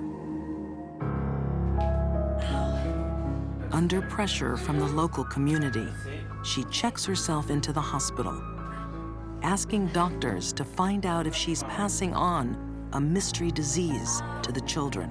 I really think that her desire was that somebody really find out that she was killing these babies. The doctors find nothing, and Christine asks them to call the police. And she says, okay, I'm ready to tell you. Sheriff Buddy Smith will never forget what she said next. She said she had a way of choking these babies without leaving any signs. But she said, you know, it just amazed her that she could do this and nobody pick up on it. Christine admits to smothering 3 children. Police believe she also killed 2 other infants and a 77-year-old man. Poorly educated, mentally disabled, and brutally abused, Christine Falling's future has never been bright. And now she will spend it behind bars. I was pretty much convinced after working this case that is, if you're mistreated by your parents or someone else, then you tend to be the same way whenever you get grown. She's often said in her incarceration, I think back, I wonder why I did this. I don't see her as a sociopath. I see her as a very poor soul, who, by the way, needs to remain in prison. For these deadly women, murder became a habit too strong to resist. Nurse Jane Toppin found pleasure in her patient's pain. Dana Sue Gray's lust for money and power made her murder on the way to the mall. And Christine Falling let her anger explode on kids who couldn't fight back. Life dealt them suffering, and they returned it in kind, driven to murder by minds that were disturbed.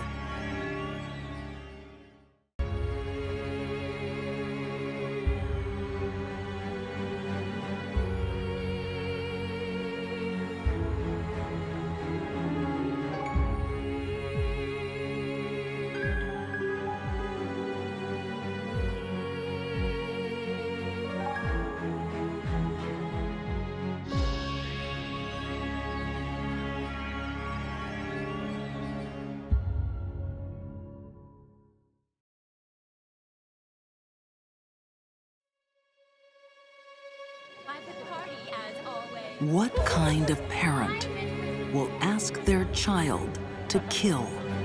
Children cannot say no to a parent that wants them to kill. Mother and son are partners in crime. Vicious, angry, controlling. They compared her to Charles Manson. In the Wild West, the family business is murder. Kate was always given credit for slitting the throats from ear to ear. And a terrifying mother has a deadly request. You did whatever Mom said, including kill. For these deadly women, murder is a family affair. It runs in the bloodlines.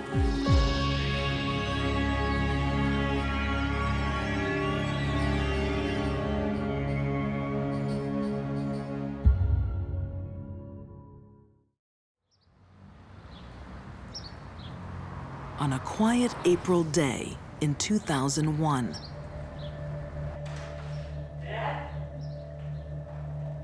Greg Hyman visits his sick father. Dad, where are you? Something is very wrong. The house has been emptied.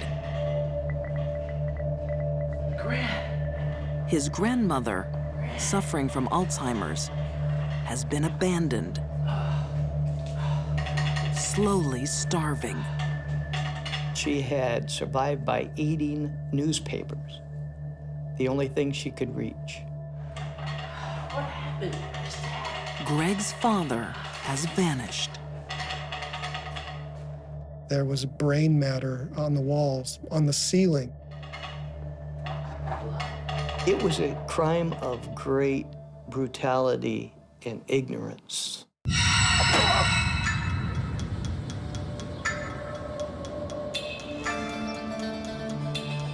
The city of Everett, Washington State. Barbara Opal is a 38-year-old single mom, struggling with family life.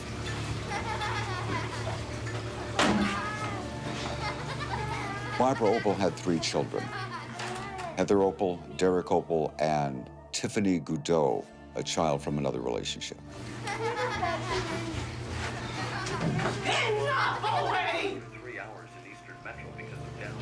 Barbara Opal and her children had lived virtually everywhere for short periods of time. Notices of eviction were as common as junk mail. Author Burl Barer says Barbara Opal is notorious in the local community. She was more than well known for screaming at her children. She was almost famous for it. No! I'll kill up here if you just sit down and show! You get down there! Known in many neighborhoods as a loud, obnoxious, screaming, domineering woman. She had a very dominant personality and was also highly manipulative. Her eldest child is 13-year-old Heather. She does what she can to avoid her mother's wrath. I've got an extra big soda. It would be nice to say Heather was under her mother's spell, but her mother was a bully. She was under her thumb. She was abused. You need to build up those muscles. How was training? Horrible. When children grow up in a household with one parent, and that parent is constantly yelling at them and abusing them emotionally and physically, it's pretty tough for that kid to not go along with whatever Mom wants them to do. I said, will you stop with the ball? They do it to keep peace in the family and to not get hit. It was lovely, wasn't it, Mama? Enjoyed it outside? The Opal family's luck changes Hi, Barbara. Hi, Heather. when Barbara meets 64-year-old retiree Jerry Hyman. Is this for Mama's lunch? He actually felt bad about her living conditions and asked her if she'd like to move in with her children into his basement and care for his elderly mother, who was 89 and wheelchair-bound. It smells nice. Do you like that soup? Jerry Hyman has cancer, but his mother is his top priority. He didn't have that long to live. He wanted to take good care of her. It wasn't quantity of life, it was quality of life. He was willing to sacrifice his own personal well-being to take care of his mother. Look, if you need to use the car, you know, by all means, if you need to. Okay? Yeah, well, I need to go do some grocery shopping. Oh, wow. Do you need some money? I tell you what. Jerry Hyman was generous to Barbara and her family. Go right ahead, okay? Get what you have to get, okay? He provided money, gifts to them for the holidays. I gotta go. I'll be back about 6:30, okay? Bye, Mama. Barbara Opal has only one person's well-being in mind. Her own. She discovered he had about $40,000 in the bank, and somewhere along the lines of that first year, began to devise a plan to murder him. But she won't do the killing. She wants a gang of children to do it for her. The leader will be her daughter Heather's boyfriend, 17-year-old Jeff Grote. Jeff Grote was a rather athletic speed skater who lived in the area, and he was selected by Heather, 13, as kind of a cutie. Barbara encouraged that relationship because she wanted Jeff to be the ringleader of the group of young murderers who were ultimately going to kill Jerry Hyman. And she decided that one of the ways to do this, to get him on her side, was to have her daughter sleep with him. After using her own daughter as sexual bait, Barbara puts her plan in motion. When they came out of the bedroom, Heather's mother sat him down for a heart-to-heart talk. It wasn't about safe sex, it was murder.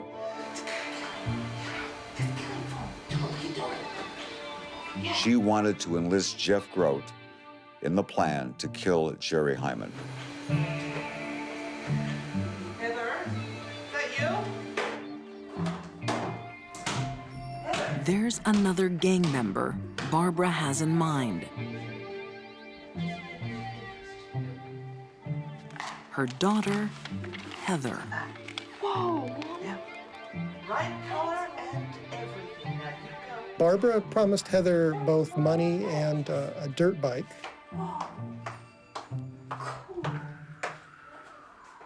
We know that in her diary, Heather had entries that she was going to get a dirt bike out of this killing, and she was excited about that. For the price of a dirt bike, Heather Opal is prepared to murder a 64-year-old retiree. Barbara Opal exercised an uncommon degree of dominance over her children. What Mom said went. You did whatever Mom said, including kill.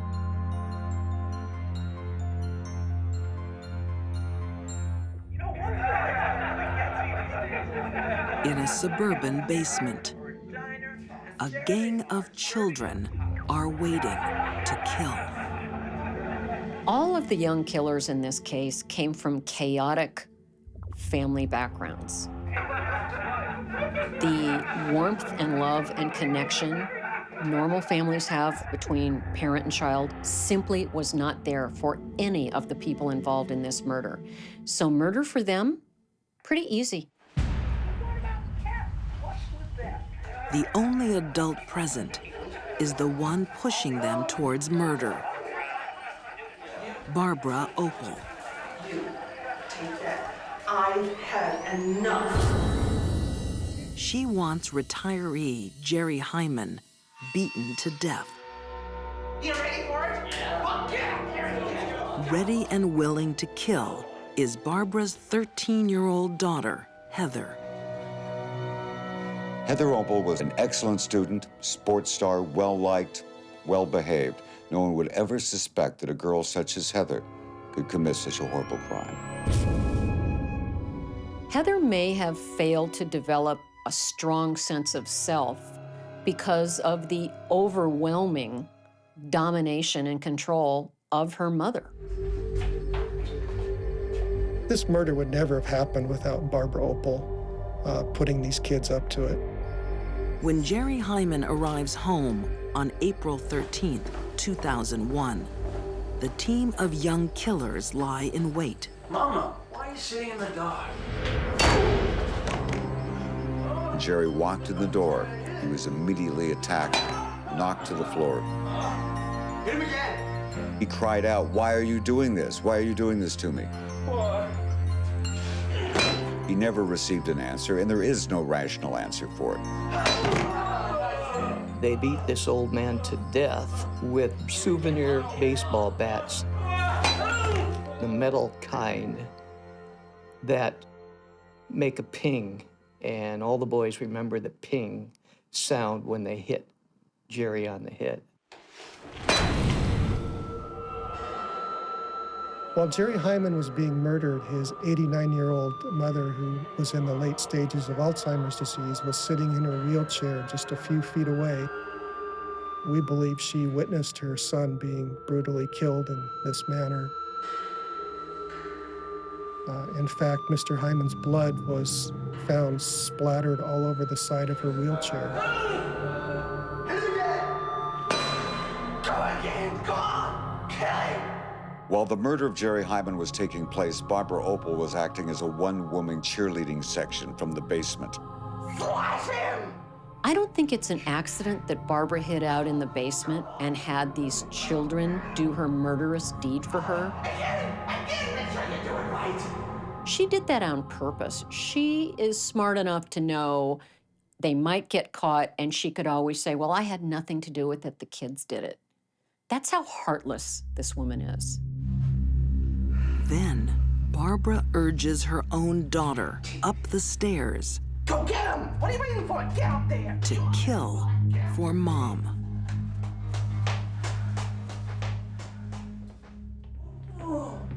Come on, baby. Stab it.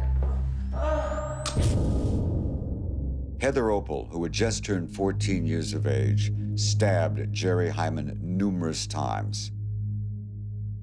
And afterwards, Heather was heard to say by the others, "That was fun, let's do it again." Go! Come on! Move! There was a great deal of blood following the bludgeoning and stabbing of Jerry Hyman. Come on, get this cleaned up. The quicker we get it done, the quicker we get out of here. It's your most Barbara had her daughter clean up the brains and the blood from the floor.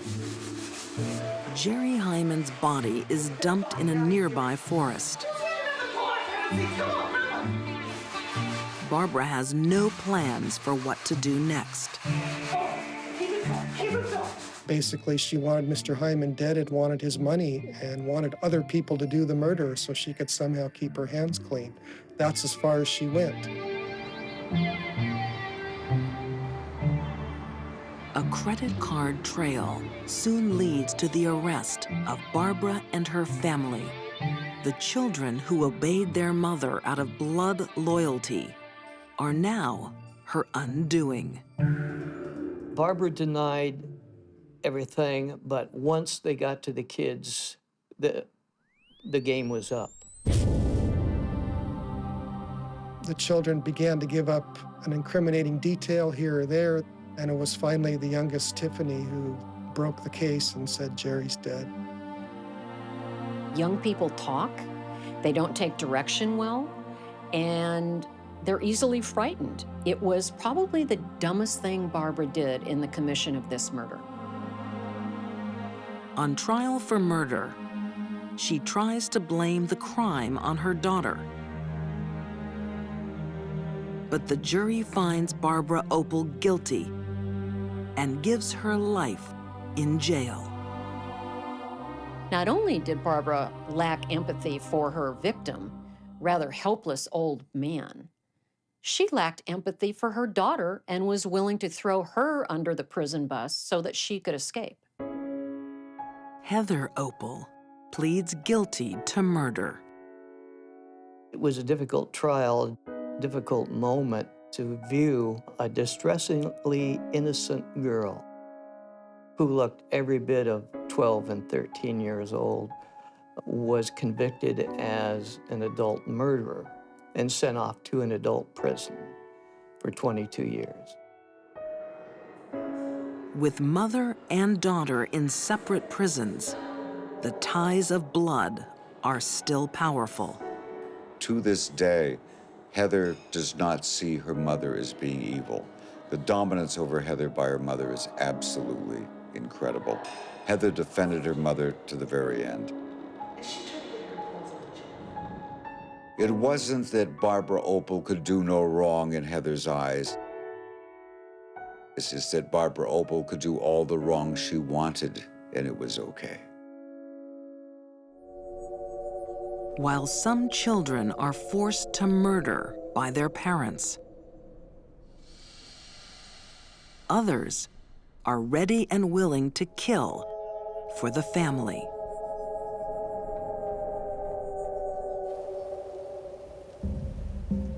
On the prairies of Kansas in the 1870s, passing travelers stop to see a Wild West medicine show. So I can see, looking in your eyes, that you're wondering how it is I can cure the The frontier men are mesmerized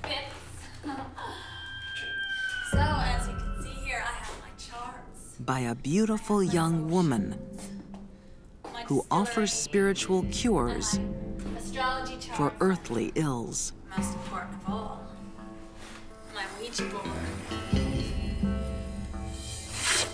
Kate Bender was a very pretty woman. It's been said that she had lips that would set any man dreaming. This root. She was around 5'6" and a very slender woman and very well endowed. To cure a young boy of his blindness. Yes, it's true. She had quite a bit of class. She wasn't like most of the women here in the prairie area. Miss Bender? Yes. Do you have anything that would cure a lovesick bachelor? A lovesick bachelor, of course. She was very outspoken and quite the talker. She did seances. I concocted my secret love potion, and it just requires one drop. Maybe she would laugh and flirt and this kind of thing. She was a lure. And the next time you see the woman you desire,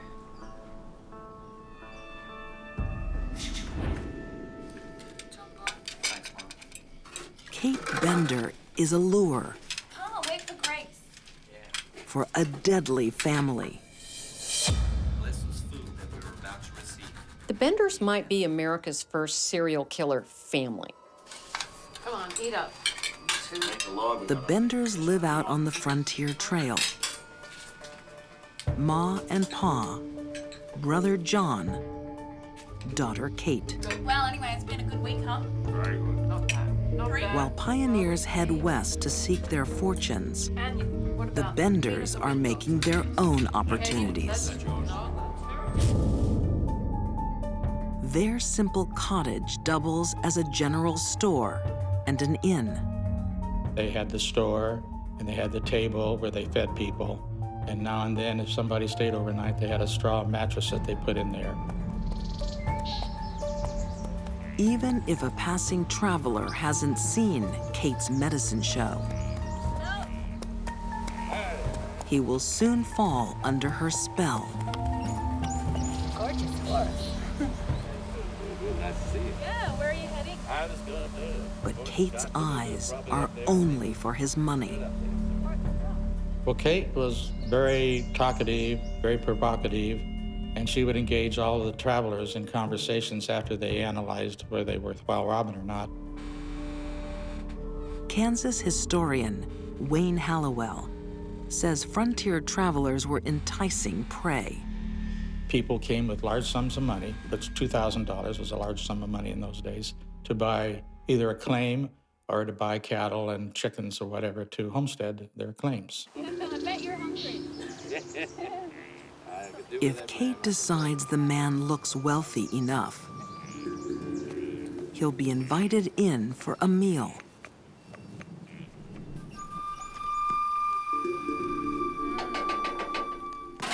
Smells good. It's a bit Inside the Bender Inn, there's a special feature. Then they had a canvas wagon top that they hung across the room to divide the public area from their living quarters. That wagon sheet is the key to a gruesome plan. So it's a shame you missed my spiritual talk. She'd put them in front of a chair that was pushed up against a canvas, And I can actually visualize her coming out, you know, very sexy. Kate Bender's smile is a final distraction as her brother looms behind the sheet.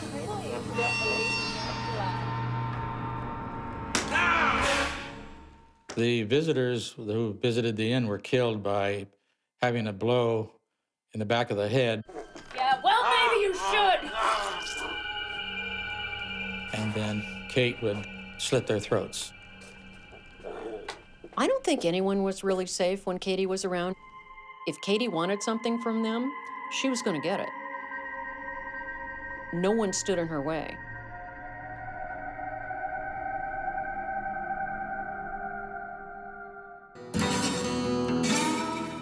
Out in the American Wild West,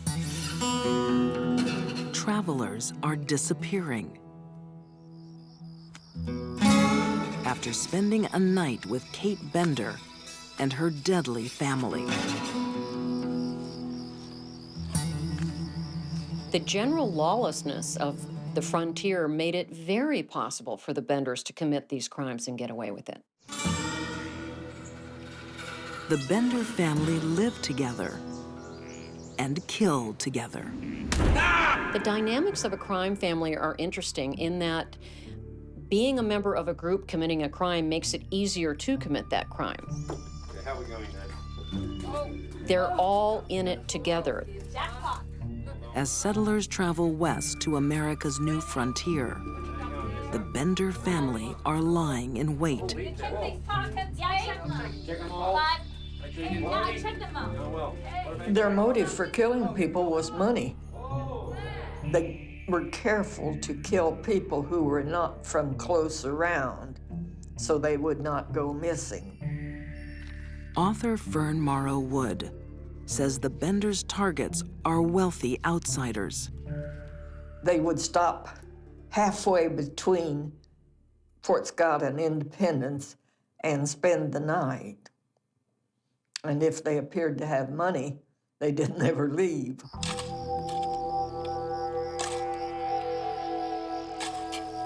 Ten strangers have gone missing on the trail that passes the Benders Inn.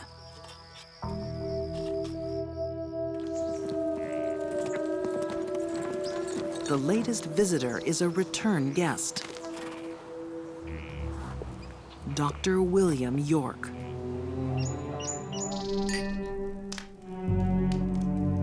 Like many frontier men, Dr. York is infatuated with Kate Bender. It's great to see you, Miss Kate. You know I recall. I had heard that. But this will be the doctor's final visit. High intelligence and great learning. Explains your success in the medical field. Is there anything about a second marriage in there? Right? No.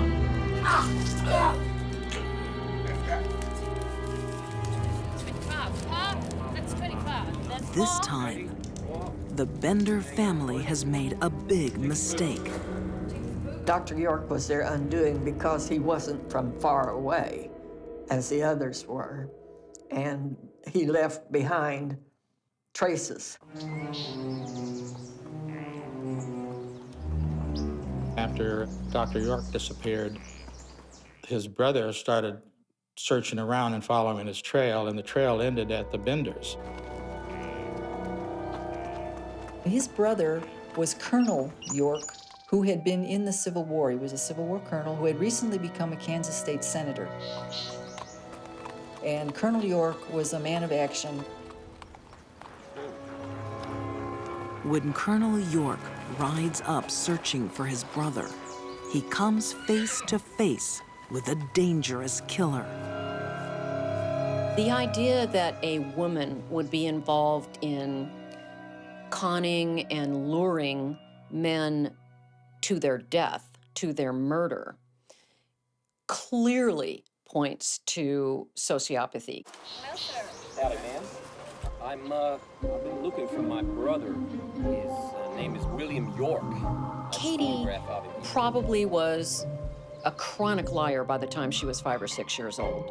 That's how she learned to con people. No, sorry. I'm not seeing this man around here. You certain about that? He was seen around these Kate manages to palm the colonel off.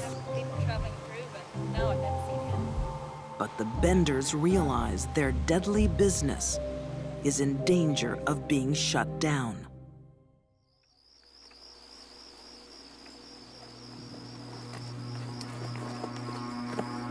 I don't think Katie thought she was going to get caught. That's exhibited by the fact that they repeated the same crime over and over and over. But eventually, things got too hot for them and they left.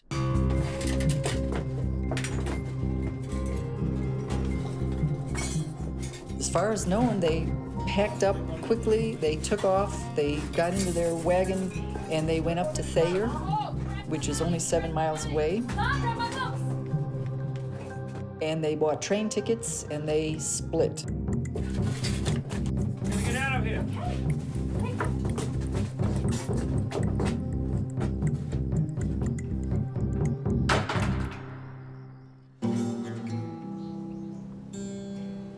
A few weeks later, already suspicious locals notice the inn is abandoned. So they decided to meet together on the property. The men that went discovered the smell of death, so they started looking. A couple of the men were disgusted and they got up and sat in their buggy looking against the sun and saw a depression in the grass. The depression was where there were some graves.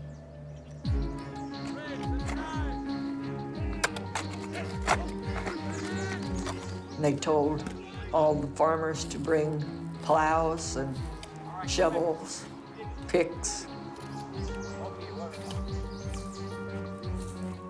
They started digging and they found Dr. York's body first. Jim. Almost decapitated. Because Kate was always given credit for slitting the throats from ear to ear. The Benders' land is a secret graveyard. They found 11 bodies altogether. People were furious. They realized that the Benders were behind the missing people, the murders. There were a number of posses, people who were hunting the Benders. They took off in all these different directions. But they were long gone. To this day, no one knows what became of Kate and her family. Come on, eat up. They've gone down in history as America's first family of serial killers. There's an excellent chance that when the Benders relocated, wherever it was, they resumed the activity. Possibly on a smaller scale to avoid detection. People that do this kind of thing, especially for profit, rarely stop unless they're stopped by the police.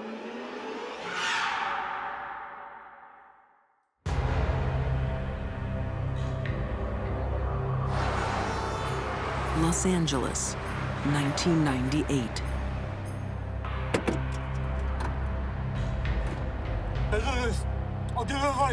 Too late. Businessman David Karantzin is about to die because he threatened to expose a pair of deadly con artists. They are mother and son, Sante and Kenny Kimes. Sante Kimes is as dangerous a criminal as I have ever come across.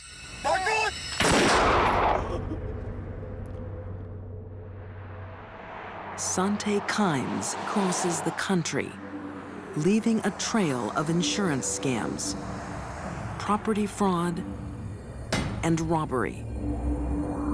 Sante Kimes is a grifter. Grifting is a term for the con, tricking someone into taking something from them. And that was what juiced her up, was the lie, the fraud, the stealing. Right at Sante's side, her own son, Kenny. It's one thing for a woman to commit a crime, but to involve her children in her crimes is unconscionable, and yet she had no problem doing it. Kenny is under his mother's control. She has turned him into a criminal and a killer.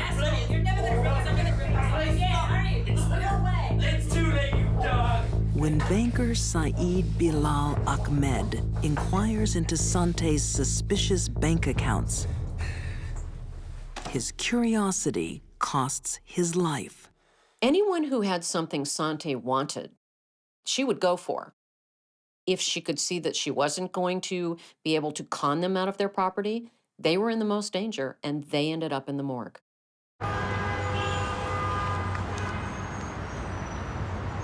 New York City, 1998. Sante and her son are chasing the biggest target of their criminal career. Oh, hello. Nice to see you again. Wealthy socialite Irene Silverman. Come in. Would you like a cup of tea? Sante and Kenny pretend to be business partners, looking to lease an apartment.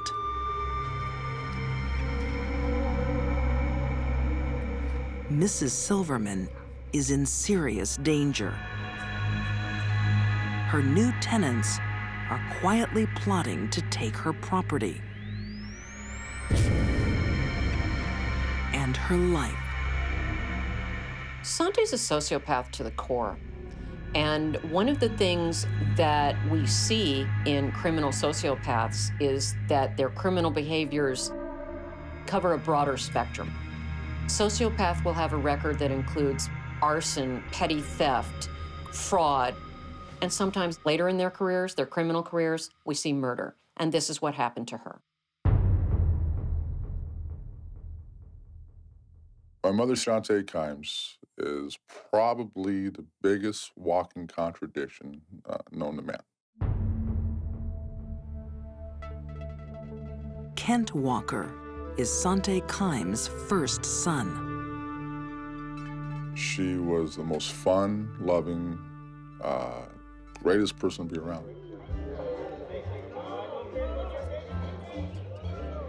She had a charisma, a love of life. I went to a party at the White House, no less.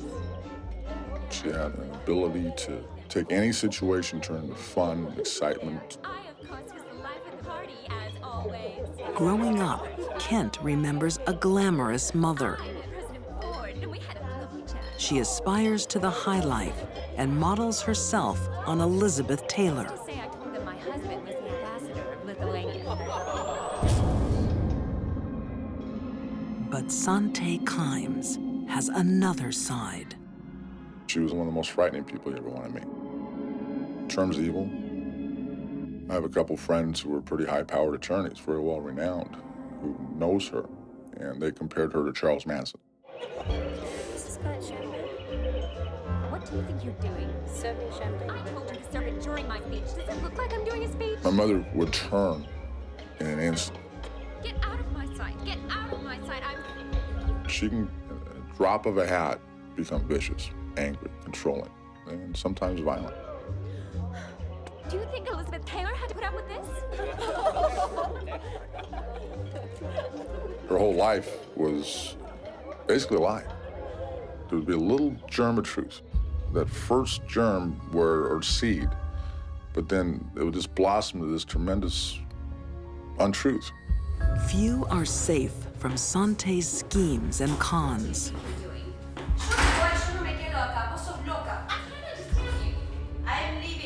Her housekeepers are threatened and locked up without pay. She keeps them as slaves. Why don't you speak English? fact that Santi enslaved women speaks to her sociopathy. She was a user and abuser of people to the core. In 1985, Santi is arrested for slavery. In fact, it was the only case last century where someone was convicted of slavery. By now, Kent Walker has moved out, but his younger brother Kenny is in a dangerous position. The biggest disaster in Kenny's life was when Mom went to jail in the 80s for the Meds trial. At the time, Kenny was at about the worst age you can be for something like that to happen. It kind of gave Kenny a mindset that made him the perfect piece of clay to mold for my mother to use. As Kenny grows up, his mother grooms him to join the family business. The chances of Kenny not falling into a life of crime with his mother were slim to none.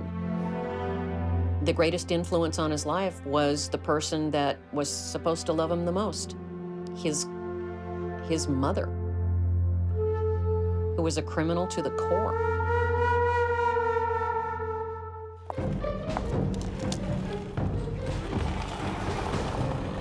On a Manhattan sidewalk, two killers make their escape. This couple are mother and son. With Santi and Kenny Kimes, blood ties have deadly repercussions. The familial bond, especially parent to child, can be unbreakable, making it almost impossible emotionally for a child to stand up to a parent who wants them to kill. 1 week earlier, wealthy socialite Irene Silverman holds court. Yep, I can still do all these movements even to this day. Really? Oh, yes.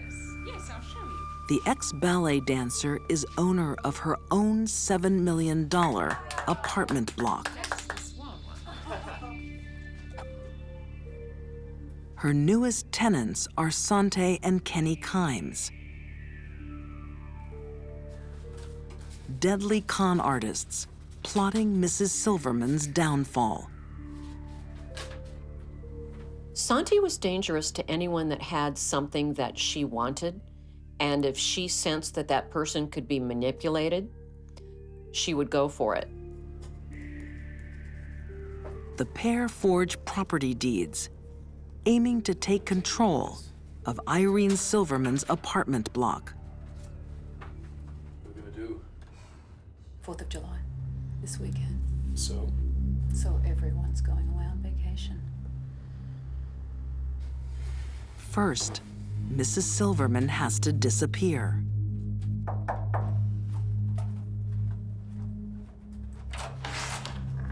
Yes? What's the matter? Please, come in.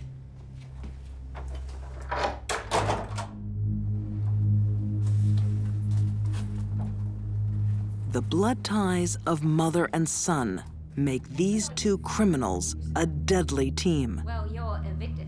I'm leaving.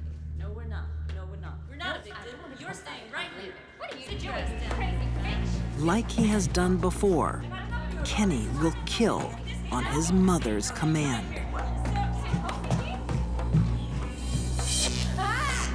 A stun gun immobilizes Irene.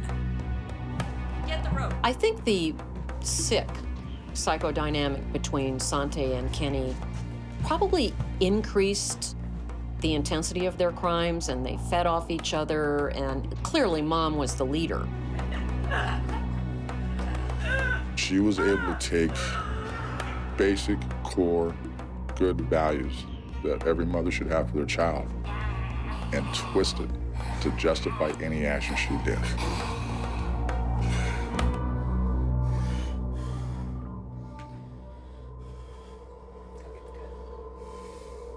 Science doesn't know enough about a sociopathy gene to say that he inherited this from his mother.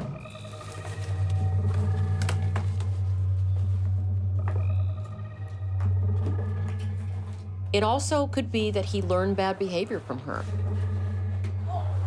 Little boys love their mothers. They want to please them. And that is what he did as a big boy. In broad daylight, Sante and Kenny escape. Irene Silverman's body is never found. I have no doubt that Sante Kimes thought she would never be apprehended. And when that occurred, she never thought she would be convicted. One day later, the FBI arrests the Kimes on an unrelated fraud charge. In their car are all the tools of the deadly con artists. Guns, masks, rope, forged property deeds, and $30,000 in cash.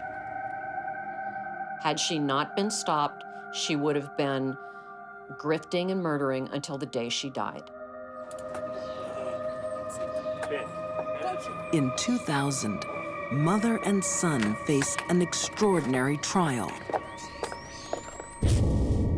They're convicted on no less than 60 criminal counts, from forgery and burglary to murder. Kenny Kimes is sentenced to 120 years in prison. Sante Kimes, 125 years. I right then had to confront myself with the fact that I then knew that my mother and my brother were murdered. And it was, in a way, a relief because I knew it was over. In a way, it was scary. I was frightened because I knew what was going to be coming. I was very saddened because I know I'd lost my mother and my brother. Very emotional moment.